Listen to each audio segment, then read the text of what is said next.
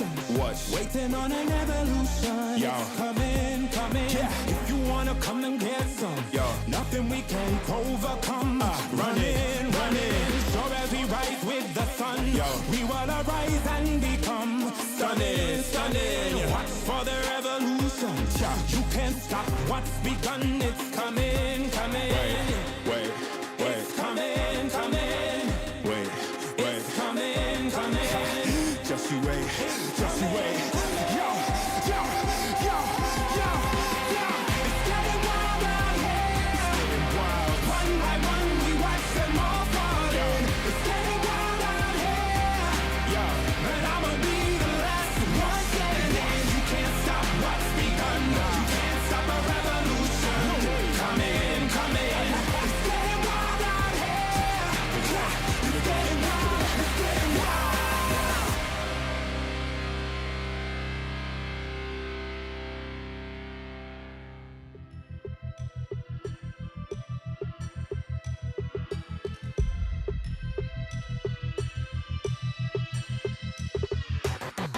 It's a madhouse, it's a madhouse. Had a lot of people showing me some mad doubts.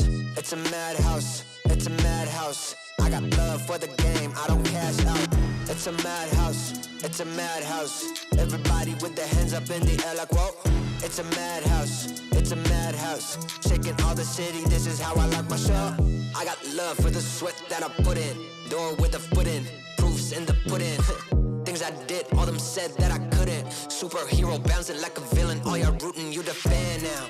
Yeah, you understand now what it took to be the champion that I am now. Head in the sky, it's about the time you land now. And let's see who of us has got the better plan now. Who has got the better plan now? Who has got the better plan? Who has got the better plan now? I'm just trying to understand. Who has got the better plan now? Who has got the better plan? Who has got the better plan now? Who has got the better plan?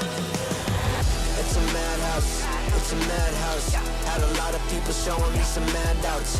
It's a madhouse, it's a madhouse. I got love for the game, I don't cash out. It's a madhouse, it's a madhouse. Everybody with their hands up in the air like whoa. It's a madhouse, it's a madhouse. Shaking all the city, this is how I like my show. How I like my show. Hey. This is how I like my show. Hey. It's a madhouse. Hey. It's a madhouse. It's a madhouse. Had a lot of people showing me some mad doubts. It's a madhouse. It's a madhouse. I got love for the game, I don't cash out. It's a madhouse, it's a madhouse. Everybody with their hands up in the air like whoa. It's a madhouse, it's a madhouse. Shaking all the city, this is how I like my show.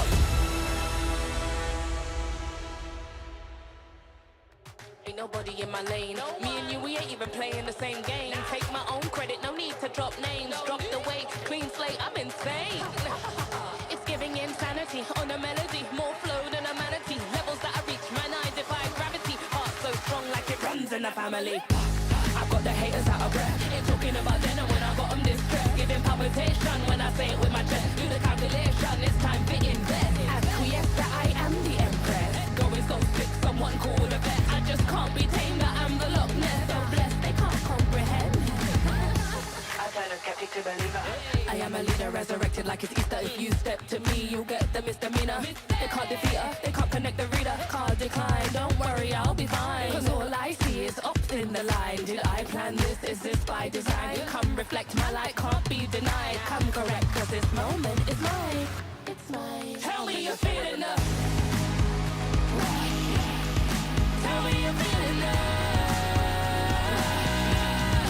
Do it like nobody does. Sipping that haterade, right to the finish line. Tell me you're feeling up. Tell me you're feeling up. Do it like nobody does. Sipping that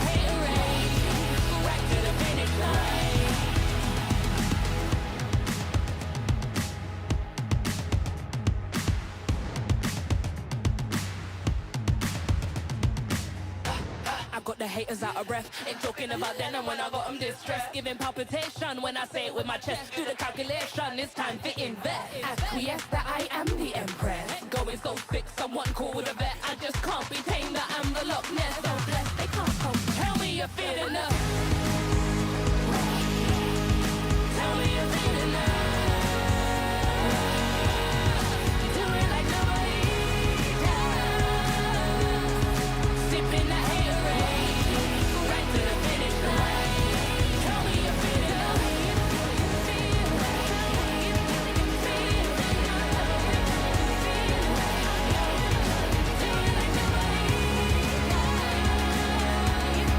Sipping that haterade, right to the finish line.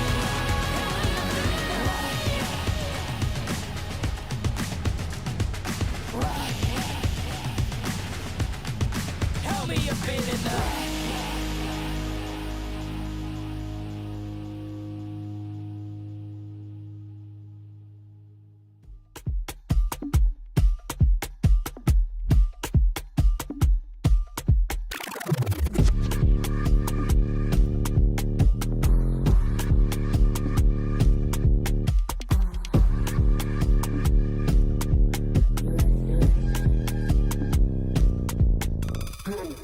Watch me go, you can't touch this, just peep my flow. Simon said, put it all on the floor. All heads turn when I walk through the door. They know I'm hot, better yet ice cold. Heart full of chrome, you can tell when it's on. They can't stop me when I get in my zone. I don't even answer when they call on my phone.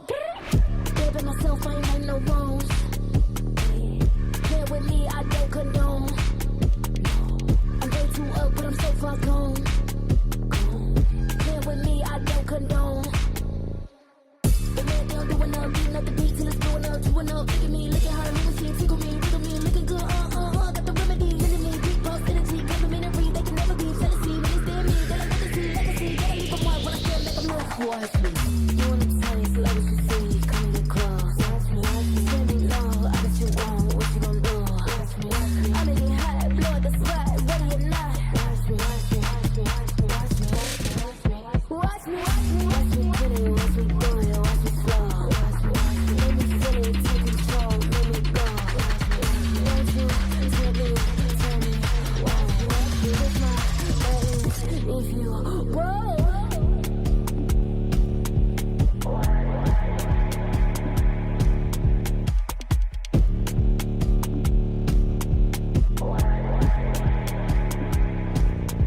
Watch me, watch me, better than me. Cocky, you like what you see. Watch me, who's better than me? Watch me, you like what you see. Watch me, if you wanna taste, like what you see, come get close. Watch me, tell me low, I got you on, what you gon' do? Watch me, I'm in your hot, blow the spot, ready or not. Watch me, watch me, watch me.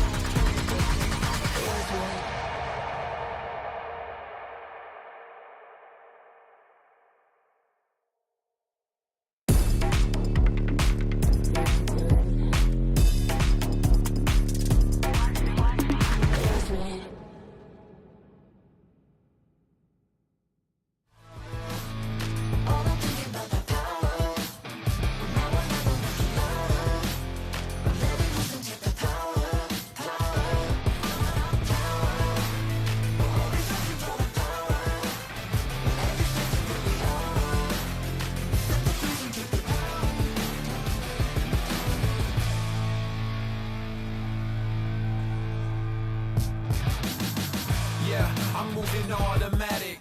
See the top spot, but I move right past it. You're not number one, man, you thought you had it. I got what I want, now it's more than average. We are the masters. Now we back on the roll, headed back to the throne, cause we back what we on. Now we here to set the tone, got the spirit, got the soul, never question the power. Yeah, we showing you the power. Power. Make it loud.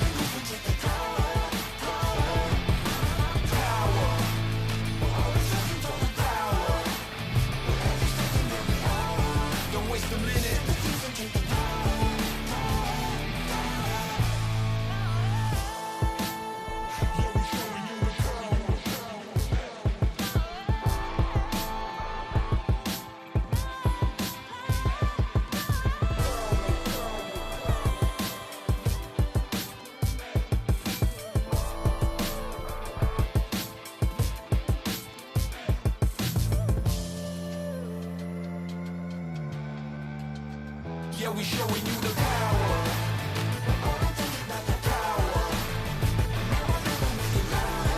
Make it loud.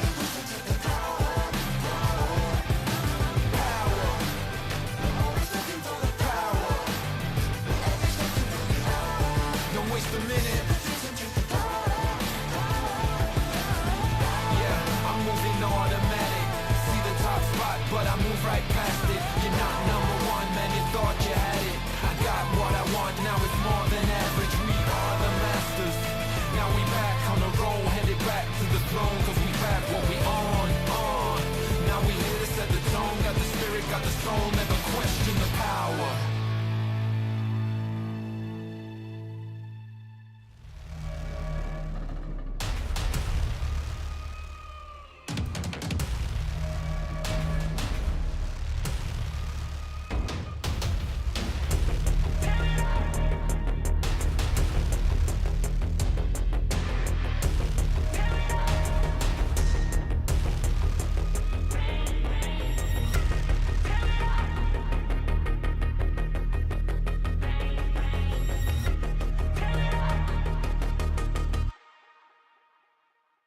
You get one night before the sun's up. Bang, bang. Tear it up. One shot before your time's up. Bang, bang. Tear it up. You get one chance before you're out of luck. Bang, bang. Tear it up. Tear it up. Bang, bang. Tear it up.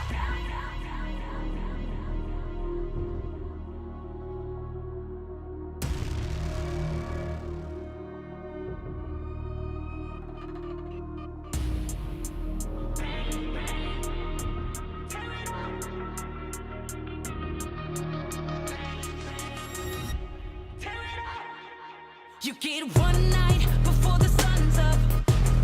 Bang, bang. Tear it up. One shot before your time's up. Bang, bang. Tear it up. You get one chance before you're out of luck. Bang, bang. Tear it up. Tear it up. Bang, bang. Tear it up. One army, we unbreakable. Won't ever beat us. We too strong. Take a stand, raise all of your fists high. This is the one. We're fighting for our lives. Don't let the odds run up on us. We fight until the sun comes up. Don't try us, we the one. Bang, bang. Bang, bang. Bang, bang.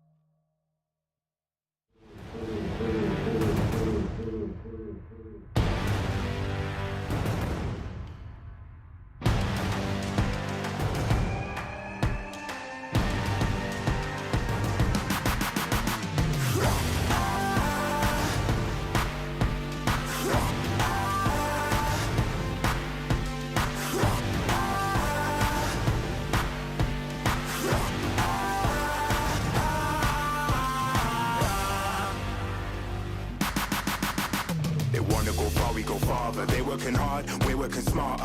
Where they're gonna go, we go harder. Hit every swing, roam like a king. Every dream in your head getting bigger and bigger. Isn't it time we start pulling the trigger? Shoot for the clouds, let there be no doubt. We're flowing without any drought. Baddest the baddest, just call me rolling. Playing with folks for the serotonin. Placing your best, yeah, we're going all in. It's somebody calling my destiny. Betting on me, you don't wanna be my enemy. Wait and see, lay on the waist. Taking a victory, not just a taste. Laying on fire and we're storming the gates. You don't wanna be my enemy. Wait and see, lay on the waist. Taking a victory, not just a taste. Laying on fire and we're storming the gates. Laying on fire and we're storming the gates.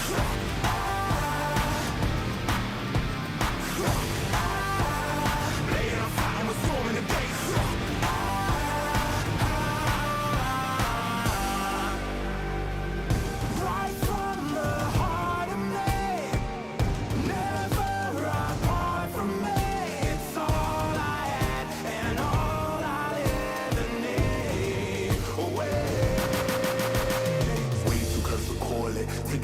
and we're going all in. Bad is the bad, before we rolling. Messing with both of the serotonin, I'm betting on me. You don't wanna be my enemy, wait and see. Lay on the waist, taking a victory, not just a taste. Laying on flat and we're storming the gates. You don't wanna be my enemy, wait and see. Lay on the waist, taking a victory, not just a taste. Laying on flat and we're storming the gates.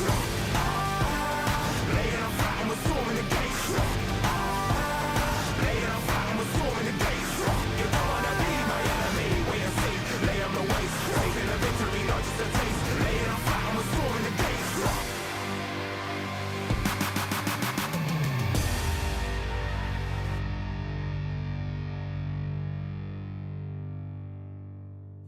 Guess who in the building? Born of the realest. Never catch me slacking, I was born, that's the illest. They call me a champion, I got there with a win. I'm a round breed walking, I am one in a million. Guess who in the building? Born of the realest. Never catch me slacking, I was born, that's the illest. They call me a champion, I got there with a win. I'm a round breed walking, I am one in a million. Yeah. I am back in the place, don't have to guess who in the building, cause I'm back in your face. Ready for anybody coming, I am here on my toes. Never was settled for defeat, cause I'm raising the stakes, yeah. And I'm not coming to play, I got my game face on and I'm ready to shake. You see my name will be known everywhere in the world, cause I'm a king, get it strong and I never will break. Hey, one of the chosen, born that's the illest, watch me kill it like a poster. Never catch me slipping on my pippin', I'm the coldest. The best I ever do it, I'ma show you how I know it. Notice I am on my way, I'm here to handle business, I ain't come here to play. I see they in their feelings, I don't care what they say. I am one in a million, you don't have to guess who in the building. Born of the realest, never catch me slacking, I was born, that's the illest. They call me a champion, I got there with a win. I'm a round breed walking, I am one in a million. Guess who in the building? Born of the realest. Never catch me slacking, I was born, that's the illest. They call me a champion, I got there with a win. I'm a round breed walking, I am one in a million.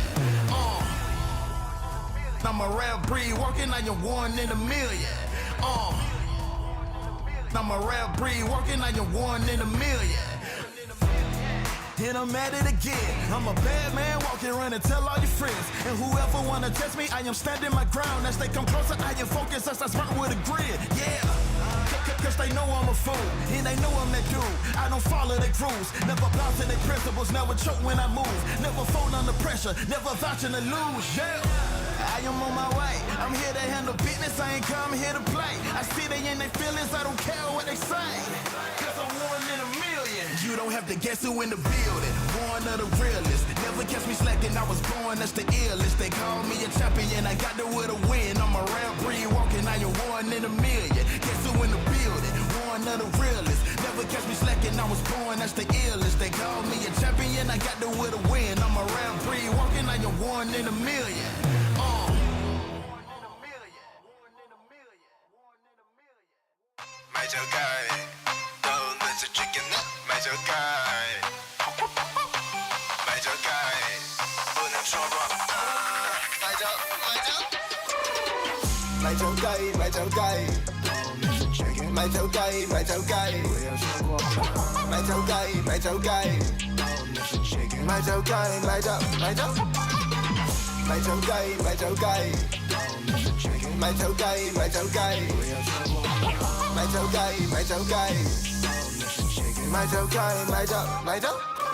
Tặng下機會咪走街，機會咪出嚟。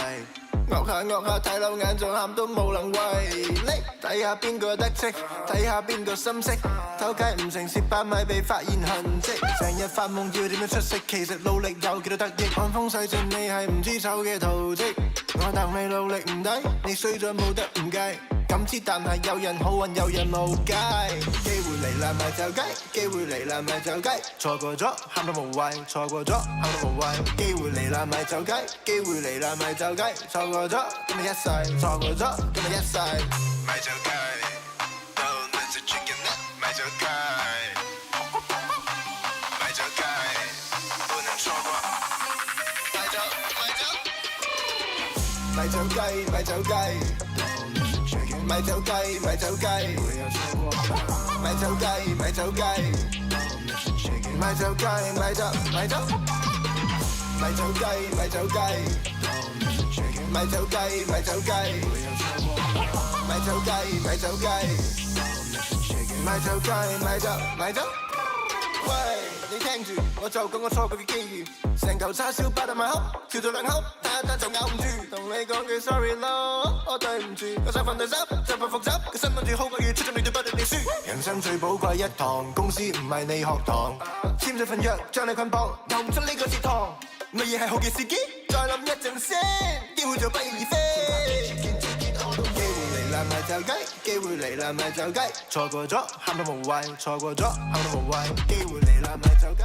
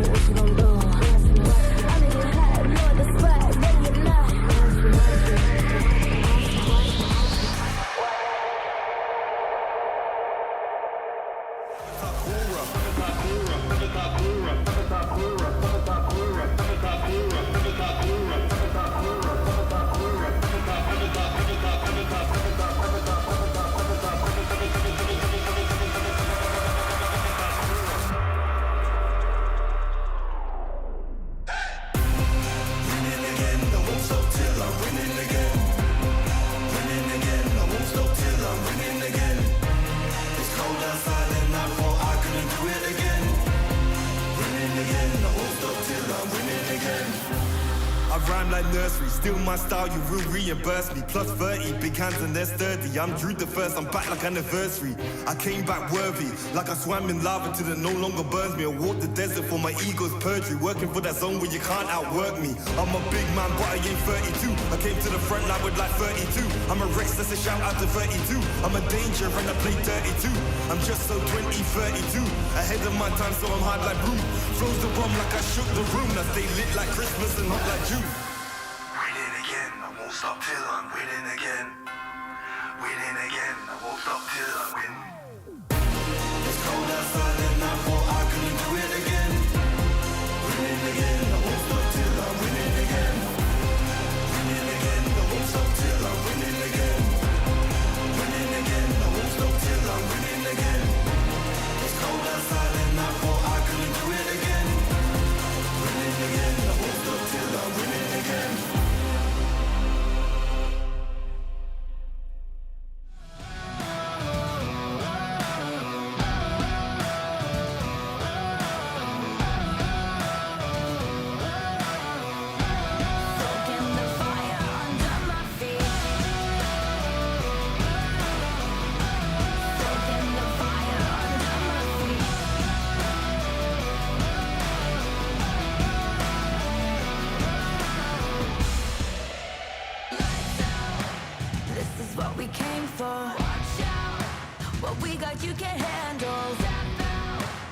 We don't ever stand still. I'm ready for the gamble. I'm ready for the gamble. Ready for the gamble. I keep feeding the flame, chasing the fame. This world will never be enough for me. I feel it run through my veins. I sharpen my aim, soaking the fire under my feet. Soaking the fire under my feet.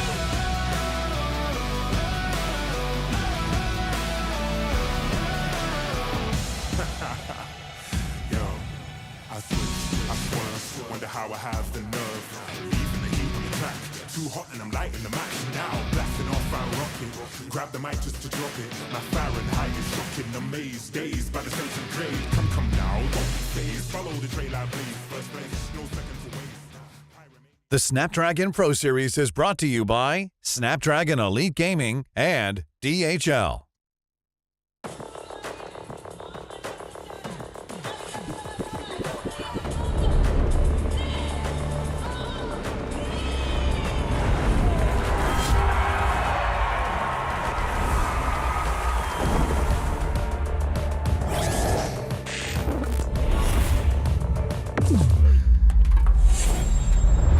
Let the weak melt away.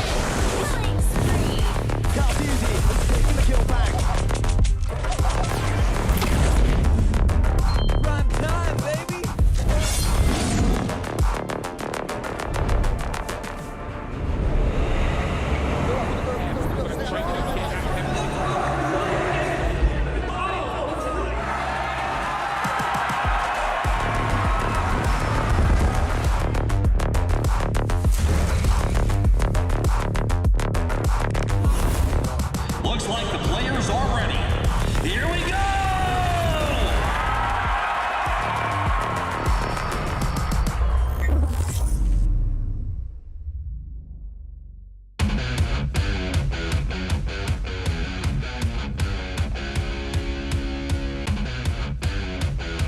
Welcome everybody to the Mobile Masters Snapdragon Pro Series, once again bringing you exciting action. The international before the international, the very first coming this year. My name is Gideon Q and I'm going to be your desk host for today. Well, there is no desk this time here at ESL.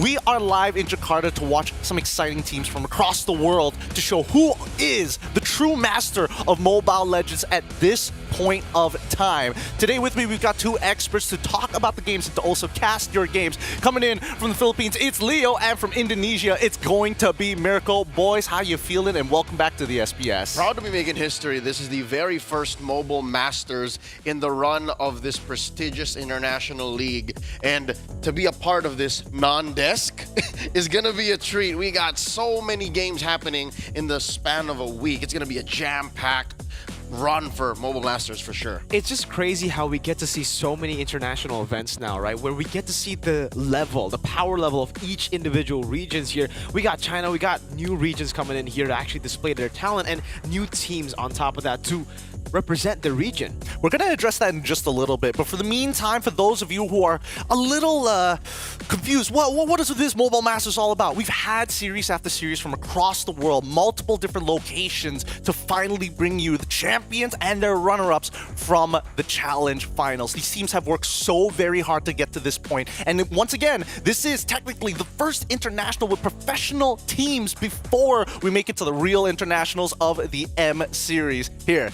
check this out, the road to Mobile Masters.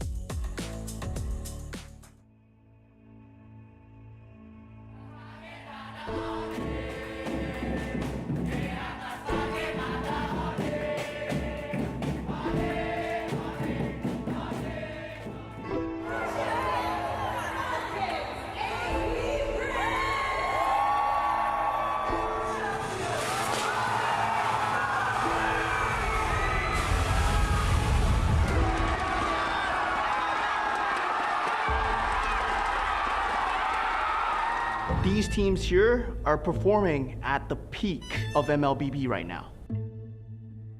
The best of the best, they're here. 我觉得这次骁龙大师赛抢赢的对手很多，然后我们主要是抱着学习的态度来吧。Harapan gue di SPS Master ini mungkin bakal juarain ya, karena di MPL kita juga lagi turun juga kan. Jadi ya mau bounce back-nya sih di SPS Master Mobile ini sih. Turnamen terakhir yang SPS di Malaysia peringkat 2. Jadi sekarang yang buat Master mau fight buat cari championnya lah. Persiapan kita aja sih kurang matang. Mungkin sekarang kita udah siap lah. Kita bakal bangkit kembali. Cari pergi ke banyak. Sana kelihatan kawan. 3 lagi dicari. Winnie ditumbang. I think Philippines is the best region right now. Dan Indonesia dan maybe Turkey. SPS Master yang paling tangguh mungkin Falcon sama Onyx ya. Onyx Philippines aslında kendini çok kanıtlamış bir takım. Onun hakkında çok konuşmak istemiyorum. Son turnuvalara bakarsak da her şey ortada. Ito na naman tayo. Manalo na naman kami.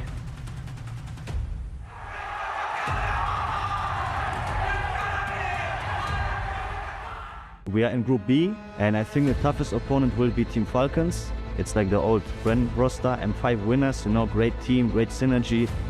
And I think they will be a tough fight. Huwag niyong kalimutan na nanalo kami ng World Championship, hindi lang isa, kundi dalawa. Seolah-olah ditarik ke arah belakang.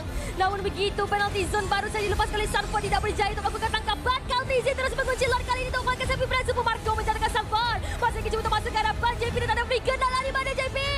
Kali terakhir kita melakukan kesalahan, tetapi kali ini dia tidak akan mengulanginya. Me gustaría enfrentarme al midlaner de Onyx Filipinas porque me gusta mucho su estilo de juego y también me gusta los personajes que suelo usar. Sekarang Yorong Mesta berhasil sampai mungkin balasan. Jaga hilang. Nyawa di atas tas ditumbangkan dengan mudah. Karena bukan saja dapat 1 malah karena dapat 2. This is the new era. 现在是我们的时代。 Ipapaalala namin sa lahat kung sino kami.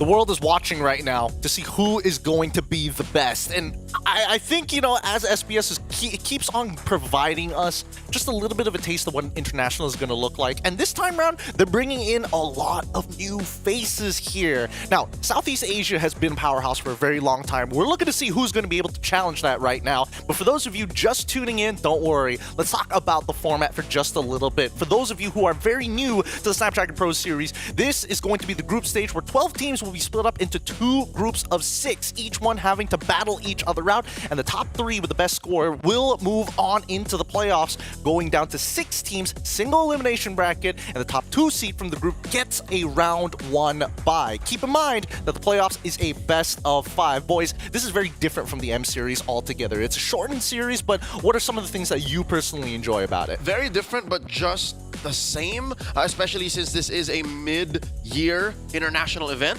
It reminds me very much of MSC, the single elimination brackets. You're right. It makes for such high intensity, high stakes action that, you know, having that 1 extra round win for top seed of groups A and B makes them almost, you know, living with 2 lives. Yeah, and after seeing, you know, the grueling Swiss stage of the M6 World Championship, I feel like, again, it's a breath of fresh air that we get to see a normal group stage here again. It's a round robin, 2 groups, 3 teams go through, 3 teams get eliminated. And the single elimination works a bit different, right?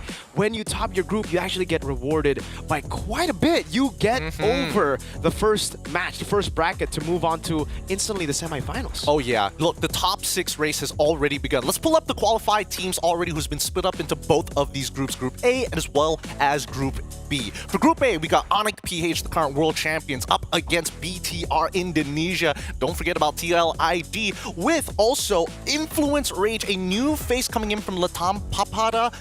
Hopefully I'm saying this right. Papada Supermassive coming in from Turkey, and not to forget, YBin Gaming coming all the way from China. Mirko, look, it's the GOATs, Onyx PH. BTR? No, Onyx PH. Dear Lord. Dear Lord. Remember, like, King Kong was like... He was that guy. He was trying to be that guy. But BTR, man. I mean, BTR... Yeah, you know what? At this point, sure. Onyx PH are more of GOATs for the world, but for me, it's still BTR, man. I hope this season of SPS they can pull it off. In Indonesia, it's back to Indonesia. It's back to when Moreno was in that mukbang era. Look, brother. There's a good chance that if they even were in Group B, it would be an even bigger struggle. They got Onyx ID, they've got Team Falcons PH, Team Falcons Mina. Got to get both of them here. Both Falcons on one side. RRQ, not to mention, this is Aurora Turkey, not Aurora PH. Again, two separate entities altogether. And of course, A7 also from Latam. Now, speaking of which, Southeast Asia has had such a strong dominant force in the Mobile Legends esports scene. I'm really curious about the teams outside of Southeast Asia. I mean, Turkey was already mentioned in the previous video. If anything, it's this group that is repping hard the teams outside of Southeast Asia. You got A7. A good chunk of the squad was RRQ Akira, the 2-year run, the Tyrants from Latam. And then you have the newly minted Aurora Turkey, who's basically another powerhouse team from that region that now is under a new banner. And of course, one of the biggest esports franchises in the world in Falcons MENA. Hey, let's not forget that they've also had an addition of Sigaboom to their roster as well. So they're really just picking and choosing some of the best players to be part of this roster. Now keep in mind, the prize pool is huge this time around. They're going to be playing for 80,000 for first place USD. Second place is 40,000. Third place is 20,000. Same goes to third and fourth. Everybody else is going to get less than that, boys. What are you going to do with if you had 80,000 in your pocket? I would make another international tournament, man. I would put that all the way to from prize pool to the event again. Just make it run. Reroute that money. Just run it back. Run it back. Run Up back until the Mobile BTR Masters. Over and over and You gotta spin it. You gotta keep on spinning it until eventually you get that good gacha. That's what we're all looking for. Amen. That good gacha. Now, with the prize pool already at high stakes, Stream A is going to be the one that you're currently watching right now. The main broadcast, of course. There are two other streams happening at the same time, both Stream B and as well C. But for Stream A, our schedule is going to be this. BTR up against TLID as our very first match.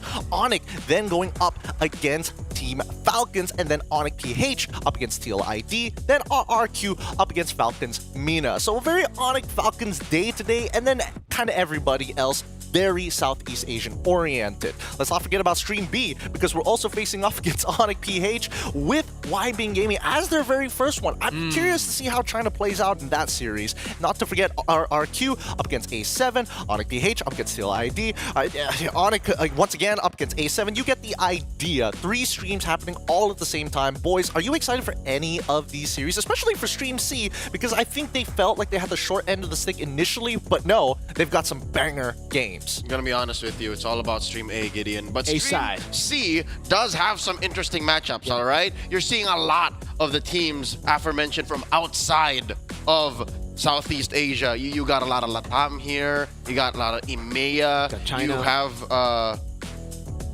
yeah, that's not Falcons versus Aurora PH. Like, that is Falcons PH versus Aurora Turkey, and then Aurora Turkey versus Falcons MENA. I wonder what that's like. What's that like for Aurora? It's like, Falcons again? I mean, dude, it's so interesting to just see these rosters again, right? It really feels like, well, for some of these teams, we haven't seen them at all. YBin Gaming, we have not seen them in an international stage. We've seen different teams almost every event. We've seen XYG to DFYG to then again KBG, and finally to see one of the teams that we've been seeing in the top 3 a lot of times in the Chinese qualifiers make it to the international. I'm just curious. How strong is YBin compared to DFYG, compared to KBG, these teams that we've seen in the past? Look, it's the GGG trifecta here in China so far, and the competitive scene there is continuing to grow. Obviously, we want to see their growth as time goes by, but we got to talk about the current meta as of right now. Now, both of you have, well, unfortunately for MPL MY, hasn't even started yet, but we're in the middle of MPL PH and as well as ID. We need to talk about the new hero, Kalia. Could be polarizing opinions here, but what do you personally think about it, Leo? Because Kalia could be, you know, the end-all, be-all of Kaja and maybe even Gatot. She's a good chunk of everything. Healing, CC, peel, definitely able to scramble team fights, maintain a solid lane presence. Her kit is amazing. she's currently at what, 70-80% win rate in PH alone. You mentioned this. You said just yesterday in the rehearsals, she's basically what Suyo is to the jungle, but to Ro. Same colors too. Correction on the statistics, it's 50% so far. 3 wins, 3 losses. There you go. I don't know if that needs to be updated in just a little bit. We'll see. I'll get back to you on that one. But her skill introduction is a little crazy. I think that we're coming to a point with, I mean, first we got Suyo, and now Kalia comes out next. I mean, even Lucas was kind of a bit of a, okay, I think out of all the heroes, it's not the worst, but definitely the big standouts here. Do you think heroes are having too much of a kit, too much tools coming in the box? Yeah, I do think so. I obviously here, you can see the skill introduction here, and usually heroes like this, heroes like a Cho, right? Usually with pick-off styles with Kalea, you usually kind of struggle when you're up against Purify, but you have so many other tools, the gap closer, the constant jumps, the healing as well. And honestly, how deceivingly tanky you are as Kalea really helps you cover up for those weaknesses. And it's not just her who's tanky. She heals her allies nearby, so she's definitely a team player. I think it's not a matter of the kit. I think it's really how she affects the metagame. And we're in a place in the metagame where Revitalize is a legit threat. For the past 6 months, teams have been rocking at least 1 or 2 Revitalizes. Want more a hero that can do that, and then more healing. Well, I don't know. Let's talk about damage reduction for just a little bit, because even with the patch updates, emblems have had a pretty significant change as well. But before that, let's talk about some of the heroes that have been buffed as well as nerfed. Some of them kind of interesting, others I'm not so sure about. Let's start with the buffed heroes first. Again, keep in mind that both Savannah and as well as Chip are not going to be played this time round for the tournament. They cause bugs. We don't like bugs. We're chopping them off of the block. Get them out of here. Farsa is the biggest winner of 9.64's buff. Her passive got affected, her ult now reduces the intervals on that, and she moves so much faster with Wings by Wings. That's the reason why she has such a high contest rate now. And she doesn't get banned. Who in the right mind would ban Farsa in the first phase? That's true. I mean, there's a lot of power priority picks, but then let's talk about some of the nerfs then, right? Like things like Badang with the shortened range of his first skill. That Fist Crack can be a little annoying sometimes. You can't farm those Thunderbelt stacks as often, but it's still being picked up. Yeah, especially with the nerfs. I think the Hanzo one really strikes as, you know, the big nerf for me. Because we've seen a lot of Indonesian players play the Hanzo, and unlike in the Philippines, we have found a lot of success with our brawl style with the Hanzo. Y'all win. Yeah, we win with that. And even after the nerf, we've seen players like Rin pick it up and still win. Hazel pick it up and still win.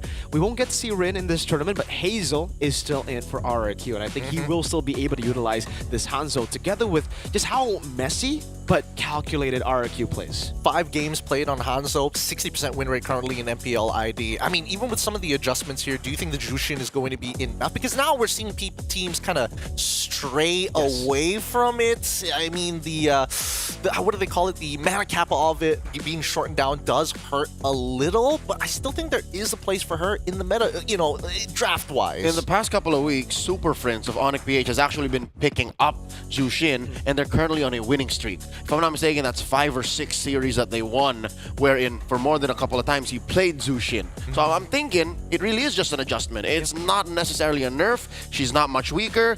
It's just, I guess the teams are letting up on her because they think that they could. The adjustment is basically a buff because it makes people let go of the juice and thinking it's weaker. Well, I think that her early game is definitely significantly weaker. Speaking of early game, actually, the meta has kind of shifted a little bit with the emblem adjustments, and this is the big one that everybody's excited for. Killing Spree changed entirely, getting a free reset on the kill, but more importantly, getting the guy low gets you health back depending on how much damage you take. Temporal Rain, added bonuses, durations, and tenacity. That damage reduction, so good. My eyes are on Pull Yourself Together. It turned into a stacking emblem talent wherein it affected so many other things. It affected Wind of Nature. It affected other battle spells. I think Pull Yourself Together is definitely a must-have these days. Yeah, I've seen Eman actually go for both Killing Spree and Pull Yourself Together, and you won't guess the hero on Beatrix.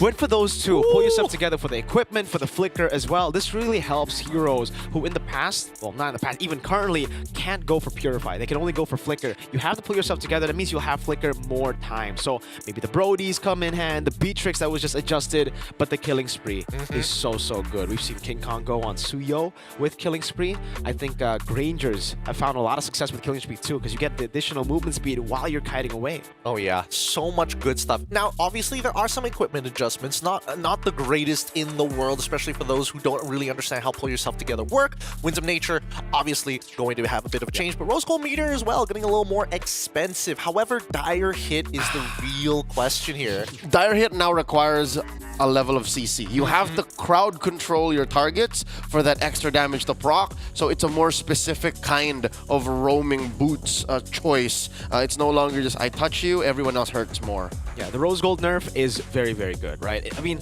it was already so broken. Most marksmen, even mages slash fighters in the jungle would go for Rose Gold over anything else as their first item. Julian would just abuse the heck out of it in the jungle. But I think the Lord, we can talk about that Lord. Oh yeah. Every Lord jumps. Every Lord jumps, but they also changed those turrets. So, in a way, if the competition is, if your enemy or if you are better, so much better than your opponents, you will be able to capitalize on the new Lord. But if it's more even, then I think it's kind of like whatever, it's the same. It is kind of well, it depends. What do you guys think at home? We want to hear your opinions. Contact us through social media. Follow us on all of our social medias, whether it's the X Everything app at ESL MLBB or even Instagram or Facebook. We're everywhere. So please let us know your thoughts, not only about the show, but even about the meta. We want to hear you. Now, guys, as the games are going to go out, what are some things that are going to come to mind when we're not only seeing these teams, but the way that they're going to play the meta? Because we were already talking about the Lord helping to snowball the game,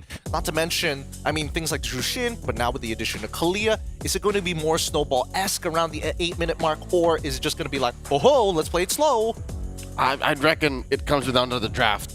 We talked about how heroes like Farsa come through. We talked about how Zushin might be, maybe she can be played, especially with these two in action. BTR, the...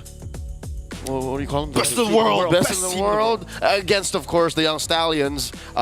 The draft is where I'm looking at, what they're willing to let go in the gold in the jungle. And then I think they understand the patch pretty well at this point. Yeah, and I think especially for both Bigatron and TL, we've seen them experiment so much in MPL ID. So it'll be interesting to see what they've finally been able to, get out of all those experiments, because we've been seeing so many cheese picks, so many weird picks in MPL ID for both these teams, for E2 Max and SDL. We'll get to see very, very soon what they decide on. Well, let's see whether those results are actually going to be worth it. It's going to be BTR up against TLID next. We're going to go on a short break, and when we come back, more to discuss here at SPS Mobile Masters. Oh, yeah.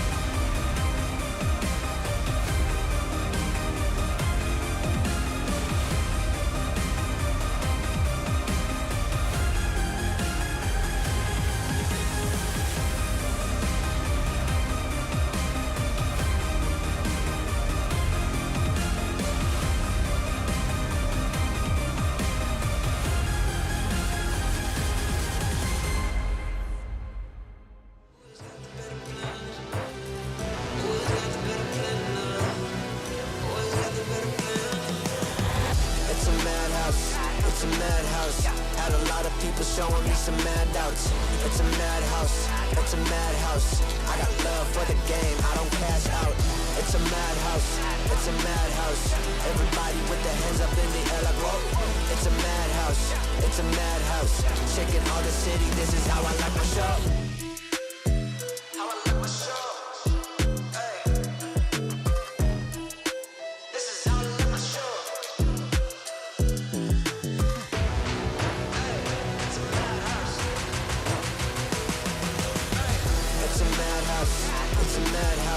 Had a lot of people showing me some mad doubts. It's a madhouse, it's a madhouse. I got love for the game, I don't cash out. It's a madhouse, it's a madhouse. Everybody with their hands up in the air like whoa. It's a madhouse, it's a madhouse. Shaking all the city, this is how I like my show.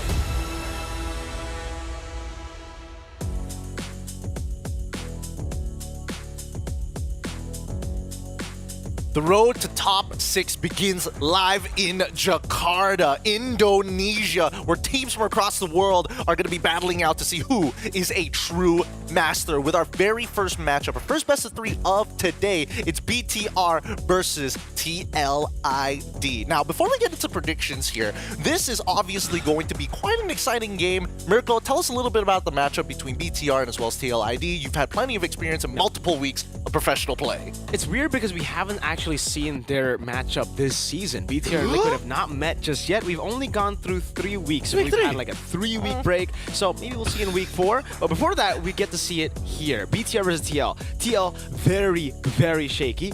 Same for BTR as well. But for TL, I think it's weird in a way because it almost seems like in the past they've relied heavily on just their mechanics, their individual skill, and maybe they've gotten complacent, maybe they've gotten too comfortable, but that's what we're seeing from TLID. They just look messy, very messy, and it's not working this time. Is that how you describe BTR, by describing their opponents and saying, this is just the best in the world going up against so-and-so? Yeah, That's how you do it. Dude, you're talking about Luke, Annabelle, Moreno, Light, and Mon in a very positive light here. But Leo, let's play devil's advocate for a moment, because we saw this team during the Challenge Finals. And let's just say getting grouped was very much on the table. It was close, but BTR is super reliable when it comes down to it, especially with Eto Max at the lead. I do think, I don't know if Mirko agrees with me, but they can still work on their chemistry. There's so much that they can do, because they've been a team for a while now, 2-3 months. With that on the table, I don't know if that has changed. Given the break that they've had, there's a lot of bonding that could have gone down there. Interestingly enough, it looks like even on the Indonesian stream, they're saying that this is going to be the Slayers, the Filipino Slayers, maybe even all-team Slayers. And that's a scary thought, because I do think that there is potential in this team, but we haven't seen that level of polish just yet. Is it too soon to ask? A little hard to say. But let's talk about Team Liquid ID. I'm really excited for this team, but as you mentioned, they have been looking really, really shaky. What about you, Leo? You've seen their counterparts in PH. Have you seen that little bit of that polish, that light coming in for TLID? I've been watching from afar, and I don't like what I'm seeing. I'll be real with you.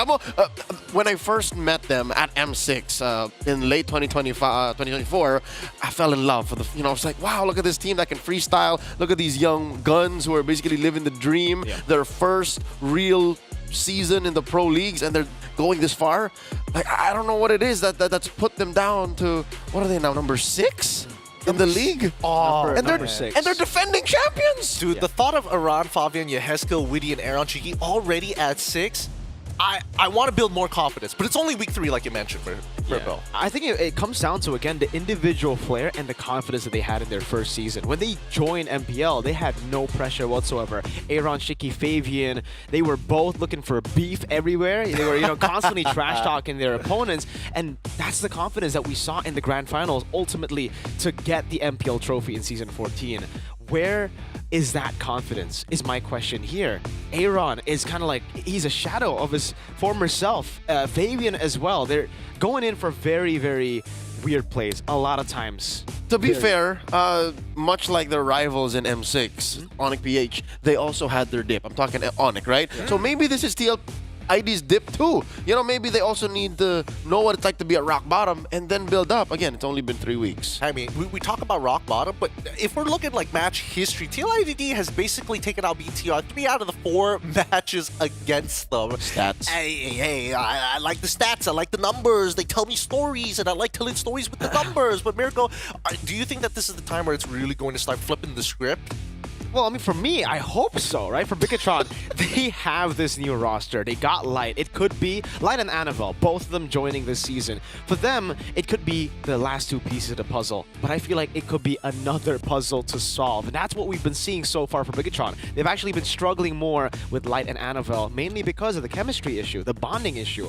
It doesn't seem like they're clicking together just yet in the first 3 weeks of MPL. I'm hoping with the 3 weeks that they got to prepare, the confidence comes back for them, for Light and Annabelle, and the team play starts to finally be visible, hopefully. And that's the reason why I'm so cope with TLID. I know that they have been grinding together a majority of this squad from the ranked game ladder all the way to the MDL under Academy, and then now in the big leagues.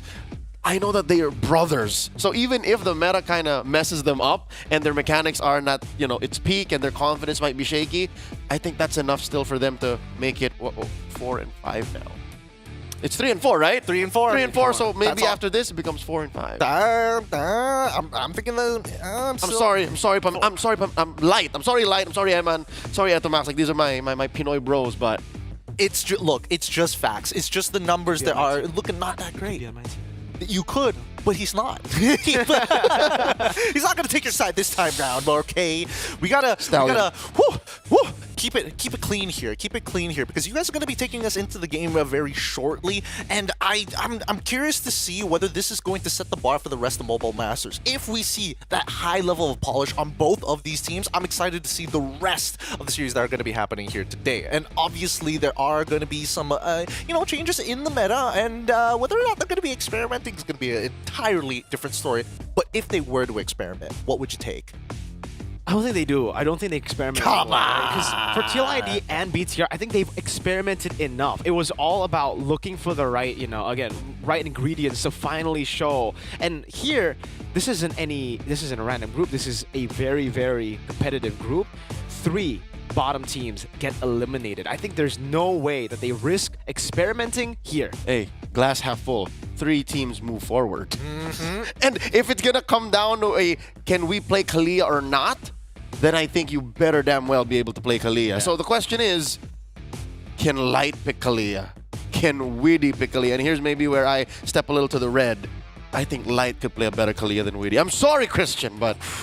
Right? I agree. Am I right? Because I know Light. I know Light can find these weird angles. He plays a mean Kaja when he wants to, especially with Eman. Yeah, Cho too. Widdy plays a decent Cho, but between the both of them, I think it's Light who can really play the little fish girl. I actually think it's the opposite here. I feel the little fish girl might be better for Widdy, mainly because it's more straightforward, it's not as mechanically intensive, and a lot of the abilities just go press one button, you do a lot of stuff. I think it depends. It depends. If we're talking about the healing factor, if we're talking about, again, just being there for the team, it's more of a Widdy hero. But if we're talking about the pickoffs, it's more of the Light hero. I see. Now, let's go into the predictions. Miracle, obviously, you're going for BTR. You're going for BTR. Don't lie to nobody here. But, interesting. So only me and Miracle think it's going all 3 games. Leo, why a 2-0? It's cope. It's cope. Because if ever I would see my boys in Liquid go back to their prime, M6 form, it starts now. What happened to Prediction Master here? I've been watching your series, and a lot of your weeks have been doing pretty well. Yeah, half of the forecast is cope. All right, so I just manifest what I want to see, and this is where we do it. So it's not predicting; it's just manifesting that it would give you the most amount of points. Keep in mind that we're keeping a prediction score amongst the casters on all broadcasts here, so you could be a huge lead. You could have a huge lead right now, or it's going down the drain very, very quickly. I like our odds, Mirko. Yeah. I just want to say, by the way. You said Liquid too. What do you mean you like your odds? It's 2-1. At least I got one thing correct. Yeah. Wait, so you get an additional point if you get the scores right? I'm pretty sure you do. No, but wait. Do you still get the point if it's the wrong winner? Oh, that's a good point. Actually, I gotta double check with Zipper on that one. I did not finalize the rules on this. You know what? There's a fun fact here. Every SPS that I've casted for, I've gotten the highest prediction score up until Bigatron. Up until Bigatron. It happened in Season 3. I got everything right until the Grand Finals, where I had to go BTR. Onyx 4-0'd them. That was a fast evening. We went home quick. It was. So I'm saying, maybe you take all the other predictions that I make, but not this one. But BTR, that's the story of my life too, Cope. We had 2 full games of Magic the Gathering after that. 2 full games amongst 4 people. I'm telling you, it was a real quick day. It is going to be a little scary, though, with how the teams could be potentially positioning themselves here. But we got to go matchup to matchup as of right now. Let's start with the EXP lane and then start moving down the roles. Based off of your predictions, I'm just going to assume that the Cope of TLID is going to be good for you in this particular sec, but Luke's been doing good too. Yeah, Luke a little more explosive. Aran, in my opinion, more reliable when it comes down to it. Maybe that's where the draft goes down. That's where you see what they end up picking. Hilda's pretty hot today, but from PH side, what I'm seeing, you got a good glue, you got a good start. Yeah, I think for Luke, he's actually been struggling a lot. After the patch dropped, he started to struggle a lot because the Badang, that was his main hero. He always gets it first picked for Bigatron. It was nerfed quite a bit. We don't see him. We didn't see him pick up the Badang at all after that. Suyo for Annabelle as well has been kind of it's been very 50-50. He's always gone and opted more for like Joy. He likes Joy more. So some teams do. I don't know if the 3 weeks has changed this Bigatron to, again, get more comfortable with the meta, but if it stays like week 3, I think Bigatron will be the one struggling in the drafts. Well, before we even get further in our discussion, let's quickly jump over to the draft to see how Bigatron Esports up against TLID is going to start off, with Bigatron Esports on the blue side up against TLID on the red, and the bans are already through. Oh, there you go, SDL. Yep. SDL and Facehugger know what's up. They take out the Kalia. Take out the Kalia and the Chusin with Lo Yi too, so a lot of respect to Moreno, who has really been the pillar for Bigatron Esports with Eman. It's interesting to see that the Granger isn't first picked. Whenever Bigatron Esports get a chance to pick up Granger, they would, over the Suyo, over the Joy, over the Jawhead. But this time, they've left it open against Aaron Shiki.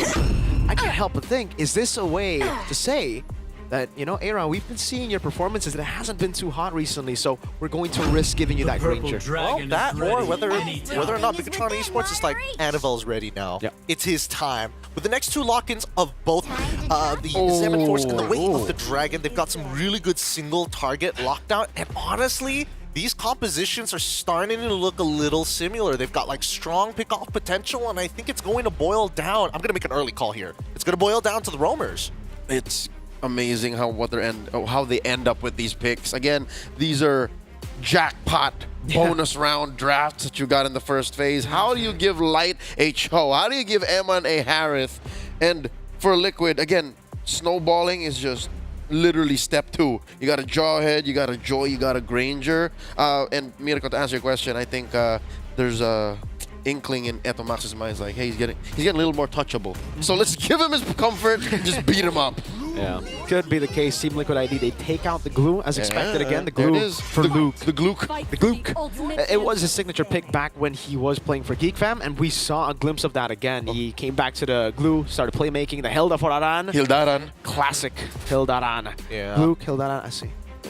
I think banning out the glue is good, but also there's like a sub-theory that, again, they don't want the mid laner to just be, oh, you have to play Vixana, you have to play Faramis. Let's open up the options just a little bit more, and maybe we can actually have that mid-trio work together. If there is a way that Liquid walks away with a Farsa here, oh, that is so much range. Oh, boy.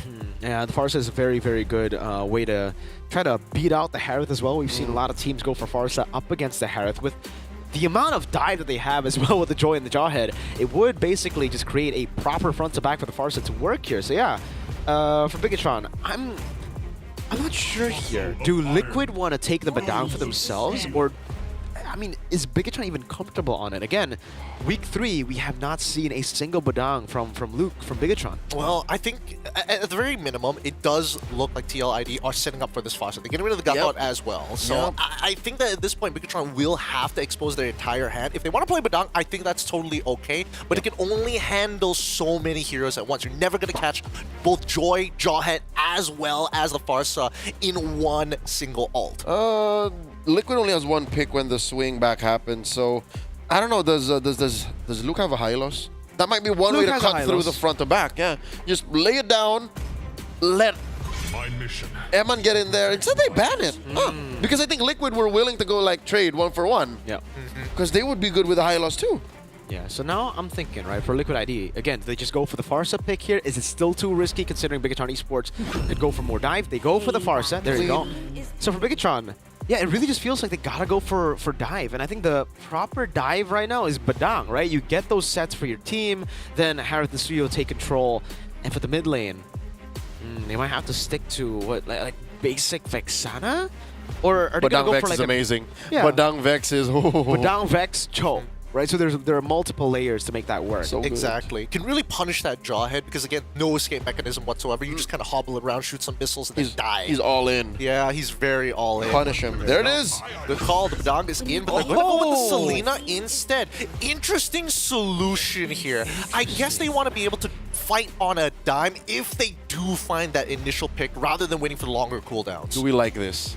Oh, I would have preferred the Vex. That's just me. Yeah, I think reliability-wise, Vixana does, fit better into this composition. But for Moreno, this guy, we did see him play the Selena once in week 3 after the changes again. He played it, he won. That was against Na'Vi though, right? So I think it was more experimental. I was saying maybe they don't want to experiment here, but maybe it's no longer an experiment. Maybe they have what it takes to actually pull this off, because they've set up for it quite well. They have enough magic damage with the Harith itself, physical obviously from Suyo, and they have that Cho to clear up mid. But there you go. That's the additional dive that they could use to just go and steamroll through Bigatron if they snowball early. Yeah, absolutely. Especially if they don't see the Harith first. It comes in later. Hey, at least you got Lucas to buy you those precious few seconds to then re-engage into the fight. I think this is really 50-50 here, but Bigatron definitely has a more coin flippy-esque type of composition, which, I mean, I'm looking at Mirko's face, he's like, oh boy, I wish it was more reliable. If you miss hard.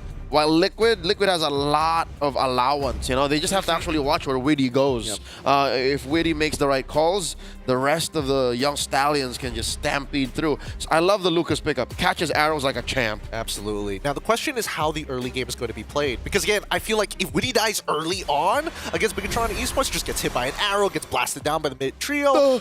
What are you going to do? So does that mean he doesn't help out with the mid lane and then goes off to try and cheese? How are they going to play this out? I don't think they want to play defensive. That's the thing. Liquid has to always find a way to be pulling out threats, not answers. So it's going to come down to this. Game 1 in a best of 3, the first on Stream A in Mobile Masters live from Jakarta. Bigatron Esports versus Team Liquid ID. Yeah, for Bigatron Esports, it's much more of, I think, the waiting game, right? I mean, the early game, it really depends. If Moreno lands the Abyssal Arrow, then we will see those fights happen. But if it doesn't, I think they will relatively play it safer. Again, like you said, it's all up to Liquid to really push the tempo. Lethal 1. Lethal, going to be taken by Annabelle. Yep, didn't even need the Retribution that. Looking for that Queller. That's also as Ji Kundo used up Life Force to flick around. Aaron Shiki doing a bit of damage over to Moreno, who walks up. The Queller missing onto Fabian, but Annabelle still wants to walk up. Goes for the Soul Sever. Fabian low. He will be zoned away from the green camp, and BTR take an early win. The Usurper gets sent back. Mirko, that's exactly why. Annabelle, despite having a small preference to the Joy, is picking up the Suyo. Again, what they're lacking in the gacha 50-50 kind of engagements, he makes up for in the reliability in the jungle. Quick look at the emblems there. You see now confirmed that Annabelle is one of those killing spree Suyo enjoyers, which I think I am too. At this point, like, 80-90% of Suyos have foregone Impure Rage. I think it really depends on the draft, right? I mean, sorry, on the draft of your opponents. If you are up against a squishier lineup, you can get them lower, you can get those executes, the killing spree gets tremendous value. But if you're up against tankier heroes, maybe the Impure Rage, serves to be the better choice. Level 5, 1 level lead already for Annabelle as he takes the XP crab too. Yep, this has been symptomatic of the Usurper's downfall. Bigatron Esports, the Red Robots, go ahead, taking their turtle, catching Fabian, always trapped. Yeah, well played by Luke. Just flickers forward and pins Fabian to the wall. Again, the setup, we were expecting Team Liquid to be the ones, starting off strong here, but it is going to be Fabian in the bottom side, still on the purple buff. They go for Witty here. Not enough damage just yet. Iman walks up with the Synchro Fisher, unable to get the kills. Iman Force and a flicker right. Annabelle taken out by Aran as he goes in with a Sacred Beast. Flickers forward, dives in, and gets a double. Gets traded back, but it's still a win for Liquid. That is worth it. 2 for 1. Aran for Annabelle and Eman, the 2 cores. What are the odds? Aran ever so reliable. I was gonna say a win is a win, but did Witty just throw Eman backwards away from the feathered airstrike? And we saw that, again, mismechanics happen here and there. It's a Witty classic. It killed him still. Oh, hold up, Light. That's a Shunpu getting out as well. Electrifying beats to chase him down, but he gets out with the Ji Kundo and a Shunpu reset. Fabian starting to really feel it here, despite that initial turtle take. Moreno forced to flicker in the mid lane. All right, we talked about how Fabian was behind slightly, but let's look at this gold lane matchup. The untouchable one is actually out farming Eman. Again, that one death in mid really affected Eman's pacing. For sure. For the Harith versus the Granger matchup, it is favorable for the Granger, especially early on when you don't have the instant resets with your Chrono Dash with the Zaman Force. So you're still going to be waiting for items, right? I think once you get the Starlium Sight, that's when you really have a power spike to try to face off against the Granger. But other than that, you're just taking in the poke, playing it safe, and clearing up waves. Yeah, patience seems to be the call here for Team Liquid. They got to pick their fights. Fabian just working to secure his purple. There's a turtle coming up in about 10, lower quarter of the map, and the red robots again are circling that pit. Did we see a pull yourself together for Luke? No, I think it was an Inspire. Yeah? Did he gone for? Wait, the Dragon at the bottom lane. Aran gonna be caught in the fist crash. Still goes into the Sacred Beast. Will be able to survive. Now it's the Unstoppable Force and the Ejector over to Annabelle, who's still able to escape from that with Feather Airstrike. Does a little bit more. Fabian almost got that assassination. The Abyssal Arrow whiffs, and it will be a 1-for-0 in favor of Liquid as they go for the turtle. The early game is Aran's house so far. Catching arrows like a champ, taking down, chomping down robots. Would have thought that a big dog like that would eat metal. That does delay Bigatron Esports' time in taking the turtle. They're thinking twice about it. Look, all the way on the other side of the map is Annabelle, and Widdy and the Pixel holding it down. I wonder if Light knows. Oh, he doesn't. He doesn't. He's just resetting. He's just playing the time again. He's trying to stop the Sake from Liquid ID. Fabian is actually trying to go for the mirror. He's thinking the BTR is setting up for the turtle already, but Annabelle was quick on it. There you go. Starlium Sight already built up. Look at the rotation with the Feather Airstrike being ready. Yes, Gil. He decides to pop it off up top. He does. But the Airstrike up top and Mind Force to flicker out. But this should be a free turtle for Bigatron as they go in for the Fist Crack. Annabelle wins out the Red Tree battle. Fist Crack coming down as the Dragon locks Mr. Man down. Widdy gonna be caught still. The chase over Annabelle. Picks up the kill with a killing spree. Now as Light will be chased down by Fabian. 1-for-1 with the turtle to BTR. Lusa walking up. Soul Sever over from Annabelle over to Aran. Yes, Gil and Aaron Shiki coming in. And it will be a disengage for now. They still want to chase. They're not done. Holding the Y brush, checking range. Annabelle and Luke back off. Fabian still here, looking for a dash, popping those beats. Queller coming down, electrifying beats over to Luke. Annabelle forced back. Moreno waiting in the flanks. Looking for a kill. Fabian doesn't read it out. That's the Abyssal Trap and the arrow landing. Fabian going to be very low. Moreno looking for the kill. Lethal Ignition. And it's Annabelle traded in for Fabian. Unstoppable Force. Moreno able to flick around in time. Yeheskiel, wings by wings, gets caught by the trap. Moreno gets out. The discipline by Christian Widdy, the de facto leader of Team Liquid ID, did not force the flicker and ejector. Hey. Now they're cornering Light. Great conversion by Team Liquid ID, up by about 500 gold. Trading out that tier 1 down bottom. Eman takes down the one up top, and that delayed turtle take changed the pace of the game entirely. These two teams are now playing MLBB for the streets, as our good friend Renma will call it. They're just picking fights left and right. It's back to level on the board, right? I mean, in terms of gold lead. Kill lead is for Liquid, but the objective lead is held down by BTR. Playing the game slow, waiting for their initial plan, right? We were talking about how Bigatron will need to wait a bit longer and TLID will be the ones being the aggressors. They would want to go for the fights early on. But so far, I think BTR have held their own pretty well in the early game by, again, fighting for these objectives, actually getting it, but ultimately losing up in the pickoffs. Light walks out with the Dragon ready. Purify gets used up. Oh, and Bond gets thrown back by the ejector. That's an Abyssal Arrow landing and the shutdown for Moreno. That's a killing spree for him, as that's the Sacred Beast form from Aran. Walks up back again, gets pinned down to the wall, will be able to get that CC immune. Fabian looking for the electrifying beats. Won't be able to find the full stack in time. Another Abyssal Arrow lands on Widdy. The pin down, and Annabelle picks the kill up. That's the all-in nature of the Jawhead, biting it in the behind. More of a liability right now as Team Liquid ID fail to secure a single turtle in Game 1. Bigatron Esports able to clench it right before the Lord spawns. About 2 minutes until that major objective comes up on the map. Upper quarter, Fabian looking to correct this top lane situation. Despite dying more than you should as a Harith in the early, Eman has been recovering well. Look at this, he's back to protecting that tier 1 up top. Down bottom, Annabelle and Luke get a push. Team Liquid ID now definitely down 1,000 gold. Yeah, they're down by quite a bit now. It's a significant amount despite it being just, 1,000. And it's the hit or miss we were talking about for the Selena. once you land those, you know, back to back, Moreno has been clinical with the Abyssal Arrow, landing it well, getting those flanks as well. Flicker from Witty doesn't catch him. Moreno flickers out as well. The fizz crack with a pin down. Unstoppable force used up. Luke will be traded back. Eman jumping back and forth with his Zaman force. Fabian zones him away, and it's a 1-for-1 roam for XP. Fabian was late, maybe a second or two. We've seen Fabian in the peak of his form do so much better, coming in from odd angles. So yeah, definitely his pathing has changed. Is it a communications issue? Are the members of Team Liquid not as in sync as they once were?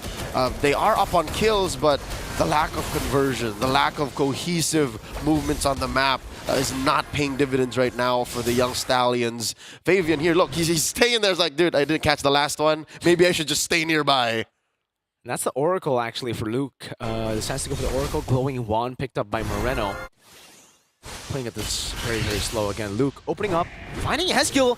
Light will be going in. Doesn't get the G-Kun though. Great patience by Yehezkiel. And to conceal out. Aran in the bush. Another stack for Luke with the Thunderbelt. Yep. Besides Moreno's jumps, his dashes, his arrows, I gotta commend the Filipino mukbang enjoyers trap late placement. Like, it changes Team Liquid ID's positioning so much, and it forces them to be more patient. It forces them to like, all right, we gotta sweep these traps first before we come in. Because what was it now, twice or thrice that Witty got caught out weird, and he was forced to just sit there because of a trap. And these traps, now it's used for vision, but oh my lord! The Blitz! They just blitzed the Lord out of nowhere! Bottom lane, Liquid ID sent Aaron Shiki, and just like that with the trap and the arrow, I was about to say, the traps will be good poking tools as we get into the later stage of the game. We saw that glowing wand already for Moreno, and again, it will be a constant threat to these backliners. Yehezkiel, Aaron, once they take it, they're really going to feel the pain. It'll be the death of Liquid's momentum, I swear. We couldn't see Team Liquid ID get a definitive Liquid Stampede. Light gets the kick, looking for one, setting up. Oh, he gets ejected! Ejector over to the back. That's Luke with a pin down over to Witty. Now gets caught by the Feather Airstrike. Is able to flicker out to safety. Aaron together with Yehezkiel looking for the final shot. With Light down, Annabelle. Whoa! 2-level lead on the Suyo. Down below he goes for the tier 2. Aaron and Aran dealing with the wave up top. We'll be able to clear it out. Mid lane. Oh, Eman gets the kill. What is Zaman Force? Fabian caught inside of Zaman Force, and that's another for Eman. Oh, across the board. I was just about to say that pickoff on Light was one of the few free wins for Team Liquid ID. And now in the effort to take care of the Lord, they got scrambled. They got taken out. Roll per roll 1 for 1, none for Annabelle. So deep in. Point blank. Shiki gets 1. Punished. I wonder what stack Aaron Shiki is on with the Sky Piercer. He does have 4 kills, but I think he picked it up a bit late. The Sky Piercer, he's only gotten it once? That's right. Was it one stack? May have died once as well during the build-up. So regardless, he is playing with 5 core items now, on his way to a BOD. Should be fine for Liquid ID. Again, they took care of the Lord pretty handily. A big mistake, though, from Annabelle, right? Walking up. Luckily, there's nothing really to fully punish on right now. Witty has popped in the ejector, does have the flicker. Won't be able to use it, though. And a fun fact about Selena is her wave clear isn't too bad, funnily enough, when it comes to mid-game, right? Later on, when it's super minions, yeah, that's when you kind of struggle. But here, it's still all right. Put down those traps and dash. Caveat, though. Don't take Mirko's comments in a vacuum. It's good wave clear, but it's high committal. It's not safe. Yeah. Like, you have to be in there and make sure the coast is clear, or else you're going to get punished. It's not like a Farsa, not like a Granger, not even like a Suyo. It's a different type of clear, right? You got to walk up close, get up close, maybe even threaten some of the backline members from Liquid ID, like we are seeing here for Yehezkiel. He cannot walk up. He walks up a bit too aggressive. And a trap could land on him. A flicker from Moreno with lethal ignition. Well done, team. You can take a look at the builds later on, but Moreno is dealing a lot of damage right now. And he hasn't died once. Exactly. 3-0-4. Eman has gone to his item power spikes as well. I believe he is on the Holy Crystal. Annabelle is holding a 1,700 gold lead earlier up against Fabian. And the EXP just got repaired. between Fabian and Annabelle. So now they're both at 15. This Lord here at 13 minutes, second of the game, should be as close to a retry battle as it gets. I give a slight advantage to Annabelle, given the Sever Retribution combo. Much cleaner. Queller, trap, arrow. So many ways to poke, more ways than Liquid ID, despite the fact that, you know, in terms of range, they should have the advantage with the Granger and the Farsa, but in a way, the poke is also very commitment-based, right? They got to commit. Luke goes in, finds 3 on the board, forces 2 purifies. Iman still able to dish out some damage. Now is Iman force as well. Moreno's zoned away, flickering out, but that's Iman with a mega kill. Light goes down, so does Iman. 2 for 2 the current trade, and Annabelle folds. That's an arrow, a trap down as well. Fabian gets the shutdown, but Luke punishes him in the end. It's a 4 for 3 trade in favor of Liquid ID. Both damage dealers still up. Yehezkiel walking up. Trying to deal some damage. Aaron's taking up the Lord. Luke goes in, pinning down Yehezkiel, taking him to half HP with a fist crack too. This might be a solo kill on Yehezkiel. Aaron looking for the kill. Luke finally falling, but the Lord got reset. 5 seconds on Aran, 1 on Light. He's respawning in. Can he get there in time? It's just Aaron Shiki and the Lord. 1v1, and the untouchable one gets it for Liquid ID. What a clutch move from the 2 long-range damage dealers of the Young Stallions. That definitely could have gone wrong, though. That Luke could have just unlocked his clutch gene and said, hey. All right, we'll see the instant replay later, but real quick, remember, folks, it started with a, what was that, a 4-man fist crack. Yep. Disgusting. But Team Liquid ID recovered and landed on their feet, ended up with taking control of the map, turning it red, Lord marching down bottom. And it's glimpses to the Liquid Stampede we have seen in the M6 World Championships, waiting for Fabian to come in to clean up, while Aaron and Yehezkiel just stay back. It's all up to Witty and Aran, though, to have that line. Style force over to Luke, still the fist crack coming down as well, but that's a big resource. Ejector coming in with a flicker, a pin down as well, and that's Luke, still able to survive. Light taking a lot of damage from Aaron. Shiki with the Rhapsody, and Mom pops in as Iman Force. That Lord will deal with a base turret down below. Annabelle with the endless battle. Wave down below, dealt with by Iman. And they will be able to defend for now. Historians and archaeologists are still figuring out how Witty did not die. He was literally at about 2 HP, stood at the cusp of the turret's range. Got pinned down by Luke. With a wall right there, like, please don't touch me, please don't touch me. And folks, at this point in the game, it is a base siege. If Bigatron Esports pick off 1 or 2 from Team Liquid ID, suddenly the map's equilibrium changes. Moreno gets caught out. Flickers out, still going to be taken down. And Mom pops in his Iman Force, a bit late. Fabian still, though, going to be taken down. That's the late game damage of a Harith. You dive onto him, you're dead. Le punish from Eman. This does turn into a steal, though. Aeroshiki taking away the purple from Annabelle. He's got 1 star. Ladies and gentlemen, Team Liquid ID have recovered from what was seemingly a surefire hit from Bigatron Esports. But just the same, I gotta say what everybody's thinking. Is Annabelle a little too forward? Is Annabelle putting himself in places where he shouldn't even be? Yeah, I think so. I think it's kind of weird for the Suyo up against the Lucas, right? Whenever you do want to go in, you get shoved back by the Lucas. You get out-damaged by the Lucas in the Sacred Beast form. So it's kind of a lose-lose for the Suyo as we get into the later stage of the game. You will be poked down by the Granger, by the Farsa. If you decide to go in on the Granger and Farsa, you might get ejected, you might get punished by obviously the Jawhead, new passive, or you get shoved back by Aran. And I'm asking because I just want to confirm. This does happen to me in real life. It happens to a lot of Suyo players. You guys have to admit. In game or in real life? In real life. In real life. So you have to know that Suyo's job as an assassin fighter puts you in weird situations. And I think Annabelle just isn't ready for how fast Liquid is ready to answer to that and punish for the wrong decision he makes at the weirdest times. That's why Liquid is now in control, right in the pit.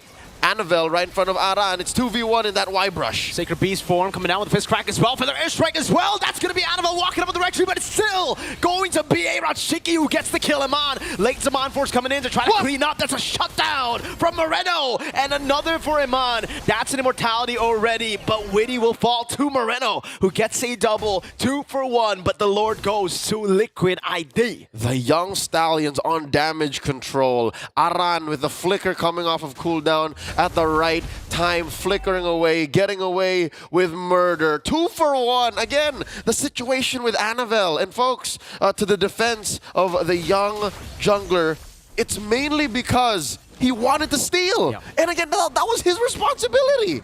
That was his job, and he tried. Aaron was able to get the last shot on the Lord. And that probably saved Liquid ID from now maybe having their base getting sieged. It will be still a Lord in vain, technically. There's no way they could utilize this to find any value. It'll just be cleared up before some of these members even spawn in. Only It's a now net negative. has Witty spawned back in the game, and Bigatron have dealt with every single wave. So at the end of the day, Anavel's sacrifice paid off. Yep. Despite sitting at 3-5-3, the Lord was scored by Liquid, but look, the map is still at 50-50. So the 2 for 1 trade, definitely worth it. Bigatron Esports should take that deal every single time. But again, the slow roll. You can take down the Lord, but you can't manage the waves the normal way. Look at how huge those minions are. Especially the bottom wave there. It's still going to be the far lane. Lord will spawn up top in the map. Aaron's Shiki getting a bit more sustained to play with the War Axe. Definitely going to need that against the explosive damage of this late game Harith. But that's the thing. Liquid ID can never truly all in as we get to the later stage of the game here up against the Harith. You all in on a Harith with Zaman Force. If you don't get the CC down on him, he will shred everyone, including the front lines. The front lines are backliners to a late game Harith. Yep, someone's got to lock down this young child or else he just tramples all over Cat you. child. He's a cat child. He's a white-haired little menace. Bigatron Esports doing their best to secure what they could on their side of the map. So for the first time in a while, Anavel is going to actually taste a buff. Yep. That's the orange he secures here. And this is to Liquid ID's calculated approach. They're just controlling the map, freezing it, so that this next Lord coming up in about 30 seconds could be an easier play. There's a part of me also thinking, Mirko, could they be? Could they be setting up for the long lane split push? Could they be going for some cheese right now? They could, but they got to be careful. 18 seconds on the Lord, and take a look at the wave that Bigatron are building right now. That's a wave with 2 cannon minions already, and there's going to be, three. The first one just died there. It's going to build up to a 3 cannon mini wave, so it'll hold lights. Goes up the Jiku, no flicker combo with the way the dragon as well. Aran going to be taken down by Moreno. Eman though caught on the bad spot with Zaman Force. Fabian electrifying beats. Eman taken down. Still Anavel with Moreno picking up the kill as Luke goes for the fist crack and does get away with the flicker. And not a single member of Bigatron falls at the cost of 3 flickers. I'd say that's a good deal. Team Liquid ID, they did not see light with the 6th sense flicker into that brush, forcing a fight out of nowhere. Aran didn't even get the flicker away. This will turn the tides, folks. We saw Liquid ID being able to control with the far lane. Control the light is walking up again. Doesn't have the way to dragon just yet, or doesn't want to commit onto it. Ejector over the light. Still gets away. The dragon gets away from the last shot of that Sonata. And Witty is now zoned away. Light looking for the Jikundo one more time. Pinned down by Luke.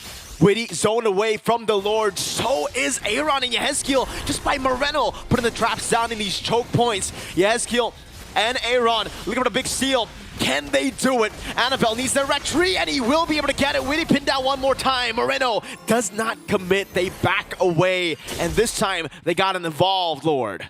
Logically speaking, Bigatron Esports, despite their split up and their less than stellar damage profile from that range, they had the Lord. It was theirs to keep. And Team Liquid ID were just hoping for a dream to come true, a miracle. But the fact that Fabian wasn't there, that Aran wasn't there, really made it a 50-50, less than for them. So now with the Lord evolved as it is, marching through bottom, how does Liquid answer to this? Bigatron Esports suddenly back in control, and Light, almost single-handedly, Light got them to this point. And this is the new form, again, of that Evolved Lord. You can play with the Lord itself. You can just get that damage reduction together with the team. And technically that's what Bigatron want to do. This is a team fight composition that want to stick together, aside from Moreno, and deal damage. So if they have enough damage reduction to deal with the poke coming in from Aaron, from Yehezkiel, and they just plow through these turrets, it'll be a concern for Liquid. And the way that Bigatron are building the wave up in the bottom lane too is just so well organized. They are waiting, slow pushing this as slow as they can, so that once they go in, they end the game. They're looking for an end angle. It's here, it's now or never. That penetration is inevitable. And Liquid ID are hunkering down. They are bracing for impact. Lord down bottom. The rest of Bigatron Esports holding on for some flickers. Feather Strike already spent. Oh no, Luke gets caught again. The ejector thrown back. That could be the angle, but Baby gets caught by the Abyssal Arrow. Moreno finds an angle again. It's going to be light with the way Dragon kicking Witty back, but it will be cancelled out. Immortality down. No, not just yet. He has skill very low by Annabelle. Still able to escape. Witty with Immortality. Lord dealt with. Liquid ID prolonged the game again. An impressive defense by the Young Stallions, trading 1-for-1 and losing just that inhibitor. This, by all means, ladies and gentlemen, is a miracle. Any other team could not defend. What? Ejection flicker. Annabelle gets a 3-man blade surge. Light dives into the back, and Iman gets through them all. That's a double as he goes in for the Zaman Force. Witty has finally got that immortality proc, and he will fall as Annabelle deals with the base with one cannon minion. The dream didn't last, and Liquid ID thought they could get away with it, but Bigatron Esports puts a cap on it and takes game 1. Game that we've just experienced. And this is only the first best of 3, and it's not over just yet. 1-0 currently for BTR. Man, that was a banger of a match. What a way to start Mobile Masters here on Stream A. A slobber knocker is what we call it in the business. What was that, 24 minutes? Close to 25, honestly. Both of these teams were really trying hard to not make a mistake. 20 to 18, the final kill score. I gotta say, man, you know, the pick that we were kind of doubting in the drafts, not as reliable as a Vexana, turns out to be just as, if not more reliable on the hands of the Maestro Moreno. Oh my God, it's him or Eman as the MVP. Light had his moments, but you're right, never doubt Moreno, never doubt when Bigatron decides to pick these specific heroes. And come on, it had the blessing of their coach. Etomax is also a prolific Selena player. Oh yeah. Huge coming in from Moreno. If Yehezkiel on Farsa is a trebuchet, Moreno is a crossbow. This man is able to throw these quick shots, and inevitably one of them is eventually going to hit. He is a volume shooter, as they like to call him in the business. But so far, I think this is something that TLID will keep into consideration, because I feel like the only downfalls of TLID is, yes, they caught him on, but Fabian just wasn't quick on the item switch. It was the clutch moment as well in the later stage of the game when Luke got picked off as the Evolved Lord charged in. Oh, Luke got picked off, but Moreno found the clutch arrow to get Fabian. If that had that not happened, I feel like TLID would have been able to, again, force another Lord fight. It would have been more 50-50 because the far lane baser would be level at that point. But still, we got to see a crazy game here in game number 1. It was back and forth all the way from the start to the end, and ultimately it did end according to our expectations, right? Early game, Liquid with those fights, with those brawls, definitely had the edge, but as we get to the later stage, with the arrows, with Lights getting the clutch pick off too, that 6th sense you called it, Leo, down below in the bush, over to orange buff. Hey, give it up for MVP Iman on this Harith. This game, it didn't boil down to who could make the better decisions. It came down to who had the better hands, who had the better fingers. This man, 8-3-7, literally one-shotting Fabian if he ever stepped too close to comfort and didn't get the right amount of damage on him. And take a look at the build. This is a very sustain-based build, and it's because, he's up against more damage than tankiness. That's why he didn't need to go for the Divine Glaive. Went for the Concentrated Energy, the Oracle, sold the Boots for, and the Winter Crown. I think that was swapped over, Imo, Winter. It's a jungle, But, really good itemization from this genius. Eman did die a couple of times early on, as you do with a range situation you have.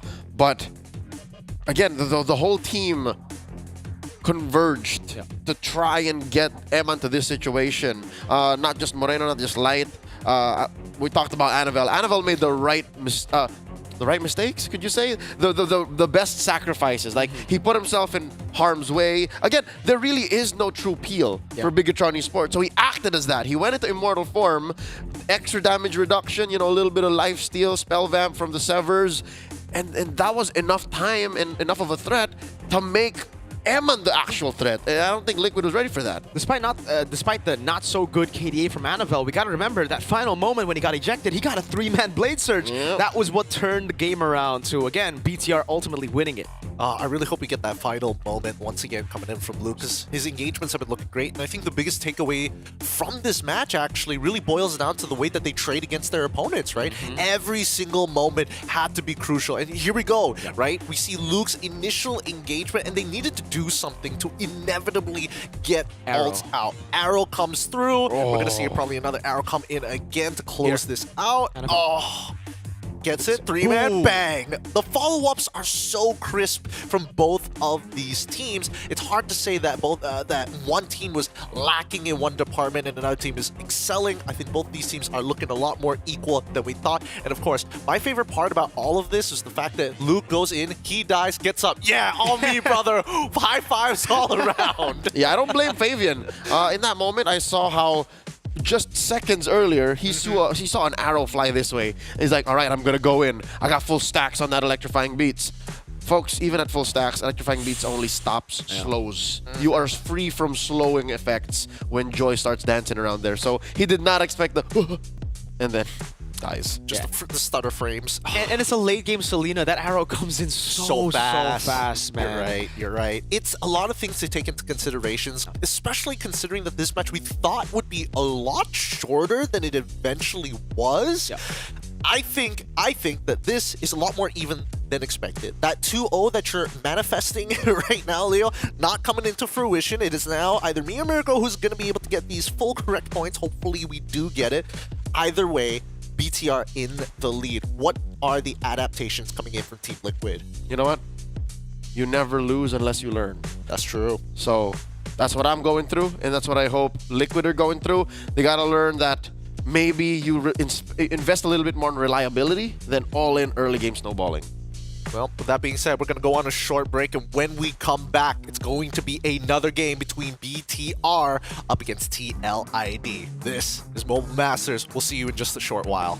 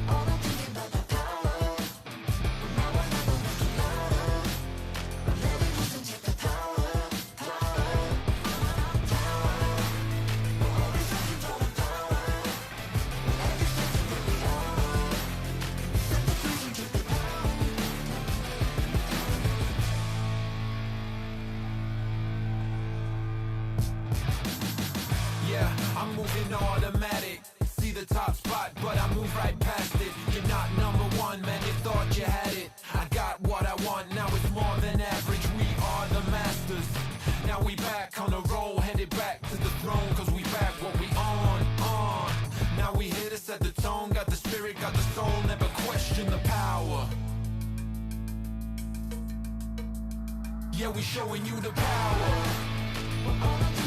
Power. Make it loud. The top 6 road is still underway. Today's matches are looking great, especially after the very first point earned by BTR in this best of 3 series up against Team Liquid ID.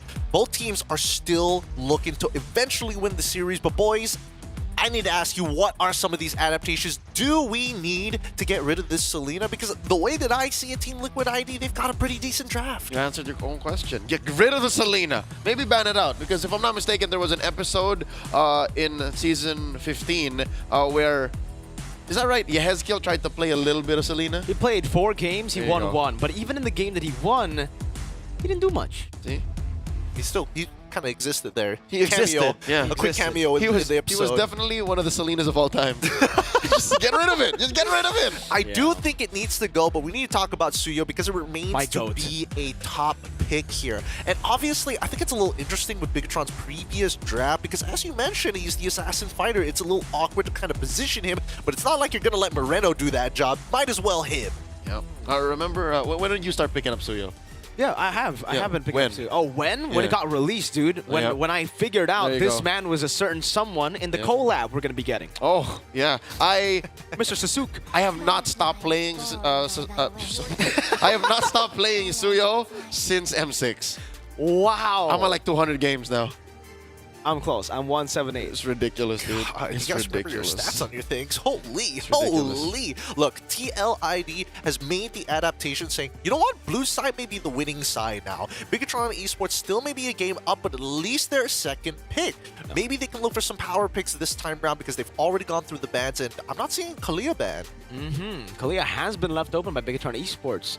We saw it banned out by Liquid on red side, so Bigatron playing a dangerous game, but maybe a game that they want to play. Maybe a game that they know, Liquid might not want to go Kalia. They might take it up. Ooh, no, they go for Suyo. Kalia open for Bigatron. But I have a question.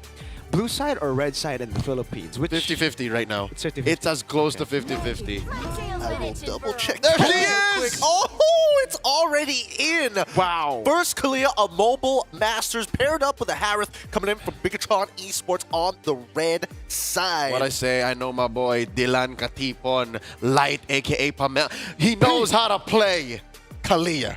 Yeah.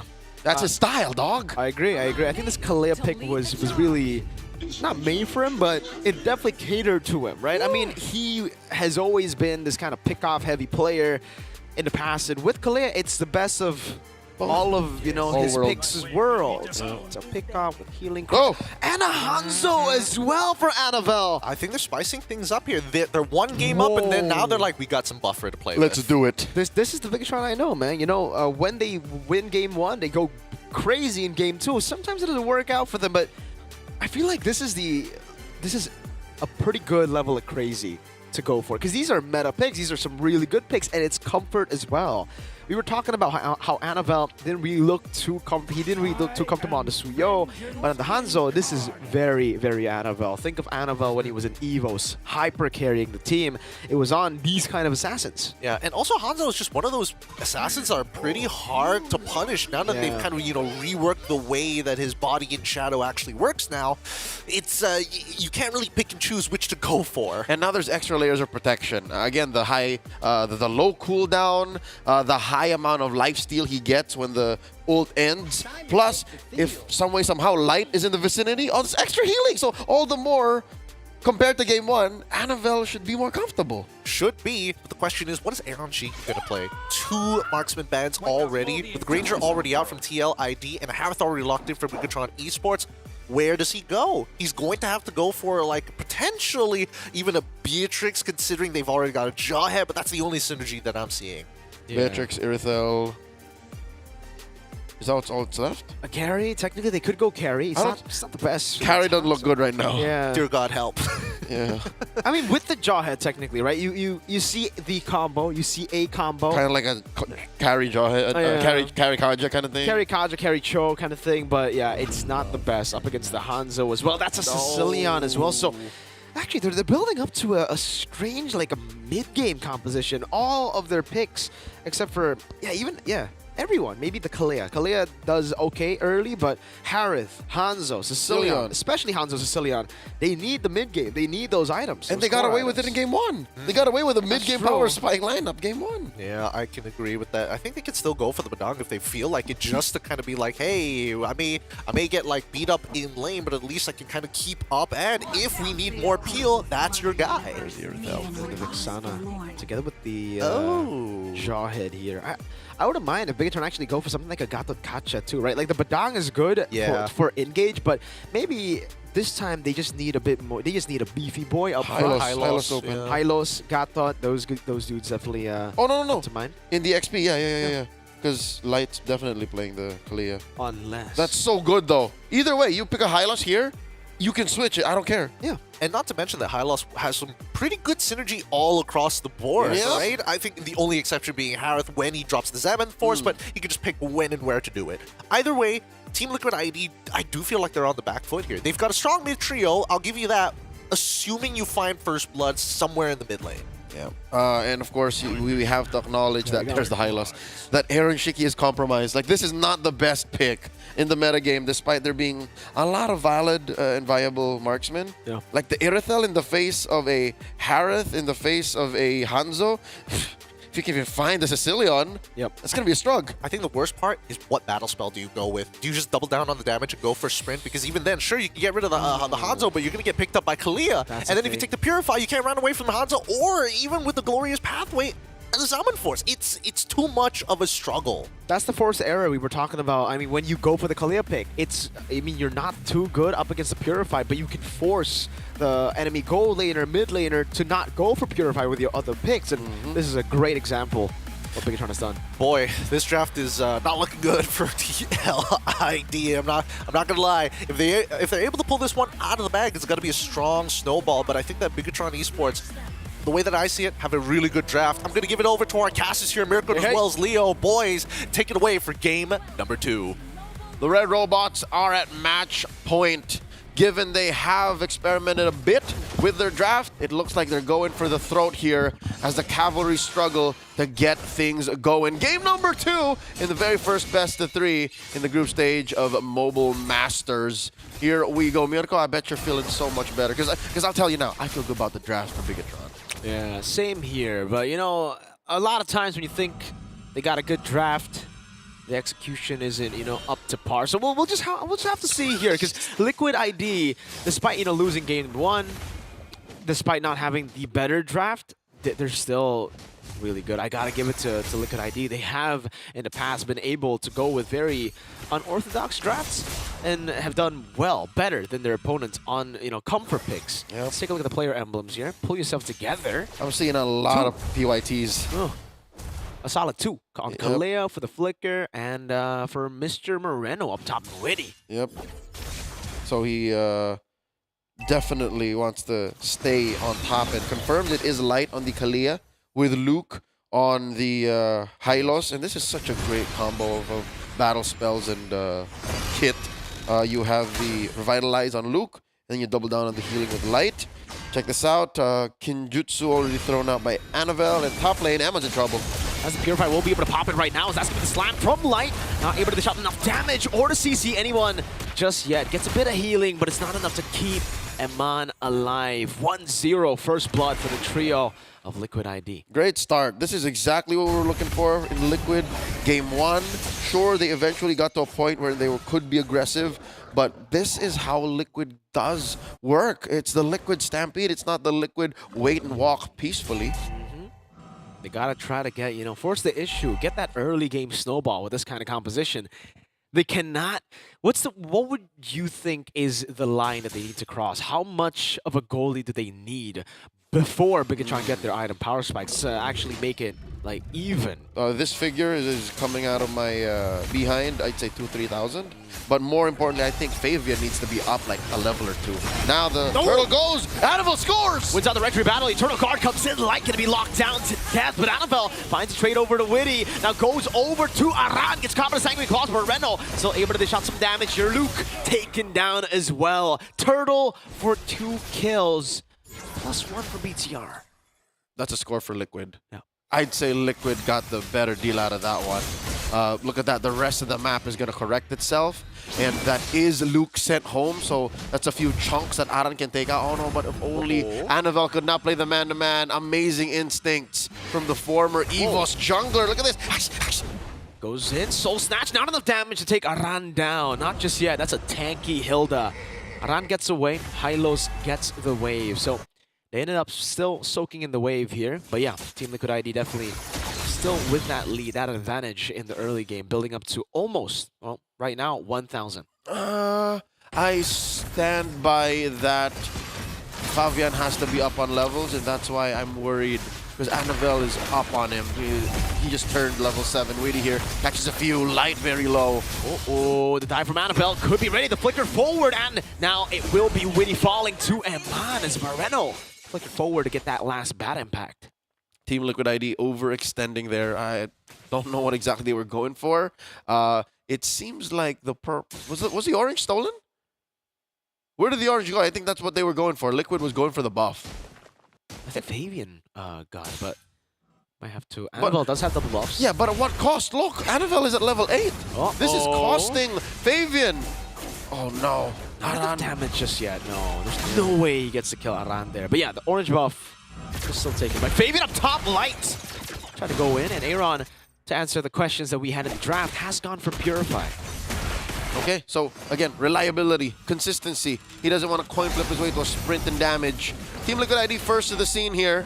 That's a turtle getting bogged down. The Y brush in control. Aran here holding it down. Fabian scores! They go for a kill instead. Now Witty pops in the ejector, but it's only onto the ghost of Annabelle. Witty caught it, gets 4, and Mon gets the kill. So it's a turtle for 2. All right, this definitely is a win for BTR. This was a reverse trade in favor of Team Liquid ID earlier, but ooh, the range, you're seeing it now. This is still the early game, and Bigatron are already clapping back that hard. And that's, again, great for BTR. Not too good for Liquid. They'll need, like you said, 2 to 3K gold lead by the time BTR hit their power spikes. And at this point, it doesn't look like it's not gonna happen. It's gonna happen. Bigatron have been able to, you know, keep things quite level for the first 5 minutes of the game. Harith already has a Sanguine Claws. We're getting into that mid-game power spike that we were talking about. Luke will be a great tank, even with the ejector here. Luke gonna be comboed in together. Light tries to go for the sustain. Flickers out to safety. Now Annabelle walks back in and gets 4. And Mount is on force as well. Soul Snatch, but it's only onto Yehezkiel. Still, Eman gets the kill. Fabian unable to get the kill back. Aran walks up. The Queller isn't up. Light falls as well. And there you have it. 3 for 1. There is one of the weaknesses of a Kalia when it gets down to it. Your Tsunami Slam only really targets a singular hero and does it in such a small AoE that when the fight breaks out, no. Annabelle's Ghost. All right. When the fight breaks out, you can't affect as much of the fight as you wish you could. Yeah. So already Light spent the flicker there. He's already repositioned. Bigatron Esports made their bed. Team Liquid made them lie in it. And now the 2,000 gold up. Luke gets taken out, picked off. What was the play there? No, Eman walks up as well now in a 1v1 against Fabian. But as Eman Force Light walks up, gets a slam down onto Aran, but not enough. Yeah, a good question there, Leo. I'm not sure what were they thinking? What Luke was doing there, just opening up all alone. There was no objectives right there. It really looked like more of a mistake than an opening, and it will be a free turtle. Maybe signs of that chemistry not being all there yet, you know? It's like maybe Luke was thinking something, did not vocalize it, and the rest of Bigatron had to, you know, correct the course, and now, oh, Yehezkiel gets chunked down to a 5th. I thought it was going to be a free turtle. BTR able to pull back and actually, you know, force TLID back. Good Sanguine Claws over from Reno. Witty. See Luke trying to zone them away. Light Tsunami Slam and Purifies right there, and Annabelle gets read out by Witty and Aran with the Shadow Form. That is the duo of Aran and Witty going head hunting. They found Annabelle, and he could not fight back. Like, there was nowhere for his real body in real life to switch up. So he just had to lay down and take it. That's 2 turtles to Liquid ID and another turret scored down bottom. Conversion through the roof for the young Stallions. Moreno's going to be soaking that wave in the bottom lane, and Man trying to get as much gold as possible up top. But in the mid lane, it is Liquid ID looking for the siege. So despite the fact that we were talking about that 3,000 gold lead not being possible to get taken, Ejector again, Annabelle forced back. It was a slam down from Aran as well. But now Liquid have gotten it. They are in control. 3,900 building to a 4,000 gold lead. This is comfortable. Comfortable is one thing. Actually dominant is another. That's why Team Liquid ID still have to choose their fights. Bigatron Esports now, truth be told, it's more on Moreno. Like if Moreno can find a way to get to a point of inevitability, get some stacks on him, and that changes things. That might actually shrink Liquid's gold lead and might turn the map a little more red.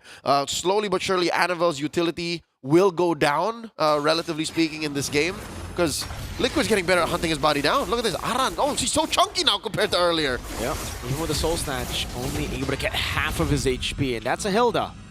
Walk back in the bush, walk back in the bush, back to full HP. He's photosynthesizing. Aran is buying time. Aran is holding down certain bushes. He's denying even Luke. That's an Amazonian woman. 6'5", 200 pounds, holding it down against a centaur. Damn. This Hilda is tanky. Annabelle walks up. Witty is the choice. This is more of just like an opening for him, right? He just wants to open up the map, wants to know where the Jawhead is. They don't have a Selena to do the dirty business that we saw, the dirty work. That's the difference. That's the difference now. Eman being the MVP, sure, but the map was opened up by Moreno. So now it's switched up. Moreno is the core. Who's going to fill his shoes? Oh, Luke gets thrown out. Luke is trying to fill in those shoes, but it won't be enough. Not tanky, not nearly tanky enough. Light almost gets himself into a tough spot by himself by going in for the slam. Liquid ID get a free Lord. That's the first Lord of the game. And remember, the changes to the Lord, it will start charging even here. This always jumps. Luckily, there are still Holy Shields up for Bigatron Esports. They got about 2 minutes to make the most of that time frame before the Holy Shields go away. This is odd, Mirko. I didn't expect for these tier 1s to still be standing in mid. Is the Bigatron just doing a good job of defending that? Or is Liquid just choosing their fights? Because again, it is, like, logically speaking, harder to defend side lanes. Yeah, I think Bigatron has really also just been sticking together in the mid lane. They have kept their mid lane alive as much as possible. NFL walks up, gets terrified, and you can see that HP bar, man. Yeah, you do get punished quite a bit now if you get taken down in the shadow form, and this will be a siege. Finally, if I can open a tier 1 in the mid lane, a tier 2 follows as well. Holy defense for Aman. He's keeping it alive up top, but in the bottom lane, it surely will be procced open. Great ejector from Witty again. Right as he dashes in, this is a charge for the Lord into the base turret. The Holy Defense gets rid of the Lord. Now in the mid lane, another Holy Defense to help BTR defend. Eman has a Holy Crystal, by the way. He just picked it up. Yep, so again, this might be the same story earlier. Eman just slowly but surely getting there. Oh, the collapse. Tsunami Slam coming down as well. It's going to be Aran prop back under the turret, but he doesn't care. Taking so many shots and still being able to survive. Not the same story for Luke. He gets taken down very quickly. Soul Snatch, no damage for Annabelle. So for 4 out of 5 members of Bigatron Esports, they're following the same narrative curve as was in Game 1. Sure, Team Liquid will find a mid-game power spike, stay in control for a majority of that, and then suddenly, this is what we're waiting for. Suddenly Light might find a Sixth Sense initiation and just jump in, Tsunami Slam the right target, and then go from there, but still, it's but a fever dream for Bigatron Esports. The red robots are still wondering how to do that. You asked me earlier for a gold lead expectation. How about a time frame, Mirko? When is Moreno ready? But I think we got to take a look at the items for that. We got to see how many items teams got. Eman, Moreno, Annabelle, these 3 members. But You know, another factor is the front line. Light and Luke have just not been able to frontline well. This Hylos 0 and 5 currently, so very far behind of Aran. And you can definitely see how much he's struggling here. Up against the Jawhead, you already struggle, right? But the fact that you're 0-5 and you're up against the Jawhead, that means your defenses are really bad right now. Which has been an issue for Bigatron Esports this 13-minute bout and counting. Yeah. The heals from Kalia and the revitalize from Luke seem to be band-aid solutions to the surefire bullets that are thrown out by Team Liquid. Because the heals will do very little if the kind of damage Liquid is dealing is just so much. So now this is looking like a free Lord. Literally, this is the Lord wearing a Team Liquid ID jersey, and it's going to be marching down bottom. This is such a good position to be in if you're a fan of the Cavalry. It is 10-5, 13 minutes in with the crazy goal lead that they've been able to get. Again, the goal lead that in the early game was held off by Bigatron Esports, but as we got into the 8th minute, I think it was, that goal lead went from 1K to a 4K goal lead, and now it's building up to, what, a 7,000 goal lead? Bigatron still have ways to clear. They have the Harith, a Sicilian as well, Hanzo, all really good at clearing, but they surely will lose a base turret this time around, and that will hurt their chances of contesting for the next neutral objective. All right, before this crash, would be good to check up on items. Moreno does have a lightning trunch, so should help with damage dissemination. Oh, this is Fabian. All right, pops that ghost. Oh, Annabelle did get much out of that one. Yeah, great move by Fabian. Holding in for the blade surge there. Able to dash in tower, blink in time. Winnie caught all alone. I think the Tsunami Slap got him all the way back, and he will be taken down. Aran walks up as well. Gets caught by Moreno with the Sanguine Claws, and that's going to be the Soul Snatch to take him down. 2 base turrets. Only 2 frontliners value for Team Liquid ID. You know what? Bigatron Esports should still thank their lucky stars. They survived with 1 inhibitor. I'm pretty sure that one down bottom was going to go anyways, and they still took down a couple on the way out. Witty and Aran not here to help the cores of Team Liquid ID. Annabelle comes through. Ghost gets popped real quick, and the rest of Team Liquid are on recovery mode. I don't think they were ready to lose 2 that quick. No, definitely not. It's still a great trade again for Liquid ID. They lose out on Witty, lose out on Aran, but it's all good. They got 2 base turrets. That's more than they would hope for. It's a permanent trade. Like, you lose things that respawn compared to like your base being open. Yeah, and it's a good trade in the end, right? Sure, Bigatron got a turret, but it's a tier 1. They have. Wow, I just realized Liquid, that was their first turret taken by Bigatron Esports. That's how bad it was. That was, yeah, I mean, right now, 6.8K goal lead for Team Liquid ID. They're just going to play the slow game. There's really no reason for them to put themselves in a risky spot. They will just wait for the Lord, play the far lane, and then... But I think here... Oh, man. BTR holding the wave once again. Yep, Friesen denying Moreno the resources, denying Eman another locked-in item. So this should be... This feels miserable for Bigatron, I gotta tell you now. Because even Annabelle can't touch his buffs. I can't remember the last time Annabelle like secured a safe buff. Yeah, it's been like the orange buff, but even then he had to consume the orange buff to really get it here. You can see Fabian, okay, Moreno sees it, spots him out. Bad impact down. Purple buff should be taken out, and I think Eman should be the one taking it, yes. Yep. And it will be Eman. Bottom lane slow pushing once again for Team Liquid ID. They go straight for the Lord. Annabelle refusing to devour it. He has to give it to the hero who needs it. At this point, it's Eman, not Moreno just yet. Team Liquid ID already starting to dance, playing with range. Annabelle pops the ghost here, and they begin. Light's dead in an instant. Luke walks in with the glorious pathway, but there's not enough damage just yet. Pops in to Purify, gets bursted down, forces him on force defensively. Again, 2 of Bigatron's front lines disappearing. Annabelle trying to go for that form, to go for the steal, but it's impossible at this point of the game. In vain. Anything Bigatron Esports tries now out of the realm of defense is in vain. So they have 3 members here to hunker down. Luckily, Light will be back and Luke will be back for the Lord push happening in about 20 seconds from now. Lord should be coming through bot, and Bigatron Esports, they have to feel a certain level of frustration. Mirko, Annabelle's ghost does nothing. No, it really doesn't. Annabelle hasn't been able to do anything after, I think, past the first hurdle that he stole. That was it. That was the limit of what he could do. Because again, for Liquid ID, they're just playing it so well, right? They're grouping up together every single time, and they are bursting through Annabelle every time he walks up. If it's not burst, it's CC. That ejector has been amazing from Witty. And say what you will about that cooldown being much faster, it just does nothing. Yep. You're basically doing it over and over again. Insanity is what it is. The glorious pathway dropped down by Luke, and he gets ejected. Uh-oh, Immortality going to be popped by Witty, going to be taken down as well. Zamanfor still down there as well. Good poke over to Aaron Shiki. They keep the base alive, but the turrets have all been dealt with, and you can see the discipline from Team Liquid ID. They're taking the base turrets. There's no reason for them to keep on going. Annabelle should be able to take this. He will. Bigatron, again, able to defend, but what cost now? 3 base turrets down. Team Liquid ID, I think they made the right call here, deciding that there's no point in forcing the issue. They definitely could get punished against. This is the same story of that push for bottom and mid. So now Liquid ID learning from that lesson. They can just play it slow again. Look at this Light jumping in, looking for an engagement. Does not have a flicker. And look how Aaron. deep Annabelle is. Ooh. Good response from Fabian there.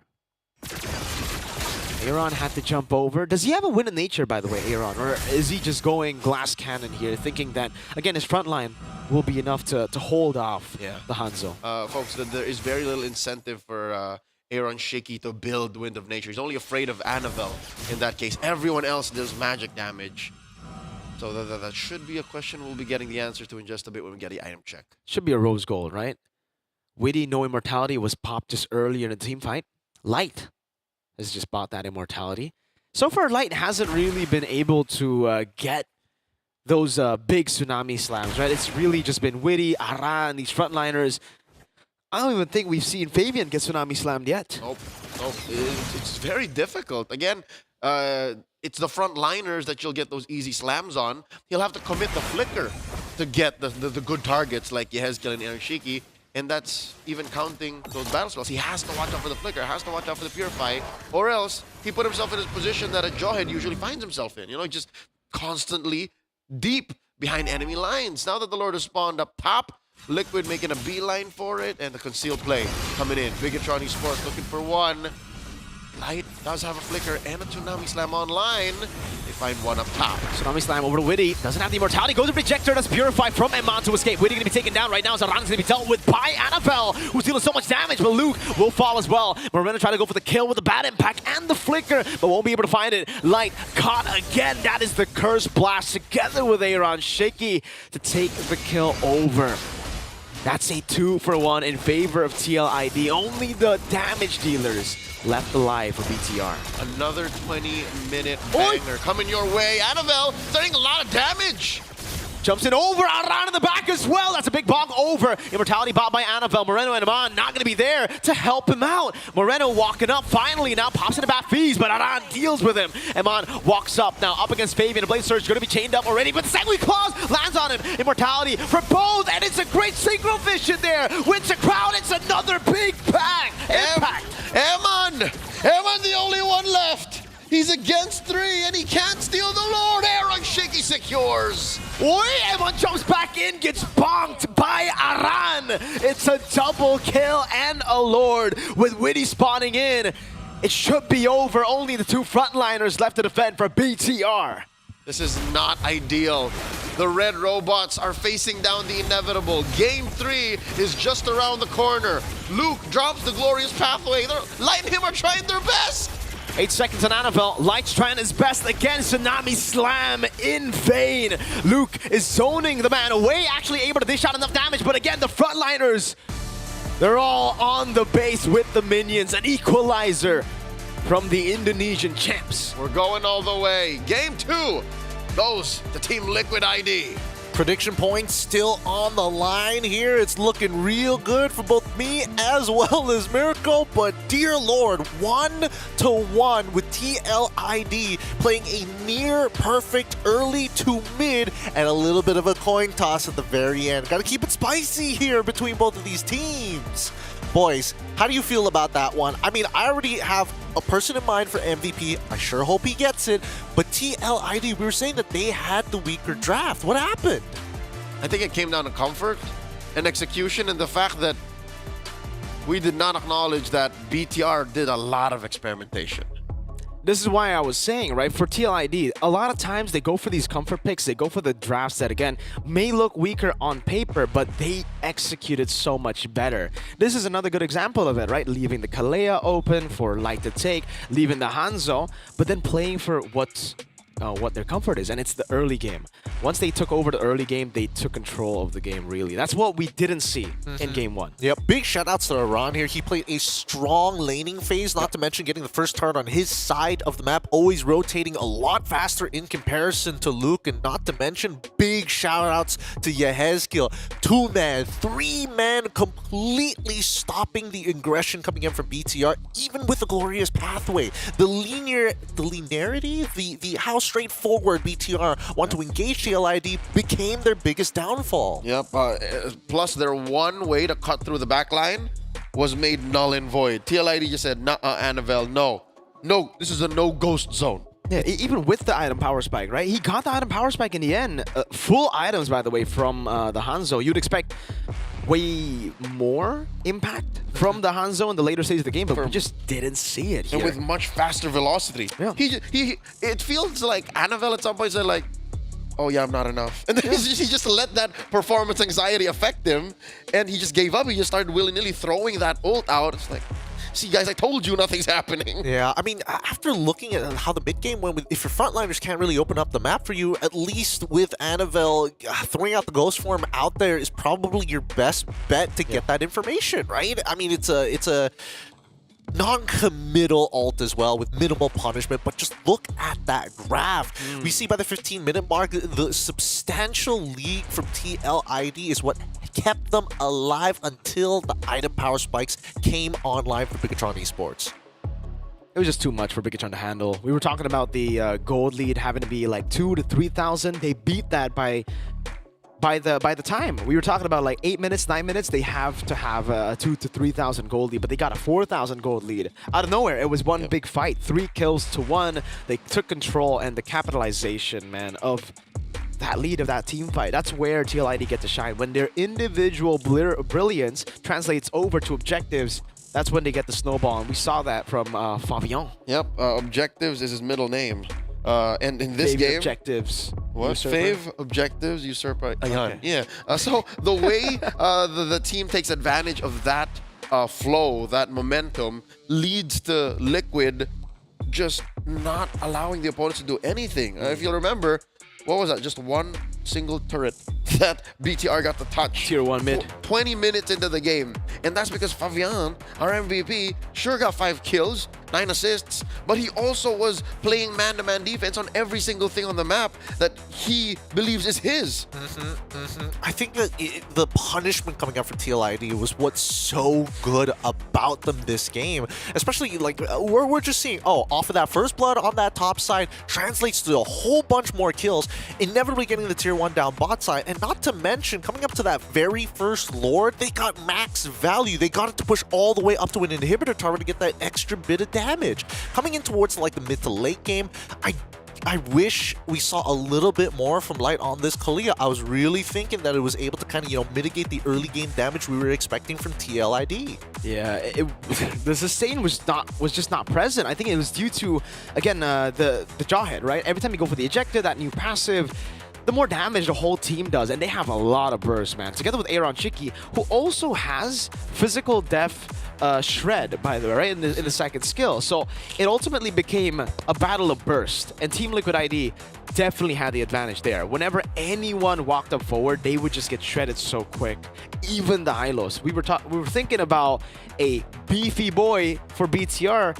We saw the beefy boy, but it wasn't a beefy boy in the game. It was a very squishy boy. Actually, the one thing that we didn't touch upon was how much disruption that TLID actually has across their entire roster. Their draft alone was able to, like, if you got 3 people with a good amount of, well, quote-unquote peel, just mini stuns, raw stuns, displacements, that was ridiculous. Ghost form, null and void. High loss, null and void. Kalea, even if you do pick somebody up, null and void, bringing the score to 1-1, which begs the question, who's going to take it away at the very end here in this best of 3? We're going to be going on a short break in just a little bit, and we got a bit to discuss here, but when we come back, oh boy, the conclusion of our very first series here on Stream A. We're going to be back after a short break. This is the Snapdragon Pro Series Mobile Masters. We'll be back right after these messages.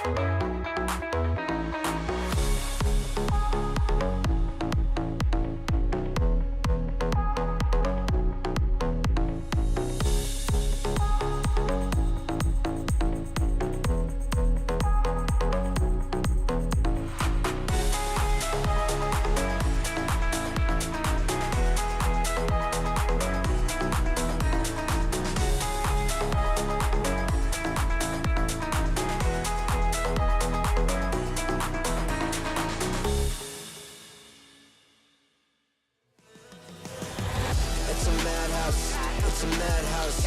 Had a lot of people showing me some mad doubts. It's a madhouse. It's a madhouse.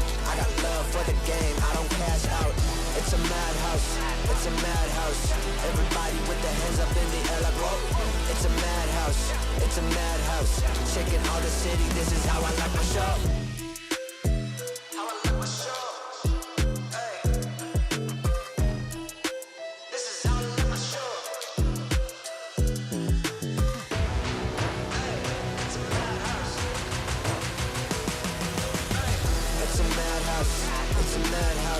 Had a lot of people showing me some mad doubts. It's a madhouse, it's a madhouse. I got love for the game, I don't cash out. It's a madhouse, it's a madhouse. Everybody with their hands up in the air like whoa. It's a madhouse, it's a madhouse. Shaking all the city, this is how I like my show.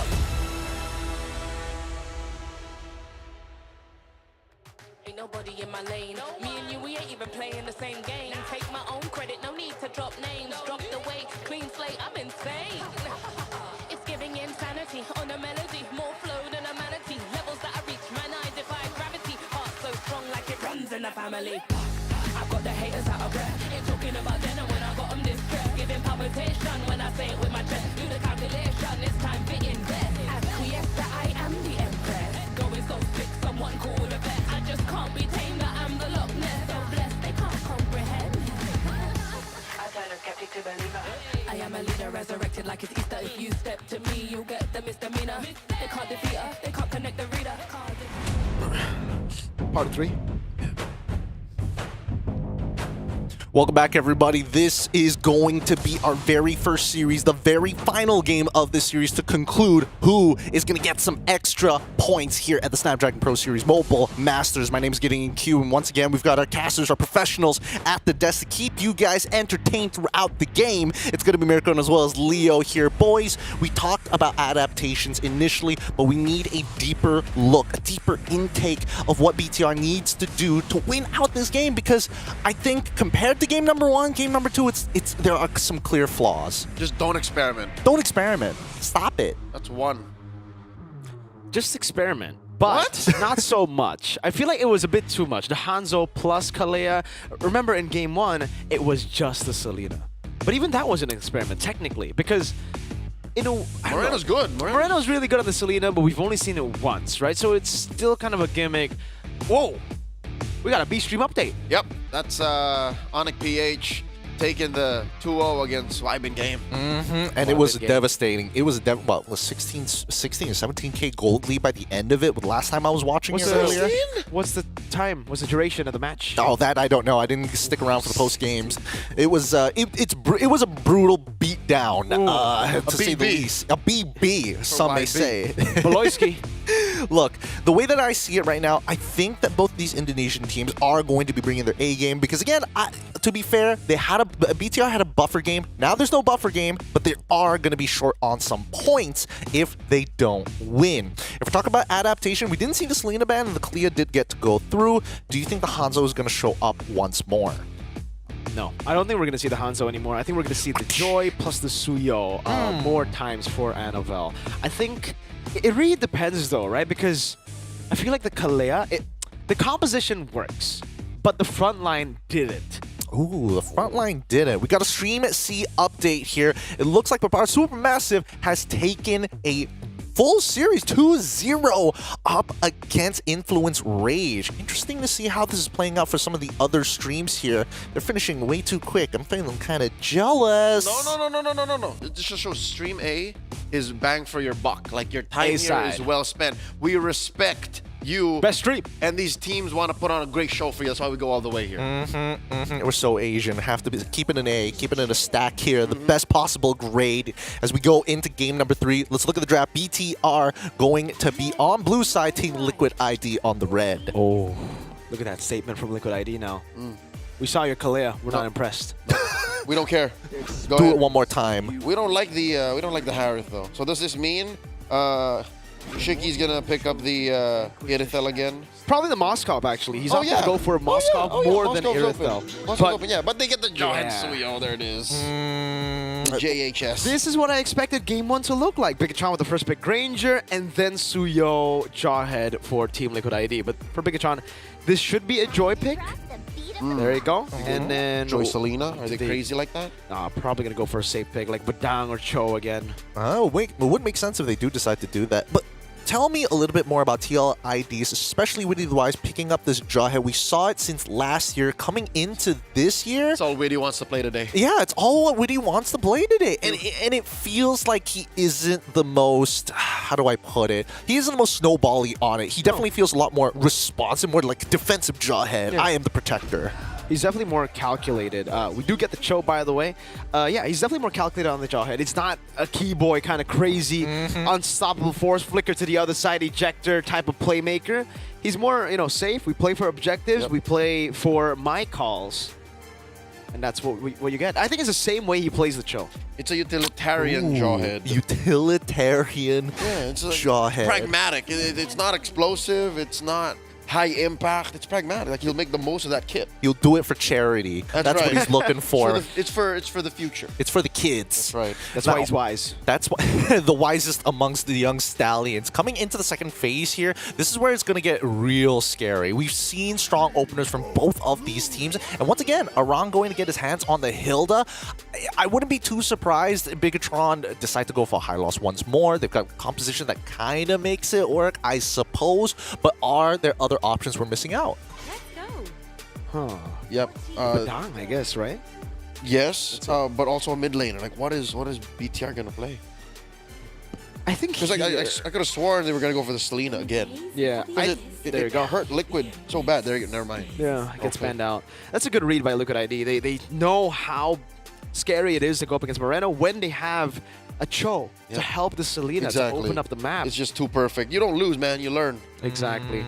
But they've also made the question of what is the final ban going to be for BTR? Are they going to get rid of the Farsa like we saw previously in game number 1 picked up by TLID? They're going to go for the Moskov instead, which means Farsa will fall into the hands of TLID. What does Shikster play then? Claude? Carry Claude. Still sounds like the carry, dude. Yeah. I'm with Leo on this one. I'm not a big fan right now. What else? Like Beatrix is even worse against the Cho, right? So he's always just reverted to the Claude, man. Yeah, I think the Claude will probably be the last pick coming in for the Liquid ID. They do go for the Farsa. This time it's a bit more risky because you have a Joy on the other side, but again, it's the same kind of formula that they went for in game 1, but just better. They have dive, enough dive to create a safe space for the far side to just feather airstrike. Man, I find it so strange that TLID is now reverting to, hey, instead of like playing around our two big cores, Aaron Shiki now takes a back step and Witty has gone up in priority in terms of the draft. I'm so used to seeing jungle, marksman, let's go. Yeah, and then the mid lane later, like a Xavier, like a random pick. Yeah, his skill cries in Indonesian. Now, Bigatron Esports gonna be lucky at the high losses as well as the Yiv this time around to kind of keep it within the box. Okay. So still a high-lows, despite the fact that, again, the high-lows didn't do well against the Hilda, the Jawhead in game number 2. They still go for the high-lows. Maybe this time, Luke has taken a learn as well instead of a loss. He's learned from that mistake of walking up with no one there to back him up. He's got better support now. Like, the draft around this high-lows feels so much better. And... yeah, I'm gonna say it. This is a clawed game for Shiki, especially since we confirmed the Hylos and the Eve. Yeah, he has to protect himself. He has to pick a very mobile hero. I've got to blink out. Yeah, he's got to blink out. It's got to be MI here. All right, you guys called the draft so far. Which team are you favoring at this point, based off of their drafts? All right, we say it on together. 3, 2, 1. Liquid. Yeah. Ooh, both. Wait, are you cursing? Are you good? Do not do this, Mirko. I'm not trying to curse. Okay. Listen, Leo, I try to curse for Bigatron's opponents every time. It doesn't work. All right. Okay. You just like this draft. I really like the draft. This is game 1 draft, but better for Liquid. I agree. I agree that it's a game 1 draft, but slightly better. But I think that Bigatron, this is more within their play style, right? At least they have a couple more options in the way they can actually engage and play from multiple different angles here. But that's just me playing devil's advocate at this point. As we are going to start heading into game 3, I'm excited to see how this is going to play out one more time, because this is a repeat of game number 1 with the big difference being, hey, we got Eve, we want to keep it in the box rather than throwing out random bolts and praying that it mixes. Now, taking over our casters, it's going to be Mirko and as well as Leo taking the mic. It's time to get into the Land of Dawn and finally settle the score. Who gets the dub here? Is it Bigatron Esports with the momentum snatched from underneath them by Team Liquid ID with a draft that, again, we would argue and admit takes some cues from both Game 1 and Game 2.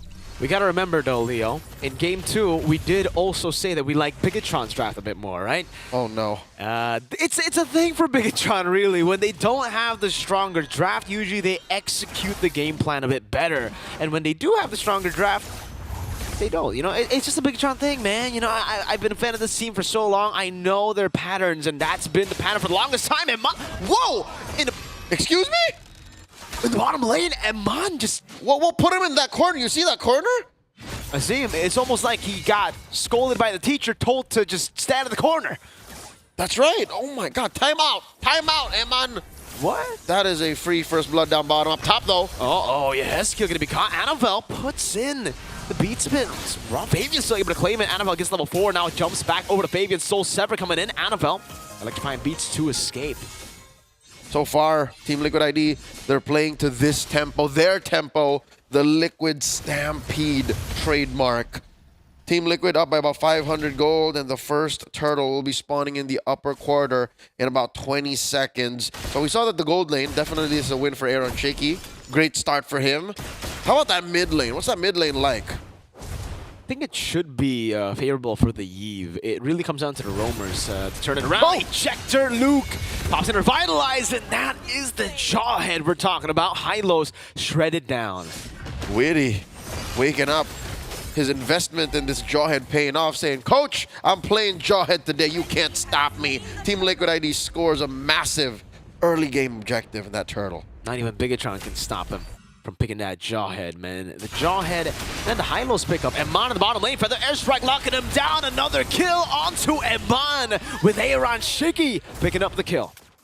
Another one down bottom. 2 of the 3 kills for Team Liquid ID in the early game is on Eman, and Aran here just bothering Annabelle, living in his personal space. Down below, Aaron still able to escape Jeet Kune Do from Light. Man, that's a lot of gold that they were able to soak in down below, and that's a lot of gold Eman will be missing out on, by the way. Gold Crab completely denied away from him. So Aaron's probably sitting on like a 600, 700 gold lead early on. Fabian also has a big gold lead with a kill. There you go. We get to see the gold leaderboard. Big money. Oh. Oh, Emma's trying. Emma's catching up. Wow.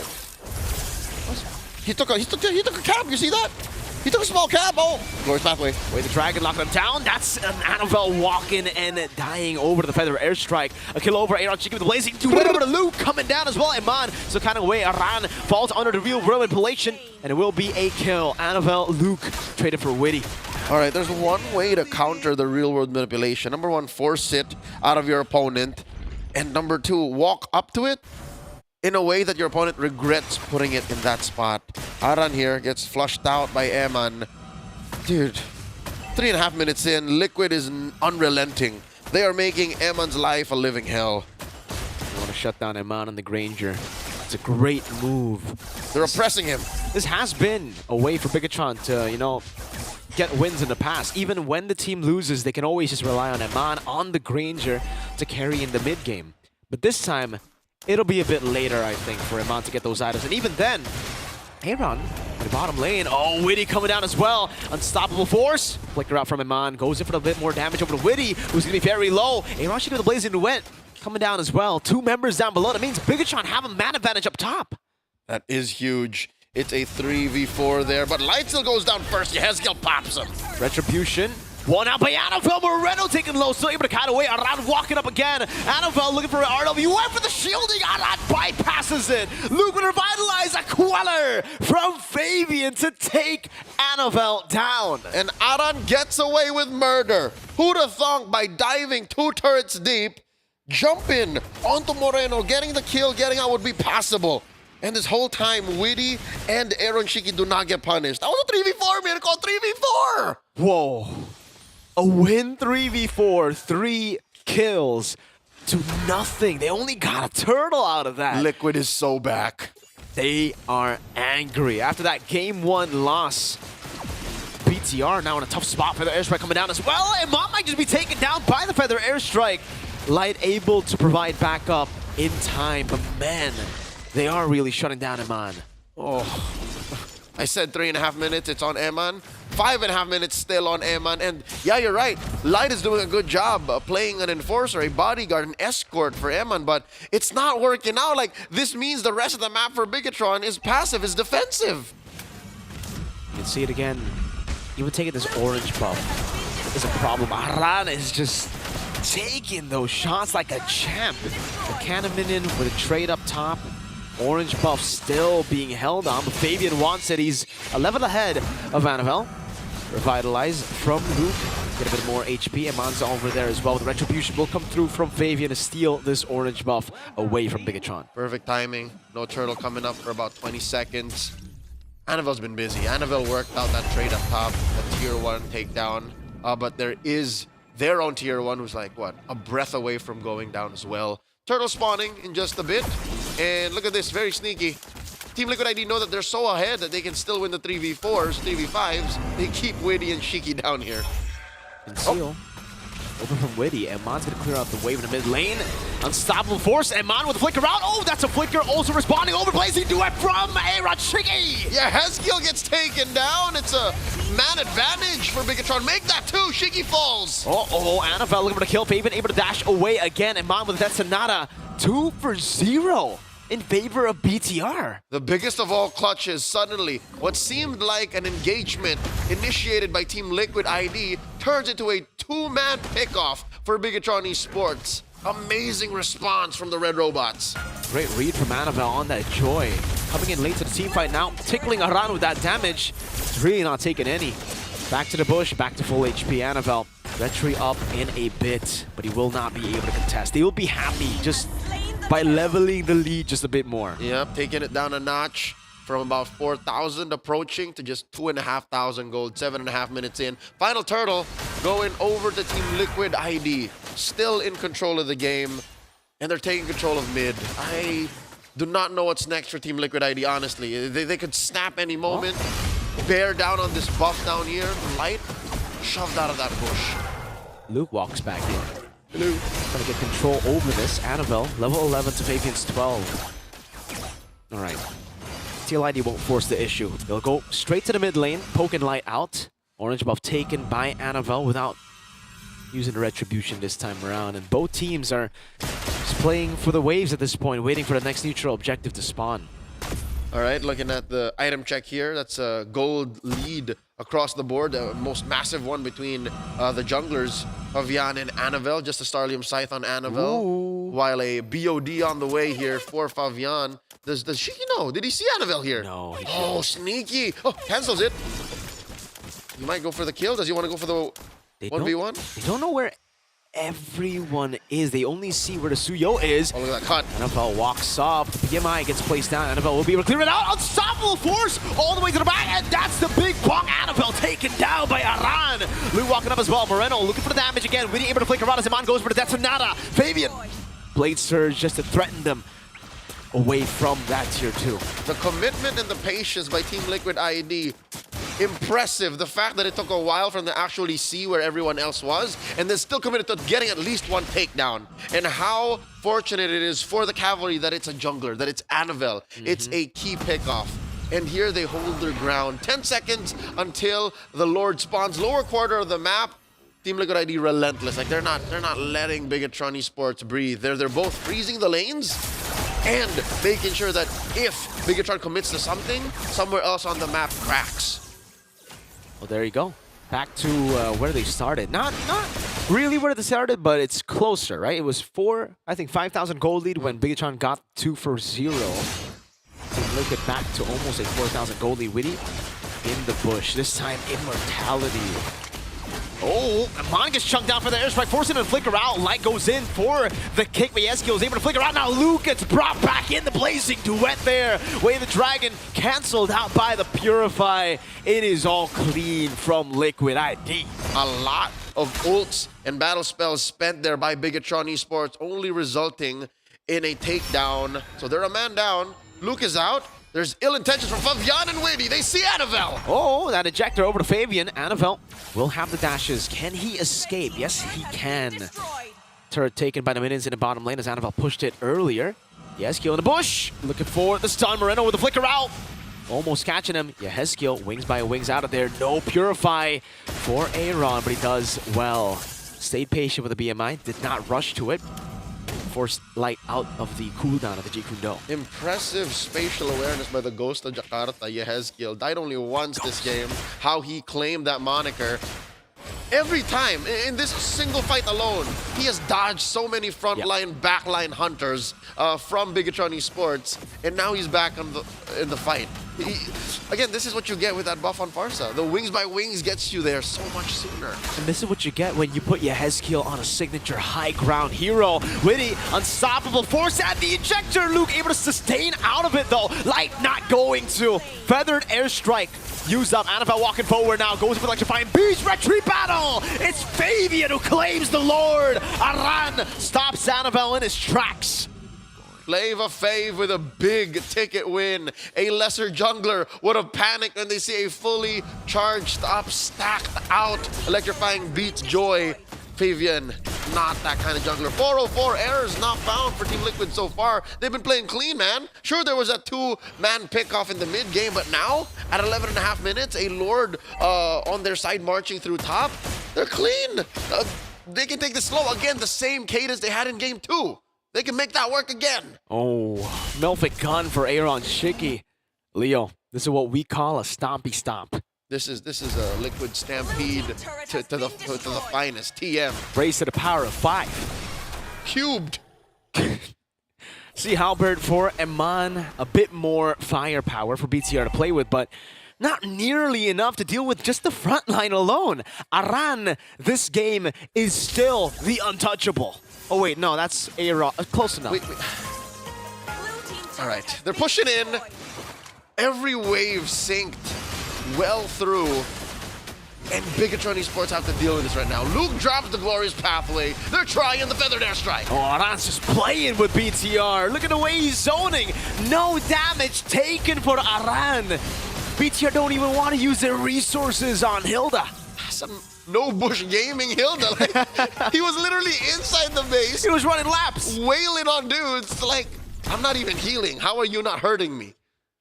That is how dominant Liquid is right now. This is, folks, in case y'all don't know, Aran is one of the pioneers of Hilda in the modern metagame. Best Hilda XP for sure for me. His signature hero became a highlight pick. Oh, wow, the finesse! Liquid ID, those minions were wearing jerseys. They were blue. I saw them. They're on red side, but those minions are certainly wearing blue today. They got that 25th anniversary jersey. They got that as a special logo. By the way, it looks slick, clean. For Liquid ID, they're back to playing a slow game again. For BTR, they do better in these very cramped spaces where they can actually utilize that box. But as long as Liquid ID play it slow, go for the neutral objectives, attack from these different angles, utilize the poke, there's not much Bigatron can do to keep the box alive. The box is a cardboard box that has been beaten up and torn to shreds, man. It's a concept. It's a fallacy. It's an abstract fallacy.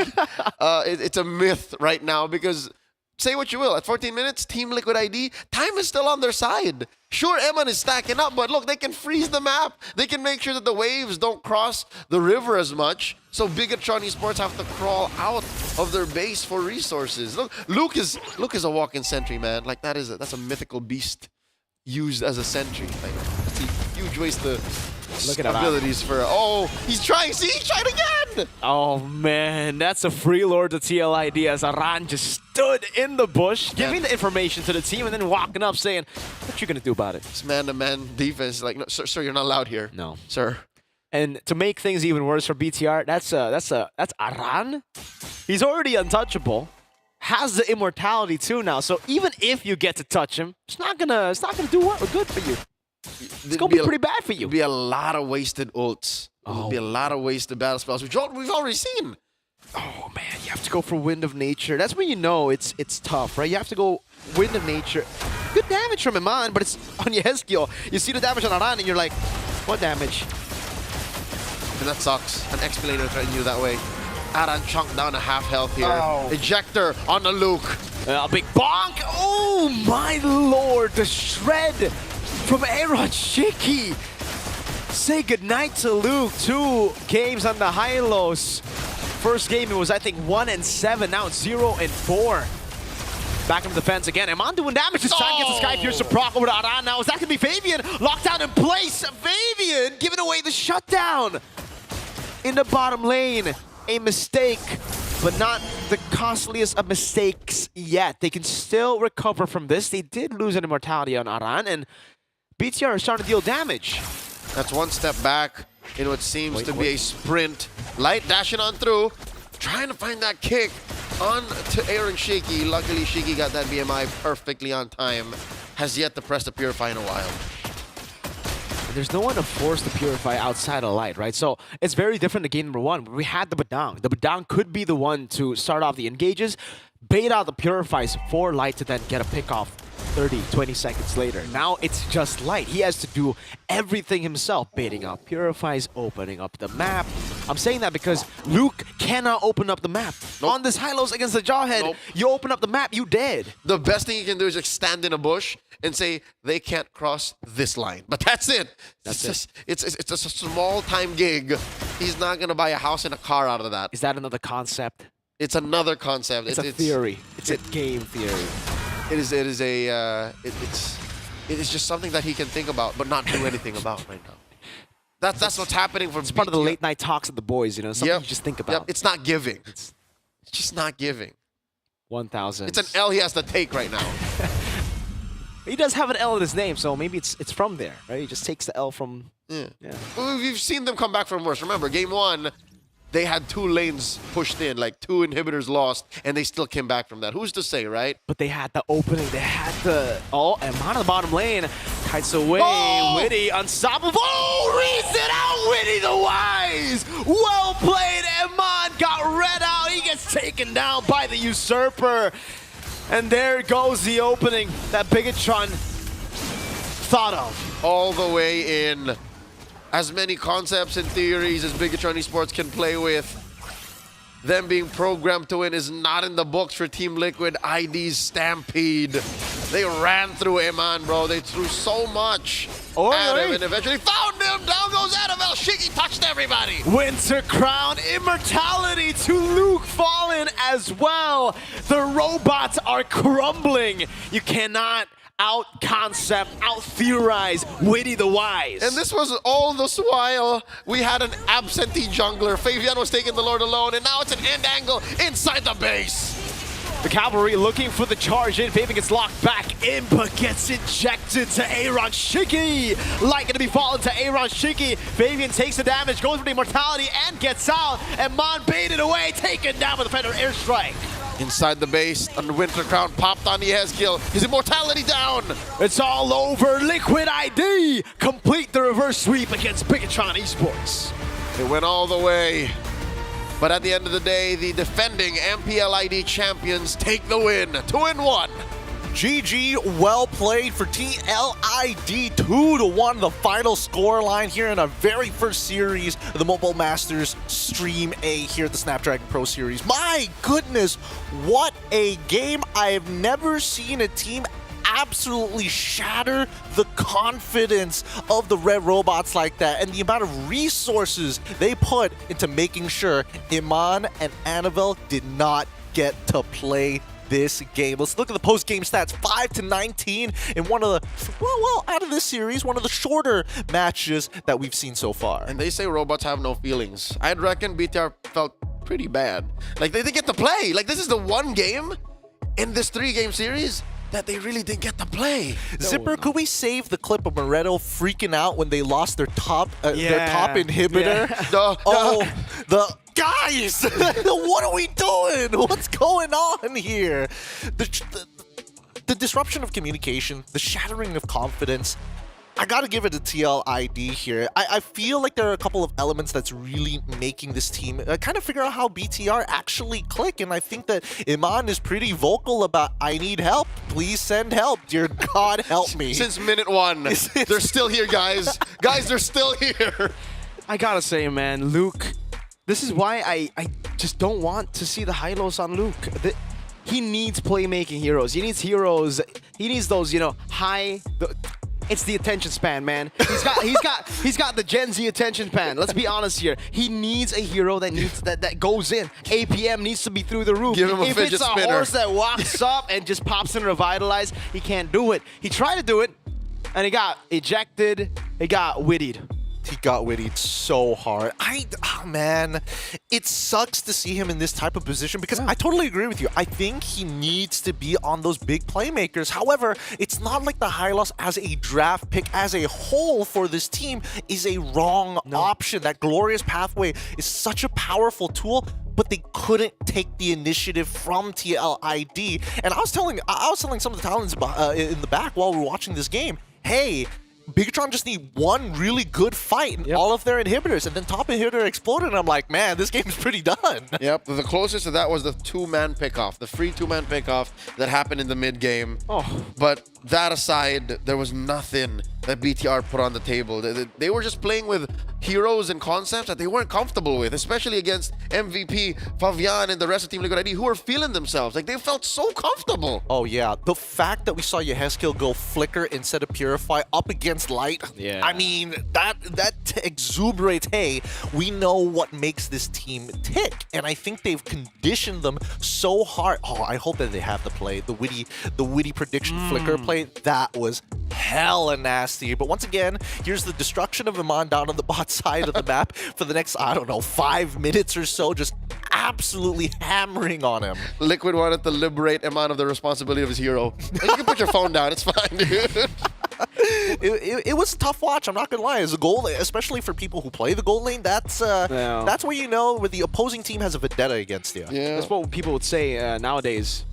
Cooked. That's cooked. Yeah. Right? He was completely cooked in the bottom lane. Unfortunately, again, I have no idea how he got to that position where he just stood there. All right, just kill me. Just take me. Get it done with. You know, I don't want to flicker here. Let me put myself in a corner. Let's make it easy for you. Holy Week is coming, just like it's around the corner. I'm just waiting for that time. I need to cleanse myself of this nonsense. Yep. It was brutal, and I think one of the we've already talked about 2 proponents that we saw. Oh, the prediction that was so good. We talked about the 2 big proponents that TLID did to get this game in the bag. Number 1, Luke not doing too well on these tank utilities. Number 2, shutting down Iman. But I think the most important part is actually in the draft locking in this Jawhead, because I've noticed that mid lane has been such a hard contest for Moreno if he doesn't have the right hero. Prior to that, even with Vixana, right, it's not like we're seeing the mid trio really trying to push out from the mid lane. Well, other than TLID, but BTR, they have a more spread, more default control over the map. Yeah, I think it's just really tough, I feel, for them to utilize the early game when, again, this game in particular, this is the reason I said, I think we both agreed Liquid just had the better draft. The trio mid, it was what they were lacking in game number 1. In game number 1, they got the Jawhead, they got a great mid laner too. I forgot what it was. Pharsa. So Pharsa, Jawhead, but they had Joy. Takes a bit longer for him to get going. Suyo, level 3, you're there, you're ready. Level 3, you can go and follow up with whatever the Jawhead wants to go for. The mid clear is great with the Pharsa together with the Jawhead. And they took control so early. Hylos was locked in by the ejector into the Suyo, and that was it. Turtle was free. After that, it was a complete snowball. It was the Magic Shop coupons. You know, he's free to go at level 3, cashing it in big time. But that being said, though, with this 2-1 victory with TLID, we actually have somebody on the phone with us. Say hello, everybody, to TLID's very own Fabian that we have on call. Hello, Fabian! Good to see from you. How are you feeling after that win against BTR? Reverse sweep, might I add. Easy game. Oh! That's what I want to hear. That's what I want. This is what we... Sorry, Mirko. Hey, you know what, Fabian? It's fine. If you regain your confidence just like you had in Season 14, it's completely fine. And has this game regained your confidence, or did the break give you the opportunity to regain your confidence? Apa tuh bahasa Indo? Jadi season 14 lu pada pede banget lah semuanya. Dan season ini kayak season 15 kelihatannya lu pada kayak nggak sepede lah. Tapi apakah dari breaknya 3 minggu kalian bisa balik lagi jadi pede, confident? Maybe Team Liquid will bounce back in SL Master Mobile ini. That's what I said. If Liquid will bounce back, it has to be in Mobile Masters. Fabian, congratulations. Amazing work. Your performance in this series reminded me of M6 Fabian. Okay, compare. I want to ask you, Fabian. Compare M6 Fabian to Mobile Masters Fabian. Which is better? Still M6. Okay. Wow. Okay, not at the peak just yet, Fabian. I'm really interested to know from your perspective. What did your coach tell you guys after game number 1? What was the advice he was giving you guys? My coach maybe tell the Suyo series. Suyo. If pick Suyo, we'll win. Yes. Okay. Yes. Yeah. I agree. What's up with the Jawhead, by the way? Witty picked Jawhead 3 games in a row. Is it just Witty being comfortable on the hero, or is it just a team strat? Witty has confidence in Jawhead, yeah, so yeah. Suyo Jawhead OP. Okay. OP. Look, we're not going to hold you for much longer, Fabian. Do you have anything you want to say to the fans out there who are supporting this? Hey, the whole world is watching TLID right now. Any words of encouragement? For the cavalries, thank you for supporting us. Don't forget to supporting again until champion. That's our 2-time MVP of this series, Fabian from TLID. Thank you so much for your time. Thank you. Makasih. I love Fabian. This guy, such man. a character. Such easy game, and then sorry, Mick. God damn it, man. he knows you were on the other end of the call. God damn it, You should have seen it come in here. But Fabian, once again, doing a phenomenal job. TLID. Hey, I don't know. We were talking at the beginning of the show. Oh, I don't know. TLID's not doing too well in MPLID, so therefore they could be bad. They're coming back slowly for Mobile Masters. I told you the cope hit. The manifestation. Not 2-0, but you got it done. I'll take it. You know what they say about a negotiation, right? If both parties don't walk away with feeling like they lost something, not a good deal. So, just worthwhile. It is worthwhile. But the fact is, the coach is telling them, we get Suyo, we win this game. And they did it. They were like, okay, let's bench that Joy. It's not doing God's work just yet here. But with that being said, with this 2-1 victory, we've got another series going on. Actually, the rest of Stream B and Stream C is already done. We'll double check it in with the results that are coming in for the second series of that day. But up next, it's going to be Onyx ID up against Team Falcons. And this is going to be a big one here. We're going to see some ID versus PH all over again. We're going to go on a short break here at the Snapdragon Pro Series Mobile Masters. We'll catch you later after these messages. The Snapdragon Pro Series is brought to you by Snapdragon Elite Gaming and DHL.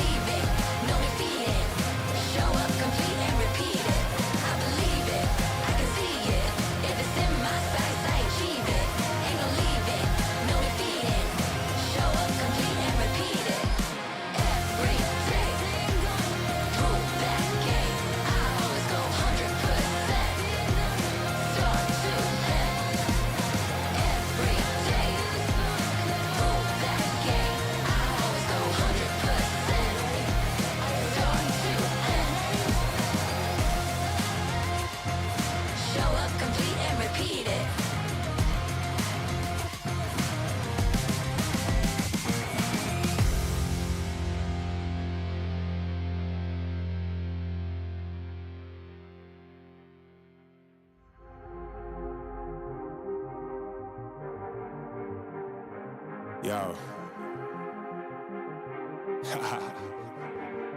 I don't think they're ready for it.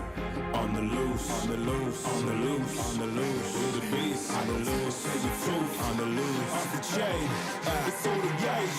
Yeah, getting wild, we out the cage. It's getting wild out here. One by one, we watch them all falling. It's getting wild out here. But I'ma be the last one standing. You can't stop what's begun. You can't stop a revolution. Come in, come in. It's getting wild out here. It's getting wild, it's getting wild. Eating them, beast, eating them, feast. Fire the most, tire the least. See them admitting defeat, and they so useless. I'm so ruthless. New phone, who this? Give no reply to excuses. Got no bite, man, a toothless. Living a lie, and the truth is, got this power, bringing it. Play my anthem, singing it. Every mountain, ringing it high. I soar, I rise, reborn. Strapped, I'm back like never before. Taking my final form.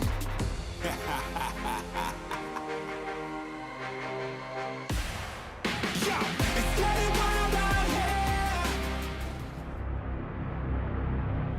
That iconic line from the Sky Kings during the previous challenge season, right? During the challenge finals of the SPS, we saw Severo actually come into full fruition on that Onyx ID roster.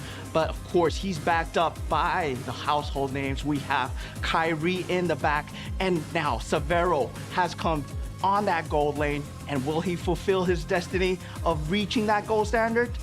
Well, we'll just have to see.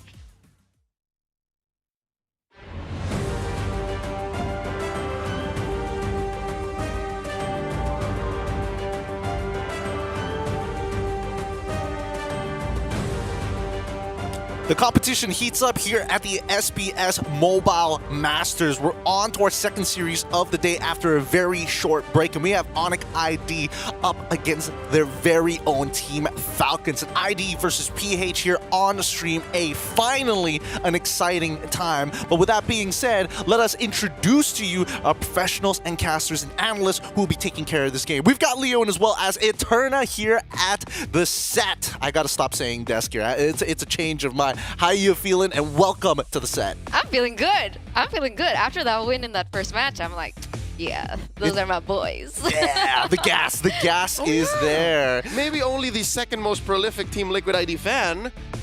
Eterna's happy. I'm number 1, by the way. That's not Hey. fair. Ask Fabian. That's not fair. Fabian and I.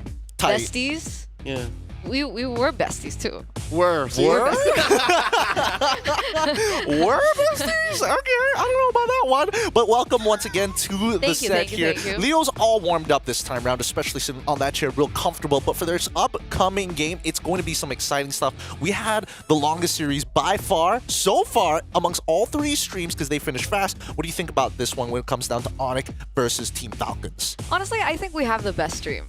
And I'm not saying that because of the people, but I'm saying it because of the matches. Things are going to be so tight. We saw that reflected through match number 1. And in match number 2, I'm not going to be expecting anything less.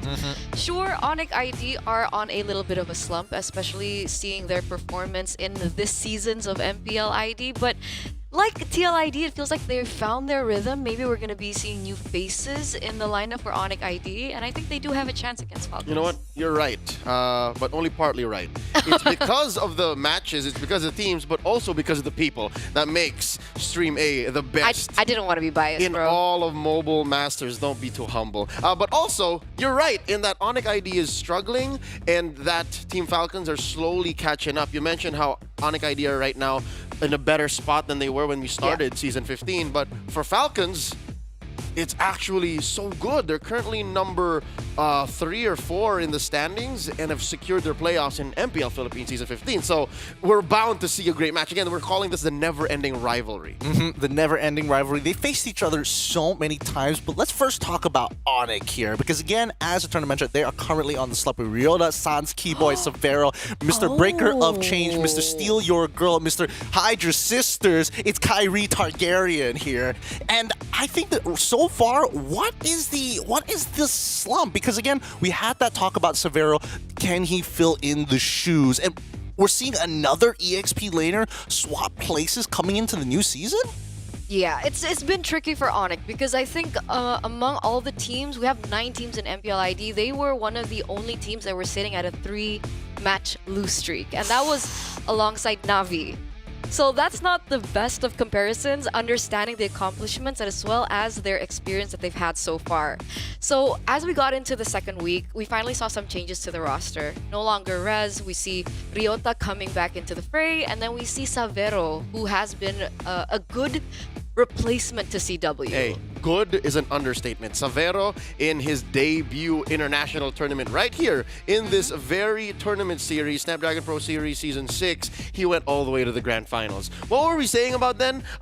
He compressed what CW experienced in the first 6 months of his career in the span of a weekend. Yep, in a span of a weekend. That's all they needed. Because the fact is, Onyx has been here for a number of seasons of the SPS. Onyx secured their first victory over Falcons since the M5 Grand Finals at Season 6 APAC Challenge Finals. That's another fun fact here. So I don't think Falcons are the kind to hold a grudge, but at the same time, considering that they've done pretty well for themselves coming into having some pretty tight games in the MPL PH, let's talk about Falcons for a moment here. Because again, it feels like, I mean, a team that sticks together for a long time does bring up a couple of questions. Chemistry definitely going to be there, but the meta has been something that they mentioned was something they couldn't comprehend at first, but now it feels like it fits like some nice shoes, some cool kicks. Yeah, what you're talking about right now are the best pure athletes in the game. Falcons, once known as Falcon AP Bren, once then AP Bren. These are the M5 World Champions. They've gone on multiple world tours,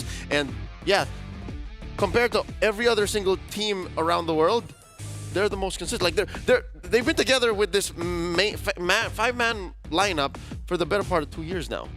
But that's a double-edged sword, wouldn't you say? I mean, like, being that too. together for so long, I mean, there's a lot of information that all the other teams are looking at, and that's not the same problem that Onyx ID has. Because, sure, there's rivalry breeding between these two. We've seen them go head-to-head on multiple occasions, but that wasn't against Ryota plus Savero, and that, I think, is the main change that we're seeing from Onyx. I mean, if I have to play devil's advocate, isn't Few getting old? Like, I'm reaching for straws here. You know what? I get it. If against a team like Falcons, all you have to say is yeah, but they're getting old. Like they gotta be getting tired of each other, right? But I get it. That's a valid opinion. A lot of people would say, especially in the first 3 to 4 weeks of MPL Philippines, people are saying, oh, they're cooked. They're has-beens. They're has-beens. But we have a surprise interview with Flaptizi, with Rosen as well as Coolios live in Jakarta. Let's give a listen to what Flaptizi has had to say. Snapdragon Pro Series as well, and you guys lost. So how will today's matchup be any different? We came more prepared and we want to take revenge against Onyx Indo. Wow, jadi di pertemuan terakhir mereka di Johor Bahru beberapa bulan yang lalu ketika bertemu dengan Onyx Indo, mereka kalah. Namun kira-kira apa sih yang udah dipersiapkan sama mereka sekarang? Dan kali ini Flap menjawab bahwa mereka udah siap dan bakal balas dendam ke Onyx Indo. Yes, that is right. Okay, before you get tired, because this post seems very tiring, is there anything you want to say to Onyx ID? Good luck to us and let's give the audience a good fight. Oke, ada yang ingin disampaikan nggak ke Onyx ID? Terus dia bilang, ya semoga beruntung buat kita dan kata berikan pertandingan yang terbaik. Thank you very much, Flap. Thank you, Flap. Thank you. Okay, back to you guys. Yes, good words from the man himself. It's not tiring. An absolute Chad of a man, a person who has gained quite a bit of muscle over his time after the M1, ever since M2, sorry, my bad. But generally, the way that I'm thinking about it, I thought they didn't hold grudges. I take it back, he's an EXP laner, he knows what he's out for. Yeah, no, Flap is right. He has to be prepared, they have to be prepared. And I was going to say, the only way that Falcons holds grudges is against themselves. So it's more, I believe, the fact that they can't forgive themselves for losing to Onyx. Then they beat Onyx in M5. So how could it happen here in Snapdragon? Man, the P90X and as well as the Pilates are working out for the both of you here. Eternal, what do you think about this? Because again, it's one of those situations where, hey, we're going to have to start comparing junglers once more. The Kyrie versus the Kyle TZs. But Suyo has been such a prolific, quote-unquote, problem here. 75% win rate so far in MPL PH Season 15, while Onyx has a 68% in MPL ID. I think it makes sense, right? I mean, we saw the Suyo really find success in our first match of the day, and this is after the changes towards the patch. So I think one of the main reasons why it has a lower win rate in MPL ID is because there's so many different junglers that we're seeing for MPL ID. We've seen the Hanzo pop up, we've seen Ling pop up, Hayabusa. I think there were even weird games where we saw maybe I forgot, but there's just so many options. Dude, I'm getting really tired. This is actually kind of tiring. How long are we? 10 minutes? Forever. 10. You're alone. Yeah, like Pilates not doing it. It's not designed for this type of work. Not like the P90X, man. That's some hardcore stuff. Or even the CrossFit. Either way, let's talk about our predictions here, because I feel like I have a very polarizing opinion. Don't worry about it. Don't think about it right now. Who did this? I'm just going to say that Leo, as a very prolific Onyx ID fan, why the 2-1? Wait, what? Is this Who real? did this? No, somebody did us dirty. It's a swab. It's a swab. There it is. All right. Oh, okay. Wait, is this? Why would you do this? Same questions, though. Same questions. Notice mine did not change. Hey, I'm just saying, you guys are clearly Team Falcon fans here. What are we looking for? And I'm going for an underdog. I'm going for the underdogs. 2-0 going for Onyx ID. This is my quote-unquote hard gut feeling about. My cope. This is my cope. This is my manifestation. But what about y'all? Hey, I can't say that I'm a Falcons fan. I'm a Onyx ID fan till I die. But if we had to look at it on paper, if we had to look at the stats and the data and what we've seen from both of these teams so far in their own respective MPLs, I feel like Onyx are still a little bit inconsistent, and I feel like they're still looking for their footing. And it's a very different story what you mentioned Falcons is on. Yep. To be honest, a part of me wants to maybe believe in your prediction that maybe Onyx will score 1, because there are bouts of, as Mirko would put it, experimentation from Falcons. Coach Trevor, the whole squad sometimes would get these weird ideas like, let's try it. Why not? And then they would gloriously fail. Like, it's happened in Season 15, and many times I've confronted them like very, laughingly and lightly. It's like, guys, what was that draft? And that's what happens sometimes. So some of their stumbles in Season 15 were caused by that. But today here, especially since Flap already said, we want to get Onyx back for what happened in Johor Bahru. That can't happen on a stage like this, not at Mobile Masters. I'm thinking they're locked in, they're focused, and Coach Treb will whip them into shape and make them draft clean. To be fair, I will say at the very least that Team Falcons are notoriously good at group stages. Like absolutely demolishing teams here compared to Onyx. Monsters when it comes to these fast-firing best of three. Yeah, and we don't talk about Onyx ID in group stages. Hey, look. That's not something that we discuss. Since 2022. But I like that he mentioned the drafts coming in from Falcons because it's kind of a similar story with Onyx, especially now with Adi alone solo coaching for Onyx ID. That thing that he has, the ego draft, it's still there. It's still there, and it has been a problem for Onyx, especially this season. I don't think it has really changed here. And I agree that Adi definitely has those ego draft moments, but it doesn't come without some fundamental concept that is correct. And that I can get behind at the bare minimum. The fact is, I'm just going based off of feeling. I'm hoping that my Delulu is going to be made manifest here today with a 2-0. That'll be a very shocking 2-0 victory here, but it also means that Falcon will be put in a really awkward position and making the groups even more exciting, especially for Group B. Because again, the Group B roster is already stacked with teams that we expect to move on to the playoffs. Okay, Gideon, here's the thing. If some way, somehow your Delulu does manifest in real life, I think that means Falcons will be better in the playoffs. That's I'll take that. I'll take that. Good deal. I think that's totally fine here, but the draft is going to be where it's at. After seeing our very first series and the performance level of the teams, I don't think Falcons is going to crack. I feel like it's more likely that Onyx is going to crack, but at the same time, I do feel like the Suyo ban might just be necessary. I want to see that Nolan coming in from Falcons. Just to show us like killing spree Nolan, just to be cool. That's what we call back home the run and gun. They somehow draft these super fast, high velocity drafts that no one has the answer to just yet. So it's possible. Oh, but we're getting spoilers. Don't worry, but don't We're getting talk about the spoilers just yet. That's I like just the for spoilers. us. Draft is ongoing, by the way. I love the viewers. I'm gonna let you know that All right. Jushin was left open. Okay, no more spoilers. We're going straight into the drafting phase at this point of time. Team Falcons on the blue side, and Onyx is going to be on the red. Jushin first picked, while we have the Suyo as well as a Harith locked in hard for Onyx. All right, so the Jushin does finally get open, and we're going to see few on it. And the interesting thing is Onyx have gone for the Harith as well as the Suyo, understanding that the Joy was still left open. I mean, technically in MPL, we've seen a Kyrie go for different flavors, but more so we've seen the Suyo over.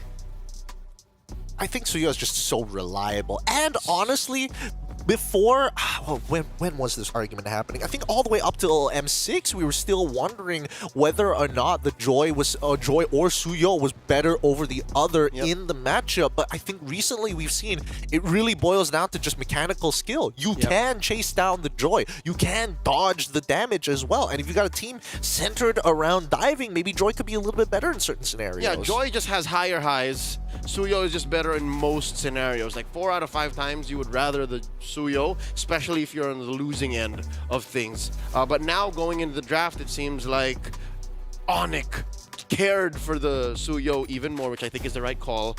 And then they're playing with range. They do pick up the Sicilian to close off the first phase. Oh, look at this. Coach Adi is on the Flap Teasy. He's taking away that glue. Yeah, I like it. I like it a lot because you don't necessarily have an answer when you lock in your mid lane super early in the draft. Speaking of which, the nerfs did come through onto Zushin. Her early game isn't that great. When I talk about great, what I really meaning is that you can't continuously pick up somebody 2 times in the row at level 1 all the way up to like roughly level 3, level 4 is when you get that, is when you're starting to be able to pick people up multiple times and with a couple of items, of course. Do you think that this is going to hurt Team Falcons, or are they designing a composition that's a little bit slower, but they're going to use Mr. Flapteasy himself to kind of initiate something, to get a response from Onyx? I think maybe later on, right? Which is why I think the Sicilian into the Jushin is actually a really good pick. Understanding that the Jushin can't be as oppressive with the reasons that you mentioned, the Sicilian with the range should be able to clear a lot quicker. And for Onyx, I think the mid trio is going to be very important. So hopefully the mid trio is a lot stronger. We're waiting on who the roam will be, because right now we are looking at only the Sicilian and the Suyo, and hopefully that can be a way to combat few in that mid lane. Speaking of which, we also need to make sure that high loss is gone, which has been done by Onyx, to make sure that this Jushin doesn't get added support to the mix, while Team Falcons got rid of the Phobias alongside with the Gatot. Kind of interesting here why they wanted to get rid of the Gatot. Yeah, no, I was going to say the Gatot is very good. It compromises the Granger.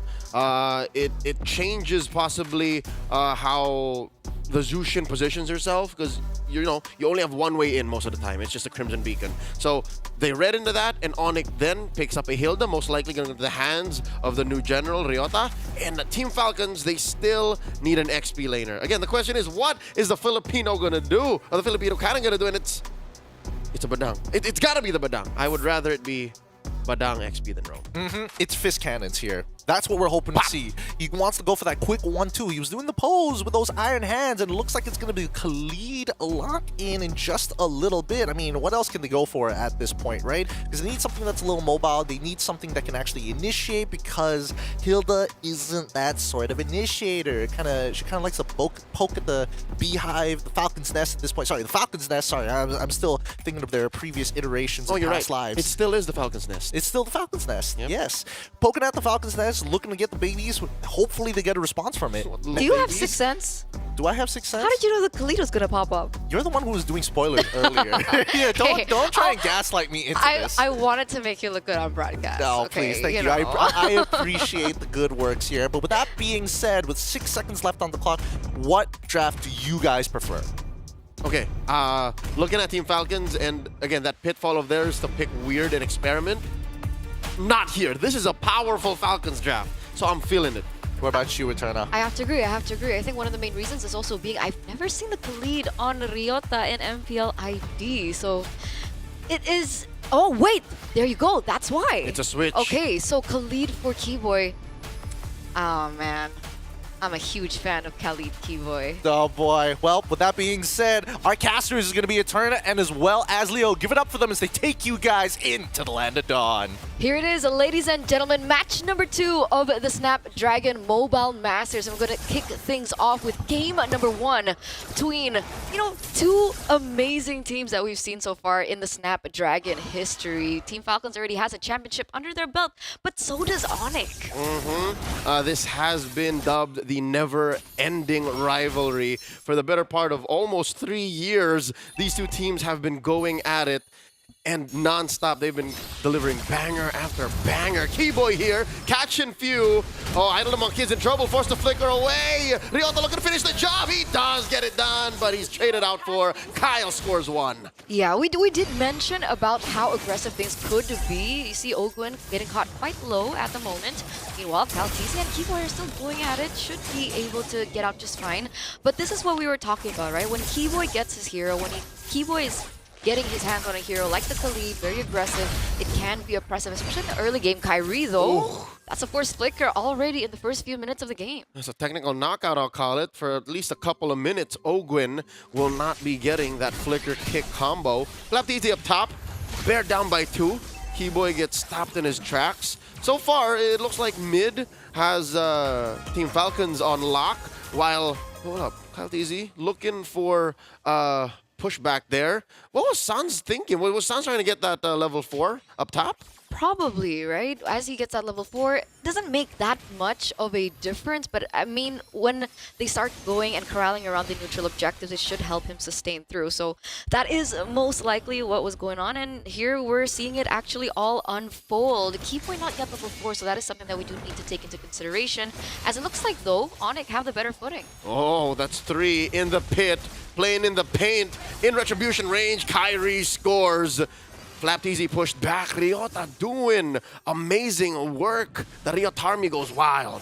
This was the hero that he debuted MPL ID with, the Hilda, and he's used it a couple of times already since he first performed in MPL ID, and he has been doing work. I don't know what it is with, Indonesian teams and the Hilda in the EXP lane, but it has been working out so far.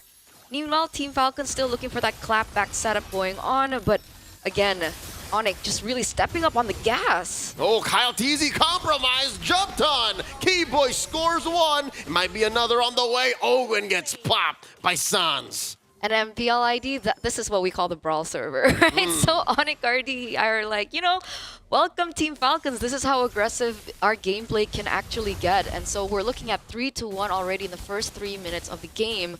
However, Super Marco has still been left untouched on the Granger, and that could still be a potential problem that Onic will have to deal with. Yeah, that might be that one spot that Onic has to watch out for, where Team Falcons finds their comeback. In mid, though, it's impressive. I dare say maybe a little even stubborn that Team Falcons continue to pressure mid. I get it, though. I understand. It's because you have a Jushin, and there's a Sicilian there that is slowly ramping up. You gotta apply pressure. Absolutely. That Sicilian will become a problem. We've seen it in the hands of Sans before, and, at some point, he's been able to get so much stacks even before minute 15. So that is one of the, I would say, problems that Team Falcons needs to deal with, considering that they can utilize that to the later stage of the game as a secondary carry. You know what else is a problem that Team Falcons has to deal with? Why does Onic have a 2,000 gold lead? Where is that coming from? Kills have been scarce, map has been quiet, but where is all this money coming from? I mean, technically, they were also able to take that first neutral objective down, and they do have a few kills under their belt, so maybe that's where it has been coming from. Economy Bites, we'll take a look at the comparisons later on, because right now, both teams are looking to secure this next neutral objective. Turtle at a third of its health. Kyrie holding his ground. Ryota keeping away too. Savero firing away. Wall put up by Flap Teasy. The Filipino cannon can only do so much as another turtle is secured here by the handsome future of Kyrie. Few gets jumped on. Oh, there's a crack coming in from Flap. The kick from Ogwin, isolating Keyboy. Savero holding the back line. There's not enough damage. Where was Marco? Yeah, that was so well played. I don't know, the follow-up just wasn't there in time. But luckily, Team Falcons, they do have a little bit of a trade going on. Kyle Tiza was able to pick up that tower in the top side. Meanwhile, Keyboy should be fine. Yeah, he gets kicked out of that bush, flushed out.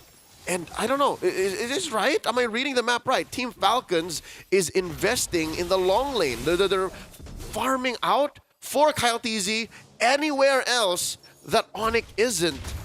And so far, you know what? If this happens for a solid 2 minutes more, this should equalize. It should shrink that gold lead.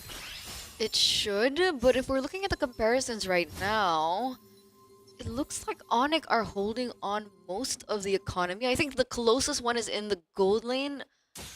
Only, 20, 30 gold difference. So again, Team Falcons, what's the clapback, right? Because we usually see them play the opposite lane. We usually see them find maybe trades in picks, trades in objectives, but it's been really quiet. Is Team Falcons waiting for a particular power spike? And if they are, what power spike are we looking at? Because Super Marco should get that power spike early. And what does it do, right? Does it kill? Does it just suddenly take the map? Is it a turtle steal? Could it be this last one? Spawning about 20 seconds. Ryota gets hit with a Crimson Flare. Gets the wall put up. So many things thrown at Ryota. Finally, he goes down. Super Marco gets the kill. Ogwin down to a 10th of his health. Ney at 20th. And that's a whole lot for just one. I'm not saying Ryota's life isn't worth anything, but still, Team Falcons are taking this really slow. They did pull out a flicker from Ryota, so I guess a part of him did think he could get away with it. I mean, I'm going to play devil's advocate and say that was worth it, especially now that they have one man up on the neutral objective, despite Ryota coming back real soon. But there it is. Kaltizi. Okay, this could be the clapback you were looking for, Eterna. As the kick catches Keyboy in the air, down goes one. And slowly but surely, Team Falcons getting in the position of power, dominating these small skirmishes. Again, they're not 5v5s, Eterna. They're just like 3v2s, 4v3s, leading to like a single-man pickoff and then a conversion. This is the clapback we were looking for from Falcons. Absolutely. 7 minutes in, and we can already see Super Marco picking up 2 items. Was that kill before Skypiercer or after Skypiercer? I think it was after. Timing-wise, yeah. What's it worth? 0 stacks or 10? Exactly, because that's what we're looking at. As now he has the Sky. Oh, wait a second. Few forced to use a Crimson Beacon, dashing backwards, threatening a choke slam. They let go. You were saying? It's A-okay. All right. It's A-okay right now. And yeah, back to this. With the Sky Piercer already procced in, and now we're gonna have to look at Super Marco because that damage is going to be piling up, especially if they play the slow game like they are right now, right? They don't risk too much for Team Falcons, but they get the kills on the right people, and that can add up into the mid game that we're almost in. Yep. All the more, I am waiting for one more key item pickup for the Bulletproof.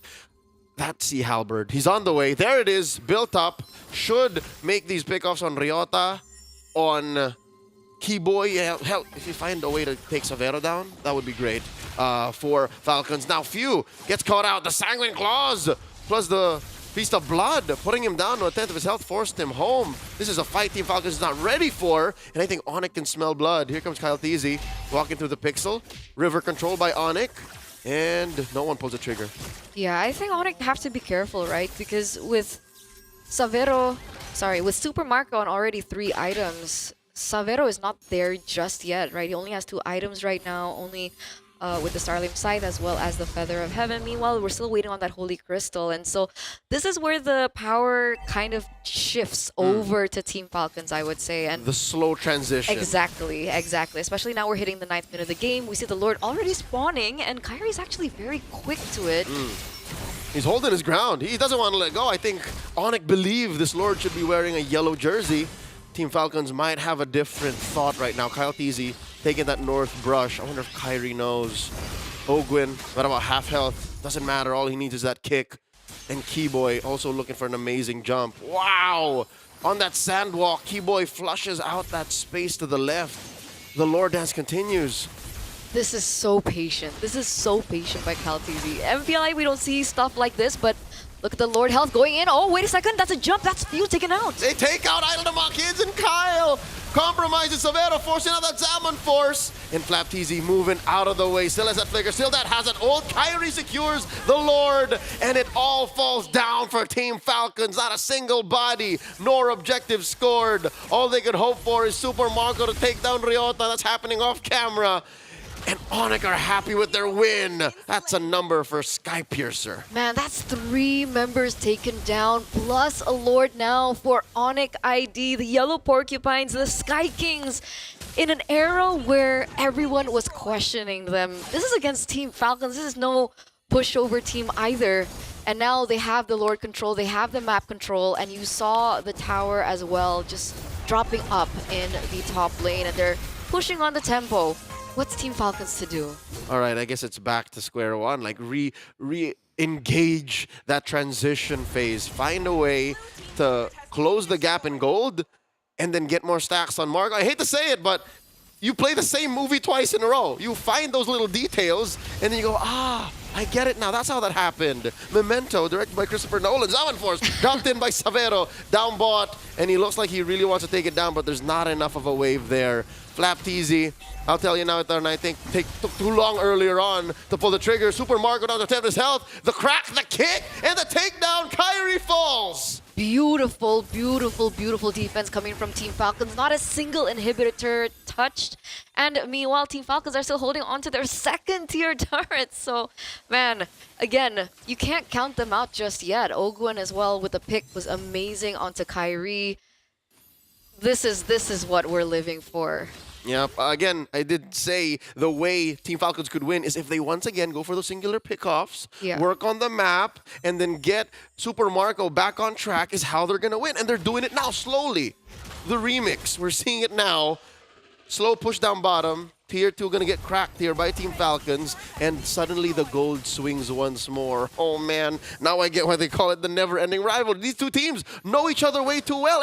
And this is with the shuffle in Onyx roster. The young Sky King in Savero. The new General in Ryota. They fit in like puzzle pieces. Yeah, so even despite all of that, this is still the read that Team Falcons has over. And we saw the interview coming in from Flapteezy, right? He means business. He wants to find his revenge here, and it looks like they're on their way to it. Remember, we were talking about Super Marco from the early push of the game. He's already sitting at 3-0-1, so that's at least 2 stacks. And wait a second, Onyx are going for it. Oh, they want to bear down on Ogwin. He still has a flicker. Not enough range from Onyx nor lockdown to finish the job. So Team Falcons, they win and live another day for that engagement, but the rest of the map is still at deadlock.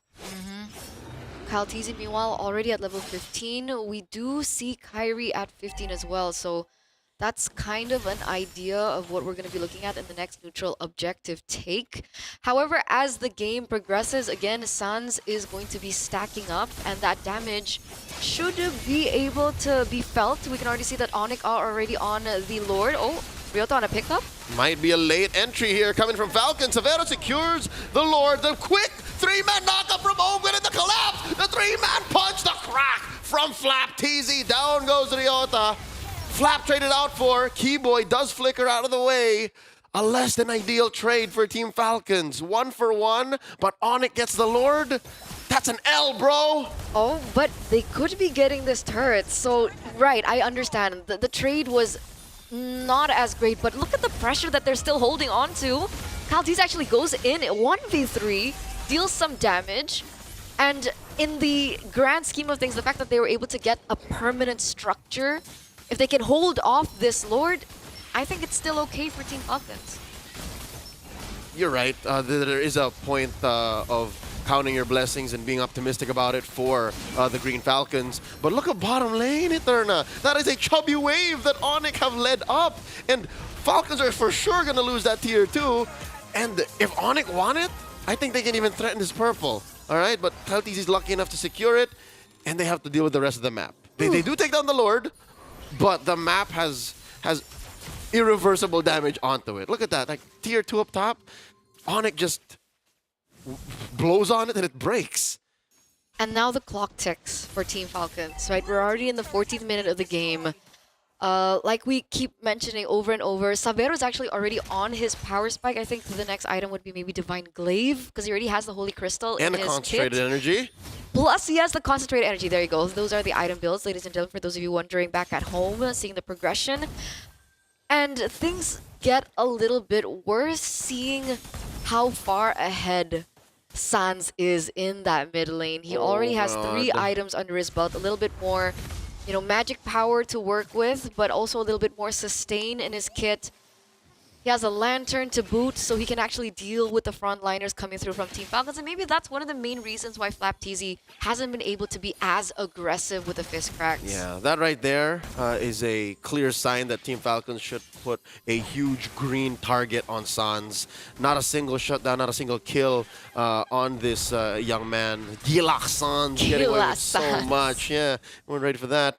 Team Falcons right now still doing their best. Again, say what you will about them being crazy sometimes, experimental, flubbing engagements as they have a couple of times in this game, but they know their fundamentals, they know their macro, they know how to take control of the map so they don't lose as much as they could. And now look at this, they're punishing Onyx for even checking on their purple. Kyle secures.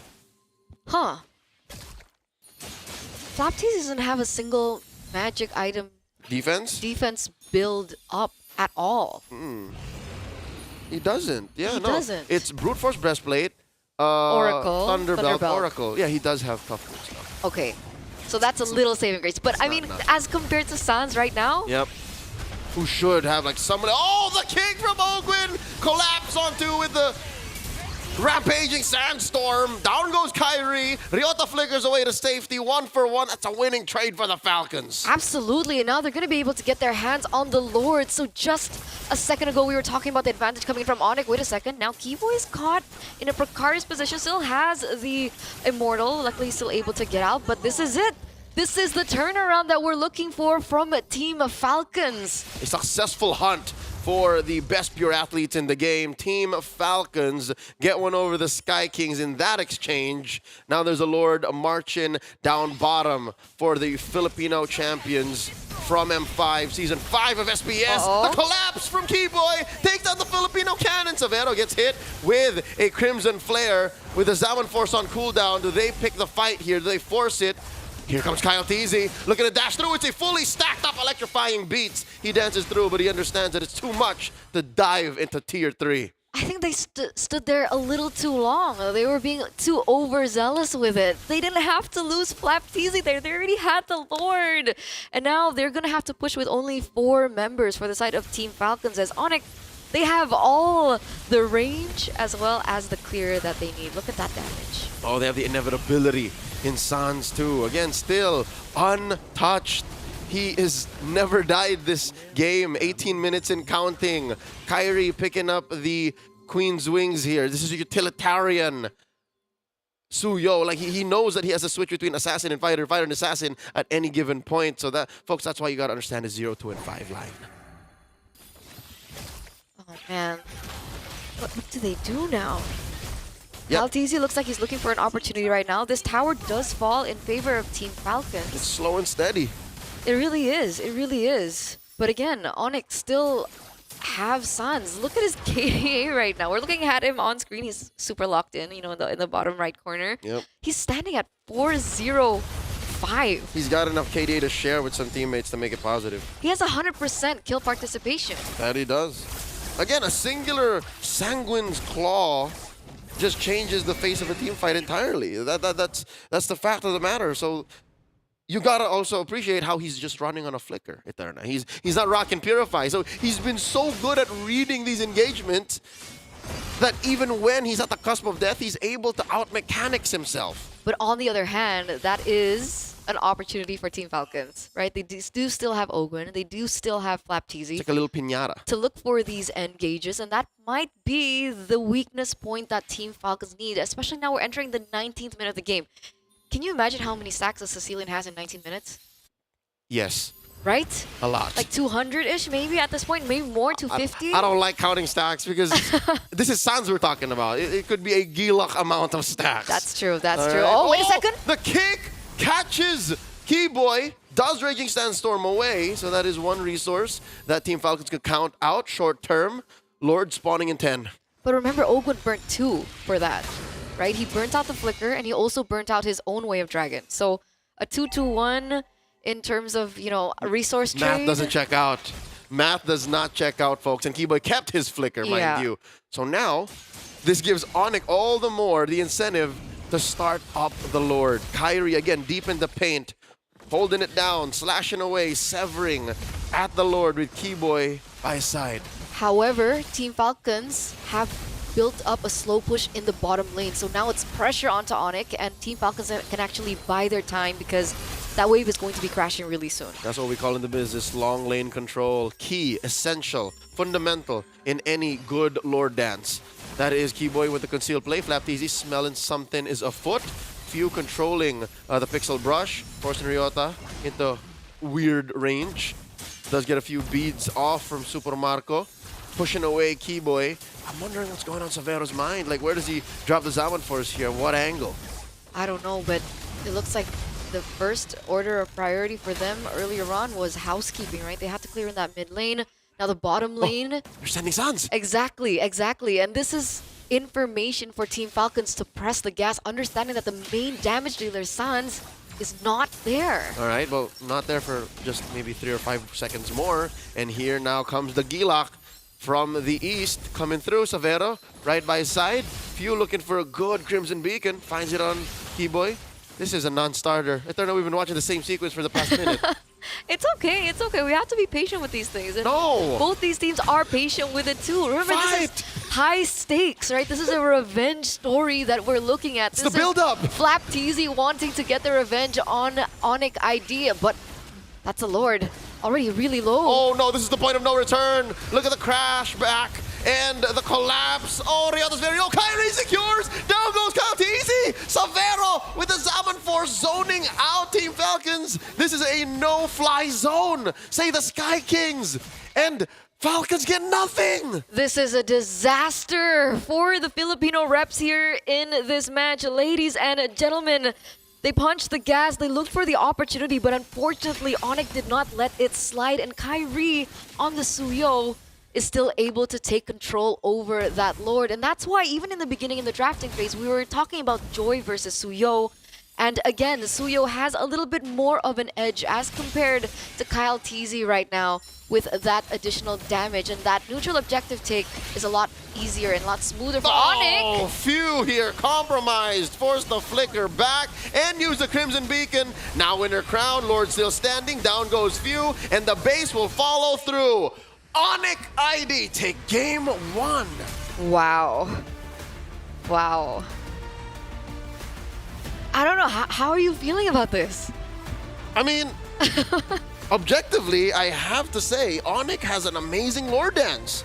Onyx has amazing resource management. And when clearly you see Team Falcons forcing things out from Onyx, they just don't budge. And they win out on trades. Boys, wow. I'm surprised. Mr. G-Man. Hey, look, I was surprised that game went the way that it did. There's definitely a lot of back and forth, and this is why it is the eternal rivalry, the eternal struggle between two sides of the world. Falcons, unfortunately, dropped the ball in game number 1 with Onyx ID taking it away 7-11 in this 22-minute battle of the borders. Because my goodness, both sides were trying to disrupt each other's anchors. I mean, Few got a lot of punishment there. Sans played a really, really strong game. But overall, it all depended on the engage. It felt a little passive for Falcons, though, in the early portion of the game, considering they were the ones who had the Granger, they were the ones who had the Jushin, they had the Cho as well to boot, but they weren't able to find a way to give Super Marco the edge that he needed to carry through into the mid-game. All right, I got a treat for the fans who watched the first series today. Fuse Zushin today felt like Anavel's Hanzo in game 2. Ooh, like ouch. it's a high prio pick, right? Like you're supposed to have done a lot with the kit, but watching it over and over again, you gotta admit, it did nothing. It's like, Yeah.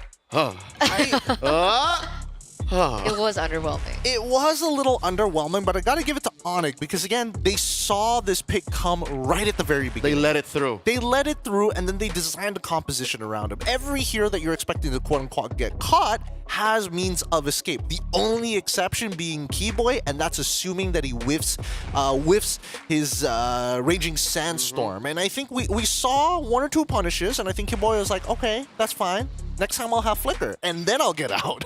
Yeah, we've seen moments for Ryota too. He gets, punished quite a bit, but at the end, it felt like sometimes there was a little bit of disconnect to Team Falcons, right? We saw Flap TZ picking up a really good moment with a 3-man fist crack, Oh, yeah. but there was no one there to follow it up from Team Falcons either. So technically, that should have been where Few had a moment to shine, right? But in hindsight, there is a disconnect, not just in execution, but even in the lineup. You're trying to get these dudes lined up so that Kyle and Marco can finish the job. But that's so much easier said than done. Conceptually, you're trying to catch not just Sans. You're trying to catch even Severo. You're trying to take down, maybe, if you're lucky, Kyrie. But Sans alone was enough of a threat. So if you can't catch Sans, then this whole setup, this whole shebang wasn't worth it. And that's why I said that this game is a battle of borders, right? You really need to, kick the anchor from underneath them every single time. That's why there was so much priority in making sure that Few doesn't have his flicker, maybe sometimes doesn't even have his ult. Sans, on the other end, the times that he did initially get caught, was able to escape because, again, there's not enough damage or reliable damage coming out from the side of Team Falcons. I think the job was supposed to be Kyle TZ's job, but it's not exactly the easiest. I will admit that Onyx, they grouped up as 5 super early on into the game. They became a convoy so fast. And that understanding, that one-track mind allowed for their ultra-hyper core in Sans to really propel out of control. Even Severo, to be honest, I don't think Severo died. Did Severo die? I don't think Severo died. Severo, let me just double did check not this. die, sir. He had a perfect game. He was bulletproof. So here's the thing. I figured it out. The reason why I think Fuse Zushin did not feel as good as he could have. Onyx front line are built to be punished. Like, they actually enjoy it. Look. No, but it's true because you're looking at the Hilda and you're also looking at the Khalid. Right. Who technically don't take as much damage. But yeah, aren't as compromised. Exactly. So it's because like, there's always ways for them to rejuvenate back to their initial form. or even enjoy being thrown into the front line. Which is so weird to say. It is a little masochistic, but I think Leo's got a really good point here because keep in mind the Team Falcons only have a limited amount of bullets in the mag, right? Because they're depending on the electrifying beats, they're depending on a resource here coming in from the Granger as well. If they run out of those resources, there's nothing they can do, not to mention that even if the Khalid and the Hilda just disengage from the fight, they can heal back up to full and then come back in. Yeah, so at some point for Falcons, I could imagine it's like, why are they enjoying this? Why do they like it? Why do they like it so much? If you want to bring him closer. Which begs the question, adaptation. Because again, these are two powerhouses, and we did get to see Onyx kind of play their own game this time round. A bit different from our previous series where we saw blue side having a little bit more of an advantage and then it swapped over to red side. What do you guys think? Is this more red-sided meta? Is this more blue-sided meta? I think it's worthy trade meta. Because here, I think Falcons, rightfully so, like this is not wrong to overvalue a Zushin. They really played for that blue Zushin, that blue Shin, right? But Onyx clapped back by saying, yeah, we're going to make that Zushin not worth it. So the rest of the draft kind of fell through. So here now, I'm guessing Onyx will still want to go blue.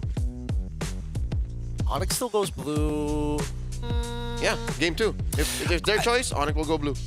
Okay, we'll see how that's going to play out. I feel like the red side is already pretty good from what I see. I do feel the Kalia ban, the Kalia bans for the red side makes sense, especially since they are coming from MPL ID. What about you, Eterna? Do you think that, that's going to be the adaptation? Are they like, stick to the game plan? It's working well. If they want to go back to an anchor, we just clap them real quick. I will answer after the break. That sounds good. With that being said, you're watching the Snapdragon Pro Series Mobile Masters Series number 2. We'll be back right after these messages.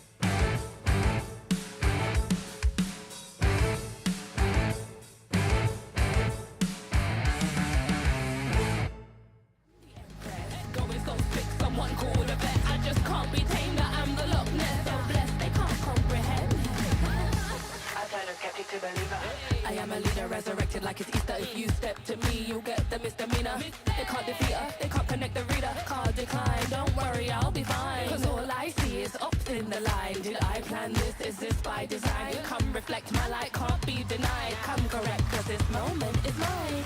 It's mine. Tell me you're feeling love. Tell me you're feeling love. Do it like nobody does. Sipping that haterade, right to the finish line. Tell me you're feeling love. Tell me you're feeling love. Do it like nobody does. Sipping that haterade, right to the finish line.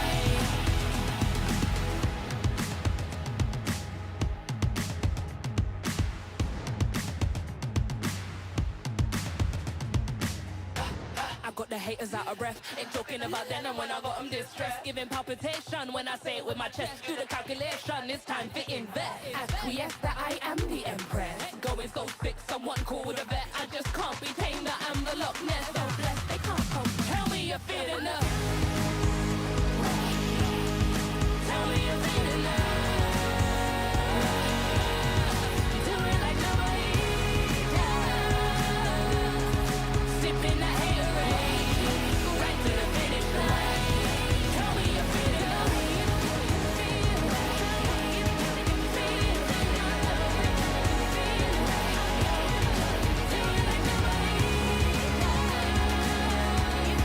Sipping that haterade, right to the finish line.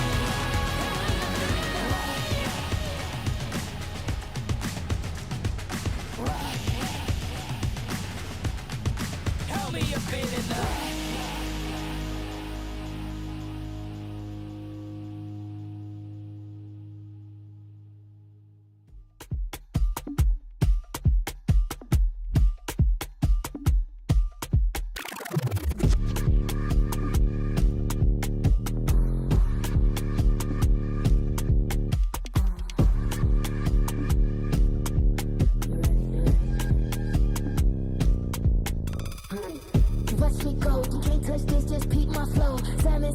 all on the floor. All heads turn when I walk through the door. They know I'm hot.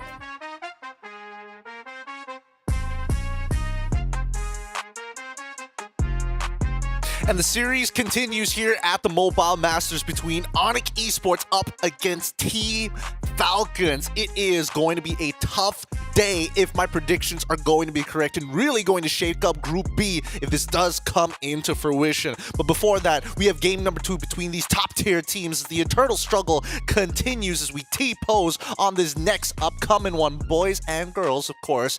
Eterna, adaptations that we were talking about earlier. Lee was mentioning that Onyx is going to take blue side this time round, but what about you? Do you think that there's going to be a bit of a change here for Team Falcons? I mean, there could be, but honestly, I think whether it be on red side or blue side, they both have like an equal say. What I'm looking at more is just, you know, overall composition and their synergy and their chemistry with one another. Because what was the idea for Team Falcons with that composition? Did they want to play for the Granger? If they did, they didn't really have as much of an underlining on the Granger in the gold lane. What they want to play for pickoff? Because Jushin is not as great because her damage isn't a burst type of mage. She's more, you know, DPS, I would say, in a sense. Yeah, no, we were kind of cobbling together what the concept was as we were going, and it seemed like just line them up for Kyle, line them up for Marco, and if it didn't work that way, then they scramble. So yeah, I think I agree. It's just, it doesn't matter what side, and there it is. Onyx does end up on blue. It's more of like, get a clearer concept. I'd say chemistry and execution aren't much of a problem for Team Falcons. It's just, yeah, if it's not clear, then they just suffer. I think, I don't know. I think it is the ideas coming in from Trevor coming for Team Falcons that there are some, I don't want to say anti-synergy. There is somewhat of a concept of being able to kind of peel very, very slowly against a composition, but I don't think that they were ready with how resilient that front line was coming in from Onyx. Because with no real burst, it's like, oh, I get you down to 50% HP. That's not enough. It was so resilient. Oh my God. I truly believe something came out from these players' mouths. Like, why are they not dying? They're enjoying this. And we saw that even from like the first few minutes of the game as well. And they did not stop. They threw like 16 ults. It's like Rehota's like finally dead. But Badang banned by Onyx. I think this is a good ban because again, it did give him a couple of problems. It made the engages really hard, especially if you want to kind of, you know, leg sweep them, get to their anchor straight away in few. But that's under the assumption that they want to play a composition designed around few being the one who kind of stands tall. In the meantime, though, let's see what this first pick is going to be. The Kalia, the Jushin, as well as the Fanny's open. You're right. Fanny is open, and Onyx happily obliged. The Falcons, they could just go for the Cho here, or look for that, you know, mid-prio EXP, invade, insta-take blue. Yep, no. Despite the Granger and Harith being open, Team Falcons, they don't pick the best heroes, they pick the right heroes. The heroes that will compromise Kyrie's cable swing in, and they do so in 2 roles, in Roam and in the gold. Because look, how often does this happen? That the Harith and Granger open, you don't pick them? It's because of that singular hero that disrupts everything, that forces you to pick something else. It's the Fanny. It's a lot safer. It's definitely, I think, the right pick. But guys, I just want to like put it out there once again. We have not seen Fanny Kyrie in a long time. Being first pick, there are so many ways to work around it, and I'm fearful for that, and I'm concerned for that. I have no doubt for the Breaker of Chains, the Hydra sisters, he will kiss your mother on the lips, Mr. Kyrie Targaryen. He is a monster in the jungle for a reason, a superstar import, and I still think that he can hold up to that name, even if his hair changes any other color. However, I am surprised that Onyx did not want to start locking in their marksmen a little earlier on. I guess they don't want to, you know, double down on getting rid of both the Granger and as well as Harith, or maybe put that as a question for Team Falcon so that Sans could have an easier time. Yeah, so here you see another round of not the best hero, but the right hero for Onyx. You're right, they could have picked one of the more high-prio gold laners, but instead they go for the heroes that support Onyx overall strat.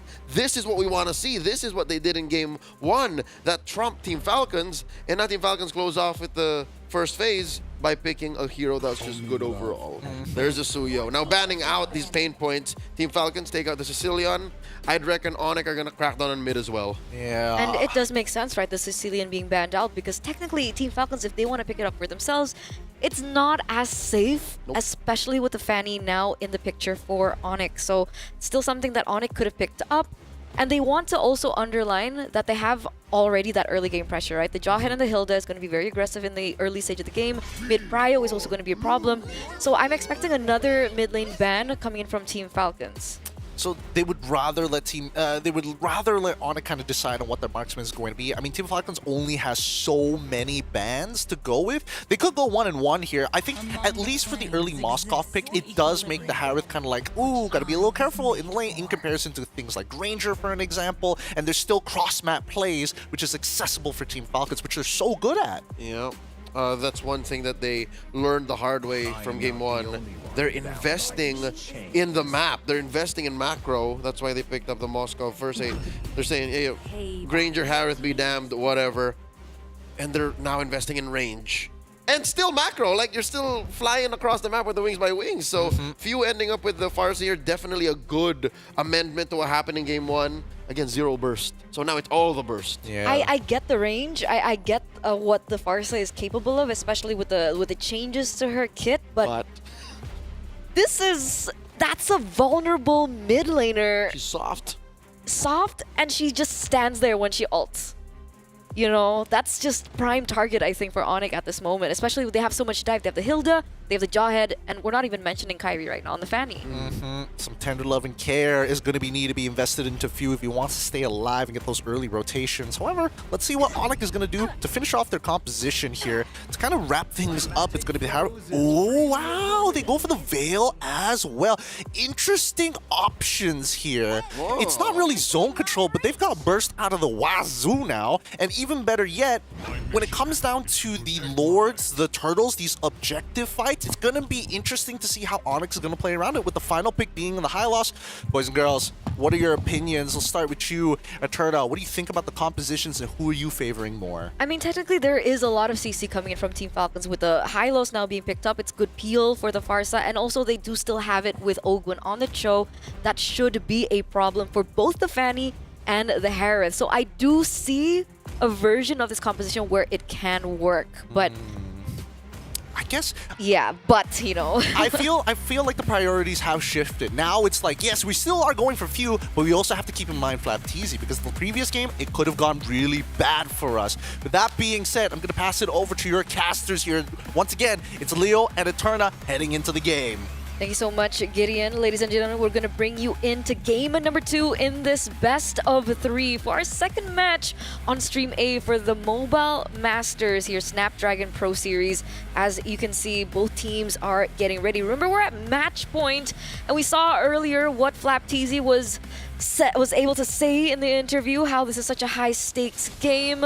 It's a revenge story through and through, and we're going to see whether or not Falcons can force a game number 3 over the Sky Kings. From JB to Jakarta, Team Falcons have a chip on their shoulder, and it's not looking good. Oh my lord! Ogwin with the first blood drawn on the Suns. Damage reduction, allowing for Ogwin to survive. Few looking to punish Kyrie. Where'd that come from? And Kyrie doesn't even get the hit either, so there's no trade back. That's Angie. That's Angie Ogwin. Team Falcons is, I'm going to teach you a Filipino word, Tagalog word. Say gigil. Gigil. Yeah, they're gigil right now. Oh man, all right. So the early game pressure that we were thinking from the side of Onyx has been kind of overtaken by Team Falcons, and we should have saw it coming, right? Farsa and the Cho in the mid lane, really fast clear, really heavy engage as well, high mobility as well with the wings by wings. As we're also taking a look at the player emblems, we do see a lot of emphasis on movement speed coming in from Team Falcons, and maybe that's the change that we're going to be seeing from game number 1 to game number 2. They want that mid trio prio. Yeah, a little more mobile, get into the fight even before it starts, get better positioning. That is Team Falcon's resolution here. Keyboy gets an ejector on a Kyle Deasy, intercepted by Kyrie.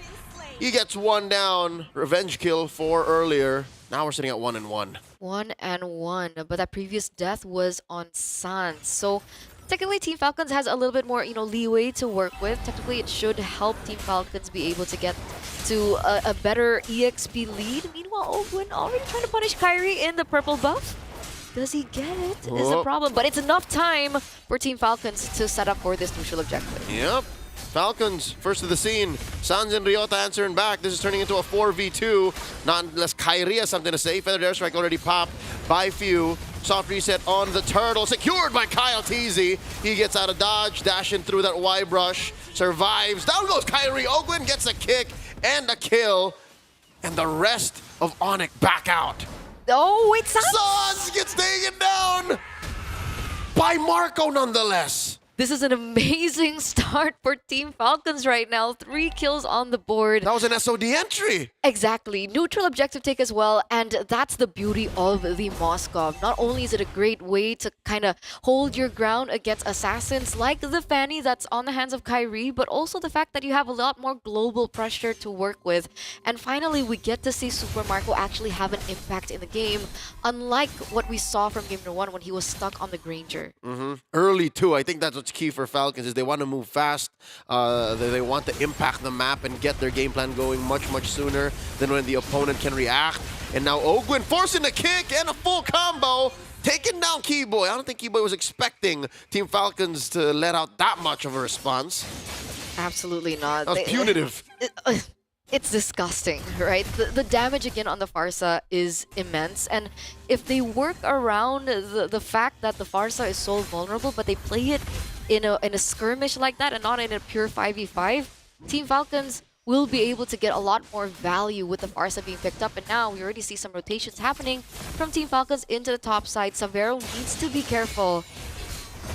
And here it is, that pressure in the mid lane back onto Ryota. So Ryota, Sans, and Keyboy, not as aggressive as we saw in Game #1. And that's mainly because Team Falcons are so proactive. 3 kills up, a turtle up, 1 spawning now in the upper quarter. What's this Fanny to do, right? The next thing you know, I'm going to say now, is he's split pushing. Kyrie is just winning the long lane, and then he just jumps in, and, it puts Onyx in a weird position. Oh, speaking of weird positions, Few bursted from 100 to 1 and forced off wings by wings out. Ouch. That's definitely the potential of the kill pressure that Kyrie has. Wait a second, that's a flicker used. And they don't go for the engage. Now Few's caught low. Yeah, Few knows his team needs him. Hides in that brush, asking, can you guys hold out? I have a feathered airstrike. There it is. Popping it onto Ryota. Glorious pathway by Flap TZ. Deterring the entrance of Onyx. Savero takes down Ogwin. It's a man down, and Kyrie scores 1 for his team. That's a turtle and a kill for the Sky Kings. That's the clapback here in the 5th minute of the game. Just by Kyrie dishing out the damage onto Few because what? Down bottom! Oh! That's what! Oh. There it is! Super Marco gets caught out by Kyrie. A free kill down bottom. Super Marco was just working on the turret. Come on! That's a good break. That's a good break for Super Marco. Now caught in 1-1-1 in terms of that KDA. And this is the kill pressure that we were waiting for the Fanny to have. What do you mean a good break? Getting to that power spike as fast as possible. I would say, oh man, they didn't see that coming. No, Keyboy here holding that orange brush. And Kyle Teasy, that's too much burst even for Suyo. All right. Kyrie is actually holding on to only 1 item right now. So that's the damage he's already having just with the Heptases alone. That's right. No, and that's how much Marco took to the face. And now he has to recover from that. And he's still holding on. He's still pushing it. Look at this down bottom. Marco falls again. And now Kyrie had some help. Ryota was there as an accomplice. They're not letting it slide at all. They're going for more value. And look at Ryota being able to assist that, maybe a boost of confidence. Look how aggressive they are. Oh, Glorious Pathway set in by Flap TZ. Kyle TZ gets out of dodge. Feathered Airstrike. Stopping them from retreating so fast. And now Ryota in trouble, looking for that passive proc. No slows, no stuns. Ryota gets away. They were able to take Keyboy down in that, re-engage coming from Team Falcons, but they were already able to trade it with a tower up top. Savero gets it. It's a good deal. It is. And it looks like despite Team Falcons holding on a lot more control in the early portion of the game, Onyx are definitely looking for opportunities too. They're not going down without a fight. That's right. They won't have to wait till Kyrie can just farm the long lane. Keyboy picking up the anti-Keras here definitely should do some work, especially since he's going against Kyle Teasy. Feather Strike, compromised here by Savero, pushing Few out of that brush. Now Ogwin forced the flicker out, down to about 1 HP. Flap Teasy, Glorious Pathway, getting out of the Zaman Force, survives, but only for a second longer. Gets out of dodge. No kills for Onyx. Team Falcons happy with the final turtle take and a turret off cam. So again, they're trading back and forth once again. A turret for a turtle, a kill for a turret. And Team Falcons were able to get the better out of it in this particular engage because they didn't waste too many resources as they took that objective take. And that was information as well that Onyx had, which is why we didn't see Kyrie going full ham into the members of Team Falcons. Despite them being on a relatively low amount of HP, we do see Onyx trading it for a turret in the bottom side, but that gets instantly traded back by Team Falcons there, as we saw earlier up on screen. Wow. These teams are so in sync with what they're trying to do. Their cross-map plans that they're willing to trade for, that it happens within the second. Bottom lane for top lane, tier 2 for tier 1, yeah. Rotation for the buff, holding down these bushes. Look at that, Ogwin kicking Keyboy out, flushing him out, and Ryota backing up as well. This is a Lord spawning in the lower quarter. Question, is Kyrie getting his purple? Is Falcons not attacking his purple? I don't think so. I don't think so. I think Kyrie has been able to get his hands on the purple for a little bit. I don't think they've been able to find the right opening maybe into the enemy jungle. And So that's good. Oh, there it is. See? Okay. So again, that's step one. As a Fanny, you secure your purple and then you can talk business. That's why I guess Onyx is not so worried. Their fans watching all around the world. Eterna is not so worried. That really? You know, despite everything that's going up on screen right now in the first 9 minutes of the game, Team Falcons are still holding on to the gold lead, 1,400. I know it's not too much, but the problem is that gold lead is mostly being held in by Super Marco, who already has the Holy Trinity. And that's going to matter as now, ladies and gentlemen, we get to see the Lord back in action, and that is going to be a problem for Onyx. Yep, they can't, the way they were in game one, just preemptively starting it. This is a Fanny we're talking about, so late entries are the way to go. Ogwin here, blasted by Savero. Ryota pushing him out of that brush, backing off, has to recall. I guess that's technically a man down. Few, feathered airstrike, pushing them out of Lord Dance range, and Ogwin holding his ground, refuses to recall. Doesn't want to get to his wounds tended like a real man, but now he eventually has to. Again, this fight cannot start without a flicker kick, and Ogwin wasn't ready for it. Absolutely, and you could see the Super Marco was still busy in the top lane as well, still looking for that lane control in the far side of the map. That will, you know, kind of force Onyx to deal with it. So both of these teams don't really want to pull the trigger just yet. Few wings by wings. Okay, there was backup from Ogwin there. They're so liberal with their skills. I mean, they know because they control the map. They control the long lane bush, the river bush. They control the long lane. That's one thing. And look at this. Kyle Teasy secures the Lord. No problem. It's just Ryota threatening the kill. So what's the call for Onyx now?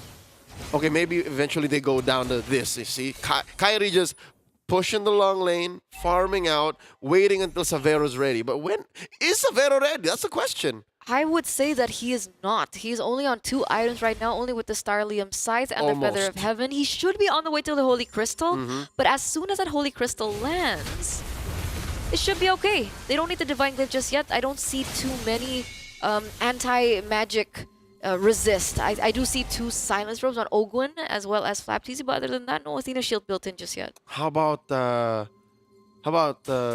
Sato Gilak, the crazy one? How about Sans? Yeah, he's been having a tough game, you know. 0-2-2. Oh my lord, feathered airstrike on a few. Ejected. He wasn't ready for that. He had to purify. Man, I mean, I guess despite everything about Sans, and maybe we were wanting to get into his items, the fact that he has that knockup, the fact that he has so much CC and so much tools, it's enough because everyone else can follow up, and that's Few that gets bursted down. Okay. That's Few, by the way. Okay, I get it. I get it. There it is. I think it was a calculated trade. I mean, it's expensive, yes, but some things you just can't get a good deal on. Few was sacrificed so that Team Falcons could push mid. Look, they eventually got it. I think that was the price Falcons paid. It is a permanent structure that they could utilize. A lot more map control, a lot more map pressure. Ogwin pushed out. That definitely could have been a lethal kick if he committed the flicker. Did not just yet. Flapped easy with the glorious pathway.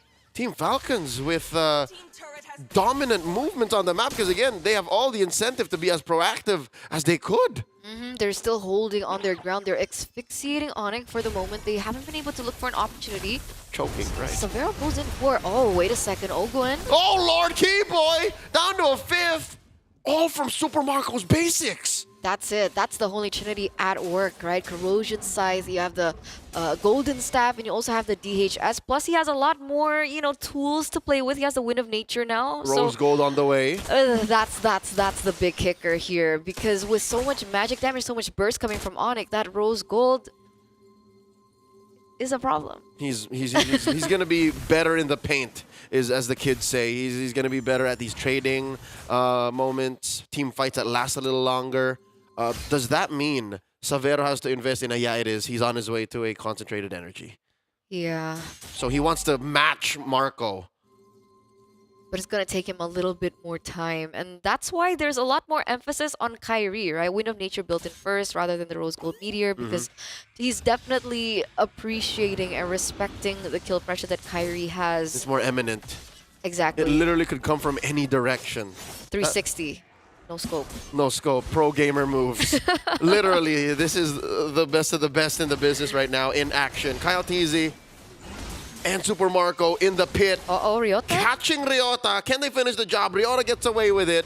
Lord now at half health. Lord Dance continues. And he can afford it just a little bit, right? It does take him time to catch up in terms of that HP, but he should be able to be a pristine condition. Severo, though, not okay. Oh, dear God. Severo gets knocked up. Forced to summon, forced defensively. And now Keyboy gets caught with a charge Quella. SOD, no one home. But this is a go signal. Green light go. Team Falcons blitzing the Lord. All resources wasted as well from the side of Onyx, so they're not nearly as prepared. What was Severo doing in that push? It's a weird angle. Oh, Team Falcons, you can't make mistakes like this against this team. They will punish, they will capitalize, and they will now have the Lord on the way for the airstrike just to zone the members away from Onyx, so they will be able to get that turret in that mid lane. Yep, Lord will be marching down the bot in about 3 seconds from now, and Falcons are going to be synchronizing these waves. They're freezing the rest, so it all comes crashing down at the same time. Looking at Severo's items right now, there's the concentrated energy, short of one more. I wonder what his last item will be. Is he gonna go DG? Full cannon Divine Glaive? The last cannon build? Or something safer. I mean, that should be Divine Glaive. yeah, then he can just sell his boots for like an Oracle if he needed a little extra. That's true, but either way, Severo should be at his power spike, but we do see Athena Shields building through, so they desperately need that Divine Glaive. Can Onyx defend this one? It comes down to choosing your battles. Again, they'll have to lose something, and that something is that tier 3 down bottom. Next up is the second in mid. Glorious Patrick already spent up. Salmon Force as well. Severo dashing through. Ogwin gets his immortality popped here. Flapteezy holding the line, and the rest of Team Falcons get out of here. Gets blown to pieces by Gilasans. Ogwin has fallen. Kyrie compromised. Kyrie gets taken down. Fade away spears from Super Marco, and the fight disperses. Ryota don't want none. Feathered airstrike from Few. Let me finish. Oh man, that's a 1-for-1 trade. I wouldn't say it was as worth it, right? I mean, it was already a really great ejector coming in through Keyboy, so they can go on, you know, damage control. But did they really have to go for that extra pick coming in from Onyx? And they lost out such a key hero too. It's Kyrie for Ogwin. That's how mad they were. That's how, I guess you could say, desperate they were for something on the clapback, on the return. Because it's been so long since they actually won anything in this 16-minute game. Absolutely, and now things are going a lot more interesting for Onyx, right? Savero does have the Divine Glaive, so the damage should be there. But the main problem is, sure, Savero, you can catch up on these items, but if you position improperly like you did before... You can't buy good positioning. Exactly. I can have 1 million gold and still stand in front of y'all and get kicked in the face. And that's exactly it, right? Savero really needs to think about it. Savero needs to be put in a position where he can be in the team fight long enough for him to dish out the damage that Onyx severely needs, because we know that Super Marco now, with an additional item, by the way, he's on Malefic Gun, so a lot more range that he can work with, can play around these team fights a lot longer with more DPS to give. And that's not even considering the macro aspect. Marco has just been with the team this whole time, and now they're blitzing it. Falcons are going hunting. Kyle D secures the Lord. The kick finds one. It's Ryota out of commission. Glorious pathway set in. SOD on the Kyrie. Marco presses it. Spear of Misery to the wall. Down goes Seth. Down goes Keyboy. Savero and Kyrie left. Zaman Force set in, but there's only so much he can do. Savero down. Double kill for Marco. Kyrie left. Ladies and gentlemen, it's a wipeout. Triple kill for Marco. We're going to game 3. Dear Lord, 1-1 the current scoreline. Both teams seem to not want to give up in any capacity as the eternal struggle continues again, captivating the audience of the MLBB esports world. Onyx tried their best, but their composition is just way too hard to execute upon. So many things need to go right, and especially when you have something like Veil, you must get value. And unfortunately for Mr. Kyrie Targaryen himself, was not able to create enough of a lead, enough of an impact to kind of set that into stone. Yeah, it felt like a marathon race that Onyx were trying to live up to, especially with how Falcons was really able to set the tempo in the early portion of the game. They were a lot more heavy on control of the neutral objectives. They had a lot more picks in the early portion of the game. It was in the mid game that we saw a little bit of a change coming from Onyx, but I'm afraid to say that Super Marco was already on his way to that power spike, that Holy Trinity, that eventually Falcons was able to work with and work around, and Onyx had no answer. Yeah, Onyx long drawn-out victory from game 1 may have been a liability. The fact that they were playing to that pace, again, you mentioned they were going for a marathon, they did not account for the fact that maybe Falcons just want to dash. They just want to sprint. And that sprint they did, not literally, not in real life, but they just ended so fast and played to a pace that they were ready for. Every single kick mattered, every feathered airstrike, every SOD, especially towards that late game where a single SOD, and Marco didn't even think twice. Like, he SOD'd in the middle of 3 dudes. He got away with so much here, and that Kevlar vest was thick. He got penetrated only 2 times, but he learned very quickly from those mistakes. And I think, a lot of the win condition coming in from Onyx was heavily dependent on Sans being able to flicker forward and catch somebody with that wind blow. I think that was pretty much the only win condition that they had other than Keyboy catching Super Marco, and even then, that's a very big ask, because we did see Falcons, as you mentioned, look for that sprint, and they did it in a very similar fashion that Onyx ID did in game number 1. Convoy together, make sure you don't have those opportunities, and minimize the points of contact with Onyx. Because that's the whole point of having an assassin in your jungle, right? That's the whole point of having a Fanny in the jungle, is you want to have as much kill pressure as possible. But the big question was, who was supposed to be the target in the early stage of the game? Was it supposed to be a Super Marco? That's why the Moskov pick came into clutch. Was it supposed to be the Farsa? The Farsa was always grouping up with everyone else on his team. And so Kyrie was also left in a position where he's like, okay, what do I do? How do I play this? And not to mention getting kicked out of the sky, literally through the cables as well. Not much you can really play against that. I don't know. I was hoping that Keyboy could make some savior plays a couple of times, but even then, it was still a big ask. This is a sign that even if teams these days, again, as shown by TLID, think Jawhead is OP, these are one of those moments where, yeah, even when you're down this bad, the Jawhead can't help you. There's nothing the Jawhead can do against a Moskov that's wilding out. Oh yeah, he was having the time. Dude, Super Marco was having the time of his life. Once he got 3 items down, he was like, all right, it's time. It's time to end this, and end it he did. Being bulletproof as ever, as always. but coming towards and thinking about game number 3, I don't think there's a very clear path to adaptation this time around, because again, I did feel that Onyx made a good amount of mistakes in that early game, didn't play as cleanly as they did before, and I think that Team Falcons, they played a much tighter game. Yeah, this is a clear sign of Onyx making mistakes they thought they could get away with, and then Falcons just punishing them. Definitely a sign of Falcons not just taking the L in game 1, but also learnings. So yeah, no, this is scary for Onyx. Game 3. I won't lie. Falcons have woken up. Falcons have warmed up their wings and they're ready to fly. Gotta roll the dice a little bit. I know my predictions are pretty much out of the water, but I can still hope that maybe Onyx has got this in game number 3 to keep my hopes alive in the running game. But until then, ooh, blue side seems a little dangerous now. Both teams have taken a loss on that blue side, and I think now Onyx really has to think about, like, what are we going to do about this gold lane? Because now that Moskov is such a prominent pick, it breaks that trifecta of, oh, just because you're playing Harith, you're safe. No, just because you're playing Granger, you're safe. Absolutely not. You know, personally, I just think it's a coincidence of this match. Coincidence? I think it's coincidence. No way. Because for the past 2 games that we've been seeing, it's a prio pick, but with so many loopholes around it. Yeah, it's still... Right? Jushin first pick, Fanny first pick. Yeah, it's still a matter of what you're trading for and if you can make it worth it. Yeah. In this case, like in this series specifically, they just couldn't. Oof, it's going to be a tough one. It is going to be a tough one. Guys, if you're wondering what these players are sitting on, and you're like, I don't recognize what that chair is going to be, fix your sit today. If you're looking for the most comfortable chairs, but also meets that competitive edge you're looking for, please take a look at the Anthros. It's down right here on anthros.com. It's designed for humans, aliens, get extraterrestrials. Stay away from what we built as the human race. And no animals. Wait, I wouldn't let my... I checked the price on one of these chairs. They're great. They are bang for buck. I would not let my pet on it.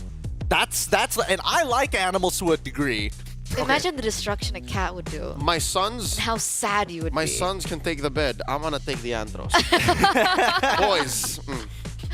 Daddy sits on the Anthros. Stop sitting.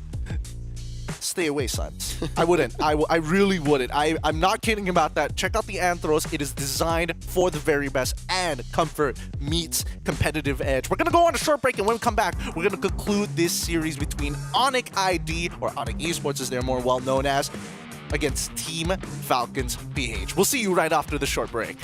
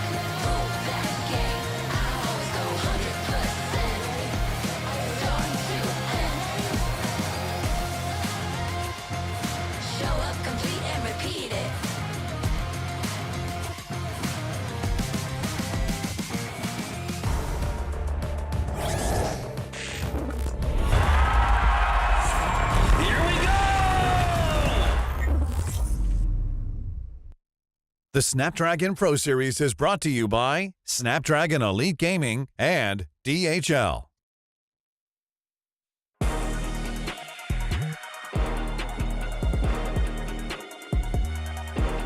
The eternal struggle, the eternal rivalry as both of these teams are now coming to a conclusion here in the group stage. The point is 1-1 between Onic ID up against Team Falcons with, again, our professionals here at the desk, making sure that you guys are not only entertained but well informed about the game. It's Leon as well as Eterna. My name's Gideon Q. Once again, going to be your host. Boys and girls, adaptations need to come into play. And yes, would I call it a flub? Probably not, but good ways of drafting around these first picks on the blue side. Do you think that we're going to go back to the standard, the default, the de facto play it safe, take a Suyo? Yes, because in Game 1, they work out for Falcons. Game 2, it was Onic who got punished hard by investing so much into a Fanny against a team that also plays a Fanny and knows how to give a Fanny a hard time. So now, I'd reckon, yeah, just try to play as clean a game and draft as well-rounded draft as you can, and then we'll work from there. But also, we've also noticed that in this particular series alone, there's a certain pattern that we're looking at. Whoever has better mid-prio is usually the one to be able to take the game. Whoever has more aggression in the early stage of the game is the one who's able to take out the series. I love that you brought this up because that happened in game number 1, and we saw the punishment of it coming in from Team Falcons in game number 2, where they're like, haha, you thought Chill was going to cheese us in a different side? No, we're going straight for San. So that's something to keep in mind in this game, as the bans have already come through. Loyi, Joy, Jushin have been banned out for the side of Team Falcons, and Onic have decided to get rid of the Matilda, the Fanny. They've got one more pick to go, and what is it going to be? If this isn't a Suyo, Team Falcons should pick up the Suyo, but remember, Kalea. Yeah, I think that's what Falcons was going for. Is like, all right, you take out the Suyo, or else we pick another blue-haired hero that's pretty damn broken. And there it is. If Team Falcons are going the way we think they are, this should be the Kalea. Should be, or Team Falcons just go Super Marco, put on that bulletproof vest, put him on the Granger once more. He's comfortable with it. Do they want to go for that 50-50 gamble? Hard to say. On the Kalea? Because so far we haven't seen amazing Kalea games. Hey.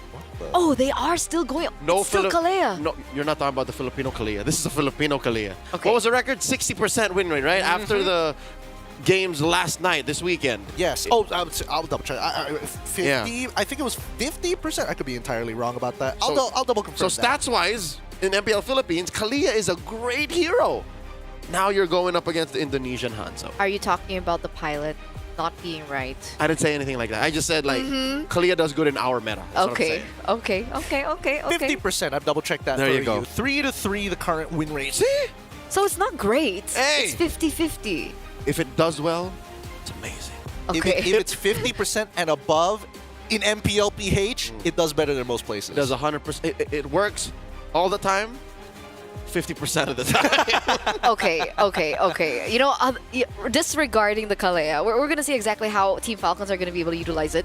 But the Hanzo, right? The Hanzo hasn't been finding as much success today, yeah. Especially with the changes to Hanzo. Is it still a viable pick? You've seen it in action, right? Like today alone, it's meh. I mean, after that game, obviously most people's ideas are going to be it's a little meh. But generally, I feel like picking it so early on is kind of strange. It doesn't have to be too early, no? Well, I wouldn't pick it here. I would have picked it maybe here in 3. In 3? Okay, if it's 3 and beyond, I think that makes a little bit more sense. Because now Team Falcons get to kind of play around it. They got the Harith, which is totally fine. I do think that he is still a little susceptible to the Hanzo, but they got the Hayabusa at the same time. Now, this could go both ways. This could easily be like, oh, I go into my little ghost form and dodge your ult, or you don't have any purple buff. What do you do at that point?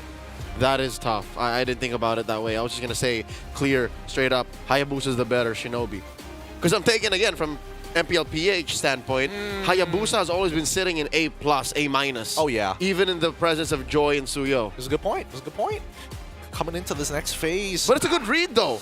Yeah. Even if Sans picks up the Sicilian, he always has to be at the mercy of how hard Coyote wants to kill him. I suppose. I don't know. This one's a little tough to say because I feel like I guess this is San's comfort because he was probably given an option. He's like, hey, you can play Farsa, you can play Sicilian. It's kind of like up to you. And Sans is going to lean in to what carried him in game number 1, which was the Sicilian. I think, you know, despite Sicilian being one of those vulnerable mages, there is still a little bit more of sustain to him. Is it the Bat Feast that gives him a lot more shielding? There's still leeway around it, and we've seen the Sicilian still thrive despite going against hard assassins like the Hayabusa. I mean, the infinite scaling is probably what the best part about him, but at the same time, I can't say for certain that Team Falcons wants to play an ultra dive comp because of how wide of a kit that we see from Kalia. She's able to pick people off. She's able to dive pretty hard as a strong engager. She's great at peeling, and she's got heal, like a crazy amount of heal. Yeah, Falcons is playing a mid-range comp here. Not completely dive, not completely poke. Onic here, going red 4, Phoveus. Team Falcons, they could answer with a smorgasbord of options because, again, they have committed to a mid-range comp, so anybody knows what they could draft. But here we go. A specialty pick for Flap. The Filipino cannon gets his hands on the glue. No clear counter from Onic. No Faramis, no Vixana to get rid of it. Yeah. And they were the ones that banned out the Faramis. Exactly. And they picked the Vixana. Exactly. It's tough to say what the logic was at this point because, again, when I saw Phoveus, it's like, okay, yes, they have a bunch of dashes, but the laning phase is going to be really rough if they get the glue. Now coming into the last pick here, with the, let me just double check the beds. I guess they want him to play the Granger. Even so, it doesn't feel very good. You need something that's going to have that purify. Oh, that's why they wanted to go for the carry this time round. It does well into the Harith, deals with glue pretty well. I just don't know how you do against the Hayabusa. Maybe pick up a Wind of Nature. That's it. Pray. Yeah. Lord help me. And the rest of Onic is going to be running to hopefully shield you from the damage. Share it. Share the slashes. If everybody takes one, we won't all die. Either way, this is an interesting draft coming in from Onic. I like the idea of holding carry as a way to kind of deal with the glue as well. Another solution rather than the direct answers. But I'll leave the predictions to both of y'all on who likes the draft and who doesn't as we start moving into this final game between Team Falcons versus Onic Esports. It's Leo and Eterna taking you into the land of Dawn.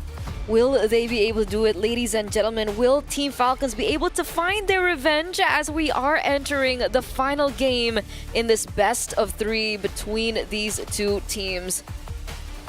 It's going to be tough. It's going to be tough. I'm looking at Savero on the carry. This is one of his heroes that he has picked up in MPLID, and he has been able to perform on it, but it's not as clear-cut, especially in the early start of the game.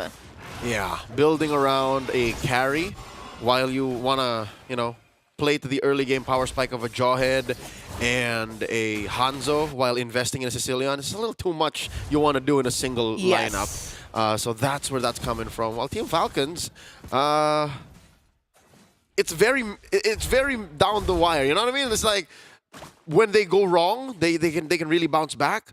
But I don't know how they snowball just yet. I also do not want to call it as easy a win for them.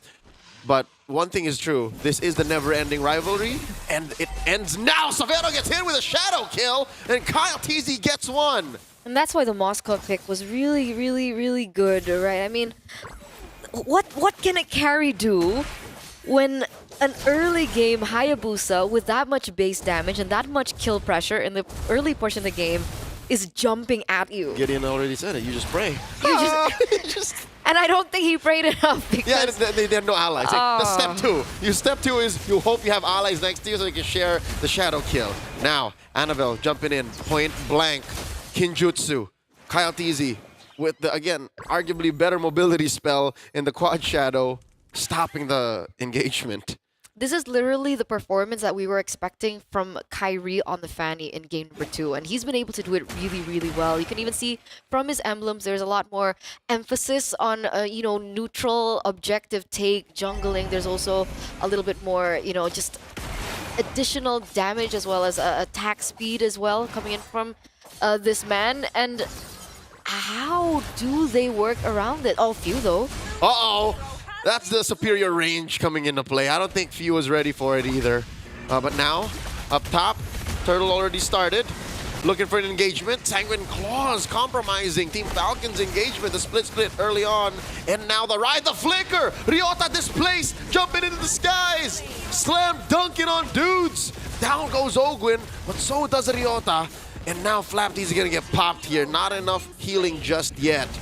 Wait, the Sky Kings come back. Oh, yeah. They strike back. Kyle Teasy is in the vicinity. Is he looking for a cheeky steal? And he doesn't get it. Kyrie with a sharp retribution. I think this is a smart way to approach the early game.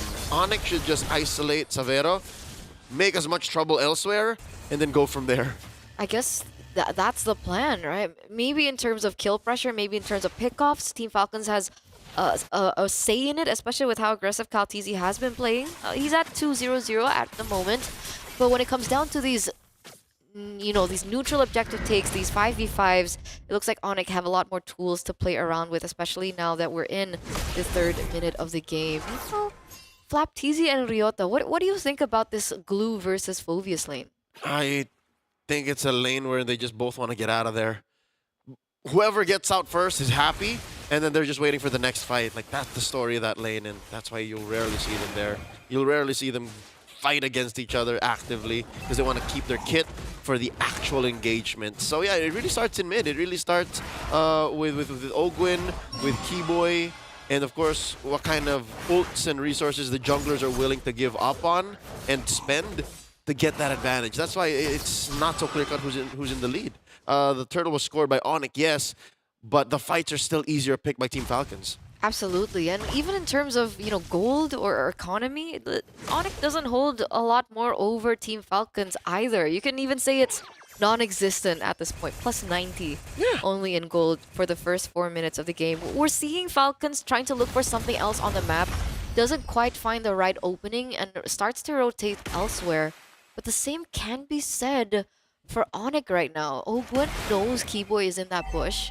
Doesn't look for a push in, and it's a slow passive game, very different to what we saw from game number 1 and game number 2. Yeah, they both now respect that pivot point, that fulcrum of the turn of events wherein you just let go once and your opponent snowball out of control. Because both lineups can do that actually. Keyboy very lethal on the joint. Like just now with the ejector forcing a split from Flapteasy and they flicker away, compromising one of the main engagement tools for Falcons, and Few just pops that quickly. Oh, Ogwin also needs to be very careful with his positioning right now. There is still damage coming through. Ryota jumps back in. Infernal Pursuit. Ogwin wasn't have any of it. Again, the sustainability on this Kalia doing work. Now this is a turtle still standing, approaching half health. Ryota pushing them all back. Zaman Force dropped in by Savero, dealing a lot of damage. Actually, it's from Marco. Savero pops him though. Oh dear God!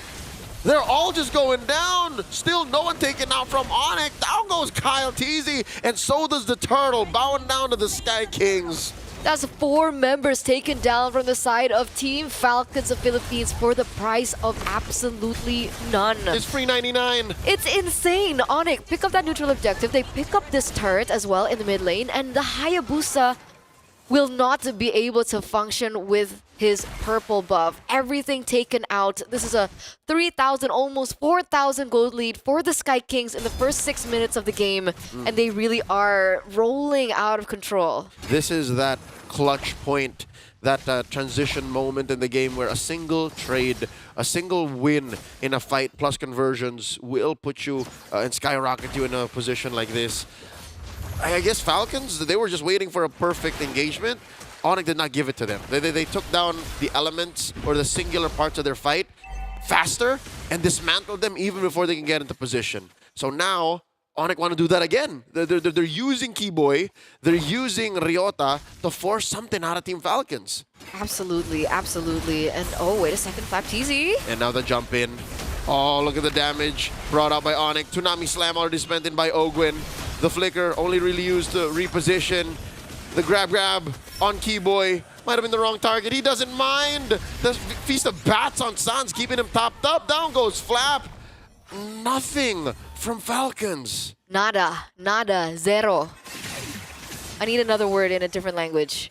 That was a gratis kill. That was a gratis kill. That Or was kill gratis. That was a free kill, ladies and gentlemen. 4,000 gold lead for Onyx. And if we saw the items earlier on as well, Kyrie is so ahead right now. Even in terms of XP, he's sitting at 12. Oh my god, 503! Exactly, 503, 12, 2 levels up of Kyle Teasy. So Almost even in 2,000 these neutral gold. objectives, it's going to be so different. Exactly. Oh my god. 2,000 gold lead, ladies and gentlemen, for Kyrie.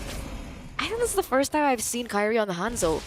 And this is the performance we're looking for. Yeah, this is the MPL ID staple because this is a hero that is picked often in your region. Tsunami Slam 101 catching on to the Eternal Guard. Keyboy very low. Salmon Force by Marco dancing around. Ryota falls.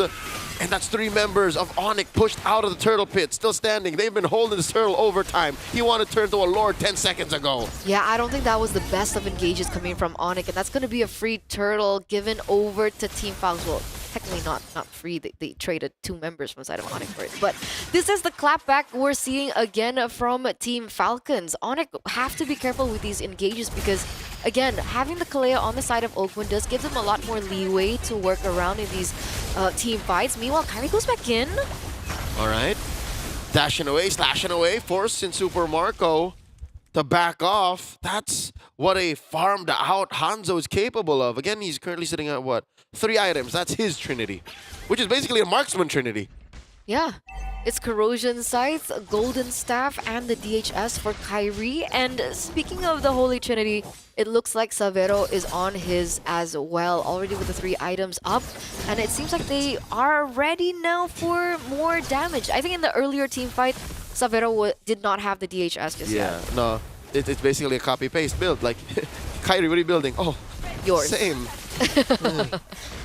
So that's the kind of damage they're putting out. It's real and physical. Now Flapteasy forced to use a split here. He's scared of ghosts. Rides the actual body, pulls him out, but where's the clapback? Where's the follow-through? Shadow kill spent in by Kyle Teasy. But Kyrie has taken Flapteasy to a place he's never been. So far away from home, the Filipino cannon is gonna get popped. Oh, and even Flapteasy also gets taken down, right? We saw the shadow kill earlier on from Kyle Teasy, and it's starting to look underwhelming. He only has 2 items at the moment, only with the Hunter Strike as well as the War Axe. So what he had earlier on is no longer there. With how many items and how many physical resources or adjustments Onyx has against that kind of damage, Team Falcons need a little bit more time now. I think Super Marco, next item should be the Holy Crystal. Just secured it in just a bit. And I guess that's what they're waiting for, that power spike? Yeah, it's all on Marco right now because I'm looking even at Few. He only has 2 items. I'm looking at Kyle. He barely has 3. There, just built the Malefic Roar. So they are down. This is a significant 3K, 4K gold lead, ladies and gentlemen. And finally, the Holy Crystal on Marco. I think that's go time. Maybe. If Flap can get a decent split, they've always been so good at compromising Flap. Even Ogwin, his Tsunami Slams feel like a hug from a friend, you know? It's comfortable for Onyx. Onyx doesn't have magic resist. Oh, that's a conceal. And the ejector, threatened by Keyboy. Look at the back line. View goes down. Ryota jumping in. Flapteasy taken out by Savero. Super Marco falls as well. And it's all a disaster for Falcons as Ogwin falls. Kyle Teasy, the only one left. Oh, that's a soul snatch coming in. It's a wipeout. Onyx take down all of Team Falcons. The Sky Kings reign on top, ladies and gentlemen, in the 11th minute of this game. Full wiped out as they're going to be able to pick up this Lord, get more turrets under their belt, and Team Falcons have to go back to 0 and think about how they get themselves out of this precarious position, because it's looking like a 7,000 gold lead plus, almost a 10K. At this point. It's huge. And building, Eterna, and building. So far, Team Falcons have to think twice about leaving their base now. Yes, they are maybe a step or 2 away from sheer defeat, wherein your base is cleaned out, no inhibitors, and you're dealing with waves again and again and again. Now it's just miserable. It's just like, we can't leave. We can't set fights wherein we're the aggressors. They have to counterattack. That's the only way Team Falcons can win. If they punish Onyx by overextending. It's not going to be as simple, right? Because Onyx have so much range to work with. They also have Severo, technically not as great of range, but still really big siege potential on these inhibitor turrets. And we're seeing that damage come through. Keyboard already looking for the zone. The conceal already pops in as well. They're been able to take down the bottom inhibitor turret as they're looking for their next one. Ejector on to Super Marco, the perfect target. Falcons have gotten clipped. Down goes Flapteezy and Few. I'm gonna say it, Onic ID are going to take this series. Kyle Teasy and Ogwin are just holding on for dear life. 2-1. 2-1. The Sky Kings take the series. 2-1. 2-1. Really, really great stuff from the Sky Kings. A new hope. I mean, they went all the way to the grand finals the last time we saw them in the Snapdragon Pro Series, and it looks like they're trying to replicate that same success. Unfortunately for Flapteezy, that revenge plot will not be today. Whew, what a draft coming in from Onic Esports. Honestly, I have my doubts about the draft, and I can't believe that Kyrie himself was able to get away with so much once that Trinity was online. That backline melted so fast, and I think you got to give it to Ryota. He was able to kind of weasel his way through, find the little cracks to kind of seep into the backlines of Team Falcons. And it only came at the press of a button. The most courageous Infernal Pursuits I've ever seen. And he only died 3 times. He made the most of those deaths. Oh my lord. Is this the first Hanzo win today? I think so. Yes, it is. Only Kyrie. Only Kyrie. Hanya Kyrie. Yeah, breaker of chains, kisser of mothers. I still can't get over Husbands will this. divorce and leave their families for this jungler. Kyrie Targaryen does it again. But I got to give a lot of props to Ryota here. Again, Fulvius in his... What exactly was his professional debut? He's played in the SPS before under many different banners. Fulvius, old Fulvius, was one of his signature picks. Coming into Arc, it really feels like Ryota, after being passed around, this feels like a team that can really make him shine. And for some of his older teammates, they have not found that same success. I'm very happy for him. Yeah, this is a homecoming for Ryota. He's worn these colors in the past, gone as far as the grand finals of the M Series, but here today, he's flying high as a Sky King. I love it. I mean, he's not the MVP. Obviously, his MVP is the first of his name. The breaker of chains. The plower of lands. Yes, I'm loving it. I need 2 more. You need 2 more? Yep. The slayer of lords. I don't like where this is going. You know what I'm about to say, right? It's Kyrie. It's Kyrie on the Hanzo. 83% kill participation. Honestly, there was a couple of things that didn't click in my mind. For an example, once you get the Trinity, it actually works out pretty well against some of these tanks. I thought the glue was going to be a little bit more of a problem, but that split, especially getting sucked back to his original body, he can't burst him down even if he's at 10% HP thanks to the Trinity to keep him alive. DHS brings it back for the Assassins. So it poses the question, was that Faramis ban in the draft phase a bait by Onic for Team Falcons to pick up the glue? I mean, the fact is they already had Sans on the Sicilian, so it's just kind of like, stay back. We don't want you to have Faramis to ensure that Kyrie doesn't get those resets. Yeah. And also by banning out the Faramis, few could have picked that because the kind of damage profile Onic has does not do well against a Faramis. Like, if you Netherrealm, you waste all of the potential. Like, imagine Infernal Pursuiting or, you know, I don't know how far they looked into the carry for this, but imagine a carry just sitting in front of like 5 dudes with 2 life bars. It's like resource based. Correct. I feel like I've seen this image somewhere. And 2-1 current scoreline. Well done to Onic Esports. I thought it was going to be a 2-0. Falcons once again showing why this is going to be the eternal rivalry, the eternal struggle between these two teams. They do not find revenge just yet, but this is only the group stage, and there is more to be asked of them once they go to the playoffs. And I say once they go to the playoffs. Yeah, I'm just man. I'm just hoping that maybe it is the opposite, wherein Team Falcons PH become playoff slayers, and they just barely make it out of groups.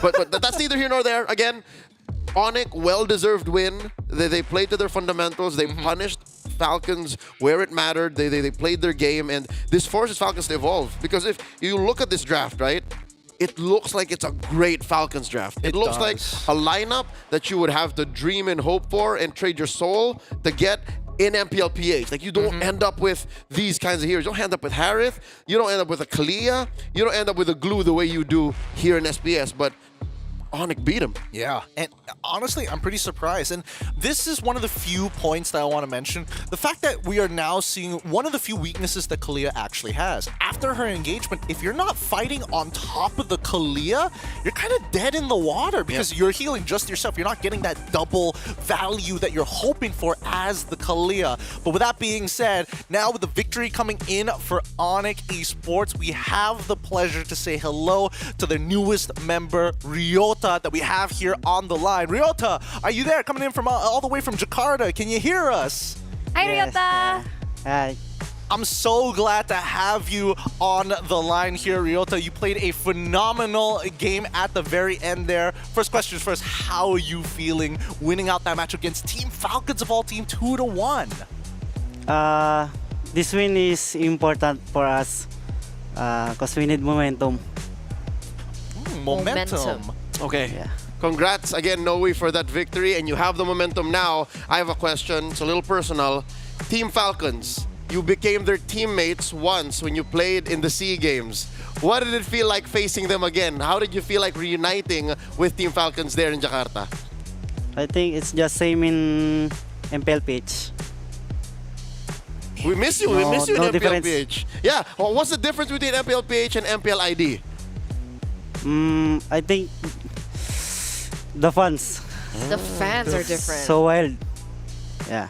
So the fans are wild in ID. Yeah. Is what he's saying. Yeah. Okay, Ryota, I'm curious. You know, they've been asking about your background, how you're feeling, but I want to know about Kalea. You went up against Kalea in the hands of Falcons earlier on. Did you think that it was a problem to you? Do you think it's still a priority hero that we should be looking at, or do you think that the hype is just hype? It's not an OP hero.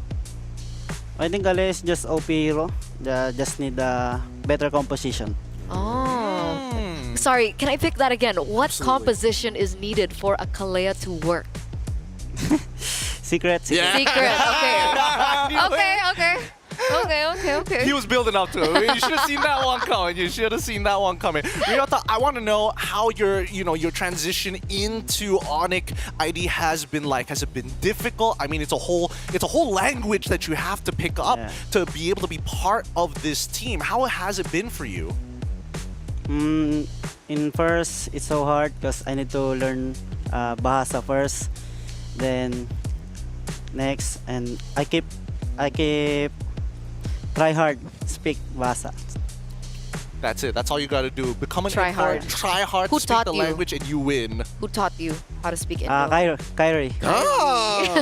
Interesting. So that's the transition point. Ryota, thank you so much for coming on the line with us. Do you have anything you want to say to family back home, to the fans of both PH and as well as ID? The floor is yours.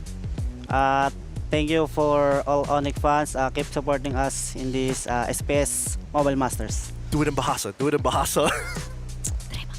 Terima kasih Sonics. There you go. Sama-sama. Sama-sama. Thank you so much, Ryota. Thank you for coming on board here at the SPS. Please take your break. We know you got a long day of games ahead of you. Bye, Ryota. Thank you. Ryota kuat. Man, I'm so happy for him. After having, so many years of just being passed around teams, he finally kind of finds his spot with a team that kind of fits his style. And that's, for a lot of players, a big ask. And looking at the other side of the spectrum, Onyx has been looking for that perfect fit for quite some time too. And now they've found Ryota. So it's good to see it from both perspectives. Actually, it's kind of funny that they're trying out the rookies and they always do it they find themselves within the SPS. Something about this tournament of the S Series is really bringing the best out of them. Yep. Not to mention how I guess he's at home because he's technically a new member, but also he's not. He's worked with their now Vice President of Esports and Coach Yeb. He's worked with Kyrie. He's for sure scrimmed with a lot of these Onyx ID players in the past.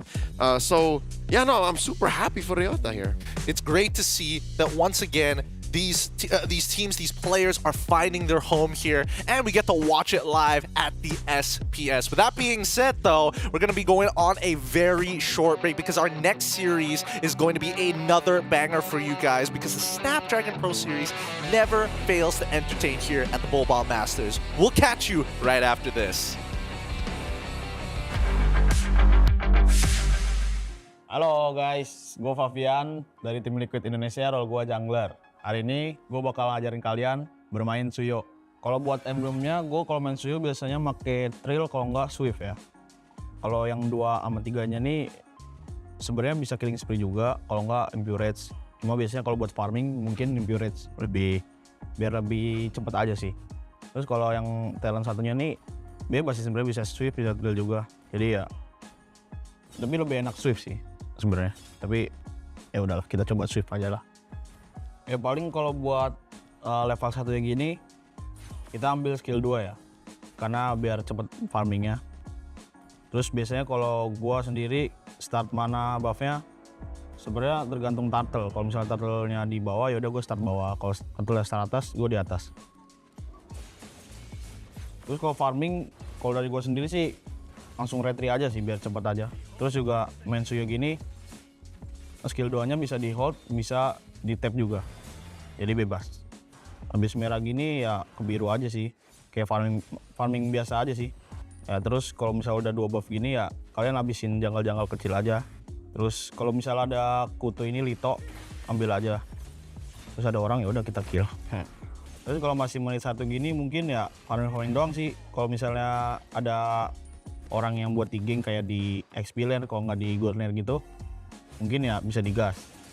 Cuma tergantung pattern kalian. Kalau misalnya pattern kalian ke atas ya udah ke atas aja gitu. Jadi nggak usah mondar-mandir. Terus juga jangan lupa kalau misalnya ada jungle musuh, kalian coba invite aja sih. Biar lumayan kan XP sama gold. Yang turtle udah mau respon guys. Jadi kita ya stay turtle aja sih. Karena Suyo tuh ibaratnya kayak hero yang lumayan kuat megang objektif ya. Jadi ya buat pegang turtle, pegang lord gitu lumayan ada advantage-nya sih. Udah kalau misalnya udah dapet turtle gini, kalian tinggal farming lagi, terus kalian bisa geng mid, geng atas, geng bawah sih, bebas. Jadi kesimpulan main Suyo ini menurut gua ini hero buat di jungler sangat overpower karena dia mempunyai banyak advantage ya, kayak ibaratnya bisa sustain di early game-nya, ada damage gitu-gitu kan. Jadi ya cocok lah dipakai buat solo rank, entah itu party gitu, cocok banget sih. Ya paling dari gue itu aja sih kalau buat pro tips bermain Suyo ya. Kalian jangan lupa buat dukung tim Liquid Indonesia di SPS Mobile Master ini supaya juara guys. Thank you, thank you.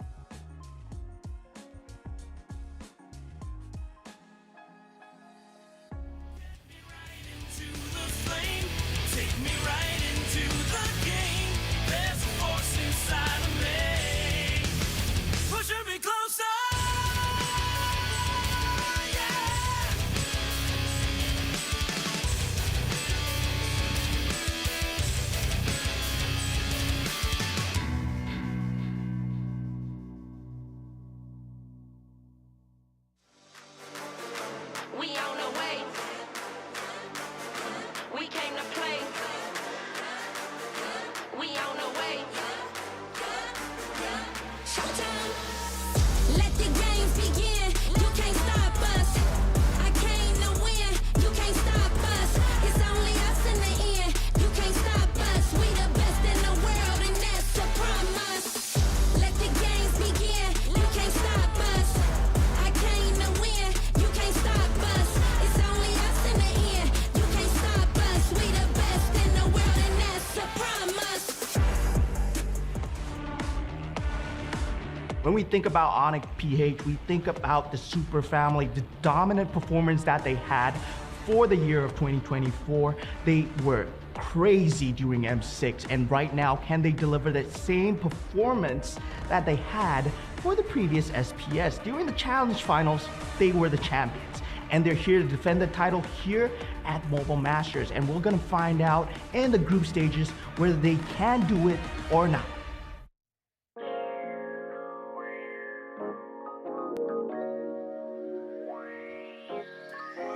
And we're already back for the third series of the day here on Stream A. The very best of the best is here to play. Welcome everybody, you're watching the Snapdragon Pro Series Mobile Masters. The internationals are here with all three streams going at full throttle with banger games of best of threes for you guys. But this time, we're going to see Onic PH face up once again TLID. This is going to be the second time we're going to be seeing them playing here today, and I don't know if it's going to be any different, but we've got our professionals here at the desk. My name, of course, is Gideon Q, but we've also got a tournament, and as well as Mirko, hoping that the results this time is going to be different. Boys and girls, do you think this is gonna be a group stage scenario like the previous SPS Challenge Finals where TLID beat Onic PH in the groups, but then dropped the ball once again when it came to the playoffs? I think I gotta give it over to the Liquid fan first. Liquid fan, what do you think? If I had to choose, the best scenario, just drop the ball here. Just drop the ball here? What if you drop the ball here? Playoffs? What if you drop the ball here and you don't make it to playoffs? That's not possible. Did you see TLID and their performance earlier on? They're almost back. They're almost back. All right. All right. Before we go any further, let's quickly show the standings just to give a rough idea of where people are kind of going, because there are three streams happening at once. Currently in Group A, in number 1, we have Onic PH looking good with 3 points in the bag, with Papara Supermassive actually right behind them as they have won their series as well. 3 points for them. TLID in third, 2 points because they did a 2-0 their series. See, it's important to 2-0 your series for this very reason, and keep in mind, this is a single round robin. They will all play against each other at least once, and that's it. For everybody else, it's on that slow climb back up from the bottom to the top. Let's look at Group B. Group B is a little... Aurora Turkey is doing very well, contesting, once again, equal points to RRQ, who's also doing pretty well, 3-3. So, that's the current standings as of right now. Does that change your opinion of whether TLID should be dropping the ball? Maybe they don't drop the ball. Like ever again. Just be perfect. You got this, guys. I don't know. I feel like for TLID, especially up against Onic PH, it almost feels like Onic PH for the longest time has always just been the kryptonite for TLID, right? Really I think it's okay to drop the ball here. I think for all the teams in Group A, they're thinking about this matchup and they're already thinking in the back of their minds, right? Obviously, this might be a drop the ball kind of game already. Let's save our strats for the next team, because again, Papara Supermassive, amazing team as well. You gotta set up some solid strats. You gotta hide some strats for the other teams here to get wins to make it out. If you use everything you got on Onic PH and ultimately still get battered by the KK gods, it'll be tough, man. I mean, let's see how much they're going to get squeezed this time around. Introducing your world champions, Onic PH. These guys have set a new standard to MLBB excellency with Kirk, King Kong, Super Prince Brusco, and as well as Kelra, the Super Fam, as they are more commonly known for. I mean, technically, they're also the defending Snapdragon champs as well. Also correct. Right? So it's not just like the world champs, but they're also the #1 in the Snapdragon Pros. Did I say only? I didn't mean like that. The APAC champs. The Apex champs. There you go. There you go. There you go. And it has recently been said that they were looking kind of out of form in their own MPLPH, but it feels like they're coming back to... It's a very similar story to TLID, actually. They're almost back to their winning form once again. Yeah. Speaking of TLID, let's show the roster one more time. You already know them. You already love them. Team Liquid Indonesia, runner-ups at the World Championships. So close yet so far, are going to be contesting them once again with Aran, Fabian, Yehezkiel, Witty, and Aaron Shiki. We got a taste of the old TLID as they went up and reverse swept Bigatron Esports just earlier in match number 1. TLID, very similar road like you said, but I think there were a lot of individual underperformances as well in MPLID. For Aaron Shiki, on top of the draft, also being very experimental. With that being said, it looks like we have a surprise interview with Rose live in the arena. Rose, take it away. Going up against TLID, it has been countless of times. So how is it like going up with this matchup? All I have to say is, here we go again. Jadi ini kan bukan pertama kalinya untuk Onic PH ketemu sama TLID. Nah, gimana nih perasaan untuk Kirk untuk menghadapi match ini? Dan dia bilang, here we go again. Terjadi lagi. Here we go again, once again. Is there anything you want to say to TLID? Good luck to us and have fun. Oke, dia bilang good luck untuk mereka semua dan juga have fun. All right, thank you so much, Kirk. You know what? May the best team win. And with that, let's throw it back to the panel. You can see how done he is. It was just like, oh man. Again? Not Same again. group? And notice how he didn't say good luck to us. He said good luck. Oh wait, he did. Never mind. I thought he meant, like- specifically translated to Indonesian, saying good luck, have fun, so that you would understand. Yeah, but I thought when he meant us, it's like good luck to us, like just us, not Well, like us in a Maybe good luck to grand TL scale. and have fun to them, maybe. Maybe. Look, We'll never know. Either way, in case you were wondering whether it's good luck to them or good luck to us, have a look at the fun facts here. Because since M6TL ID's only win over Onyx PH was in the Season 6 APAC Challenge Finals group stage. That was the only time they have beaten them in a series. Wow. Prior to that, sweeps. Sweeps upon sweeps, maybe a couple of game losses here and there, generally has been overwhelmingly positive for Onyx PH. And again, most people are thinking about like how do we shake this unstoppable super family? How do we shake the rock? The grand finals wasn't a sweep, right? It was 4-1. Okay. Yeah, they did put up a fight, but it wasn't like a 4-3. But I agree. I feel like I don't know, for Onyx PH, it's so strange because we were talking about, you know, especially when they were shaky in MPL PH, that they have been read out. Their strategies, the way that they play, the way that they rotate, the way that they draft as well. But for the longest time, for me, it just feels like Coach Wynot was having fun with the players too. Like, they were drafting some really weird picks that I felt like was just pure cheese and disrespectful to a lot of their opponents. And in MPL PH, you get punished when you do that. Then they started to, you know, lock in again, and they're on another win streak. So it really just comes down to when they want to lock in. Look, since we've already got a talk with Arnold, let's have a talk with TLID. Rose, take it away. Pertanyaan yang pertama nih, kan ini bukan pertama kalinya kalian tuh ketemu sama Onyx Filipin. Kira-kira ada yang kalian udah persiapin gak sih atau gimana perasaannya Widi saat ini? Perasaannya kayak biasa sih, soalnya emang udah sering juga ketemu, cuma ya pengen kasih yang terbaik aja lah, soalnya persaingan kita kayak selalu cepat selesai gitu ya. Jadi kita mau kasih perlawanan yang terbaik sih buat kali ini. Okay, so it is not the first time that TLID will be facing Onyx Philippines. They are kind of used to meeting each other, but he thinks that they shouldn't be too comfortable, right? Because a lot of things happen in the game, and they're also very good. And you know what? I think I like that. Don't be overconfident. Just because you guys have met each other tens and thousands of times, don't be too overconfident, right, Widi? All right. Oke, tapi gini, Wid. Kalau dari hasil-hasil sebelumnya mungkin kurang memuaskan. Apa yang bakal ngebuat kali ini Tim Liquid bisa menang lawan Onyx Filipin? Dilihat aja nanti sih. What did he say? Dilihat aja nanti. Let's see later. Let's see later. Okay. So is there anything you want to say to Onyx Philippines before we start? Kasih yang terbaik, biar seru. Give the best. Because they won a very tight game. Yes, a very tight game is fun to watch. Yep. Stream A so far, very tight, very, very fun. Let's see later. So let's get back to you, panelists. Take it away. Thanks, Kulios. Thanks, Rose. We love it here in Stream A. We like it toit, real toit, as Tighter much as better. possible. And now, our predictions. Here's where it's going to get a little interesting. Let's see what you guys think about it, because even for this one, I'm leaning into history, and it looks like we were all on the same boat. Now, it's okay for me. I'm the Malaysian. I'm neutral party here. So I got to ask the Indonesians, what's up? Wait, hey, hello? 2-0 for Onyx? I think it's more of a sin to predict Falcons against Onyx ID.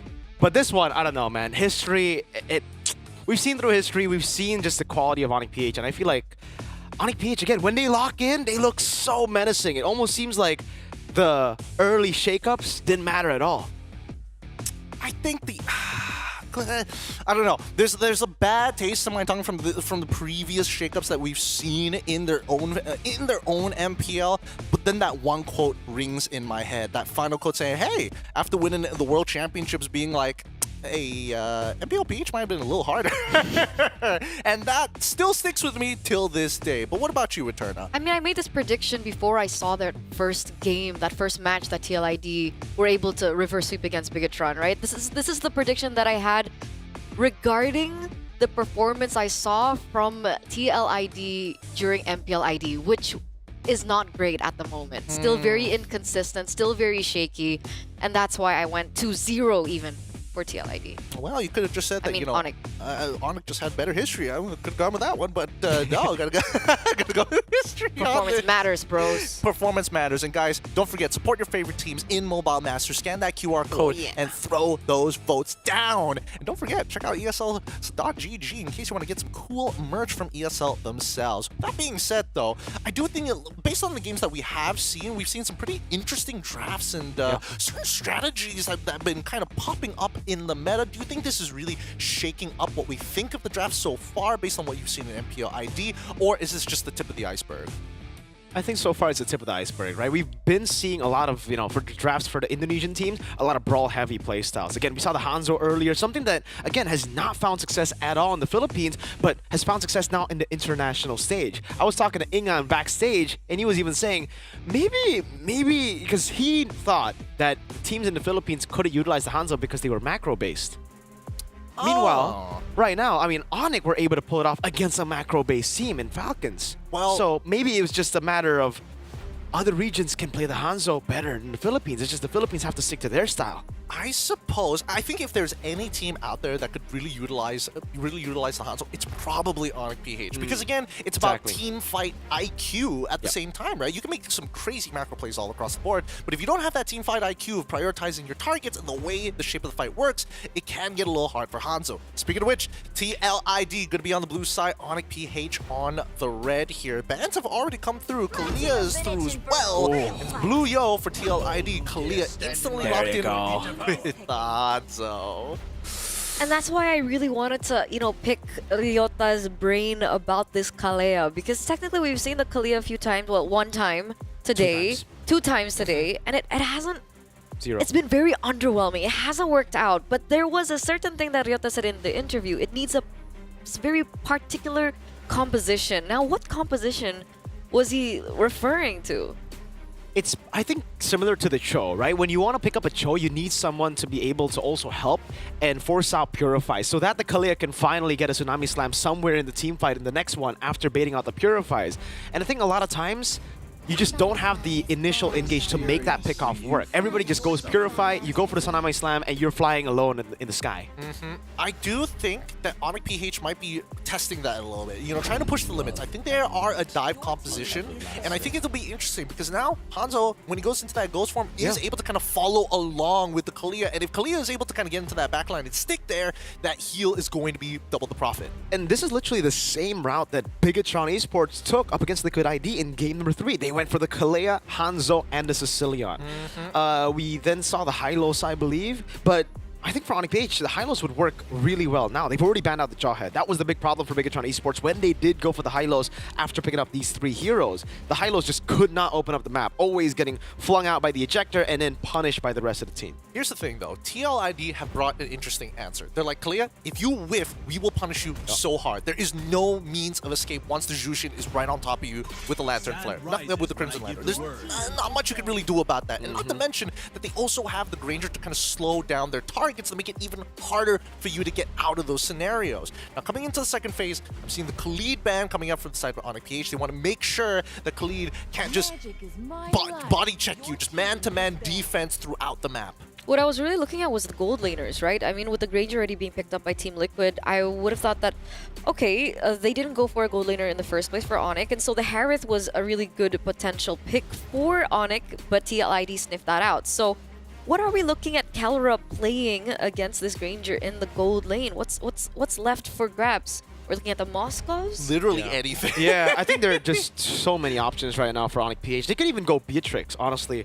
But yeah, the obvious choice would be Moskov, Irithel. Those two choices, right? Up against the Granger, Tsuyo and Jusin. Irithel would probably be the best choice just to maneuver around in team fights. Oh, this is interesting. You brought up about the Hylos just now, but it looks like Onyx PH are going to be the ones who banned it out, and Team Liquid ID making sure that the Irithel is gone. So that means kind of leaves them with just the Moskov. I mean, worst comes to worst, there's always Claude. I mean, PH, all teams from PH can play Claude. It's Kelra, man. Even in the bad spot against a Cho Tigreal in the grand finals of against Aurora, they would pick up Beatrix. So it wouldn't be too crazy to see Kelra pick up a hero like a Beatrix even here. They go for the Hilda first, so that's their beefy boy. They opt to take away a big pick from Liquid. Again, the pick that saw Bigatron struggle against in their first match, the Hilda on Aran. So they ban out the high-lows, pick up the Hilda to deny Aran. And by the way, going back to that point about the Beatrix, you mentioned about the Cho being similar to Kalea. Do you think it's the same as a Beatrix-Cho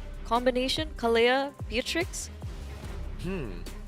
That could be a... Oh, there is outplayability there. There's definitely a lot of outplayability, and... Because you're not locked down for as long as a Cho, right? Because the Cho has two parts of the kick. Yes. Tsunami Slam is just boom and then slam. It's not like a forever lockdown. Well, I mean, as long as you're like held in that Tsunami Slam, you can basically get shot in the air while the grapple is currently underway. But I think that TLID has done very smart play here. Now, there are like two ways of being... It's either you take the Irithel, which again, why would you do that in the first place and throw her into the back line, or Cho, who has outplayability. She can try to go for the first engage, Shinpo out of the way, and maybe get a kick with that. Yep. A signature Witty the Wise pick on the Cho. Safe choice would be the Moskov. They could go for the Beatrix, but... It's probably the Moskov, right? Probably the Moskov. Just double dive them. They've got just kind of let Super Prince be that anchor. And if you go for Beatrix again, against the Cho, it's not going to be the best choice. You can only go Flicker. You can't go for the Purify. It will be the Moskov. Last pick for Onyx PH. He goes Inspire. He's just watch me. I've been playing ranked game in this server, the Indonesian server, because we're in Indonesia. No, the Malaysian server. And why do you guys all go for Moskov Inspire, man? It's like you're asking me the wrong getting questions. so many easy games. Hit up DJY, man. He'll explain it to you. I have no understanding of our ranked servers. I just prefer professional play. I like to keep it a professional play. Keep it real. Keep it pro. What about you, Returna? What about Moskov? Moskov. Like what's wrong with Moskov? Inspire. Moskov Inspire? Yeah. It's gambly. It's risky. Gambly. It's gambly. Oh, I know Gani when you see just gambly. It's gambly. I don't like it that much. Everybody out with their debit cards. It's card roulette one more time. Whoever loses has to pay for the diamonds. Now, boys and girls, Team Liquid ID and Onyx PH, again, two considered to be the best teams in the world, going head-to-head in a best-of-3 series. Mirko, Eterna, it's your turn. Take us into the land of dawn. Game number 1, ladies and gentlemen, between both of these teams. Will it be history repeating itself once again, or can TLID finally be able to bag a win against their Onyx counterparts from the Philippines? Let's see. Oh, already so much aggression in the mid lane. Oh, Double G Kundo, Super Prince still, though, winning the trade against Yahezkiel, forcing the regen.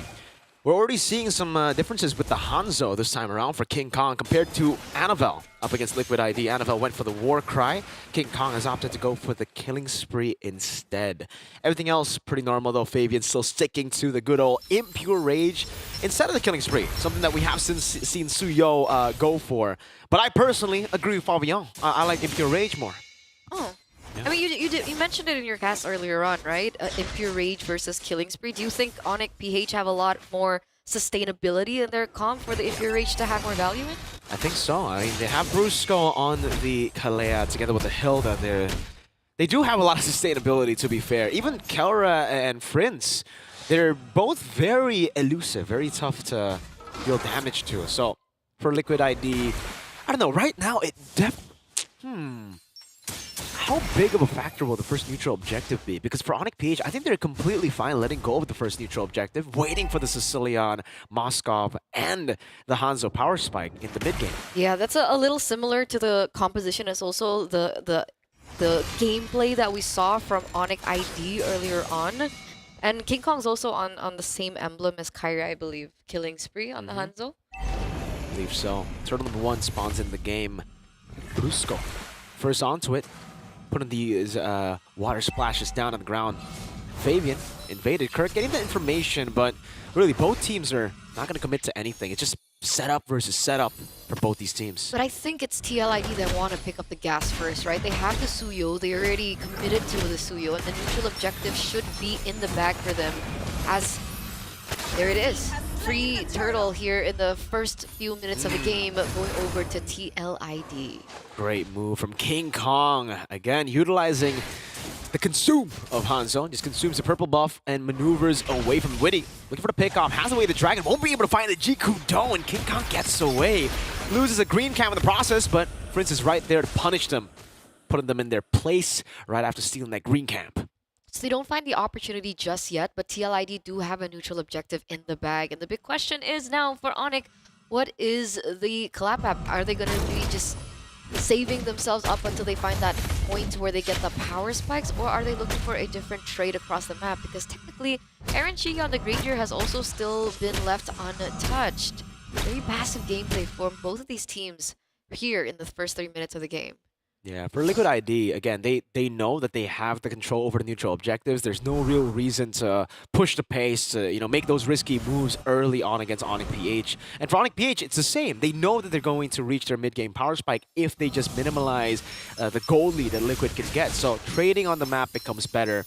It's just a case of both teams understanding their win conditions really, really well. And it's working out for them, right?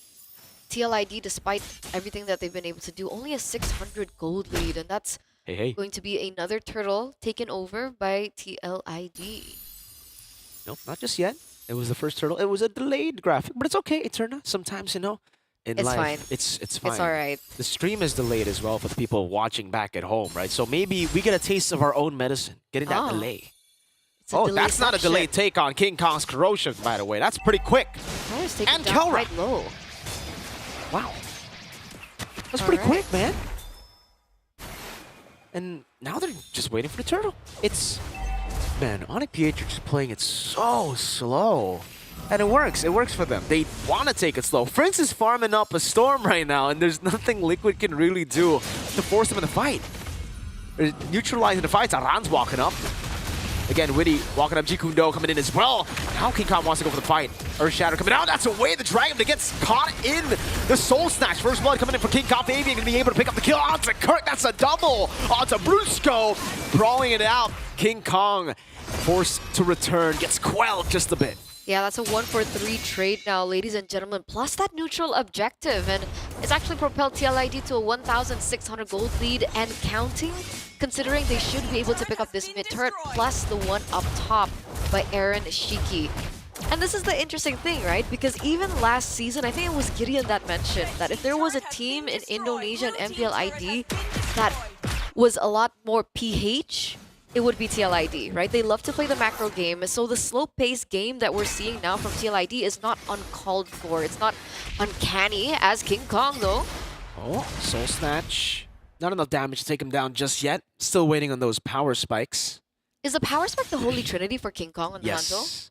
It's the Holy Trinity, the attack speed items, Corrosion, DHS, and the Golden Staff that he'll be waiting to get. So technically, they'll need both their damage dealers, Kelra and King Kong, to hit that item power spike. And that's why usually Hanzo and Moskov, we don't see them together too much because they require a lot of resources. Add on to the Sicilian, another one that needs a lot of resources. So they're very resource dependent. And You would for call Onyx, this a greedy lineup. yeah, I would call it a greedy lineup. I think it is a greedy lineup, something that very few teams can, utilize properly. And right now, Liquid ID aren't getting that lead in the early game, 2,000, just because Onyx PH are more concerned about farming, waiting for Prince, King Kong, and Kelra.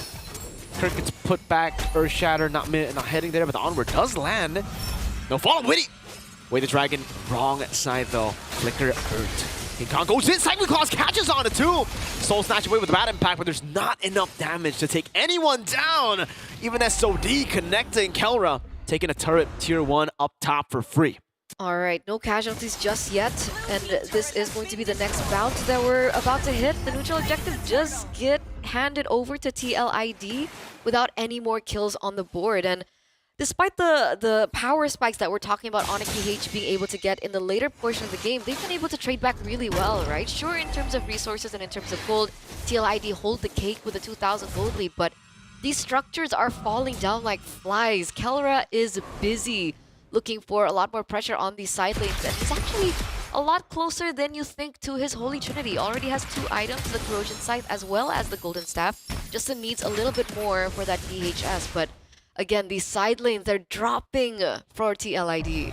That's the advantage for Onyx PH. They have the side lane control, much better than Team Liquid ID, because their composition relies heavily on them just sticking together and looking for team fights, control over the neutral objectives, over the team fights. Meanwhile, for Onyx PH, they have a good way to split push with both the Hanzo and the Moskov.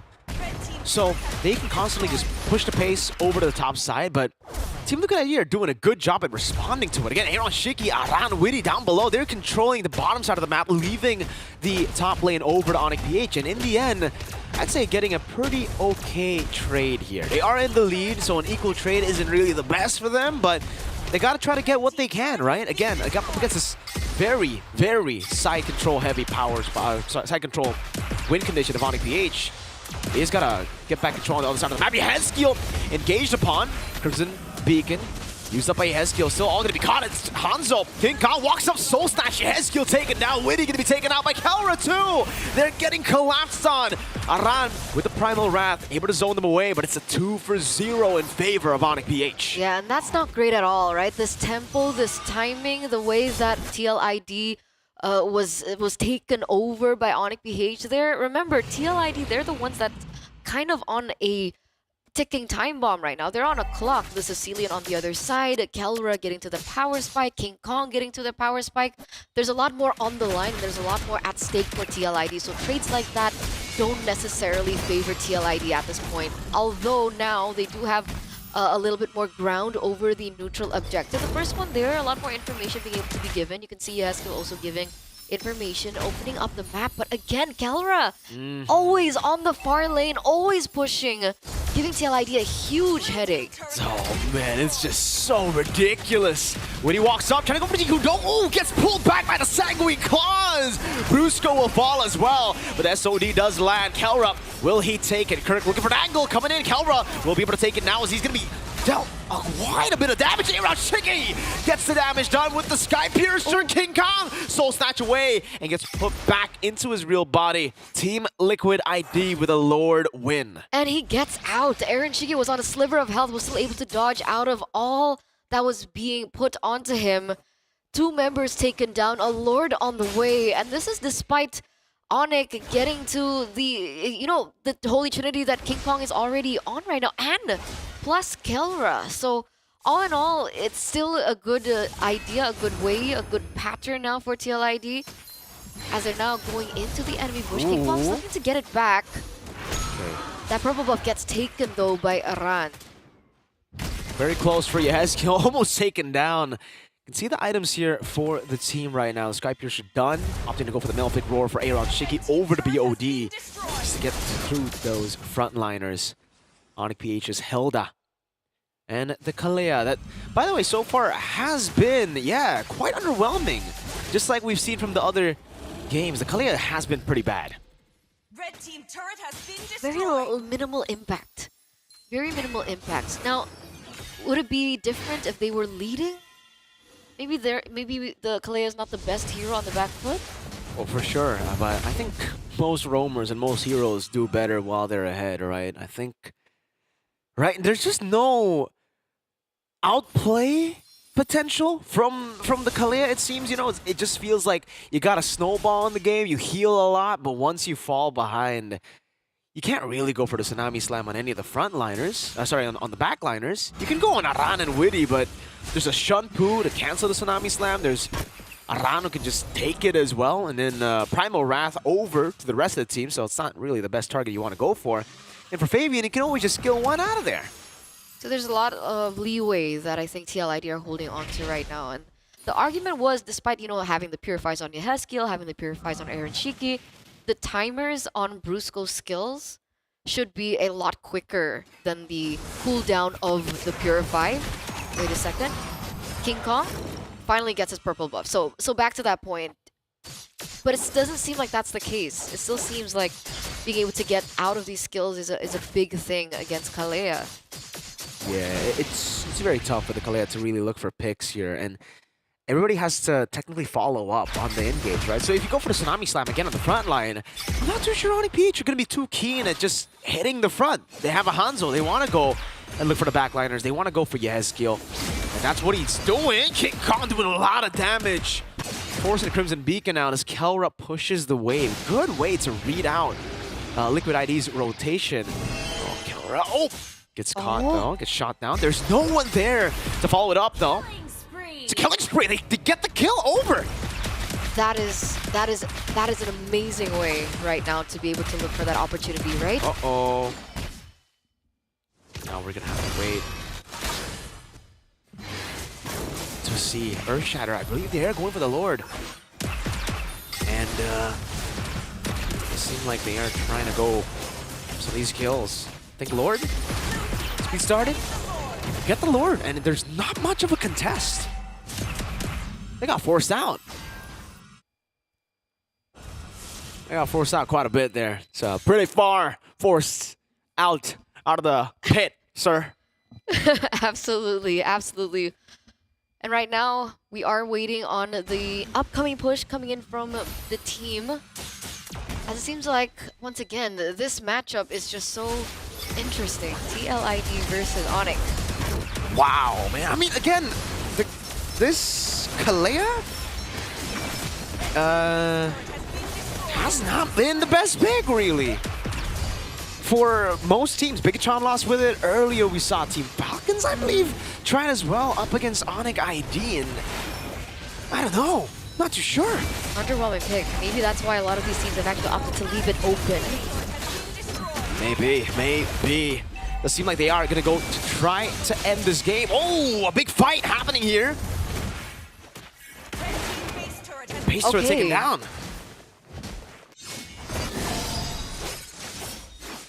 Base turrets are falling left and right here, ladies and gentlemen. As, once again, we are seeing... There you go. All right, 7-7. All inhibitor turrets have been taken down from the side of Onyx BH. Okay. 7-7, 14 minutes, all base turrets taken down. Onyx BH still able to keep themselves alive with the Sicilian and the Moscow. Great clear. And honestly, phenomenal discipline from TLID, a team known to usually go fights. King Kong diving into Yezkiel. Crimson Beacon now ready. Immortality. No, it's a winner crown from Yezkiel to keep him alive. So even though they're looking for these opportunities, they haven't been able to find it just yet. You can see, already, the dive in. Tsunami Slam coming down as well. Moscow, that's Kelra. Picking up the kill, King Kong in the shadow form. This is where it gets real dicey. This is where it gets real dicey. Late game, Moscow and Hanzo.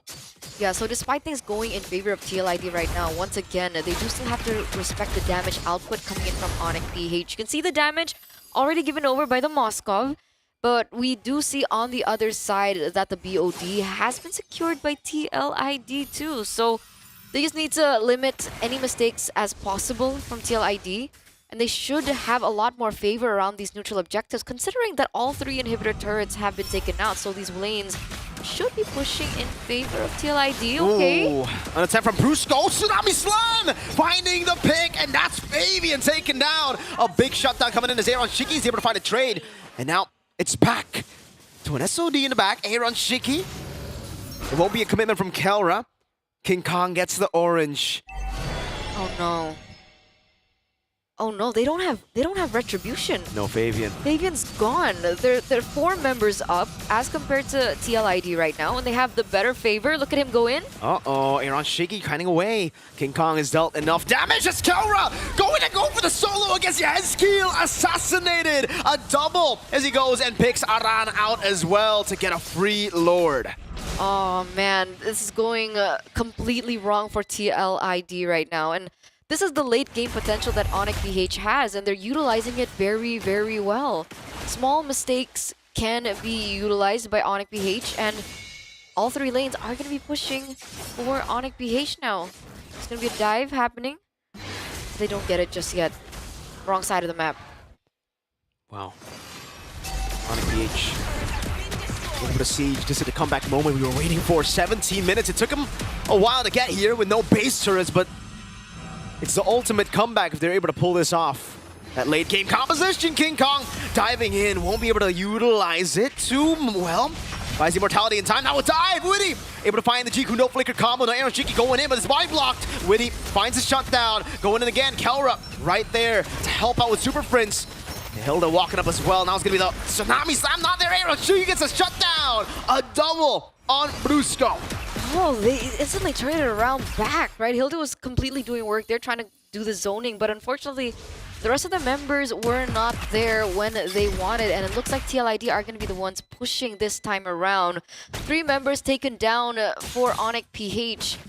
And now, only 2 members left standing. Can they defend this? Not too 3v2. Super Friends has got to make a miracle play happen. Yezkiel's hanging up the turret. Aaron Shiki's on the base right now. Hilda's looking for it. Liquid ID will get the job done despite a big mishap in the end of the game. Almost a comeback from Onyx. Not enough to keep Onyx PH afloat. Dear Lord, what a game this was. What a game this was.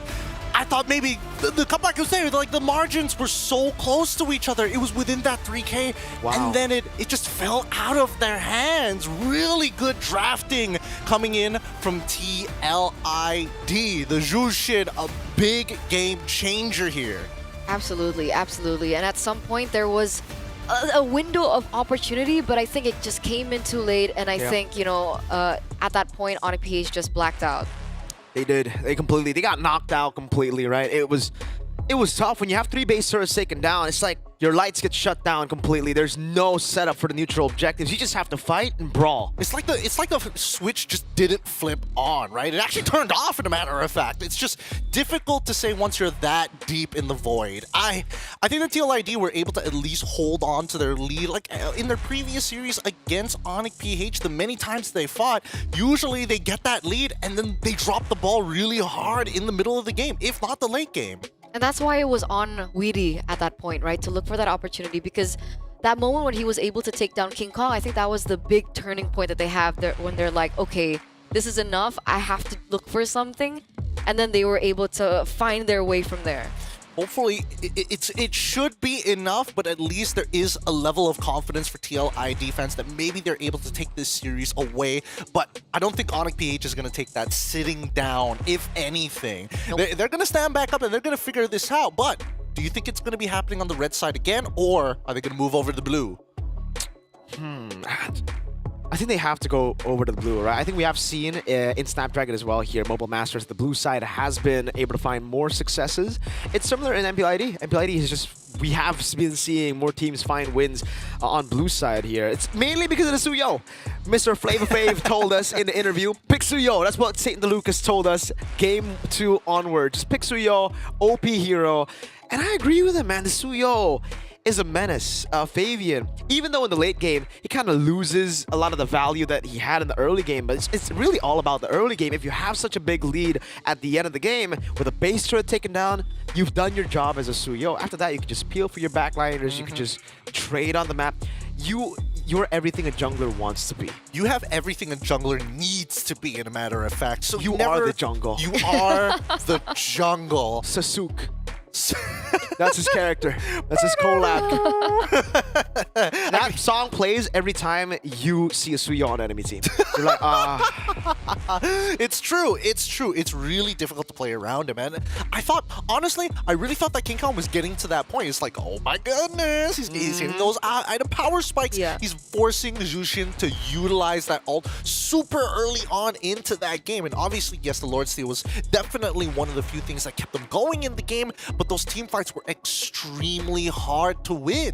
But the thing is, like, being able to take down or trigger those resources, especially for the Jushin, it's not a make it or break it ult. It's not like Farsa, who relies on the Feather Airstrike. The Jushin and her ult is just an additional tool that she can utilize, but it's not imperative to her overall kit. So technically, they weren't able to find as much value as we are gonna crown the MVP. All right, the untouchable himself, man. I mean, look, his KDA is something that people dream of, especially when you're up against a team like Onyx PH. So I gotta give him credit where credit is due, but it's not gonna be an easy road from this point onwards. Coming in to game number 2, the adaptations will make that difference. Whoa! But at the same time, it could be the sauce that Onyx PH needs to kind of make the difference here. And I think that number 1, the Jushin has got to go. If not, they gotta adjust their draft to make it have a little bit more, a little bit more burst to kind of pop that Jushin early on. Yeah. The Jushin, I'm telling you, it's a secret buff. The adjustment to Jushin is a secret buff. It makes it so the Jushin gets left open so many more times, and we get to see it. Especially for players like Yezkiel, who's been able to really pull out the full potential, utilize the full potential of the Jushin. We get to see it here again. It's so good at running away and also engaging kiting away has never been easier, and dragging someone down with you has never been easier. With the juice in, it's a Lantern Flare away. Pick him up, throw him back, get him into an Edith combo with the Earth Shatter onward. You're stuck there. You CC'd until you die. Yeah, I just can't really do much about it in general. But I hope this is going to be like a real cliffhanger for us, because I feel like Onyx PH ain't gonna make it easy, and they always come back from these types of scenarios. And I think even for Coach Why Not, it's something that he's gonna be thinking about too. With that being said, here at the SPS Mobile Masters, we're gonna go on a short break, and when we come back, it's going to be part 2 of this potential 3-game series or a potential sweep for TLID. Stay tuned to find out right after this break.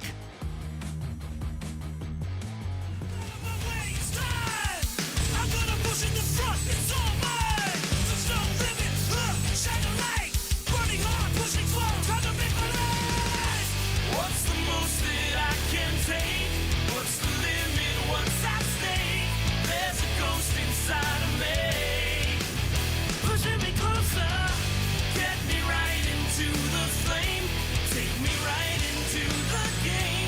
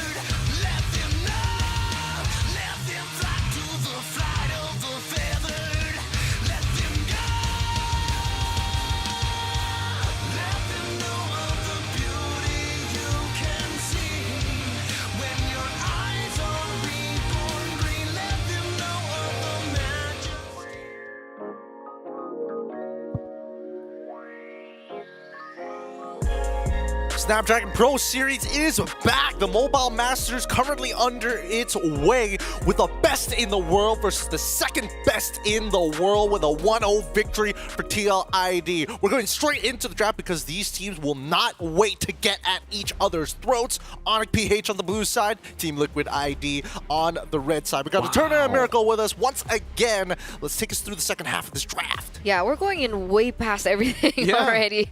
Already into the second phase right now. We can already see the bans coming through into the second phase. And we did mention about blue side, red side earlier on. And it looks like Onyx PH have actually opted to go for blue side this time around. And what's crazy is the fact that Liquid ID have not picked up a jungler. So the Suyo has been picked up by Onyx PH, obviously. Blue side, first pick. That's the Suyo, OP hero, as SDL said. Onyx PH take it away, but they still stick to the Kalea. So they're thinking maybe this time they're going to be able to win out the early game with the Kalea. It's a Suyo, Kalea, Harith, first 3 picks. Liquid ID got what they wanted as well, I believe, but the Joy ban surely will be the final ban for Onyx PH, right? I mean, the thing is about Fabian is that he has a lot of heroes that he can bring up as well. Technically, Lucas is an option for him to pick up. Hayabusa.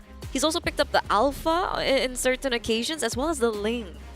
I think, oh man, I think it's really scary when you're up against a Kalea and you're thinking like Alpha, you're thinking like Ling as well. Yes, they have burst. Ling technically has iframes, but do you want to risk it for the biscuit against a Kalea who could just grab you and you don't have access to Purify because you're a jungler? You have to take Retry. Yeah, that's what the Hanzo will be. You know, the best choice up against a Kalea, you get Tsunami Slam. Ha, it's not me. That's my shadow.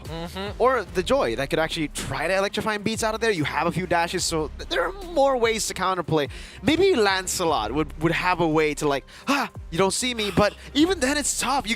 Once you get you gotta time it perfectly. It's kind of like a Suyo's first skill kind of thing. You know? You gotta blink at the right time before the Tsunami Slam picks you up and slams you back in the ground. How much of a banger would it be if he gets access to Lancelot in a high stakes match against Onyx PH of all teams? Do you really want to put yourself at that? Well, I don't want to say mechanical disadvantage, but the possibility of making more mistakes mechanically within the series itself. And that concerns me because for the past few games that TLID have been able to win, it's always Fabian that's the deciding factor. So whatever gets put onto him is going to be so important to the success of the overall team. Wow, what a combination that Onyx PH has right now. That's going to be a really tough team fight. I mean, obviously, the tanks might just struggle with the Jushin. The Jushin can only pick up a couple of people at a specific point of time unless you have the ult in the middle of them, but that puts you in danger. Oh, man. There you go. Ling. The fact that they didn't secure the jungler in the first phase gives me an inkling as to the setup for this Ling in the first place. We'll just have to wait and see. I don't know. I think this is a really risky draft coming in from TLID. But hey, gotta roll the dice here and there. Gotta spice things up, especially against Onyx PH, who are out for blood. They want to win this series. They want to get that free buy to save themselves a best of 5. Wow, dude. They have so much physical damage. I don't think Jusin can stand alone as the sole damage dealer in Magic, right? So you have a Phobius, Ling, and Granger. Onyx PH have crazy amounts of damage there as well. And they have 2 really good tanks. Godot being an amazing one up against physical damage. Yeah, no, a really great answer to this. I love the adjustments coming in from both of these teams. Maybe TLID have been pushed into a corner. We'll have to see once we start getting into the game. Eterna and Miracle, it's up to you guys to call the action as we head on over to game number 2. And let's get it. Ladies and gentlemen, the Snapdragon Mobile Masters. We're getting into our second game of this best of 3, and the big question is, can TLID once again, can they do it? Can they rewrite history? Can they pick up their second win of history against Onyx Philippines right now, as we are seeing that Super Prince is getting a little bit aggressed on in the mid lane. Oh, Blazer's coming down. Oh, forcing to Purify out from Yehezkiel. Another shot down from Prince, 2 with the Void Blast. And we're back to even on the board in the mid lane. Yehezkiel will have to pop in that regen. Rupture, Wilderness Blessing for Yehezkiel. It's all about staying active on the map and utilizing the Ling kill pressure in the early game. Aaron versus Kelra up top for the Gold Crab. Brusco scouting out Fabian, stopping him from getting level 4 early. And that's the big question, right? I mean, against all assassins, as a general rule, we'd like to see a little bit more aggression into the enemy jungle. And we are seeing a little bit of that by Onyx PH, but not so much as to really stop Fabian in his tracks. And we are headed to a pause, ladies and gentlemen, so we do have a little bit more time to talk about the compositions that both of these teams have committed to. Well, thank God. I want to talk about the composition so very badly here because, again, 2 tanks, and obviously with Jushin on their side, it will come down to who can really, like, disrupt that front line, who can really, like, kick him in the shins enough to force that reaction. That's a good question. I'm looking at Mirko. He's thinking. debating about this. He's just like, okay, there's the possibility that everybody's going to get screwed over once the box comes back out. Yeah. And then do you continue to push the lead from then on, or do you just call it off once the box is down? See, there are 2 boxes. One of the boxes being an arrow, Zaman Force. You fight in that, you're done. I feel like it's impossible to go for the dive there. Again, up against the Harith with items later on too. The Ling will be the prey, and the Harith will be the hunter at that point, right? So, man, I don't know, it's just really tough. On top of that, Brusco, again, could just save the Tsunami Slam too. He doesn't even need to save it. Phobius walks up early on, gets Tsunami Slam back to the team. For the longest time, that has been a way to counter the Phobius. You go for CC tools, like the Vexana, usually. You Terrify, Eternal Guard right as he jumps in, and then you have the whole team punish him. Well, this is on the assumption that they're able to chain CC upon chain CC, right? And they've only got 3 heroes who can technically do that, 2 of which very reliable, 1 of which you probably want to hold back for just a little bit longer. So it depends on Rod on how he kind of plays that out execution-wise. Because technically, if given the opportunity, given the window, he can buy that extra bit of time with the Infernal Pursuit. Maybe that's where we see the turnaround here. However, what I will give Onyx PH is, yes, they can technically set up the box, but they can also disengage from it as well. As easy as it is to engage, they can just walk away from the fight just the same. That's why the Gatot pick is just so brilliant coming in from Onyx PH to be able to utilize that in both scenarios. And that's why, I don't know, why did they opt to go for this Ling pick? They had no other choice, right? They had the Lucas. Does the Lucas not work as well in this composition? Technically, yes, with the CC immunity, so you're not as scared as the Clea, and then possibly winning out early fights against Suyo, but that's kind of it. Once the Lord starts to spawn, you need your whole team. You can't just juggle it without committing your ult. Yeah, you're even more early dependent than a Ling, right? At least for the Ling, mid to late, you do really well. You actually do better mid to late compared to the early game. But for Lucas, you're all in. With this kind of composition, you go all in. You already have a Phobius, Juicin, and Hylos. You go for the Lucas too. Boom, you're a complete early game composition who is dependent on like a 2,000 goal lead by 4 minutes. Well, without much to say, I'll give it to you guys. Good luck for this game number 2. All right, we're going back in, ladies and gentlemen. 1 minute and 20 seconds has elapsed. We are still back in game number 2 between Onyx PH versus TLID. And we're going to see exactly how this pans out. We can only assume what can happen, but only the players will be able to execute it. Okay, back at it again. Into the land of Dawn. In Castle Sever over to Witty. Void Blast to Witty. Taking a beating on the horse. Okay, and he's actually going to force in a recall. So that's a little bit more time for Onyx PH to play with in this early start of the game. We're hitting that 2-minute mark. Turtle has not spawned just yet, and there it is. Very quick, Onyx PH on it first. Should be a free one again for the Ling. You do not want to contest for the first few neutral objectives usually. You gotta farm up, wait for you to get... Even then, they didn't contest the turtle, but they're still struggling to go for the purple buff here. Aran trying to help out there. Gets caught by Brusco quite a bit. Onyx PH not going to commit fully on here. Crick is brought back again. Or use AOG, gets cancelled and taken out. First blood to Liquid ID. So technically, Onyx PH didn't really have to force that fight, right? And they do give a kill over to TLID to kind of trade in for the neutral objective that they were unable to get their hands on. And it makes sense, right? They're against the Suyo. A lot more prowess in around the neutral objectives as compared to Fabian, who was forced on the Ling. But again, Onyx PH right now, not so much aggression as I was expecting them to have. Is it because they're on the Kalea and the Gatot? It's just the fact that TLIDs have ways to keep them at bay. Again, the Juice and the Hylos, the Phobias are great in the early game, and that's why they went for the Ling. They wanted to have someone who could carry them in the mid to late once he gets his items, and it all comes down to how good, how well he farms in the early game. That's why you saw the whole team just corral around Fabian as he went for the purple buff earlier, because had Onyx PH stopped that purple buff take, it could have been real bad. It would have stopped what TLID have in mind in their win conditions. Oh, and they don't get the gold crab either. Brusco goes back in. Tsunami Slam, that's the punish onto the Phobius. Fabian looking for the pick over to Super Prince, jumps in with the Defiant Blaze, but not enough damage in the early game. Aran already taken down, Thames of Blades coming down as well. Super Prince, oh, Fabian does not get the second blade, it's on the wall. Finally finds it, but will just be quelled and sliced by Mr. King Kong. A Purify baited out from Yehezkiel. Huge outplay. Super Prince gets out as well, and Fabian is the one that gets traded in. Say goodbye to the purple buff, as King Kong is already quick on it as well. So even more disadvantages coming through for TLID in the first 4 minutes of the game. And this was the concern. Meanwhile, in the top lane, you can see that Kelra is having a much better time on the Harith against the Granger as well in the lane. You hate to see it, man. To all the Link players out there, you know how it feels. To pop into Tempest of Blades, having your blade on the wall, and getting stopped by that wall, not getting the reset. But it just happened here. Happens to the best of us, even Flavor Fave. King Kong and the Suyo, though, just the old reliable 2-0 start. Perfect turtle so far. And we saw what we were talking about for Aran and the Phobius. It's as easy as that for Brusco to just lift him up, slam him back in the ground. Yeah.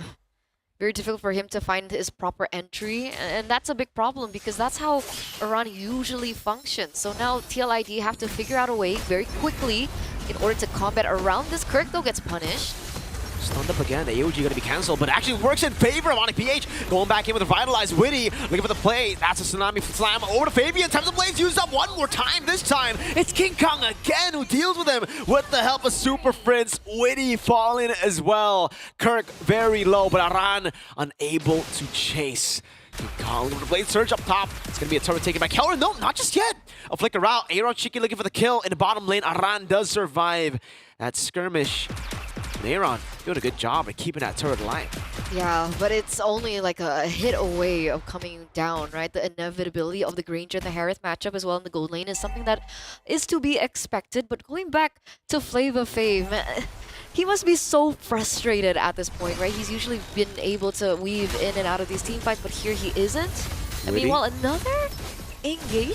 Stun over to Super Prince. Witty gonna be caught. Has it revitalized. Now it's gonna be Aran jumping in with the Infernal Pursuit. Looking for more, but the Tsunami Slam locks him down. Witty falls. That's Aran falling from the skies as well. As Brusco gets out with the conceal. Oh no, Fabian unable to claim the Blaze. King Kong with AOG. Kirk follows up. One last shot. Queller from King Kong to get a monster kill. Wiping Liquid out. In the 6th minute. In the 6th minute of the game.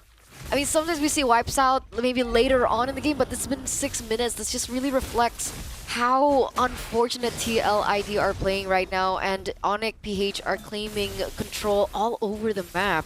The fact that TLID keep fighting back, is this the wisest way to approach this game? I don't know. When I saw the drafts, I had the same thought in my mind. What do? They just lay back and go game 3, take the first pick again, and go for Suyo. Because really, the Ling pick... Yeah, I mean, I don't know. For Liquid ID, it was very ambitious. Maybe a bit too ambitious. They technically just have to fight? I mean... Maybe they could have, played it a bit slower, sent the Ling over to the side lanes. But the thing is, on a Granger, you want to have gold as well. You want to build up the stack. So even then, I think about it and you can't even do that. You either sacrifice the Granger or the Ling. Yeah, at this point, what's the choice, right? The Ling is falling so far behind in gold. He's 3 levels below. Tsunami Slam. Kirk holding his own. AOG gonna be... Oh, that damage from King Kong with the Soul Sever. Gets away from the Tempest of Blaze. Forces the Finch Poise. Kelra, Zaman Force taking him down from the wall. A double onto Witty. Super Prince picks up a killing spree, and they're gonna wipe TLID out one more time. Slowly but surely, Kelra walking up for that final shot. Aaron Shiki, he's been untouchable in game 1, but in this game, 2 deaths. As if one time wasn't enough, OnicPH come into the second game with a second wipeout. Ladies and gentlemen, only scars of 2 minutes. Imagine the dominance here for OnicPH. And again, Fabian on the Ling has not found the proper moment, the proper opening. And he gets so punished every time he goes in and dives. This is a 4-level gap between Fabian and King Kong. So if we're looking for a moment of return, what is it? Neutral objective definitely not in favor of Onyx PH. It's bad enough if the Fabian is the same level, but with 4 levels behind, they need to pray for like a huge mistake from Onyx PH at this point. And that's something very, very strange to wish for, right? I mean, you can't really wish for Onyx PH to make a mistake like that. When was the last time you saw Onyx PH make a mistake like that? I think it was up against Omega in MPLP Season 14 regular season before when their 14-0 win rate got cracked by Omega. It was on the Alpha. It was a team that had to play together as 5, and Omega were able to split up the map. Liquid ID, looking at their composition, they do have the tools to do it. They have a Ling to split up the map, but I think they're just far too behind. King Kong walks up, Queller gets 3 members to half, forcing a regen out of Aaron Shiki. Man, a snowballing Suyo, that's what it looks like. 606 KDA right now. Only 3 deaths for the side of Onyx PH, and it's on Brusco and Kirk. Kelra untouched. Super Inference as well, untouched. And look at the dominance going into the enemy jungle. Absolutely no problem. I think Fabian was still able to walk away with the orange buff. But that's just about it, right? They used the Retribution earlier, unable to get the contest on the neutral objective. And Fabian can only play Annabelle. Right now, Liquid ID can only just look for farm, look to trade on the map. Did you say play Annabelle? Yeah. Is that the Annabelle playstyle? That's the Annabelle playstyle. That's pretty true right now. And technically, that's the only thing Fabian can do right now. He can just only Annabelle it out. He's going to be able to hold out the Lord, but will his team be able to hold out for Onyx PH is the question. They have really good tools to dive in, to utilize the real-world manipulation. King Kong's been sent down below to escort this Lord over to the base. That's a tier 2 in the mid lane taken down. They will be able to wait for the next wave here, 40th second to spawn, and then they'll form another 3-wave push. Hopefully, for them, they would want to try to get those base turret holy defenses, but they won't be able to do it. Only the bottom lane. So, best case scenario for Onyx PH, at the minimum, they will probably get a base turret here. Minimum base turret. And it sucks because TLID committed with the Jushin as well for their mid laner, so they don't have as much wave here as you would want as compared to something like the Eve or the Farsa or the Vexana. So that hit inhibitor turret does get taken down in the bottom side of the map. The shield in the mid lane is still standing, but the one up top I think goes as well. So they're still holding on to what inevitably might be their demise. Fabian in no man's land doesn't get caught out just yet. Still looking for opportunities to buy more time for his team to get to that power spike. Oh my goodness. Yes, that lead. A 5,000 gold lead between the junglers. The Ling is starving. He's only got an Azure Blade at 11 minutes.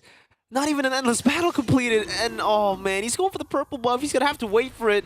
I think he'll get it. Oh no, he won't. He has to recall. He has to help the team. We're looking at a 10,000 gold gap, ladies and gentlemen, between both of these teams. RWM coming down. Kelra putting himself in front as well as Mount 4 is going to be ready. He will be able to pop it and say goodnight to Witty. King Kong holding his own in front of Pursuit out of range. King Kong gets away as Kelra wipes them in the back, getting a triple. Yehezkiel and Fabian. Good night in Game 2. There's nothing they can do about Game 2 going to the hands of Onyx Philippines. 1-1. These two teams have faced each other many times, but this has been one of the fastest games we've seen here on Stream 8 as Onyx PH showing their dominance this time round. No holds bars. We ain't letting the series slip through our fingers, but that draft, too difficult to play, not enough win conditions, and it looks like they backed the wrong horse on this one. Boys and girls, I need some opinions here because yes, the draft really difficult to play at this point in time, but I think it really boils down to how many answers do you have? Get rid of the Suyo. We're probably going to see the Joy be banned out once more, and at that point, what are we left with? Do we go back to traditionals all over again? I think that should have been the idea, right? I feel like coming into the second game, TLID they were risking something, they were gambling something, and this is something of a pattern that we've been seeing for TLID lately. They play to something that isn't their main comfort, and they don't function well. Remember an MPLID, the Selena over and over again, and now they're forcing the Ling. Yeah, I don't like remembering it. Yeah, I need don't know. therapy. Yeah, TLID fans will definitely need therapy after the 4 Selena games. The only game, also, the Selena was kind of irrelevant, but now the Ling, we have the Ling. Dude, I don't know. Not picking up a jungler in the first phase after seeing a Suyo on the other side has got to be studied. Like, that is crazy. I don't think any team has done it. Correct me if I'm wrong for the Stream Bs and Stream C viewers. Stream A, we have not seen it. We've seen always a jungle picked up. If it's not the Suyo, I mean, if the Suyo's already picked up the Joy, the Hanzo. Or Hanzo, yeah. You gotta pick what... I don't know. Yeah, I don't know. When it comes to like the teams having the same level of play, if we're talking about same level here, the drafts impact the game so much. So when you're already at a disadvantage early on, your clear isn't as fast. Your mobility, I mean, with the new river turtle change, it kind of matches up. Even with your Finch poise, you're not that much faster compared to a Suyo. No, I totally agree with you. That was quite the blunder in the draft coming in from TLID. I think that at the end of the day, yes, if they want to push their limits, sure, but that's the only game they can give away. Next game, they've got to buckle up. I think Kill unfortunately didn't have as much space to play with like he did in game number 1, but that's obviously due to the fact that Onyx PH literally square off a side of the map and say, you don't get to play here no more, sir. No play here, sir. No. And that's why it was a valid point that Mirko brought up. We're looking at 2 boxes that the Jushin really needs to be worried about. And again, mid-trio prio definitely not in their hands. Yaskill unable to clear as fast. And so everything just felt like it was going right for Onyx PH. Tempo-wise, neutral objective-wise, side lane pressure. They had no winning lanes. Yeah, it was so unplayable. However, at least there's a couple of principles that do overlap from game 1 and game number 2. If we're expecting Kalia to be coming out on the opponent's side, TLID like to have Jushin on their side to maybe look for a bounce back, a way to kind of push the tempo forward, because Kalia likes to stand in one place and Jushin's like, nah, that's not going to happen. We're going to move you away. No, yeah, it was just really, really tough. We get to see it again, in case you want to see it again, folks, but... I don't want to watch the murder again. Oh, man. The only, like, win that they got, TLID, was the Purple Buff fight, when Kirk overextended, the whole team of Onyx PH overextended when they didn't need to, right? Yeah. They got punished and they adapted real quick. They were like, all right, let's just fight on our terms. Let's fight inside of our boxes here. And once they got that, yeah, King Kong started to really, really take control of the game. It was crazy how much damage he was doing, bro. Like, every time they would jump on him, boom, boom, boom, half HP. Guys, he's at 975 GPM. That's abnormal numbers. He was like 4K ahead, and that was like crawling up to the 11th minute of the game. It didn't even matter. Look at this. Gone. Just see you later. It's too brutal to watch. Oh man, that's why we're talking about the adaptations. That's why you have to focus on the future at this point. But Onyx PH coming up with this draft is already pretty interesting. I am curious to see that if they got the same 4 heroes minus the Suyo, would we have the same results? I'm not even 100% sure, but I feel like yes, Suyo is a very big proponent of eliminating and staying on top of your enemy jungler, kind of like getting into that wrestling sort of like keeping you down, pin you down for as long as I can so the rest of my team can do work. I don't think it'll do the same without the Suyo. I do think that this team composition that wants to fight is deadly around its circle, but it really depends on your opponent. How exactly do you want to engage? Finally, Kalia works, by the way. Hey, first Kalia win. Let's go. We thought Kalia was bad. Well, turns out Kalia just didn't have that snowball in the early game. Once you do, the healing was pretty crazy, right? We did see the healing a lot of times. TLID got these members low, but then Kalia kept splashing, and you kept getting the HP. And it's so detrimental to someone like the Ling, who wants to get that final kill in. So the amount of miscalculations that were made by the Kalea alone with the additional healing was also one of the biggest problems that I think Fabian had to face as well. I do feel like it's going to come down to whether or not TLID will be like, ban out Suyo, ban out the Kalea, but at least stay comfortable, at least have that extra bit of edge. Hey guys, don't forget to fix your sit every once in a while, man. Check out Anthros here because they're providing the best seats for some of the players back in Jakarta. I wish we had him here. Zipper, can we get some Anthros? Please? Ooh, gotta be, one letter off for making that terrible. With that being said, we're gonna go on a short break. When we come back, the conclusion of our third series here on stream. Good luck to both of these players as they think about adaptations. The SBS will be back, Mobile Masters, with all the action right after these messages.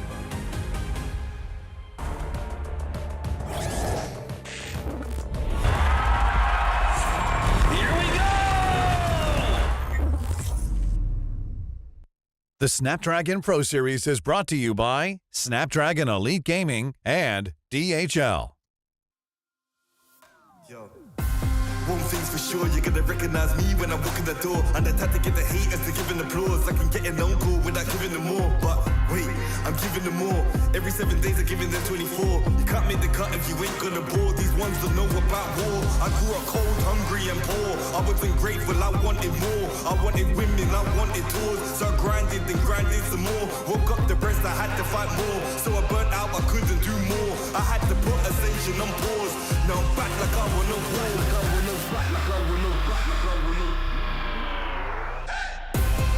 Winning again, I won't stop till I'm winning again. Winning again, I won't stop till I'm winning again. It's cold outside and I thought I couldn't do it again. Winning again, I won't stop till I'm winning again. I'm in my bag like loose change, self-proclaimed hero like Bruce Wayne. Out the sight even if you bought new frames. All this talk about weight but got no gains. How you gonna do a sight with no aim? Marathon longevity is my lane. I get dark like under the duvet and don't roll with a weak link like a broke chain. Self-ignorer when I was poorer. My struggle gave me a god flood of the Torah. I didn't stop me pleasuring somebody's daughter. My cup running over to the spoons of the saucer. Call me true the author. My battle plans rapper terroristic torture. These hands can bend water. Boom boom exploring like Avatar Korra.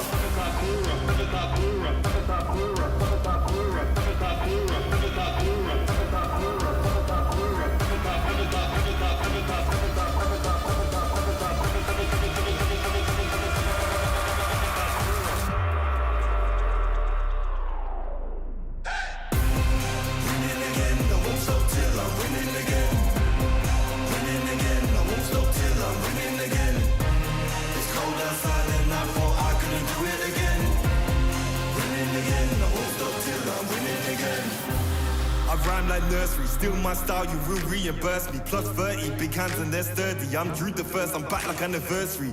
I came back worthy, like I swam in lava till it no longer burns me. I walked the desert for my ego's perjury, working for that zone where you can't outwork me. I'm a big man, but I ain't 32. I came to the front line with like 32. I'm a Rex, that's a shout out to 32. I'm a danger and I play 32. I'm just so 20, 32. Ahead of my time, so I'm hard like Brew. Flows the bomb like I shook the room. I stay lit like Christmas and hot like June.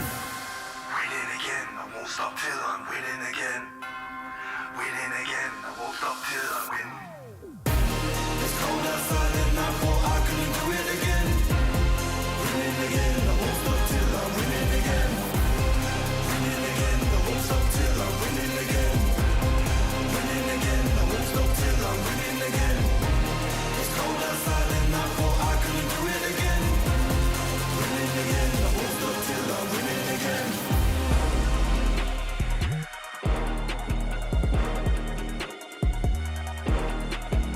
Anything can happen here at the Snapdragon Pro Series Mobile Masters here on Stream A, best in the world versus second best in the world, 1-1 with one final game to decide it all. And this could be a make it or break it for either one of these teams. Although they won't be getting the maximum amount of points, but those drafts are so important as Onyx, resilient, and they want this comeback. They want to make sure that they stay on top. Speaking of staying on top,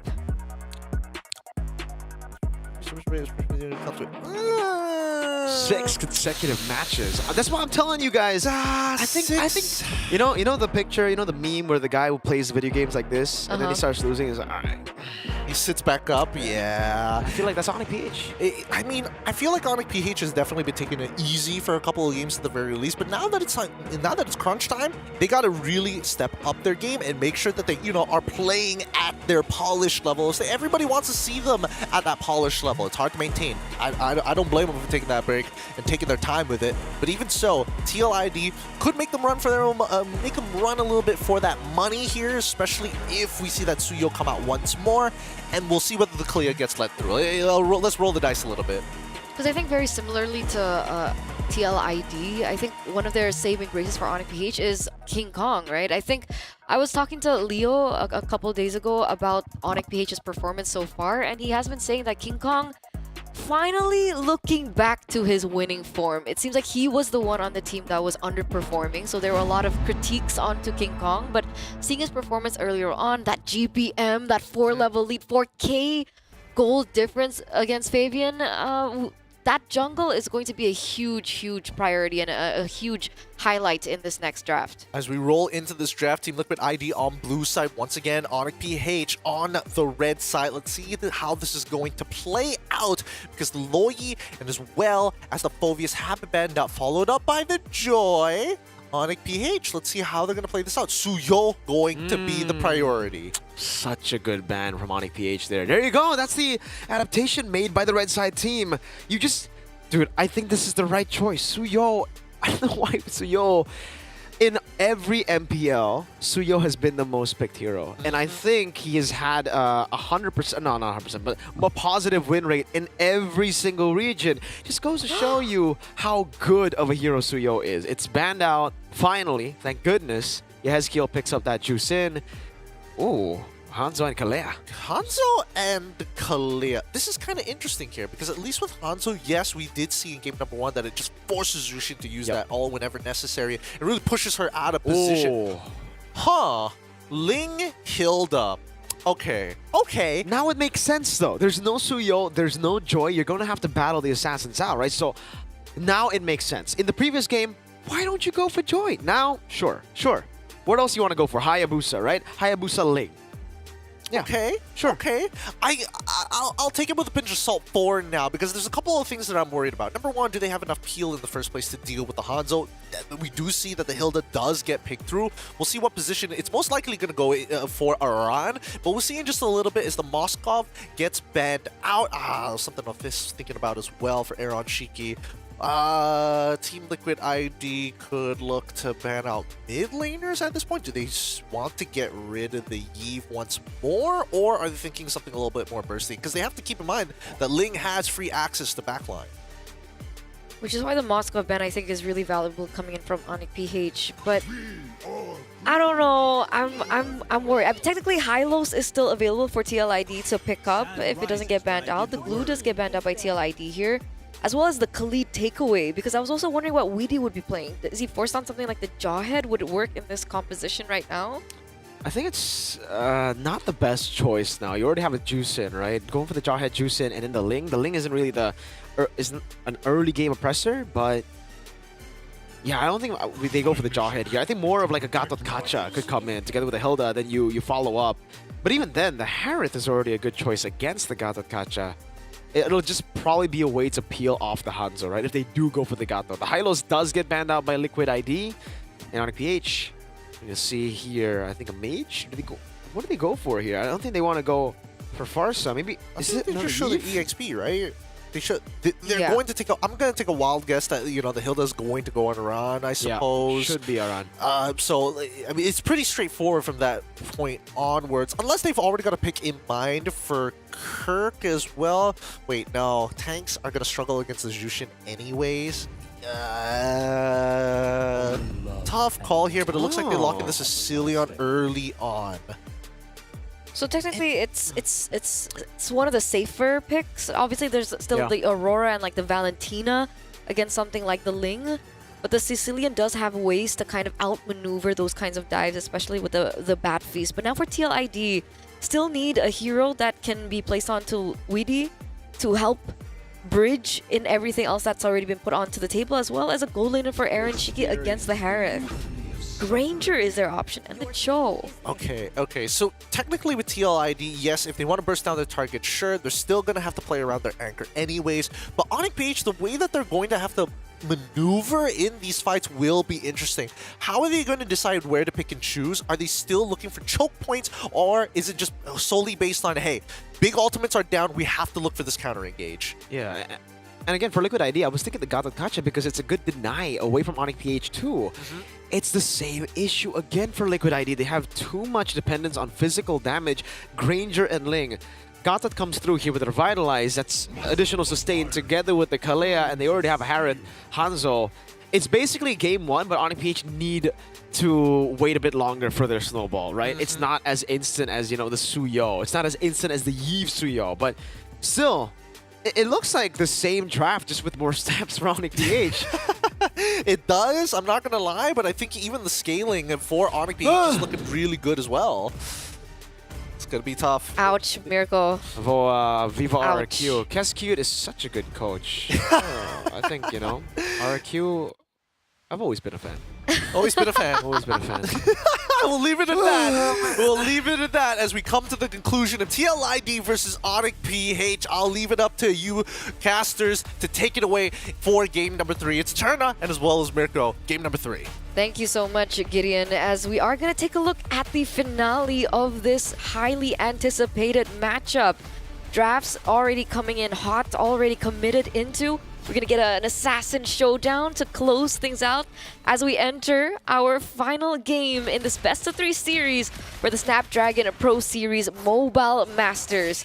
TLID versus Onyx from the Philippines. Zeta, ladies and gentlemen, into the land and down we go. Fabian back on the Ling. Type 1 in the chat if you guys think the Ling will work in game number 3. Type 2 if you think Onyx PH are going to get it done again against the Ling. Brusco, man, that sustain is so deceiving. And you see it again. The deceptive healing sustain gets them first blood.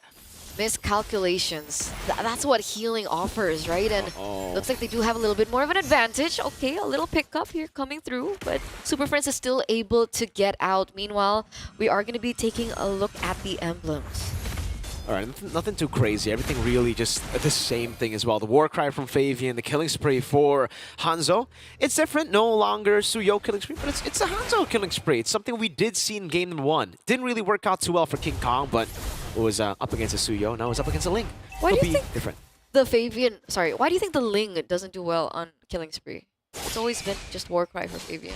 You deal more damage with the Warcry, yeah, right? Like right as you deal consecutive damage, you will be able to dish out more. On the Killing Spree, I think a lot of times for the Ling in the early game, if you want to look for Snowball, you gotta go for Warcry. If you play in Ranked, I think Killing Spree would be the better option. Again, because you should be able to Snowball in Ranked a bit easier. Up against Onyx PH, especially with the sustain, you need the additional damage over just, you know, the Killing Spree that you get because you don't deal enough early. There are a lot of stoppers right now. King Kong. Yeah, there you go. Forcing out in terms of blades. And that's the early Ling for you, man. Not enough damage. Definitely needs help for the emblems. And Onyx PH, I think with that, they get a free turtle. That's the Tempest of Blades already taken right before they go for the neutral objective, but it looks like TLID are still committing to this. Look at that healing coming down as well. Picked up a Lantern Flare, but it is a win overall for Onyx PH. They are able to fend off from this purple buff. Fabian has got the purple buff as well. Super Friends will clear out the wave to set up for the turtle. Exactly, but on the other side, it looks like TLID are also buying a little bit more time maybe for TLID to come back. I guess the call is on Fabian now. Do they want to go for the 50-50 against King Kong on the Hanzo? Whoa. Diving in on Super Friends. Lantern Flare coming in as well. Aran's doing a lot there, but will be chained. Sanguine Claws bringing him back again. It's going to be King Kong with Soul Snatch. Should be able to pick up the kill. Aran taking down the turtle. Not taken out just yet. AOG locks Fabian down for a bit. A stun and a Tsunami Slam. Forces out a Tempest of Blades. And now King Kong walks up again. Kirk, just so tanky. Brusco, wow. Following through on that Finch poise. He can jump on walls too. He's not letting go of the Ling whatsoever. And this should be a free turtle now for the hands of Onyx PH. Despite the setup coming in from TLID. Who would have guessed Brusco Kalea being the answer towards Fabian. No fancy feet whatsoever here. Finch poise. There's another new ability that can get on walls too. Follow it through as well. This time with a slam and a puddle. 1,800 gold lead now for Onyx. As they're building up the momentum that they already have built for themselves. You can see King Kong already a level ahead of Fabian right now, and they're looking for some more. Yeah, Prince with the flicker out there, trying to read out with his movement. Soul Snatch! Good way the Dragon defensively to keep King Kong at bay and to stay alive for Witty. But all these plays have been very reactive for Liquid ID. Yeah, unable to look for anything on the map, and this is the big question, right? What are you going to do with the Ling in the early portion of the game? Are you supposed to try and pressure Kelra in the gold lane? Look for a little bit more standing on for Aaron Shiki, who's currently struggling in the lane as well. He's getting zoned out as the Granger, and here comes finally the rotation. Up top, Witty walks in, Tsunami Slam from Brusco. Oh man, now it's an all-in from King Kong. He's gonna go for the Aaron Shiki play, but no. Turns back around, goes over to Witty, Soul Snatch to take him down. That's King Kong with a corrosion scythe early on, and Fabian can only just trade on the map. Well, that's the example of TLID being the proactive ones. The insta shutdown, the insta lockdown coming in from Onyx BH as if they were already aware of what TLID were planning in the first place. Yeah, for the fight, Times of Blades used up. Super Friends actually caught overextending there. Finally, a Lantern Flare there for Kirk. That's the way the Dragon locking him down as well. Kirk, oh, that's the same with the taunt too. One last hit should do it. Up top, Kelra gets a kill out of nowhere. That's a kill over. I don't think it was a solo kill. I think Super Prince was in... Sorry, King Kong was in the vicinity. But Brusco and Witty in a 1v1 situation right now. King Kong is on the way. Witty. Tsunami Slam down to the ground. Boom. Soul Snatch Witty. Cut down by King Kong in the Hanzo. He's at 0-3-1 already in the first 5 minutes of the game. So he hasn't been able to scout as freely as he would like usually on the show. And they are playing and they're working on with the lack of information that they already have. A little bit of, damage onto Kelra. He's good. Fabian wants to go for the dive, but look at the response from Onyx. Kirk with the AOG preemptively. King Kong holding on to the turtle earlier. Gonna be a retry battle as Fabian walks up close as well. King Kong in the shadow form. Retry battle. Here it goes. It's King Kong who wins it. Witty with the way the Dragon over, but it's only onto the shadow right now as the sustain comes in. As Fabian jumps in. That's a shutdown for Yehezkiel. Kirk staying alive in the team fight now with the Revitalize as well, but it gets picked up. Lancer Flare still able to survive. Kirk gets saved by Kelra. What?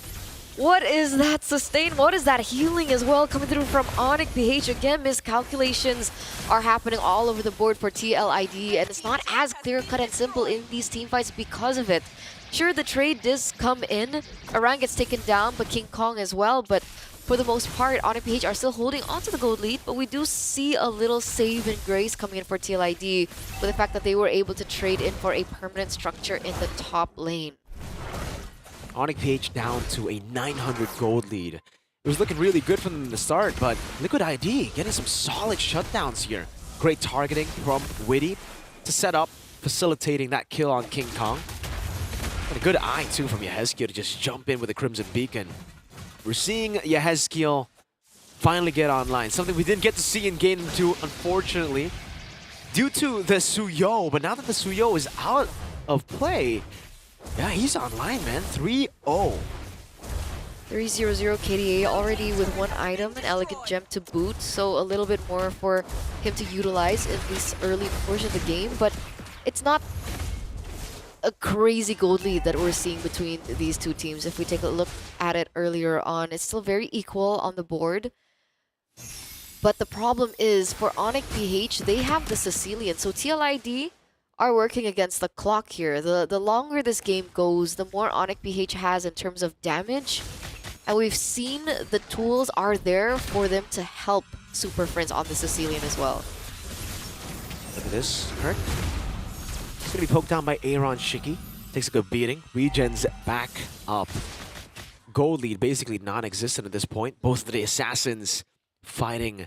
And this time, Fabian actually getting the dub in the skirmish, forcing King Kong to rotate over to the team right now. Fabian continuing this push in the bottom lane. And King Kong will just have to go back to the orange buff. The Ling doing work in game 3. That's a good thing about the Ling, right? Really good rotations, high mobility, especially with the purple buff. So you are always able to have a little bit more pressure onto the far lane, and that's exactly what they're utilizing to their advantage here for TLID. Considering, again, no Moskov on the board, so that is something they have above Onyx PH. That turret goes down, and now Onyx PH have to do housekeeping. They send King Kong back down, should be able to come back into the fray real soon after he gets that purple buff. Ooh. Does Fabian have purple buff? No, not yet. He's gonna go for the orange buff, and he's actually gonna rotate down below without the purple buff. Huh. Wants to have it by the time the team goes in. Onyx PH are hesitating to go for the Lord right now, and it's giving, again, Fabian time to set up for the wave in the bottom lane and to go over the purple buff. So no forced error from Onyx PH. It's actually a forced error for TLID, but Yehezkiel does get poked down quite a bit. Wave slow pushing the bottom lane. That's the engage. Aran gets out of it. Brusco wasn't able to go for the Tsunami Slam. Now it's going to be Witty jumping in with a Jikudo. Kelra taken out by Aaron Shiggy. Seventh of Blaze. Fabian diving in, getting them all over Aaron Shiggy to clean them up. What? A 3-4-0 trade now, ladies and gentlemen, in favor of TLID, as they are going to be the ones to be able to pick up the Lord to boot. Everything went perfectly for TLID in that team fight. Fabian, again, when he gets the space, when he gets the momentum rolling, he's always able to make these groundbreaking plays. In addition to the damage coming through from Aaron Shiki as well. Now 3-1-0 in the 10th minute of the game. Uh-oh, King Kong. Ooh. So able to get the orange buff there.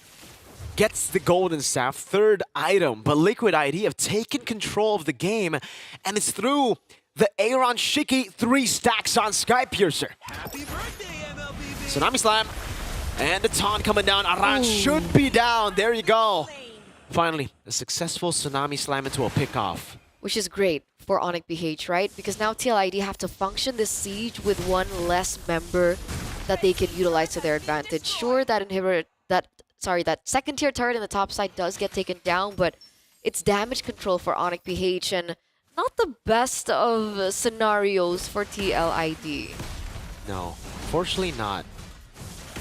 The Lord advantage, I think, will go towards Onyx PH with this one. They'll be able to take back a bit of what they lost, but TLID do have a bit more control on the map now, and that's going to be great. Look at Fabian, a complete different, I mean, almost 180 from what we saw in Game 2. It was a 5,000 gold lead for King Kong. Now it's a 1,500, a respectable amount of gold that Fabian has over King Kong and the Ling. And it's been because the Ling has been able to clear out the waves in the side lane better. Better side control equals a better farm. Oh, that damage though, with a crown already. Fabian wants to go for the dive, doesn't have that. Witty forcing out the Purify. Kelra with his Bond Force putting down damage now as Fabian dives back in. Top of the Blaze now used up. The Tsunami Slam not enough to take him down. Barely enough to get him out, Fabian. Whew. But this is the turnaround point, right? This is the concern. The longer this game goes, the more Onyx PH will be able to get to that power spike. And we saw from the items reflected earlier that King Kong already with the Holy Trinity, right? We see Kelra already with the Holy Crystal as well. So TLID, they've been able to find that much success because they have earlier power spikes, right? With Fabian, we have Aaron Shiki as well. But the longer this game goes, the more difficult it is for TLID. And I think Onyx PH have been doing really great at holding their own, only limiting it to a 3,000 gold lead after 12 minutes. Oh, Fabian going for the solo on King Kong, has the shadow to keep him alive. King Kong gets him out of there. 20 seconds though on the Lord. 12 minutes in and Liquid ID are gaining the momentum. Fabian about to hit his final item. That's the GDS as his 5th. But what do you think about that? Like, what do you think about the timers for both of these teams? Timers of the power spike? Yeah. I think it's great for TLID. They have a 3,000 gold lead right now in a 12-minute. For Onyx PH, they still have to wait up a bit for Kelra. He has the Holy Crystal, but he is going to have to get the Divine Glaive perhaps right now to deal with Aran. He's been such an oppressive force, just walking up forward, soaking in the damage of Kelra. And again, getting space for Yehezkiel. Once you get CC'd by Yehezkiel, it's going to be tough because you're going to have to bait out the Purify Oh, Aaron on the top spot. Oh, that's an all-in over to Aaron Shiki. Brusco finding the angle, getting the conceal on as Kelra gets the demand force to burst him down with King Kong. 1-0 trade already. Aaron Shiki out of the picture, and this is not looking great for TLID this time around. Perfect opportunity for Onyx PH to step on the gas. You see King Kong. Way the Dragon to lock him down. That's going to be the Shadow already dealt with. Recalls for Onyx PH. They got to deal with this Fabian Ling up top, and it will be Super Prince sent to deal with it. Kelro's Demand Force coming down. It's still going to be, wow, Aran soaking in all that damage, getting a kill in the process, walking back in the bush and surviving, buying so much time for the team. Fabian has the retribution. King Kong is down, the Lord very low. It's going to be Aran still finding a way to survive for quite a bit, landing or not, getting away from the bad impact. Now Aaron Shiki looking for the play onto the Lord. Fabian retrieves it, comes in time to steal it away from Onyx Philippines. And this is the way this game goes. This is where the story lies in. TLID, despite losing 2 members, have been able to trade it around with 3. Aran, despite getting taken down, bought so much time for the rest of the members to kind of tunnel vision onto him. And the rest of the members for TLID were able to keep their eye on the prize, which was the Lord that they were able to secure. This Ling, causing havoc in more ways than one. It's not just the kill pressure. Oi! That's a lot of damage. Finch poise over, Tempest Blaze used up. King Kong wants to go for it again. The Shadow's right there. Fabian could have gone for it. Kirk was right there to stop him from doing so. King Kong on the back foot again. The Lord in the mid lane marching down as Fabian deals with the wave up top. They're going to have a 3-wave push. They are, and it looks like it's going to crash down really easily. The saving grace now for Onyx PH is the fact that they do still have the Sicilian to go in for the clear. They do still have King Kong for the clear as well as Kelra. But it all depends. Can TLID look for a momentum to crack open this base? King Kong back at it again. This time over to Aran. He does have the Soul Snatch. He will go over to Aran. The wave in the mid lane to be dealt with as well. But Witty dove a bit too deep and will get punished. TLID, unfortunately, unable to crack this base open. That was the thing, right? The fact that Onyx PH still have Super Friends on the Sicilian. They have the range. They have the wave clear. It all depended on TLID looking for that opportunity, and I think Witty was looking for that, but it's not as simple because Kirk is still around, right? They still also have Brusco in the vicinity to properly peel for their team and be a proper protective layer for the team. So unfortunately, they're not going to be able to crack open the base just yet, but the fact is, TLID will still be able to work with Fabian on the Ling, who can cause problems on these side lanes, especially now that we're looking at Onyx PH and how they're always grouping up together. It's really tough for Onyx PH. They don't have that side lane control that they had in Game 1. Game 1, we saw almost a comeback happen through the Moskov, having the control in the side lane. And the Hanzo, though you can try to, hold the side lane, you can never really commit onto it like the old Hanzo, right? There's a certain amount of range, and even if you get picked off, the Ling can actually follow through. Your body isn't too far away from your Shadow now. So we've seen that a couple of times from Fabian. He deals with the Shadow, and he Finch poises towards the real body. That's why Onyx PH now are basically going to have to wait for, I don't know, play around King Kong. But it kind of forces them to play in the box. This time they only have one box. That being Kelron as a man force, and TLID have so many ways to disengage. Fabian, Tsunami Slam is ready. That's the Tsunami Slam, and he gets locked in. Tempest Ablaze. Oh, Fabian getting away just with 1 HP. Bitch poise, and they get baited in the bottom lane. Aaron Shiki looking for the dive, going for the kill, but will be picked up as well. 1 for 1, both gold laners fallen. Soul Snatch over to Aran. King Kong looking for the kill, won't be able to do so onto Aran as Fabian deals with the wave in the mid lane.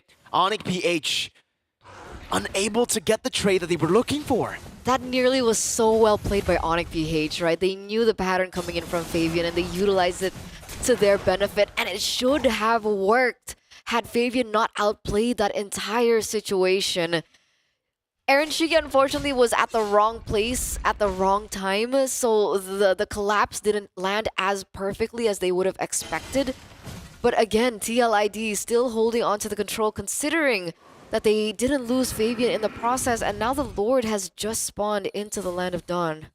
Sky Piercer for Yehezkiel. Very late Sky Piercer, but better late than never. I guess that means they have 2 Sky Piercers. That's pretty greedy if you ask me. But Liquid ID have lost quite a bit of stacks on Aaron Shiki. Maybe they just want these members to die. They've been able to get a lot of these members low from Onyx PH, but the final blow has just not been revealing itself. I think mainly due to the Revitalize of Kirk and those splashes from Brusco. And now we're finally seeing the value of the Kalea, right? In these particular skirmishes. It's been so difficult going with like a pick-off centric kind of playstyle or a skirmish heavy playstyle against the Kalea is not as straightforward as you would expect. Fabian! Another attempt. This time unable to get the Tsunami Slam in time. So he pops in the Tempest of Blades, reads out that position. King Kong walks up to Witty. Going for poke, but not much poke there. Brusco walks up, gets poked down. Kelra! Zaman Force over Rashigi! Solo killed by Kelra! Surprise from the bush! Best setup that they could possibly imagine for Onyx PH right now, and it looks like Fabian, understanding this, is going straight for the global pressure, going onto the side lanes, but King Kong is there. Is this a reset? Onyx PH, Aranchiki's not there. They don't want to step on the pedal? So risky. Fabian can again push in the top wave. King Kong is the one that gets sent to deal with it because I think he's the only one that can.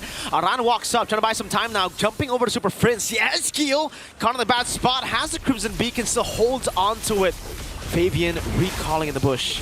Doesn't have the purple buff. This is an angle of attack for Onyx PH. Aran looking to open up this Lord. King Kong is in the vicinity of Fabian as well. Retreat battle coming in. King Kong winning it out. Tempest of Blaze used up over to Kirk. Still the AOG to escape. Aran won't be fortunate enough to run away this time with the immortality being popped, with him being isolated from the team. It is Kelra with a Synchro Fission to take Aran out with the Evolve Lord marching down below. Big, huge advantage for Onyx PH right now, ladies and gentlemen, as we get into the 20th minute of the game. And remember, with these pushes coming through, it is going to be heavily favoring Onyx PH. 20 minutes in? How many stacks does Cecilian have? Not too sure right now. He's been stacking up a storm. He's only been taken down once, so not a lot of time, seeing that gray screen. He's just been popping off, farming everywhere. And that's going to be something that TLID have to deal with in addition to everything else that's been launched at them. We see that the Lord is marching down into the bottom lane. Meanwhile, Fabian's still trying to push in that top inhibitor turret, but this is imminent. The inhibitor turret has got to go, and that's the damage now of a 21-minute Cecilian. Look at Zaman Force gone already. Witty will lose his immortality. Super Fritz gets a bad impact, finding a Rashiki. Now it's all up to Fabian, but he won't be able to dish out enough damage to take Super Prince down. Yehezkiel putting the Lantern Flare down, trying to zone them away when Zaman Force comes back up. That's a Lantern Flare to pick him up, but Kelra's going wild again on the Zaman Force. That's another Aran falling. Fabian has the immortality, but not for long as Kirk slams down on him. Super Prince will survive, buys the winner crown in time. Yehezkiel has the Sky Piercer. That's a lot of low HP bars, and he gets one. Prince down, but it's still 4 members left to deal with. It's a jump over to Yehezkiel. This time he doesn't have that Purify, and it will be Onyx PH claiming the reverse sweep against TLID. GG, well played. A tightrope of a game, but it's going to be Onyx PH who are able to walk away as victors in our 3rd series here on Stream A. What a match between both of these teams. The short tunnel visions, the expanding of the mine. We definitely saw a curvature, a pure adaptation within the game. A little frustrating for TLID, but I think they got the full experience. This was quite a fun watch overall, despite, we all thought the draft was looking pretty good for Onyx PH, but we saw moments of brilliance from TLID. It was a great way to really handle Onyx PH's win conditions at the start of the game, right? For Fabian, it was all about farming, but they had such an oppressive trio. Do we call it trio mid? Trio mid's with the jungle. Usually. A trio with the XP laner instead. Aran held King Kong back so many times so that the snowball didn't happen. In the end, it was TLID who got their own snowball through, again, side control and forced errors. But, man, that adaptation, like you mentioned, Gideon, from Onyx PH was just phenomenal, man. I think they figured out that as long as he doesn't have that Tempest of Blades, he's going to be a little scared. He's going to be, hiding with his tail between his legs. And I think they had some really good calls. I'm not sure whether TLID should have given them the space around the Lord to kind of figure that out, but at the same time, there's a good chance that there could have been a squeeze. It was also just a tunnel visioning of TLID. At the start of the game, all the way to the late game, they only really thought of King Kong being a threat to Aaron. They forgot of Kelra. They forgot about Kelra being a threat in the late game. You saw just how Kelra was able to assassinate Aaron Shiki, I think, a couple of times there, and that was the reason Onyx PH got control over the neutral objective. With Aaron down, that's it. That's their main artillery. Remember, they only have the physical damage of Fabian and Aaron. Yehezkiel is more utility. I mean, it's very easy to itemize. I mean, look at the items that we are seeing through, making sure that they have plenty of armor through and through. And it's like, okay, sure. Do we really need it? I guess not. And I think Brusco was the only one to have that bit of leeway with the fleeting time as well. I definitely thought that it was, again, really great matchup from both of these sides. We saw both teams actually tunnel visioning at a certain degree. OP kind of knocked themselves out of his, like, guys, we cannot be stacking that close together in some of these fights. We can't be giving them that much value. And that's why everything just panned down really interestingly and specifically, right? Because when we looked at the composition from TLID, we were also thinking about how things will go out in the late game, how things will pan out as they go and group up for neutral objectives. And that's why TLID had a little bit more leeway to work with. They had the Ling to be able to pressure in the side lanes, but at the very end of it, it all came down to timers. And I think that was what OP had over TLID, timers. The fact that it was already, 21 minutes into the game, the damage from Sicilian was already there. Harith was already full build.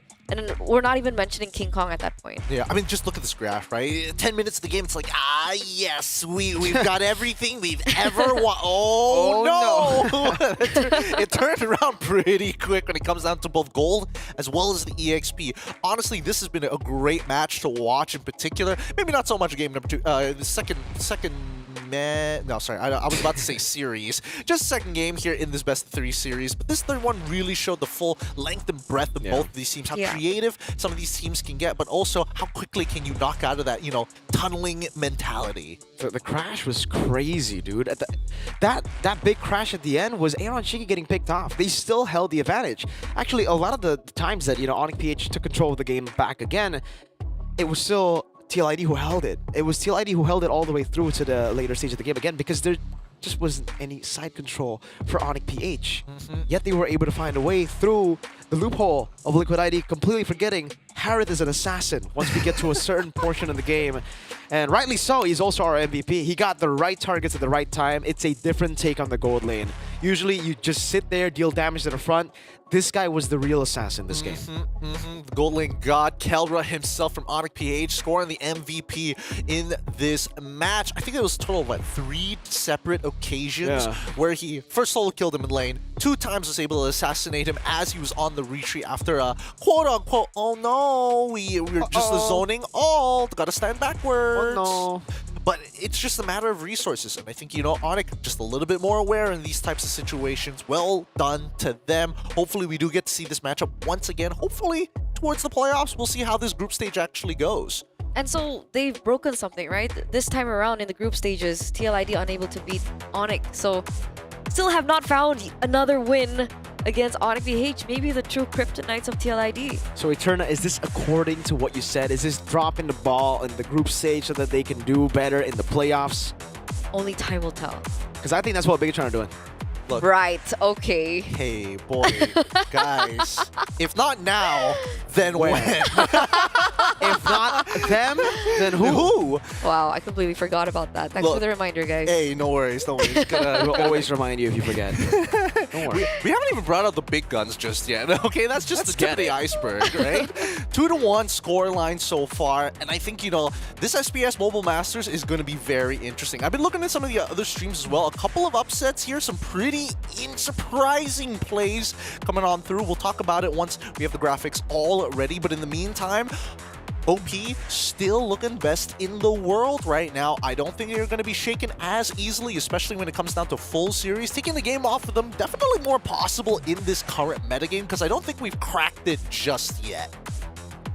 There's a reason why they're the tournament favorites, and we get to see why yet again. In a world in the Snapdragon Pro Series where the Kalea has not worked out, we're seeing Bruce go on this exact same pick and find success on it. 3 games in a row. Exactly. Exactly. I'm surprised he got away with it so many times. He got away with it. He has won, he has lost, and wait, sorry. He has lost, he has won, and then he won again, just to ensure that he is by far de facto best Kalea so far in Stream A. I gotta say though, props to Coach Waina. That Suyo ban, I think, you know, set up for the game that we saw early, and picking the Hanzo, forcing the Ling out. It was good for a time, but again, just not giving out the Suyo to first pick. Gave the red side a win, finally. Yeah. Hopefully, I don't know whether it's going to change their mentality, but maybe we can ask the people who played it themselves about this Kalea and some of their drafts. We've got King Kong on the line from Onyx PH. King Kong, can you hear us over there on the other side? Hello. Hello, King Kong. Great to see you. Looking great. Back in the default skin. King Kong, I have to ask, how was the match against TLID? I know you guys were like, don't underestimate these guys, and they pushed you to a full best of 3. How is it, and how did it feel? The match was very, very fun. Good game, Fabian. I'm used to winning against you. He's ready to go. He's got his little guns. Pew, pew, pew. Speaking of the Fabian matchup against Fabian, it really seems like this meta is shaping up to be a whoever gets Suyo wins the game. Do you agree with that? Because we heard from Fabian that their adaptation against Bigachan was, we got to take the Suyo. And we saw it from you too. Game 3, banning out the Suyo. Game 2, winning with the Suyo. Is Suyo that broken in the current meta? I think it just depends on the Suyo user. So is your Suyo the most OP, bro? Okay. Just yeah. So it depends. Yeah, it depends. If it's King Kong, auto ban.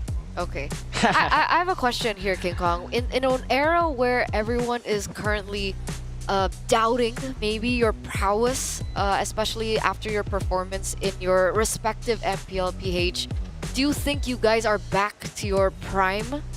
Is this the strong Onyx PH that we're anticipating? Personally, for me, I think we're not back yet because I think we still lack a lot when it comes to the game, when it comes to decision makings. I think we just need to be a bit more faster and more connection. Wait, so what percentage of Onyx PH did we get to see earlier? Since it's Fabian, I think it's only 25%. Well done, King Kong. Well done. Always a character on the camera. A couple of questions here. I'm curious to know your opinion on Hanzo. I mean, it has got nerfed a little bit. We're still seeing it get picked up here at SPS. What are your thoughts? What are some of the win conditions you're looking for? And is it like the go-to pick now? Hanzo is very good, especially when it comes to the late game. He can kill very tanky heroes. He can target both tanky and squishy heroes. OP. I feel like Coach Wynau's is like, just tell him it's bad. Tell him it's really good. Tell him it's really good, guys. With that being said, King Kong, please, to all the international fans who are watching you from all across the world, whether from Southeast Asia and outside of Southeast Asia, please tell your message to them. What do you want to say? For all the fans around the world, thank you so much for all the support for Onyx Philippines. Please always support us, and we'll always do our best. Thank you so much, King Kong. Give it up for King Kong. That is the jungler. Onyx PH. Give him that last fighting pose. Yeah, there we go. Sir. That's what we wanted to see, boy. Keep it up with the clips. Thank you so much. We appreciate you. You got a long day ahead of you. I'm sure you have more games to play. We'll see you then. Thank you, King Kong. You gotta salute the beast. Oh yeah, I forgot. Ooh yeah. Look, King Kong is doing a phenomenal job with OP, but the fact is, as Leo mentioned when we had the talk in the back, yeah, they're struggling to a certain degree, and I think even King Kong has confirmed that. It's like, yeah, we're definitely going through the phases, the growing pains, of course. Whether he's going to tell us exactly what that's going to be, he can point it in a direction. No way to confirm. Apparently that was 25%. 25? He only needed 25% to deal with TLID. I wonder if we caught him behind the scenes just going after that game. Nice! Deep sighs, deep breaths. Turns out it was 100. Oh, hey, please. We got plenty of Onyx fans in the house here. With that being see said, Gotti. we're gonna go. We're gonna go on a short break, and when we come back, it's gonna be the final series wrap-up day number 1. It's RRQ versus Team Falcons here at Snapdragon Pro Series Mobile Masters. We'll be back right after the break.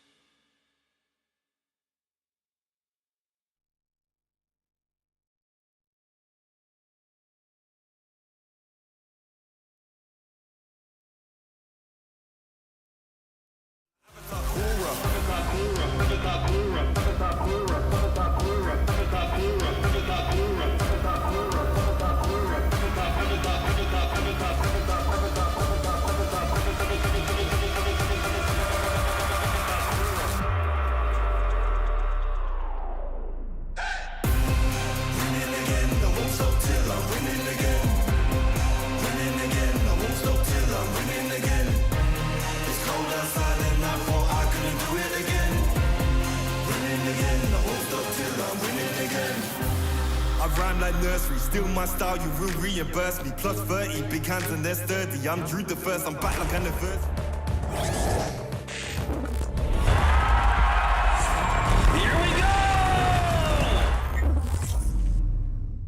The Snapdragon Pro Series is brought to you by Snapdragon Elite Gaming and DHL.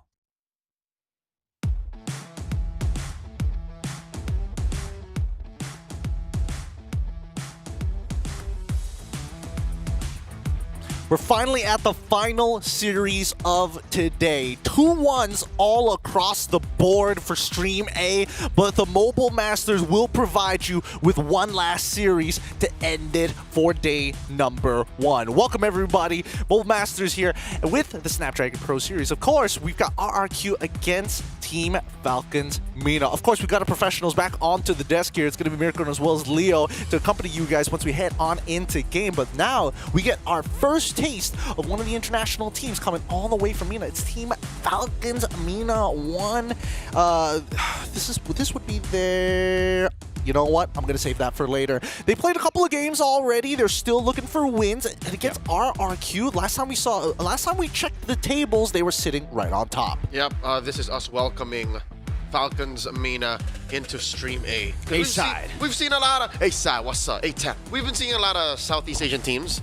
And again, that's why the competition has been so tight. 2-1 all the way. Quality. These teams know each other, right? Very well. So now, this is the Kingdom saying hi to a powerhouse team from the Middle East.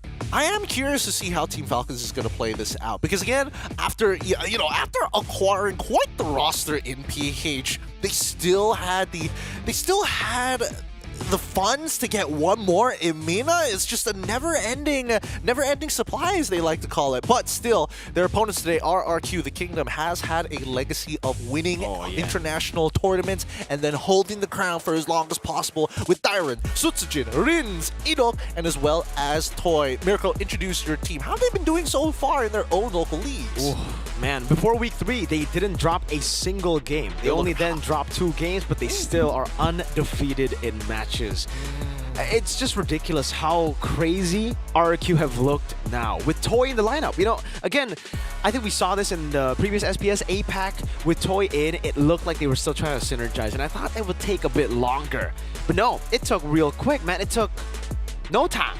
Kescute was able to make this team work, and again, it's through the drafts. Kescute and MM doing a phenomenal job to keep this team at a tip-top shape. Hopefully we get some more information with Dyron on the line with Rose and Kolios. How's he doing? He was told to pick Kalia XP, but why? Yeah, what's the power? Kekuatannya apa sih sampai Kalia tuh bisa jadi XP, Le? Sebenarnya kekuatannya di early tuh lumayan kuat lah di laning kan. Apalagi karena pasifnya yang membuat batek sama nge-heal tuh banyak gitu, terus kayak nge-ganking, terus nge-pick off juga enak gitu. Jadinya Hero itu ada potensi lah di XP. Oh, okay. Kalia has big potential in the EXP lane, especially in the early phase where he wins by 1, I'm pretty sure, and even in the ganking later on. So it's pretty aggressive too, right? And they actually won that game, so I think we're gonna be seeing more Kalia XP in the near future. Ya, catat ya penonton kalau mau coba pakai ya. Nah, iya Nile, kalian kan bakal ketemu sama Falcon Mena. Mereka ini turnamen internasional pertama mereka. Kira-kira gimana nih persiapan kalian untuk berhadapan sama mereka? Ya persiapan kita mungkin kita lebih waspada lah, karena kan kita jarang juga kan ketemu mereka di scrim maupun di turnamen lah. Pasti mereka bisa jadi nyiapin hero-hero aneh atau strat-strat aneh lah. Jadi kita tetap respect ya. I see. So since this is Falcons Menace with this lineup, first international tournament actually, they've come prepared because they are well aware that if teams are not really familiar with the international scene, cheesy picks and cheesy strats will come, so they still respect the opponents. Terakhir Le, ada pesan nggak buat mereka semua nih? Welcome to Jakarta. Welcome to Jakarta. Oke, makasih Le Diren, dan kita bakal kembalikan lagi ke panelis kita. Take it away. Thank you, Kolios, and as well as Rose. Welcome to Jakarta. I'm curious to see how that welcome is going to go. Yeah, dude. You better not batter them after saying welcome to Jakarta. Ooh-wee. For context on the first half of that interview, they were talking about, you know, their first ever EXP Kalia. And this has been something that I've been debating for quite a while because, yes, it has that hard sustain when it comes with her passive, but also great ganking capability as we heard into the interview. Do you guys agree with this? I have a feeling that Kalia is just going through her growing pains. Remember when we saw XP Kaja or XP Joy? XP Suyo. I don't know what you're talking about. Yeah. That sounds dirty. But yeah, so I think now in the early days of this hero, the newest hero in MLBB, she's just going to be tried elsewhere. Obviously, they experienced a lot of success with XP Kalia, but I still think she deserves to be in the roam. Yeah, I agree. Yeah, I think it fits better as roam, but again, it could be another flex situation like we see from the Ganta, the high-lows as well. Having that sustain is really good because, again, for the XP, a lot of times it's just a non-lane. You're just there farming out and then rotating over, so it technically fits. Because at this point, the meta is looking like XP is the secondary role. Yay! Ooh, so much fun. Not as fun as the gold lane because we gotta look at Toy because he's looking to fill up some really big shoes. We talked about this in Challenge Finals APAC Season 6. Again, he's in the legacy of both Sin and as well as Skylar, both of which brand names of the kingdom itself are RQ. And I think Toy, do you think that he has got higher potential than these two currently in the current metagame as well? Higher potential than Sin, I think definitely. Higher potential than Skylar individually. I gotta hold on to that for a bit, right? Because for Toy, he has been performing really, really well at the start of his career. That's better than Skylar's start. But usually when you start off shaky, you do better later on. Like something just, you know, you go through the hard periods of life first. Okay, that's fair. You agree? That's fair. We might we'll get back into this topic in just a little bit because we have to introduce to you for the very first international tournament here. It's Team Falcons Mina with Orange Bob, Limi, Sensei, Boro, and Koba to fulfill the lineup. A very international roster here. Yeah, this is not the Falcons Mina we are used to. This is a one-time MPL MENA champion franchise. This was season 5 the season also known as the golden season for that region. None of these dudes were there. It was a totally different face for Falcons MENA, but what that means is it's a new hope. It's a fresh take on Falcons MENA. So who knows what we can expect. Let's hear the opinions of Koba here as we have him on the line with both Rose and Kolios to see what he thinks about his team. He says hello back. Wow. Dah, gini. So, is there any Indonesian food that you've tried before? انت جربت اي اكل اندونيسي عموما قبل كده؟ لغاية الحين لا. Until now, no. Oke, sampai saat ini mungkin belum ada makanan Indonesia yang udah dicobain. So, because this is your first time to going on the international tournaments, right? How do you feel when you are know that you are gonna facing against RRQ, the kings of Indonesia? بما ان هي اول مره بالنسبه لك ان انت تلعب في بطوله عالميه هنا، انت هتقابل فريق RRQ هوشي الملقبين بكينج اوف كينجز او ملك الملوك، فبالنسبه لك انت ايه احساسك في ماتش زي ده؟ بصراحة احنا جايين عشان ناخد خبرة كبداية سنس انها أول مرة لينا كمستوى في المينا وكفريق جديد يعتبر، فإن شاء الله يكون ماتش كويس بالنسبة لنا وناخد منه خبرة كتير ونوديها للمينا إن شاء الله. Okay, so he's saying this match for us and this tournament generally is for them to gain more experience and pass it back to MENA and get it back to MENA, and also he wishes that this tournament is theirs. Jadi memang ketika Kolius tanya kan ini pertama kalinya turnamen internasional mereka dan mereka bakal berhadapan dengan tim RRQ. Gimana nih perasaan mereka saat mereka akan tahu mereka akan bertemu dengan RRQ, dan dia bilang karena ini adalah pengalaman mereka, so mereka bakal mencoba untuk mencari experience dan membawa experience juga buat teman-temannya yang ada di MENA nantinya, dan semoga bakal buat mereka lebih improve lagi. And last question, do you have any message that you want to say to team RRQ? آخر سؤال بالنسبة لك، هل تحب توجه رسالة لفريق RRQ؟ أتمنى إنهم يلعبوا بأحسن مستوى عشان إحنا بصراحة عايزين نتعلم منهم ونتعلم من خبراتهم، وفي نفس الوقت نقدم مستوى حلو ضدهم، فإن شاء الله يكون في منافسة قوية بينهم. Okay, he wants you guys to play with your best performance because this is the way they want to win, or this is the way they want to gain experience against you. Wow, jadi Kolius tanya ada pesan gak nih buat tim RRQ, dan dia bilang bermain aja yang terbaik karena pastinya juga tim RRQ ingin memenangkan match dan mereka juga ingin mendapatkan pengalaman yang terbaik. So that's all I think. Thank you Koba for the interview, and let's throw back to the panelists. Thanks, Yasu. Thank you, Kolios, as well as Koba. That, well, you heard it himself. He wants the Jakartan introduction, the Welcome to Indonesia special. RRQ is going to be giving it to them, and I don't know about you boys, but this first encounter is going to be, it's going to be interesting. Yeah, Koba has what they say in Arabic, kabir dreams. You have big dreams. He wants to beat RRQ, who wants to take the tournament, and then use that experience to help out their region. That's a glorious ambition, man. Like, I mean, you know, in movies, he starts off with like a dream sequence. That's his ambition right there. He set it in motion. Now it's time to move. It's time to manifest. It's time to attack.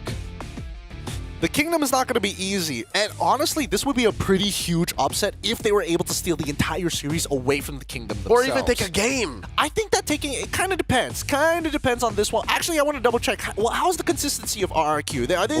I mean, previously not the experimental type, but no, they're clean. Crisp, clean, every single game taking it seriously. There was one game where they experimented, but even then they won, so it's like, yeah. I think they might be cleaner now than they were at M6. Yeah, I'll say that. Yes, I think that is a guarantee for me. Okay, that's a good benchmark that we can play off of for now. The drafting is going to be starting in just a little bit. I am curious to know what they are playing over in MENA. I don't know if they take inspiration from Southeast Asia.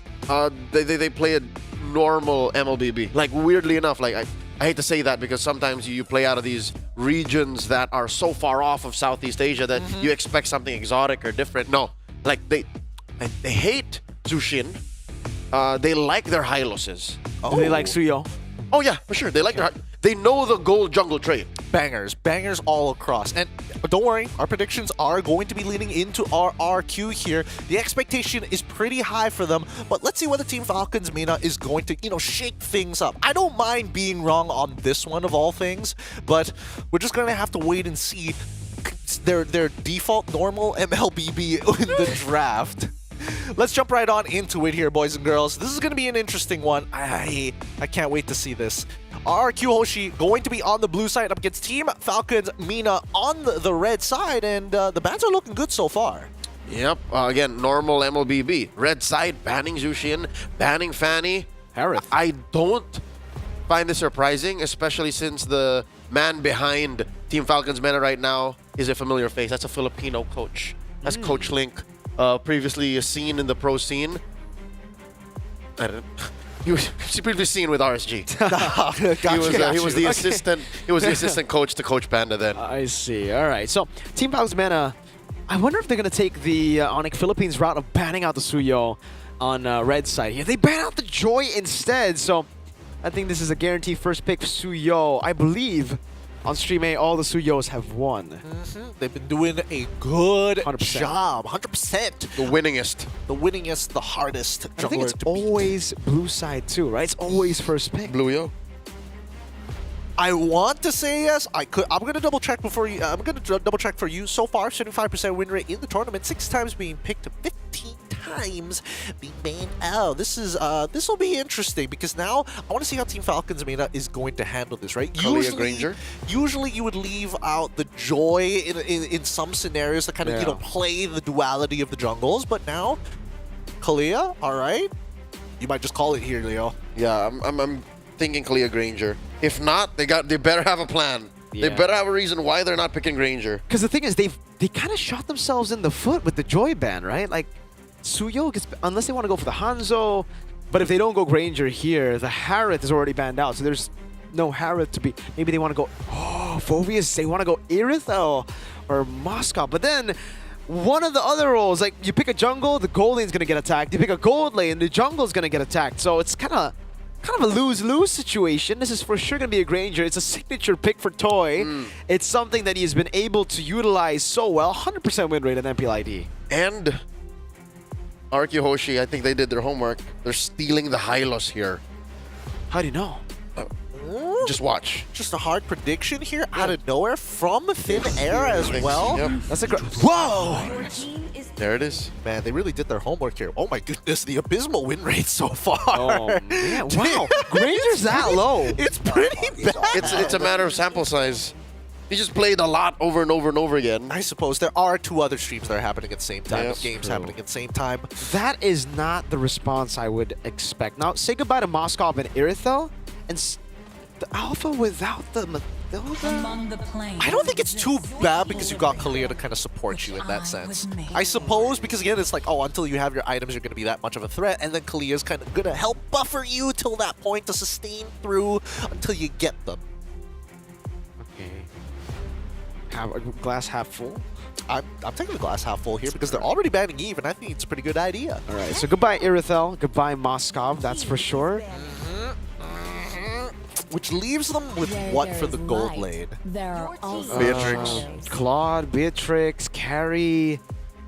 Carrie looks okay, like pretty decent. You just have to survive the early game and the mid game, and then, you melt down the Hylos. I don't know. I think that Claude might just be a little bit better because at least you can keep up with Kalia as well as in the Infernal Pursuit as well.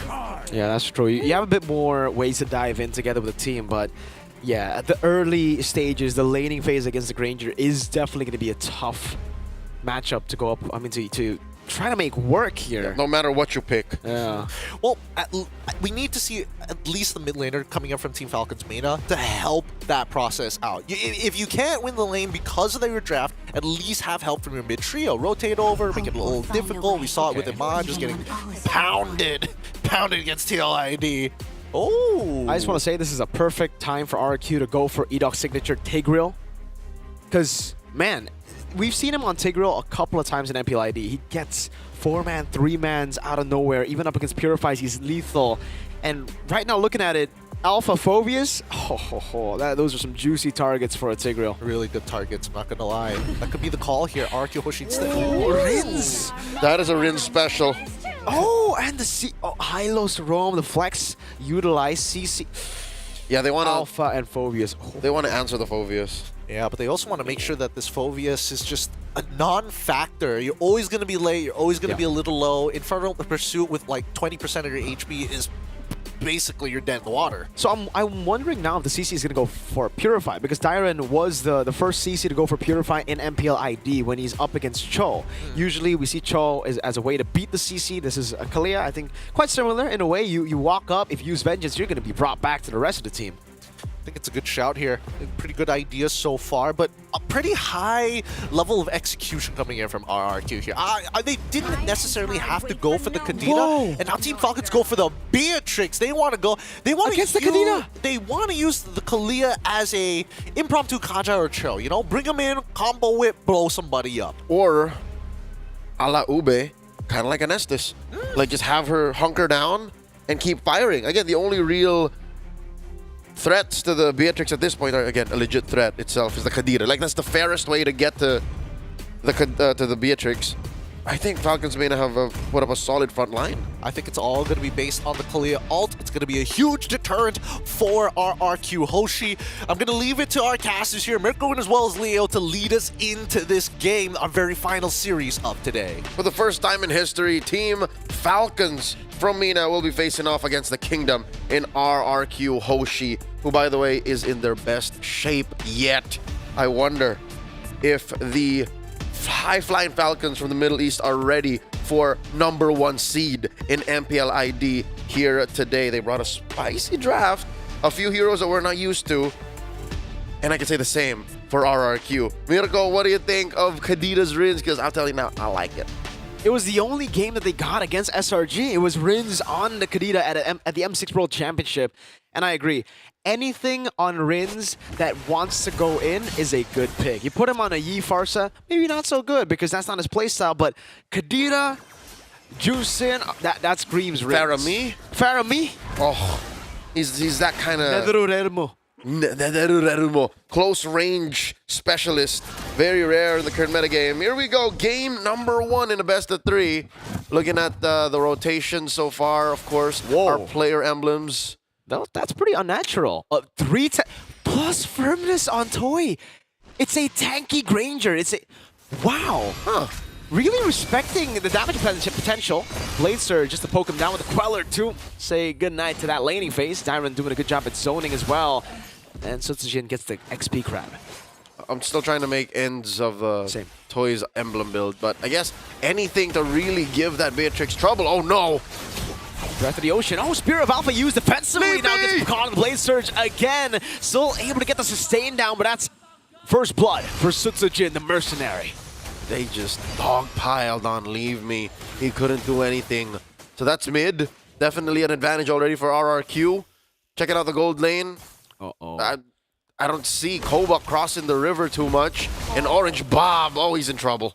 Oh, they actually do not go for the dive. Interesting. So, respecting Orange Bob, having the flicker, could be an outplay potential there. They go straight for the turtle right now, but Sutsujin not going to have the level lead here. We'll just start it out. Yep. Leave Me still going for the purple here. We'll have time to contest. Secures it, and Rins just putting up a wall using his body. Spirit of Alpha used defensively again. Tyron shoves him back. Free turtle, no retribution used. Orange Bob trying to go and open up a bit there. As you can see, Boro jumping back. RRQ Hoshi, despite just the first blood kill and the rotations that they're doing on the map, nothing spectacular, nothing too crazy, nothing out of the ordinary, are dripping with aura right now. I feel like Team Falcons MENA, they're farming. Or yeah, are intimidated by that. Something tells me, because you saw that defensive Spear of Alpha, right? Twice. That just spells out, oh, I don't want to fight. He wants to leave it. If you leave it, then when do you fight? That's true. On the Alpha, you would expect the early, with a Vexana, Alpha, Kalea, Phobius. Right? This would be the timer to usually go in. Hey, you're talking about that common MLBB. I think right now they're playing it a bit too safe, Leo. Yep. That, the lack of experience on the international stage for this roster. It's too conservative. Way too... Oh, that gets Tyron. He will be able to pop the Vengeance, and that's a Tsunami time to bring him back. Finally, there we go. That's the proactivity. Yep. Mirko, they were just waiting. Patient. I think they heard us and took it as a challenge. Up top, the 1v1 kill. That's Toy. a solo. On Koba. Toy. doing a good job up top, getting that kill, leveling things on the board at least, so not too much of a punish. And look at Rins. I'll tell you now, that wasn't leveling, bro. That's a better trade.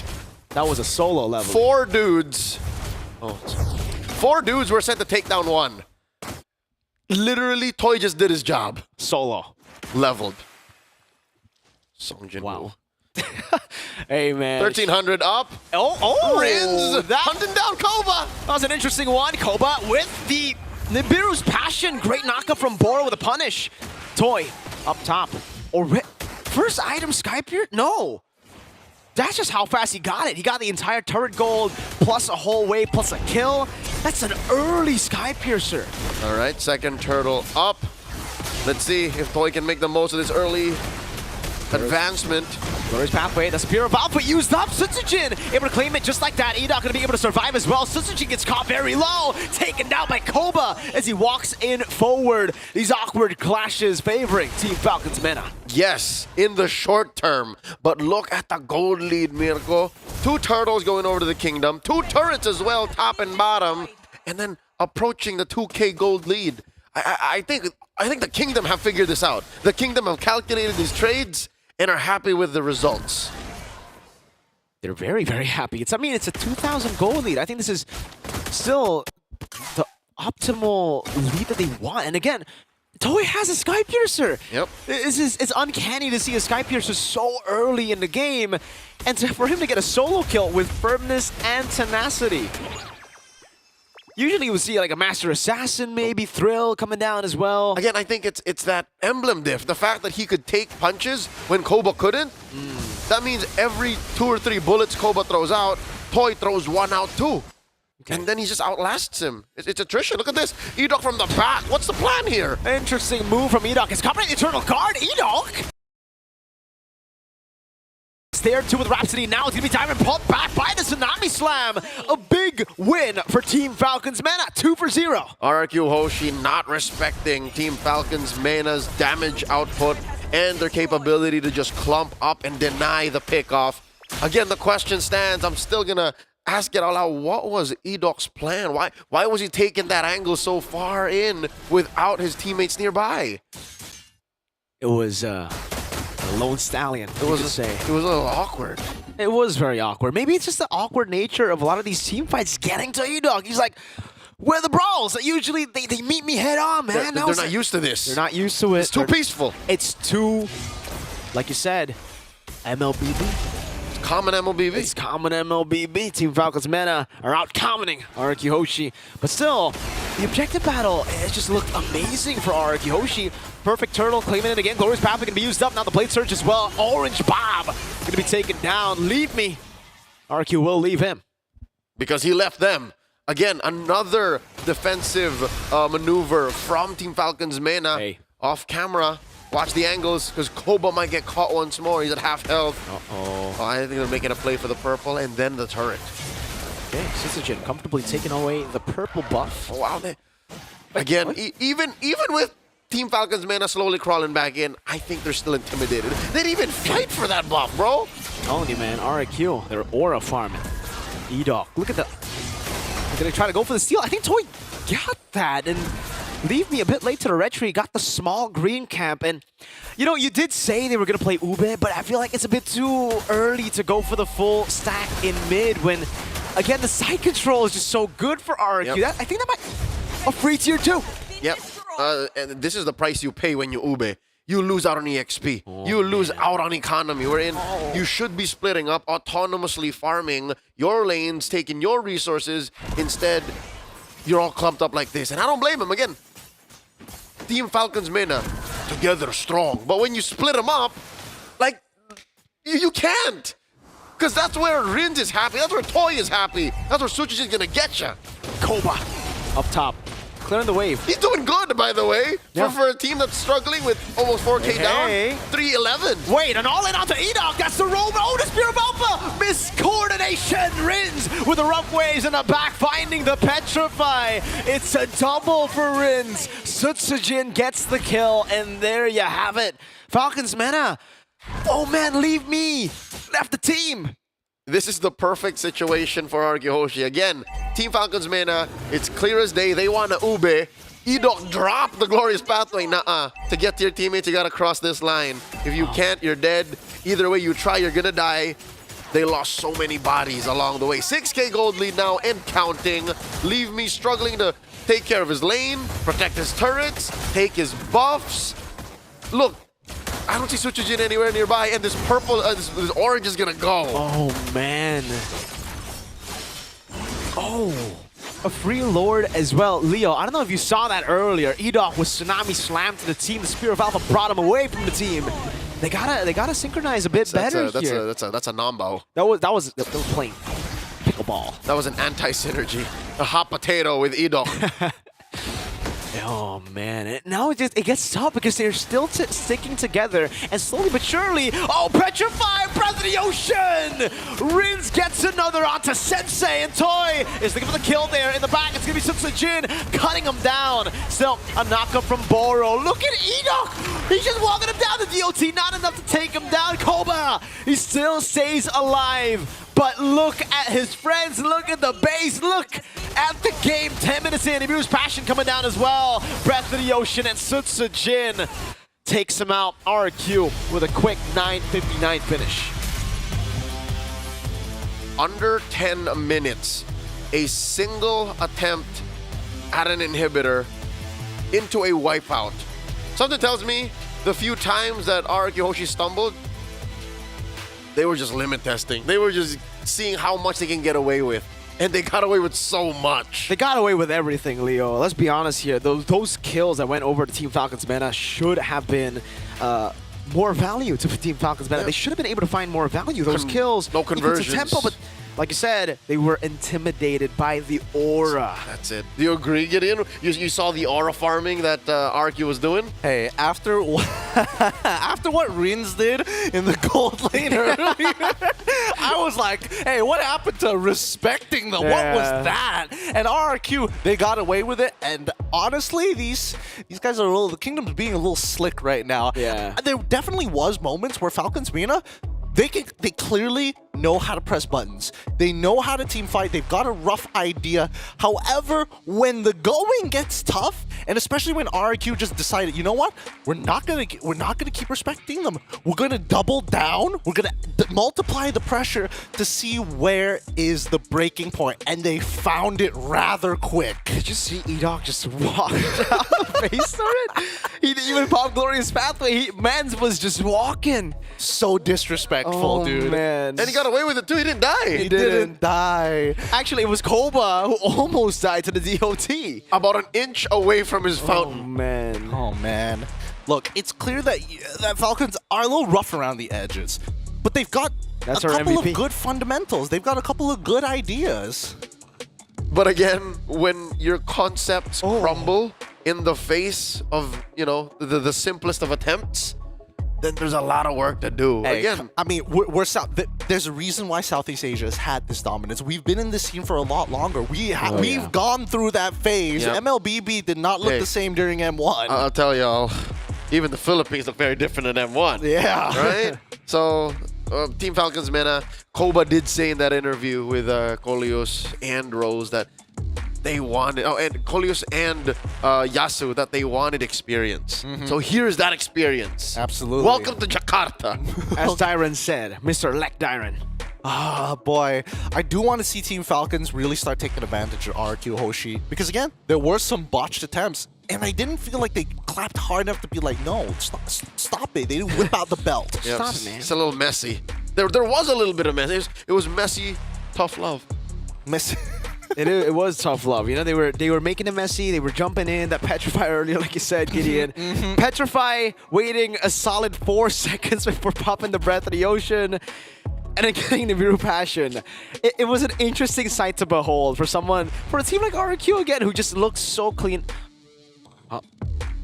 Don't worry about it. That's supposed to be Toy. Okay, We're giving respect where respect is due. 80% kill participation. Keep that. There you go. Okay. Look, I was like, wait, was it swapped? Even at 1-0-8, the game ended on Toy's lane. Yes. The game began and ended when Toy said so. Dude, he got the Sky Piercer, he got that solo kill, and that's it. No Sky Piercer stacks at all. He ended the game with a solid 0 stacks. Yeah, just one, literally. So he didn't even get one. The one was he before the bought it Sky after. Piercer. He bought it after. Oh, bro. Look, it's clear that there is a lot of inexperience coming in with Team Falcons, Mina. At the very least, you can see that they don't know how to judge certain situations. They don't see the scale. Yeah, I think it's just a matter of reps. It is. And if, am I not mistaken? Like, don't Sky Piercer start with some stack? Like, no, I don't think so. it starts You at start with 0. It starts at 0? All right. You get a kill and that's 10. So it's at 0 then. It's all at right. 0. Just pain. Just pain. No, I mean, 8 assists. You're just trying to go from great to best, all right? Like, this was... And then maybe you'll be greater than ever. Good to great. Yeah, RRQ was this close to being greater than ever. They didn't even get the... They just got to the top. They really did. I don't know. I honestly, watching this game in the back, and I was like, okay, there was definitely a moment when I looked at it, I was like, they don't need to take this fight. And also, they don't necessarily want to take this fight. I looked back, went to the bathroom, came out, oh boy! It's going to be an endgame angle here. The decision-making isn't going to be as clean, but that's why Koba is saying, hey, we're going back. We need this experience. It's super important to them. And so far, this is the quickest victory we have seen from RRQ Hoshi in the entirety of the SBS, amongst all three streams. Yeah, see, this is why Stream A is the most must-watch stream in all of Mobile Masters. You see, like, the longest games, you see the longest series. And the shortest ones. Yeah, and the shortest ones. Like, the most, like... Sweet and sour. Polarizing. You know, fun fact, RQ are also the holders of the record of fastest game in MPL ID, and it's faster than this match. It was 9:40-ish. What? Who are they up against?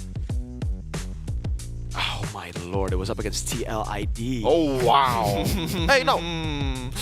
Falcons, PH, and Onic ID have experienced, their equal share of fast game losses, so...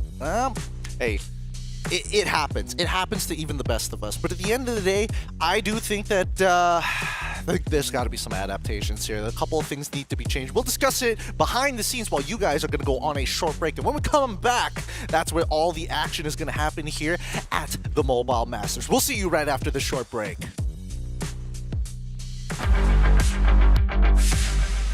Halo guys, gue Sutsujin dari RRQ Hoshi sebagai jungler. Gue sekarang bakalan bagi tips ke kalian cara main Hayabusa. Oke guys, sekarang kalian bisa nentuin startnya dari mana itu lihat turtle-nya guys. Kalau turtle-nya di atas, biasanya gue start atas biar nanti bisa turtle-nya gampang. Kalian start biru pun kalian bisa rotasi ke gold lane juga nantinya biar bisa bantu gold kalian. Nah pas start jungle gini kalian bisa suruh roamer kalian buat bantuin jungle biar lebih cepat rotasi. Kalau enggak midnya kalian bisa suruh freeze hero di mid kalau nggak mau bantu jungle. Pokoknya Haya harus 2 buff dulu guys biar bisa biar bisa ganking enak, nyari level 4 biar bisa ada ulti ya. Nah kayak gini guys, kalian bisa suruh tim kalian kayak aduin aja terus nanti kalian datang geng. Sambil scroll map juga kalian bisa lihat limit. Kalau posisinya kemajuan gini bisa kalian bunuh guys. Jangan lupa skill 2-nya harus kena ya guys. Biar makin sakit. Di menit 2 turtle ya guys.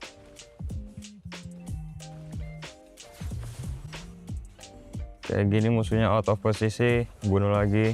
Kalau udah snowball kayak gini kalian udah gampang, kalian tinggal masukin buffnya. Masukin jungle-nya, jangan main di jungle kita terus. Ya pokoknya kalian kalau main Hayabusa kalian rotasinya harus bareng trio mid kalian. Terus juga kalian harus ganking kiri kanan, lihat yang mana bisa di kill. Terus sama maksimalin skill 2-nya sih biar shadow-nya itu harus kena guys kalau mau main Hayabusa. Soalnya stack pasifnya tuh penting banget biar bisa ultinya tambah sakit. Udah sih gitu doang guys. Oke guys, itu dia tip dari gua untuk main Hayabusa.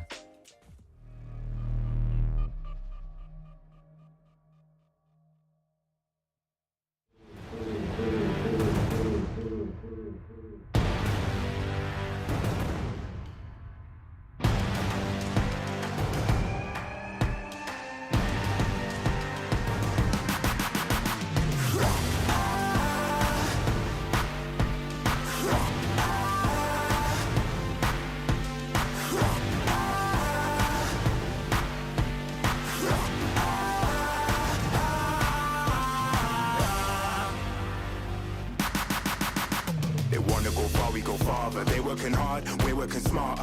Where they're gonna go, we go harder. Hit every swing, roam like a king. Every dream in your head getting bigger and bigger. Isn't it time we start pulling the trigger? Shoot for the clouds, let there be no doubt. We're flowing without any drought. Baddest the baddest, just call me rolling. Playing with folks for the serotonin. Placing your best, yeah, we're going all in. It's somebody calling my destiny. Betting on me, you don't wanna be my enemy. Wait and see, lay on the waist. Taking a victory, not just a taste. Laying on fire, we're storming the gates. You don't wanna be my enemy. Wait and see, lay on the waist. Taking a victory, not just a taste. Laying on fire, we're storming the gates. Laying on fire, we're storming the gates.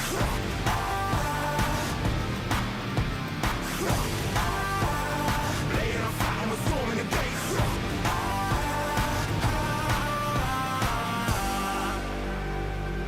Right from the heart of me, never apart from me. It's all I had and all I'll ever need. Way too close to call it. Taking a leap and we're going all in. Baddest the baddest, before we rolling. Messing with folks for the serotonin. I'm betting on me. You don't wanna be my enemy. Wait and see, lay on the waist. Taking a victory, not just a taste. Laying on fire and we're storming the gates. You don't wanna be my enemy.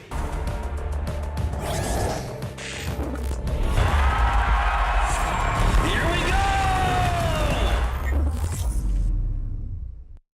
The Snapdragon Pro Series is brought to you by Snapdragon Elite Gaming and DHL.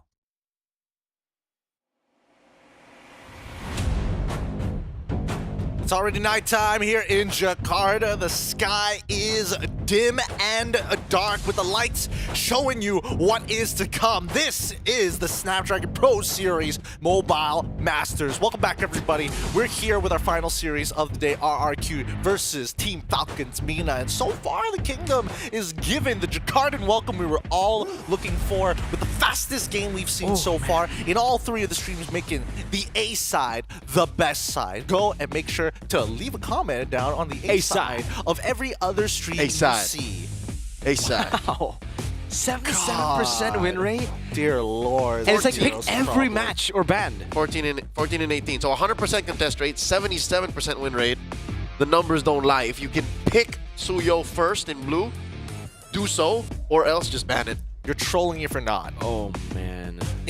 Honestly, it leaves Suyo with a really bad look. It's getting to the M6 Bruno level of, please, get rid of it, dear God. Without the Granger to answer for it, or the Layla in Keller's hands. Like, there's no equivalent. There really is. How do you stop a Suyo? Pray to whatever deity you believe in. Yeah, that too. And ban it. I mean, banning it is the simplest answer. But God, this is going to be a rough one, because now we do see that a couple of adaptations have been made here. It looks like Team Falcons Mina going to expedite the banning process with the Lo Yi, and also getting rid of the Badang alongside it. With RRQ Hoshi now getting rid of the Jushin, I'm curious to see whether they're going to let Team Falcons Mina play Kalia one more time. I think they can. They can do it again, right? I mean, again, the Harith is also... Oh, wow. They just had to ban it. But mind you, Harith, Granger, Mathilda are open. Yeah. Knowing the Alpha was picked up earlier, I think the Mathilda should make its way as first pick. There you go. But here's the thing. Is Mathilda Alpha really better than, like, Joy Granger?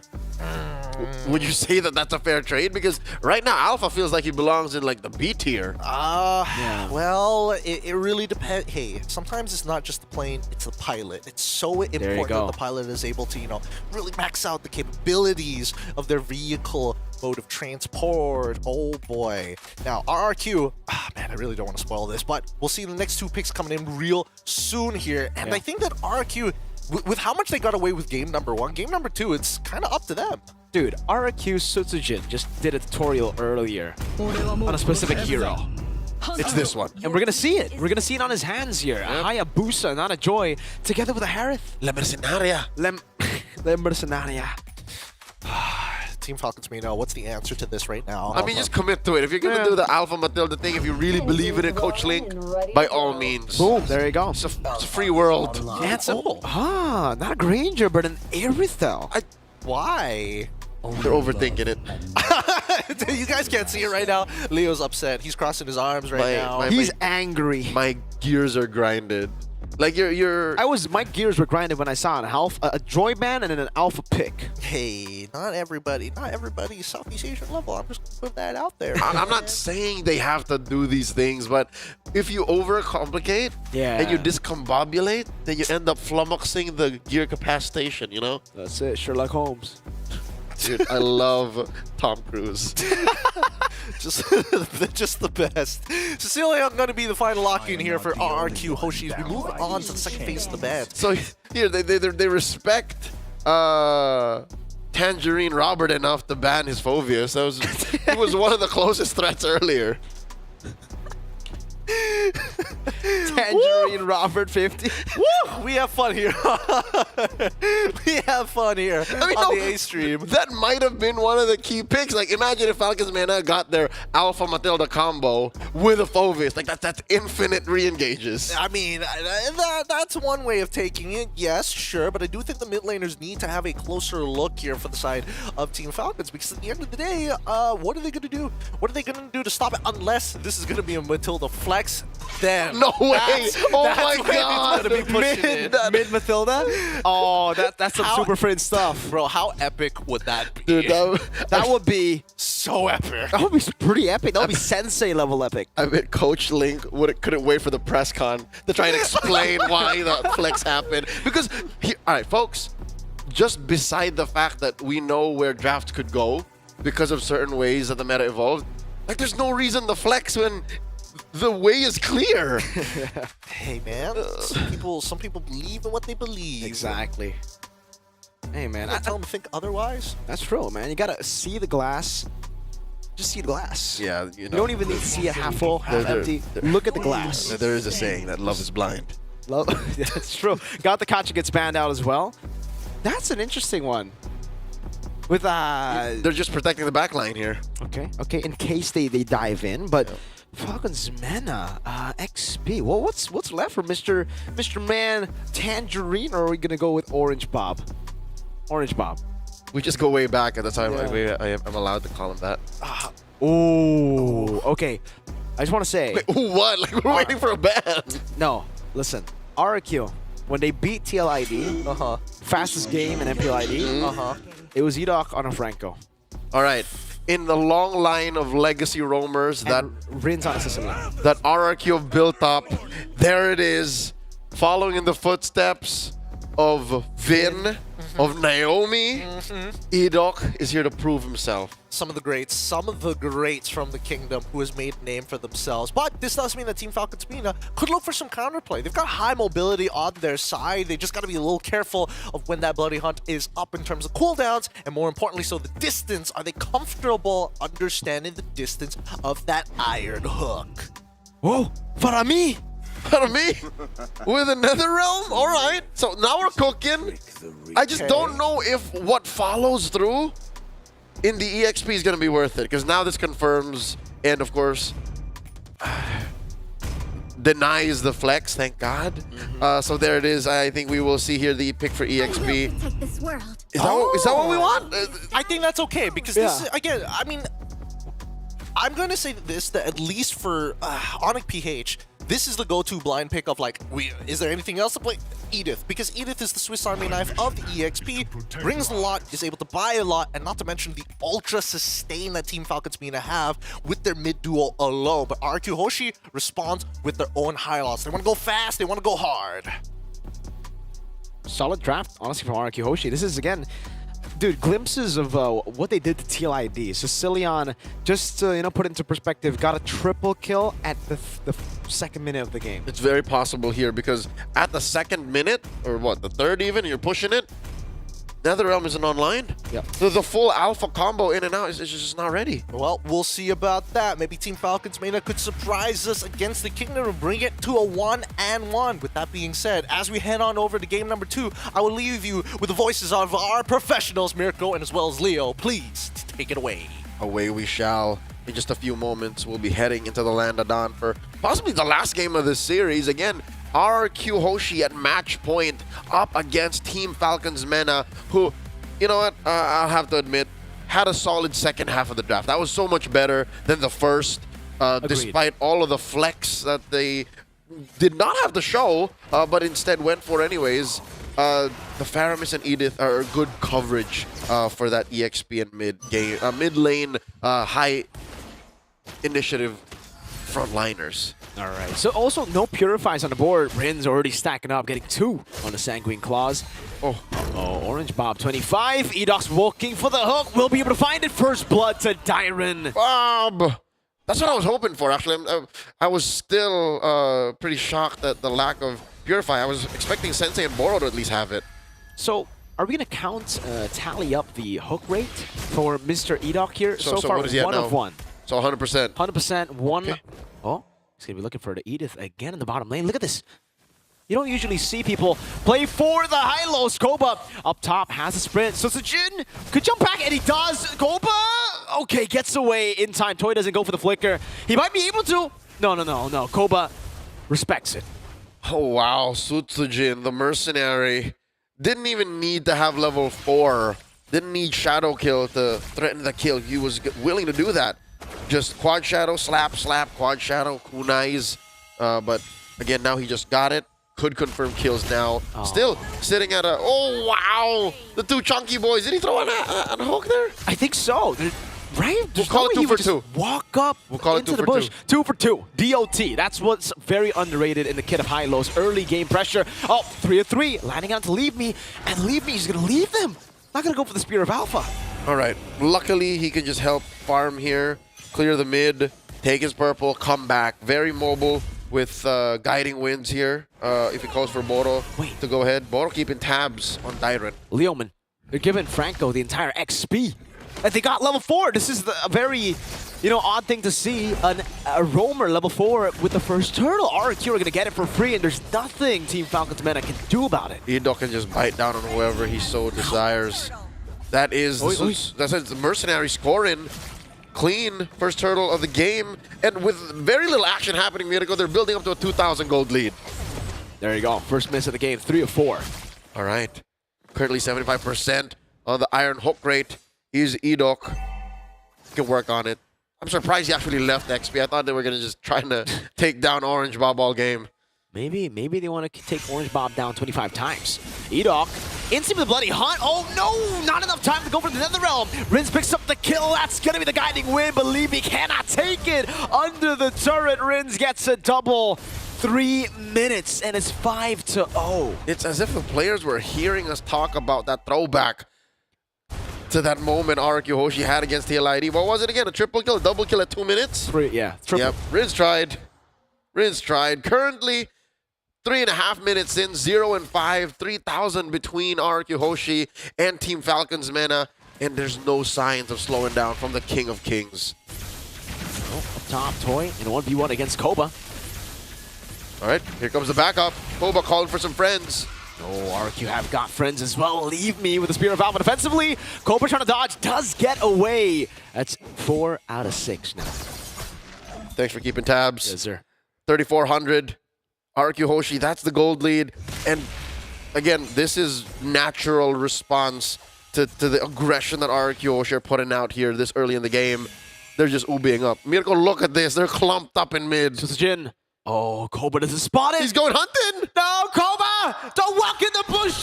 Jin's there. Shadow kill. Koba taken down by the how do you say it? La Mercenaria. La Mercenaria. Bloody Hunt in the claws. Edok gets another. We're going to assume that's a hook. That is 5 out of 7. All right, keeping tabs, folks. Please do comment it in chat so we know that we can follow through. And if the stats are correct, then we'll check in later. RQ Hoshi converting through the roof, chunking down the gold shields in mid. Up top, though, what's this? 2v1? Uh-oh, Toy's going to win it out, it seems. Here in 2v1, Leave Me, unable to get the damage down. Boro left all alone. Up top, Toy. Oh, Edok. Not again, not the Koba. Okay, Koba's good. Toy was toying with them, man. I'm pretty sure he had that calculated. Oh, no! Leo! He's cornering him! What do you do? Edok. That was a dangerous game they were playing. Netherrealm, you're forced out of Oh, Orange Bob trying to go for the flicker, Earth Shatter. Rins reads through it. Sensei, I don't know what Sensei was thinking. He used it for himself, off camera. Sutsujin popping the turtle. And Ido, did Ido pick up a winner crown? I think he did. That was the first time to win a crown. Oh, Iron Hook landing over to the back. That's going to be Boro taken down. Zaman Force used up as well. Koba still able to escape. Say goodnight to Orange Bob 25. Good night, Orange Bob. Oy. Turtle down. Purple down as well. The Mercenary is a monster, a menace. Le Mercenaria. To Team Falcon's menace resources. And look at this. At 5.5 minutes, they already call it. All right, you know what? Koba, just switch it up. Let's see if they attack you just as hard down there in the EXP. There's still a turret at least there, and then we'll try to recover. I'm guessing that that's the game plan here, because RRQ Hoshi have currently been farming out of their minds both bodies, resources, and lanes. Leo. They're netting, what, 1,200, 1,300 per minute. Leo, that's a 6-minute Haas Claws first item on the Aerothel. He's starved. Famished. That's it. I think it's appropriate to ask for Fs in the chat. Oppressed. Put it in, fellas. F's in the shot. F's in the shot indeed. Toy really just, oh man, he's all the space. He's toying with whoever comes across him. And Koba's gonna try. Koba's gonna give it his old Boy Scout try. You got it. Got the clear. But there's another wave that Toy can toy with. Oh no, Orange Bob getting caught in the claws. Another tier 2 falls. Uh-oh. So the oh no! The shadow kill does connect into the back. Sensei forced very low. Koba as well. He took 2 shots, Leo. And he's put it half. Oh my lord. We haven't even seen Sensei use that saving Netherrealm. I mean, he used it like once or twice. One of them to save himself. So they still need to work on that. So it's clear that there are communication bridges that they need to build amongst themselves. Wait. Not to even deal with the kingdom. Oh, Spear of Alpha. Oh no, another round coming down, but it's a bit too early. And there you have it, the damage to burst, the shadow kill into the back. Sutsujin assassinating everybody. Getting the double. Sensei now up against Sutsujin, the mercenary, unable to get the kill, but at this point, they don't even need Turtle 3. They're going to wait for Lord. 8th minute. The 8th minute, the Lord will spawn in the game. RRQ want to get it quick. Yep, here we are. Wait. That is the gold shield shatter down bottom, so no holy shield pop. The wave will crash through. Same happened in mid. And yeah, you're right. It's the Lord evolving. There it is, up top. Free Lord should be. There's no way they can test for it. No way. If they do, it could be an 8-minute game, Leo. I mean, they can try. And they have what, like a 5% chance that they steal it, but the rest of that just spells doom. There's oh man, Sutsujin level 13 on level 13 in 8 minutes is something. It's a Suyo stat. It's an alpha stat. It's a Yisun Shin prime stat. Yep, he has been farming dudes though. 4 kills, 4 assists, on his way to BOD. Solo. Yep, like a shadow. Solo farming. Like a shadow. He's an S-class. He's hunting down Team Falcon's Menace members. And you see how far he went into the base earlier? He went unpunished. Yeah. And now RRQ just looking for the end, dude. At this point, 9 minutes. They're trying to top the MPLID record. Again, it was 9 minutes, 40 seconds-ish. 3-way push going to be coming down as well. Edoc on the Franco. Looking for the hook. Last we checked, what, it was 5 out of 7? I lost track. Oh, here we go. Glorious Pathway. Oh, Tyrant just walks away from the Earth Shatter, walks against it now. Still, oh, look at the damage. Zaman Force coming down with the Holy Crystal to Orange Bomb. Taken down. Sutsujin with a double. Only 2 members left standing. Enoch flickers forward, gets the kill for Sutsujin. 9 minutes and 30 seconds in Game 2. Another record shattered here in Mobile Masters. Back-to-back games for RRQ Hoshi taking the sweep. I think we can all agree this is one of those moments where RRQ the Kingdom has welcomed them to Jakarta. This is the Mobile Legends, the level that they play at. respect. Resources equal objectives. Bad moves will be punished. You cannot get away with anything when the kingdom is watching. Boys, thank you for the cast just now. It was really rough, really rough. You could definitely see that E-Dog definitely aura farming at a certain degree. You could feel his killing instinct, his presence, shooing away the members of Team Falcons, too afraid to actually deal with him. And this all began in the draft. Again, how can you deal with something you don't even have the tools to comprehend? It's really painful. 0 to 18 here. 9 minutes, 3 seconds for a 2-0 victory for RRQ, a legacy team that has been with Mobile Legends since the very beginning. Wow, 0-18. They failed to do it against TLID to get a perfect stat. I believe it was 1 kill over to TLID. But now they've done it, right? They literally saw game one. They were like, oh, wait, we have a chance to break the record that we have at MPLID. 940-ish it was. Now they broke it with, again, Sicilian and Franco. Seems to be always the formula for RRQ to get quick games. It's perfect. It's the best mix of range, of confirmed kills, of scaling. But with these two, again, this would have been very difficult to achieve, especially the 0 kills from Falcons Mina. And you definitely can see that even with Toy, he understands it. You don't have the items. There is no way you can beat me 2v1 in lane as well, even if you commit absolutely everything.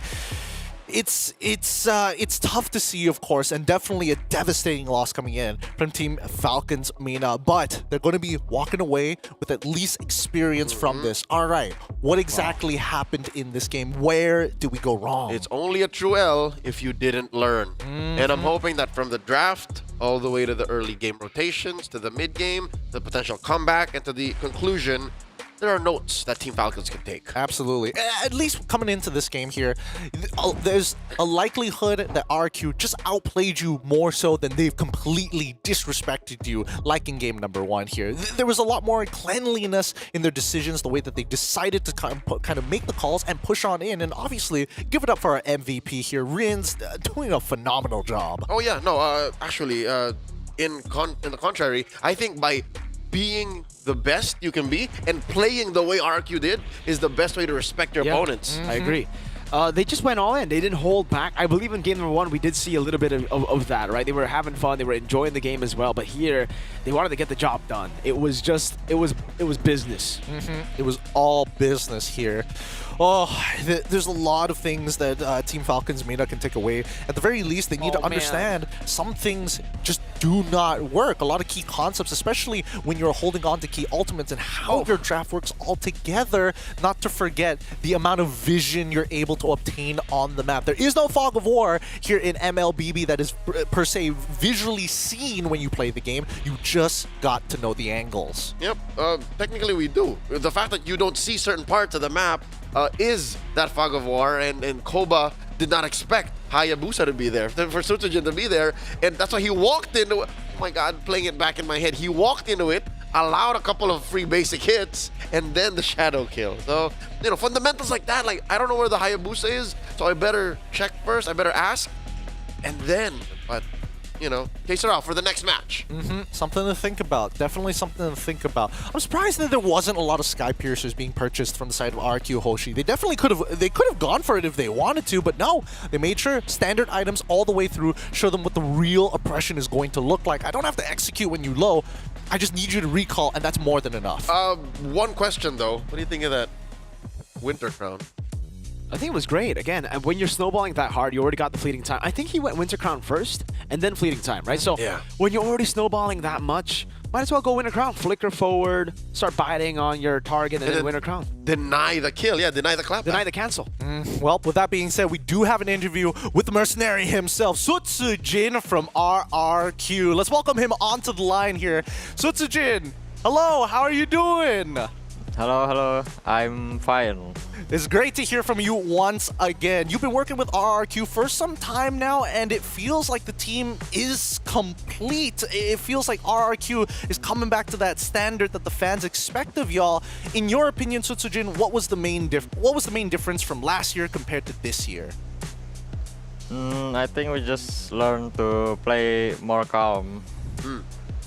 More calm. Was there a Yeah. level It's all of about calm? composure. I see. That makes a lot of sense here. So a calm RRQ is a cleaner RRQ. So Tujin, I have a question for you. Again, congratulations for the win. You beat Falcons Mena clean 2-0. They said in the interview they want experience. They want to learn from you. So can you give tips to Falcons Mena? Tips? Yeah. Advice.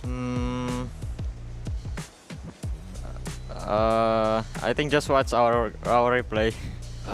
Just watch, rewatch it, It's all go there. through the VOD. It's all there. It's all there. But Yeah. Sutsujin, I want to ask right now, RRQ, you hold the record for both fastest game in MPLID and now fastest game in Snapdragon. You just beat it. You already got it with game 1. Game 2 was even faster. What's the secret behind these early game, very quick victories? Do you plan for these 9-minute 30 games, or does it just happen? I think because casket draft. OP. I agree. Keskid is the key, man. It's my goat. Kescu's the He's coaching goat. My goat. Oh boy. So Jim, before we send you off, I'm curious to know who are you anticipating to be your biggest challenge coming into the SPS? I know you guys are looking to be champions, but are there any teams in particular that you want to take on? It doesn't just have to be Onyx PH, of course, but are there any other teams besides the world champions? For now, I think we want to meet Onyx Indo. Oh, interesting. Yeah, he's got a lot of options to choose from still coming in from Indonesia as challengers. Well, with that being said, Sutsujin, plenty of fans across the world are watching RRQ. Do you have anything to say to them? Buat Kingdom, tetap support kita. Kita bakalan kasih yang terbaik buat di ESL Snapdragon ini. ESL Master. Thank you so much, Sutsujin. Thank you, You've Sutsujin. had a long day. Please take your well-deserved break. Once again, Viva RRQ. Big Viva! shout outs to Viva! you, Sutsujin. Thank you. Jaya, Jaya, Jaya. Jaya. Dude, if it comes down to Sutsujin, dude, I am all in Kingdom, man. I love that guy. You love He's that great. guy? He's good. He's a mercenary. Over Hazel? Would you choose him over Hazel? Dude, I don't know Hazel, all right? I don't know. I have a relationship with Sutsujin. He's my boy. I don't know Hazel yet. Yet. Wait until Kingdom don't know. Like, I just know Sutsujin. I'm gonna know. He's just Hazel cool with soon. him, you know? He's cool with him. They worked out together or something. I don't know. Yeah, we did. We did. There you go. When are you gonna start the Sutsunatics? If they win. If they get the MSC. Oh, That's all how it right. works. That's how it works. That's how it works. Back to Sutsunatics. back. The mercenary record. fan club. The mercenary fan. I like Mercenatics. I like that a lot, actually. We might make that a thing. But back-to-back record here. RQ sets yet another fastest game at 9 minutes 30 seconds versus Team Falcons Mina. Round of applause for this guy. Stream A breaking records. A-side.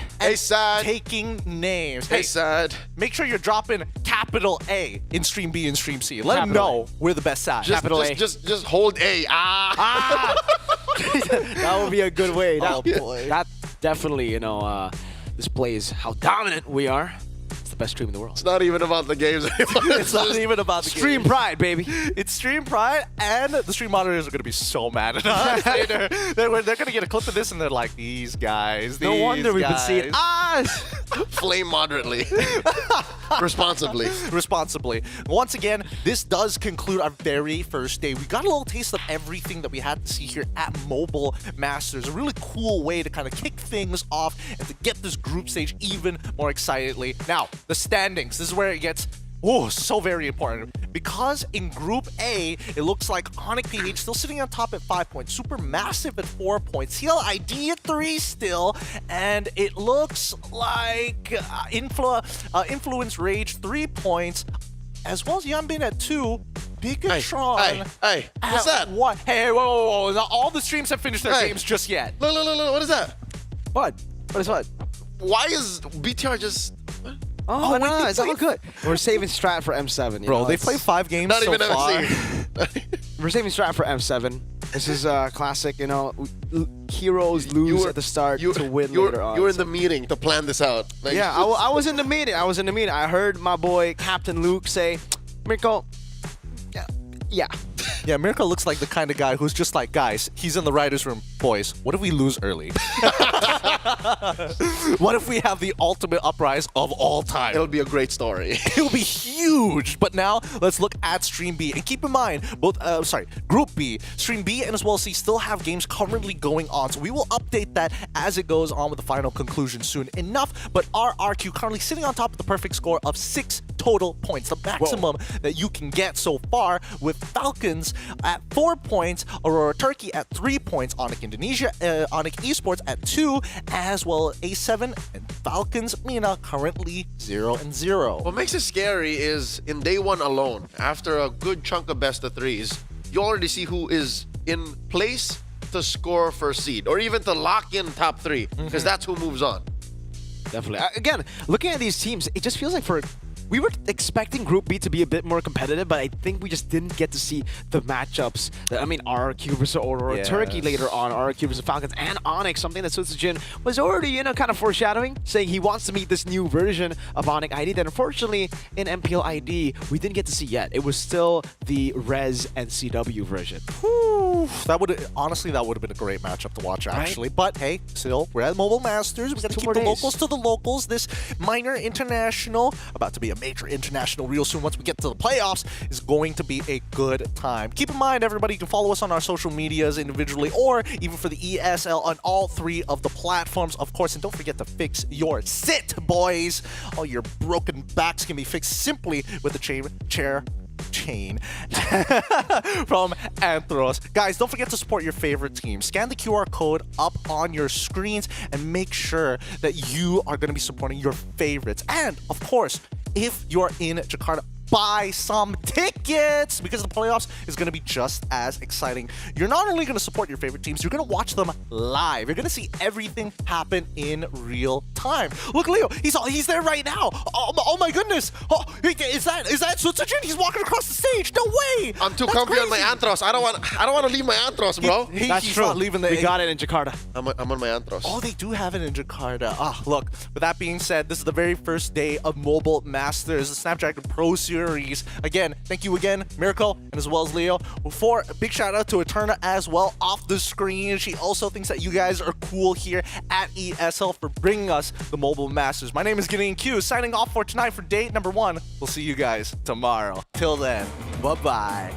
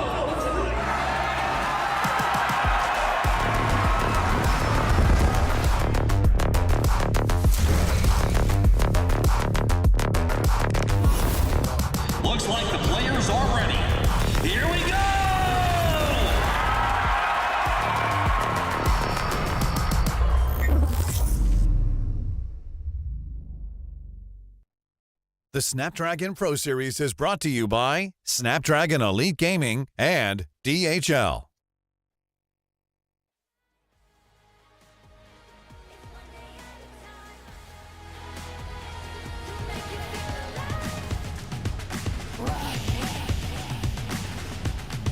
Tell me you're feeling love.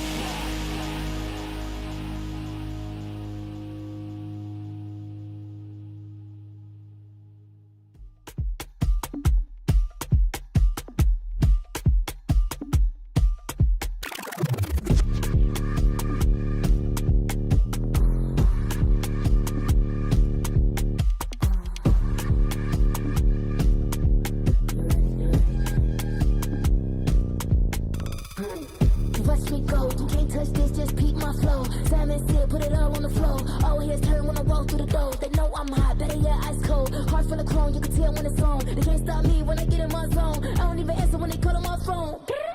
Baby, myself, I ain't right no wrongs. Play with me, I don't condone. I'm way too up, but I'm so far gone. Play with me, I don't condone.